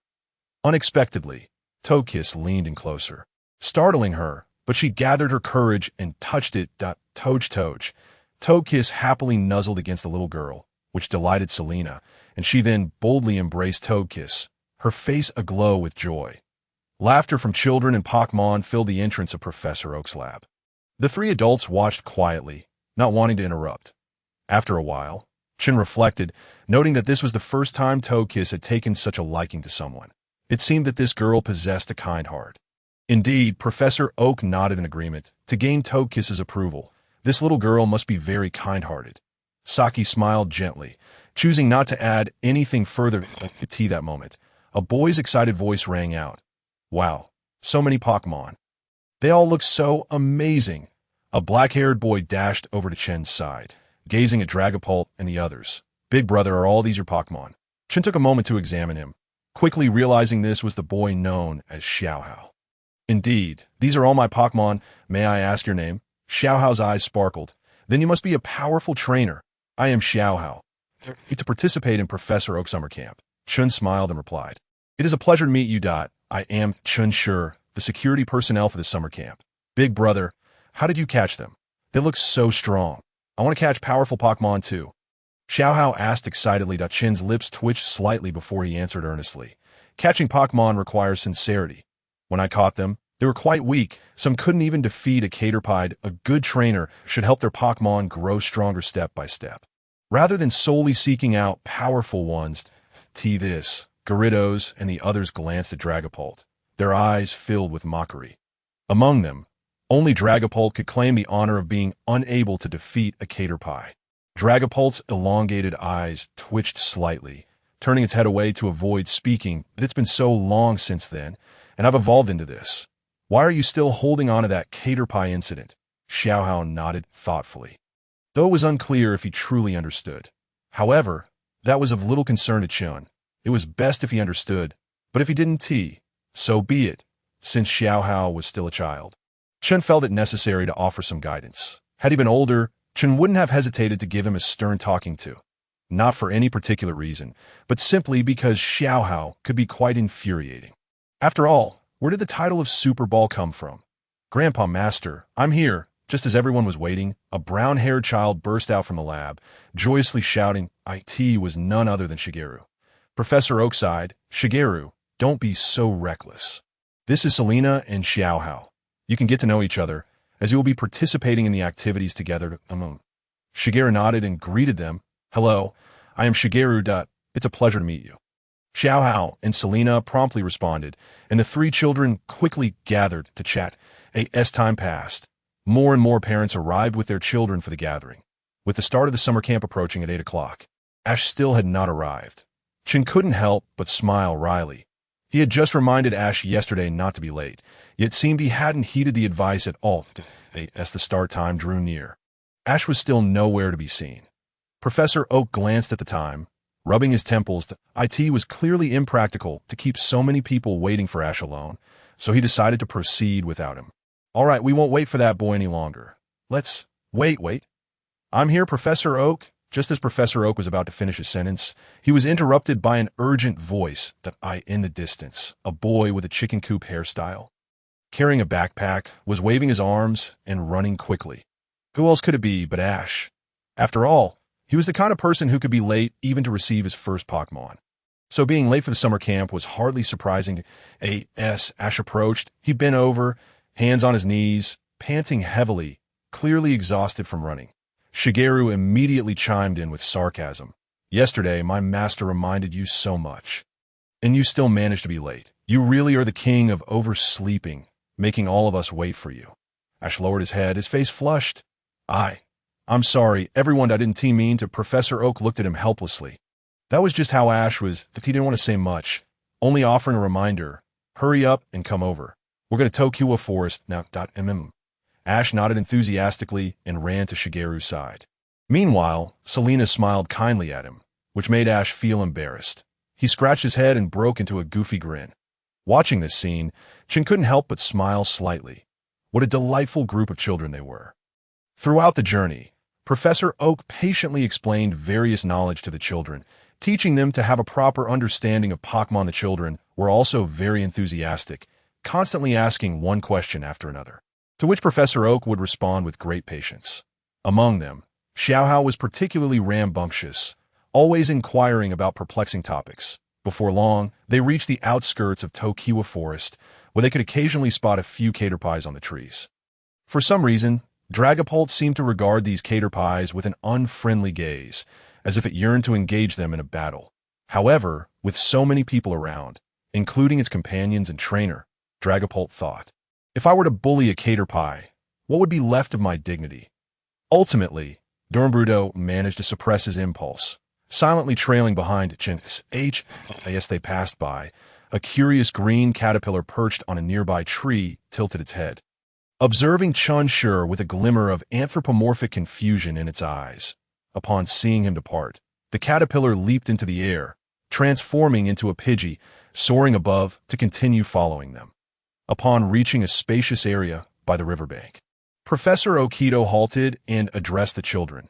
Let us set up camp here. Parents may only offer guidance from the sidelines. The rationale for restricting parental assistance was to impart survival skills in the wilderness to the children, a notion that met with their parents' approval. Yay! I will be the first to pitch my tent, Xiaohao exclaimed gleefully, retrieving a spatial backpack from his mother and swiftly rummaging through its contents. I shall be the first to complete my tent, Xiao Mao retorted with a scoff, setting down his backpack to commence his tent assembly, with Professor Okito providing guidance nearby. The other children, unwilling to be outdone, also procured their spatial backpacks from their parents and began their endeavors. Chen Shi found a large tree, sitting beneath it while observing the group of children, his gaze occasionally scanning the surroundings to avert any sudden appearances of a rampaging Pokémon. He reminded himself of his role as a security personnel and resolved to remain vigilant. Raji Garridos called out, pointing towards the stream. Chen Shi understood the implication. Go ahead, but remember to keep the noise down. Raji Garridos nodded in response, then dashed into the river. Disappearing beneath the surface, Porygonzi rushed to assist Selena with her tent, while Madame Huaija offered help to Ash. Meanwhile, Dornbrudo, Charizard, EV, and Metagross remained by Chen Shi's side, either resting or basking in the sun. Chen Shi reclined lazily against the tree, savoring the rare moment of respite. Suddenly, he sensed a gaze fixated upon him. Opening his eyes, he discovered a pristine green caterpillar curiously scrutinizing him from the tree. The term pristine was apt, for wild caterpillars in the forest typically bore some dirt or scars. Yet this particular caterpillar was plump and appeared well-fed, exhibiting an extraordinary cleanliness devoid of any blemishes.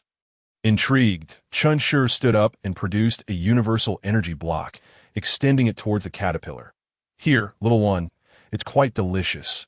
Nearby, Dornbrudo let out a huff, secretly wishing to unleash a shadow ball at this caterpillar. The green caterpillar tilted its head, glanced at Dornbrudo, then took a bite of the energy block.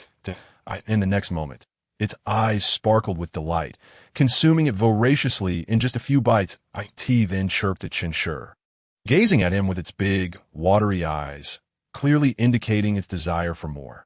Chen Shi smirked, internally cursing, how absurd! I've actually found a caterpillar to be adorable. Moreover, was this caterpillar unusually intelligent? Its expressive demeanor and knack for cuteness were quite remarkable. In the next instant, Chen Shi succumbed to the caterpillar's pleading gaze, retrieving another energy block to present before it. He found it impossible to resist when a Pokémon looked at him in such a manner. Subsequently, Chen Shi focused his thoughts, wishing to examine the caterpillar's data. However, upon viewing the information on the panel, his heart momentarily ceased, his complexion paling, as if all strength had been drawn from him, leaving him frozen in place. Various emotions flickered in his eyes: shock, fear, surprise, exasperation, and helplessness, for before him appeared Pokémon. Mew level. Potential. Ability, synchronized gender, none skills. The most notorious trickster in the Pokémon world. Mew. Mew. Chapter 74. The Power of the Mind. Mew, as the mythical creature of the Pokémon realm, held an esteemed position. Not only did it possess the genes of every Pokémon, enabling it to learn all moves, but it also shared a symbiotic relationship with the World Tree. Team Rocket had even utilized a single eyelash dropped by Mew to create a level 1 deity, the infamous Mewtwo.as, for why Mew appeared here. Chen Shi could only speculate, yet, given Mew's nature, its presence could manifest anywhere. After all, it was famously regarded as the greatest trickster in the Pokémon universe. Its appearance here was entirely plausible. But why did it have to appear before me?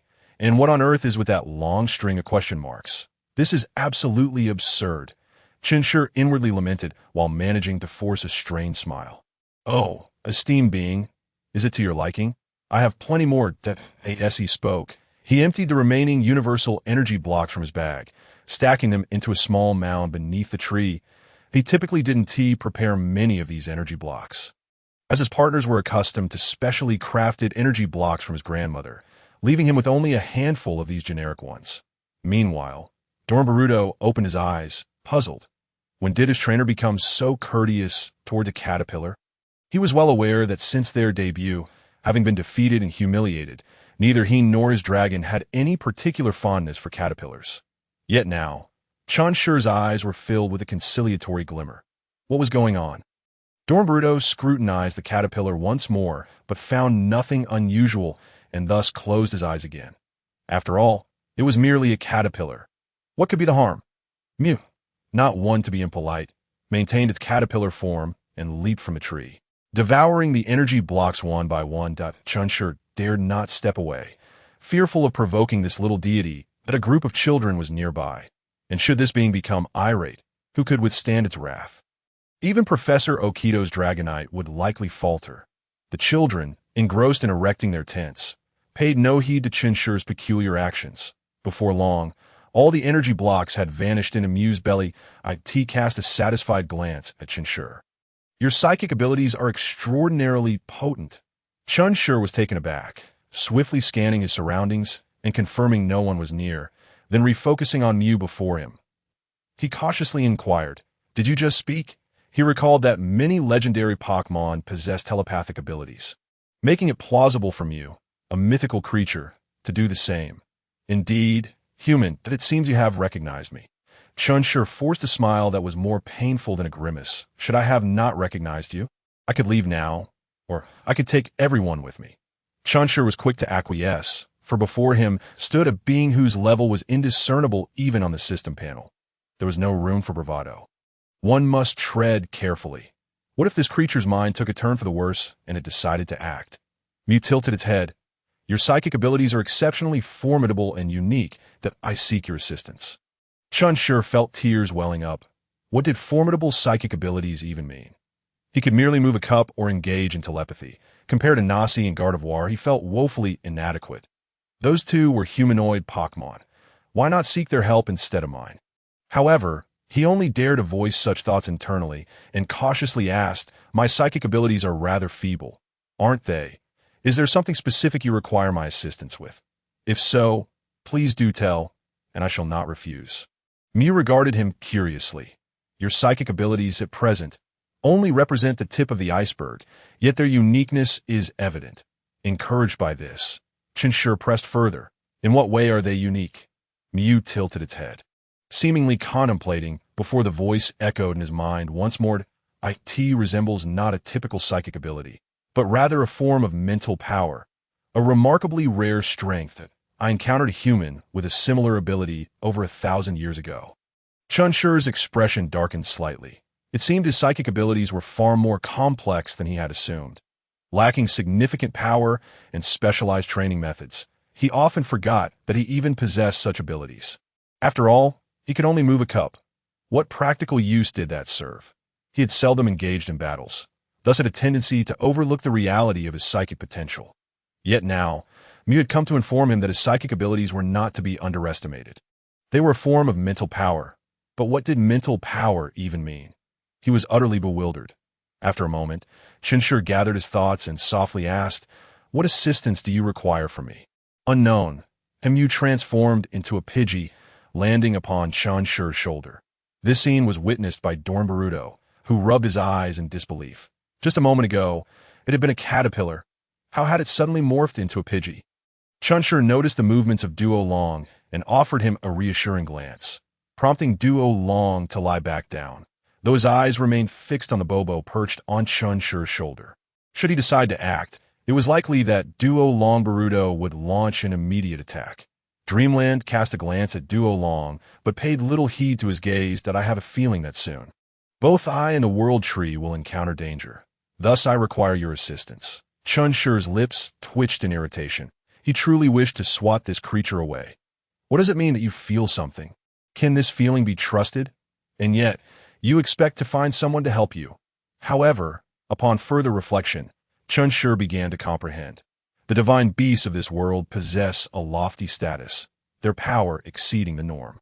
As a psychic-type phantom beast, Dreamland undoubtedly has the ability to foresee the future, and it must have perceived something to speak in such a manner. Nevertheless, he still inquired, "But do you not have a specific time frame?" "I cannot remain by your side indefinitely or wait at the World Tree, for I have my own affairs to attend to. Not to worry, I can provide you with a key, as long as you shatter it when I require assistance. You will be able to arrive swiftly."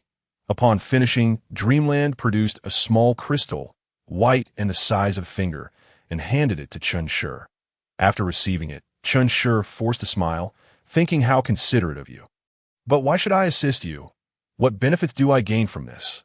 At this juncture, Chen Shi had essentially acquiesced, for the matter at hand concerned the World Tree, which was no trivial issue. Should the World Tree face trouble, the reality of the world would likely follow suit. Having already owed a favor to the divine volcano and the meteor people, incurring another debt seemed inconsequential. Yet, he still desired some form of recompense. Perhaps in the future, he could lend them a hand. If he could assist, he would, and if not, he would find a way to help or simply call upon others. After all, with a good mentor at his side, one must seize the opportunity to benefit. With this thought in mind, Chen Shi cast a furtive glance at Professor Okido, who was still teaching children how to pitch tents. Yet, when Chen Shi mentioned wanting benefits, Dreamland appeared taken aback, gazing at him with an expression of disbelief. Was he really expecting something in return for helping the esteemed Dreamland and the World Tree? Upon noticing that look, Chen Shi promptly returned the white crystal to Dreamland. "Then perhaps you should seek someone else," without waiting for a response. He lay back and closed his eyes, inwardly lamenting his own folly. What a grave mistake to offer energy cubes to this creature. It was one thing for it to consume so much of his resources. After all, he was not particularly stingy. However, to request his assistance without offering any form of reward. Who would work for you under such circumstances? It was as if one expected the horse to run while withholding its feed. Perhaps they should simply call Dreamland a capitalist, for its heart was as dark as coal done on the other side. Professor Okido suddenly sensed something and glanced over at Chen Shi, finding him unscathed and playing with a bobo, before returning to his lesson with the children, explaining various concepts. Back with Dreamland, it too was perplexed. The previous human it encountered, who wielded psychic powers, was so righteous that the mention of difficulties. He had pounded his chest and declared he would assist without hesitation. How was it that this one was so different, even asking for benefits? Wasn't he supposed to be eagerly inquiring about the troubles it faced and seeking ways to help? This script seemed amiss. Yet upon observing that this human truly seemed disinclined to assist, Dreamland gritted its teeth and approached. "What do you desire? I shall grant you anything that Dreamland can provide." Chen Shi opened his eyes, brimming with amusement. "What do you think I need? I trust that Dreamland would not offer something utterly worthless." He returned the ball to Dreamland's court, for he knew not what treasures it possessed. Moreover, Dreamland had stated it would provide anything it could. How was he to know which items were valuable and which were not? Besides, Chen Shi had little experience with fine goods, being something of a rustic himself. Should he voice this, he believed Dreamland would be reluctant to part with anything of low worth. Dreamland hesitated, contemplating what it could offer. Over the years, it had amassed many items, valuable ones too, which served no purpose for itself but could be tremendously beneficial to this human's companions. Yet, it worried whether Chen Shi would even appreciate them. What if he turned his back after receiving its gift? Clenching its teeth, Dreamland produced a small, colorful shard. This one, I found it with great difficulty many years ago. Upon hearing this, Chen Shi immediately scanned the shard. A fragment of Xerneas imbued with pure life force and fairy essence.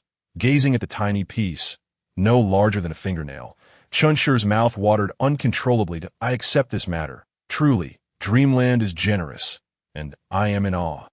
In the next moment, with lightning speed, Chen Shi snatched the shard and retrieved a box from his backpack, sealing it inside. Then, for reasons unknown, Chen Shi glanced back and noticed Lady Huaji gazing intently in their direction. With a sigh, he nodded at her, and she responded with a radiant smile, reminiscent of a blooming flower. It seemed she was indeed akin to a flower. Regardless, Lady Huaji understood that the item would ultimately be left to her by the trainer. Chen Shi returned his focus, his thoughts swirling. Within his team, Duo Long Gerudo hardly assumed a big brother role, while the Gerudos was too preoccupied with scratching its head and eating. The Fupakis and EV were not much to mention. And both Charizard and Metagross were battle maniacs. It was Lady Huaji who bore the brunt of responsibilities, consistently caring for the other Pokémon and managing various chores, embodying the role of the elder sister within the group with unwavering dedication. Yet her talent and potential were regrettably lacking. Chen Shi had always hoped to find a way to help her improve, and now, with this opportunity at hand, he knew that the shard of Xerneas was meant for her. No question about it. Understanding the fervent glimmer in her eyes moments ago, Chen Shi realized she was not as carefree as Eevee. She was a strong-willed girl. With her companions catching up, she surely felt a pang of urgency. Here, take this that if anything arises, this crystal will turn red, and at that moment, you can shatter it to access the secret realm of the World Tree. All right, I understand. Dreamland nodded with satisfaction, then transformed into an EV. Leaping back onto Chen Shi's shoulder. Are you done with your matters? Dreamland asked, regarding him with curiosity. Yes, all set. Then why are you still here? What do you want to follow me for? Chen Shi shot a glare. His tone curt. Dreamland puffed out its chest, speaking with conviction. I rarely get to come out. What's wrong with wanting to play? Moreover, what if you breach the agreement? I must keep an eye on you. Chen Shi silently regarded Dreamland, and after a long pause, the latter suddenly appeared somewhat sheepish. Averting its gaze, I could see this moment. Chen Shi was truly at a loss for words. What a ridiculous excuse for fearing a breach of contract. This black-hearted creature simply wished to remain by his side to mooch off him. Truly, you are the foremost scoundrel in the realm of Pokémon. Though it was a phantom beast, it displayed no sense of dignity whatsoever. Could it not learn from those who do not fly? Like the Wailord, who, despite knowing they could not match the power of the Rayquaza, still fought for the sake of pride. That is what a divine beast should embody. However, Chen Shi could not genuinely cast Dreamland away. If it wished to follow, let it be. After all, it merely meant an extra mouth to feed, which was hardly a burden. Then a thought crossed his mind, and he inquired, where did you find that fragment of Xerneas? Chen Shi was genuinely curious, for such a treasure was not easily discovered. Dreamland tilted its head, wearing a proud expression. 3,000 years ago, Xerneas and Yveltal were embroiled in a fierce battle. Yet the one capable of stopping them did not appear, resulting in both sustaining severe injuries and falling into slumber. I picked it up while watching the spectacle unfold.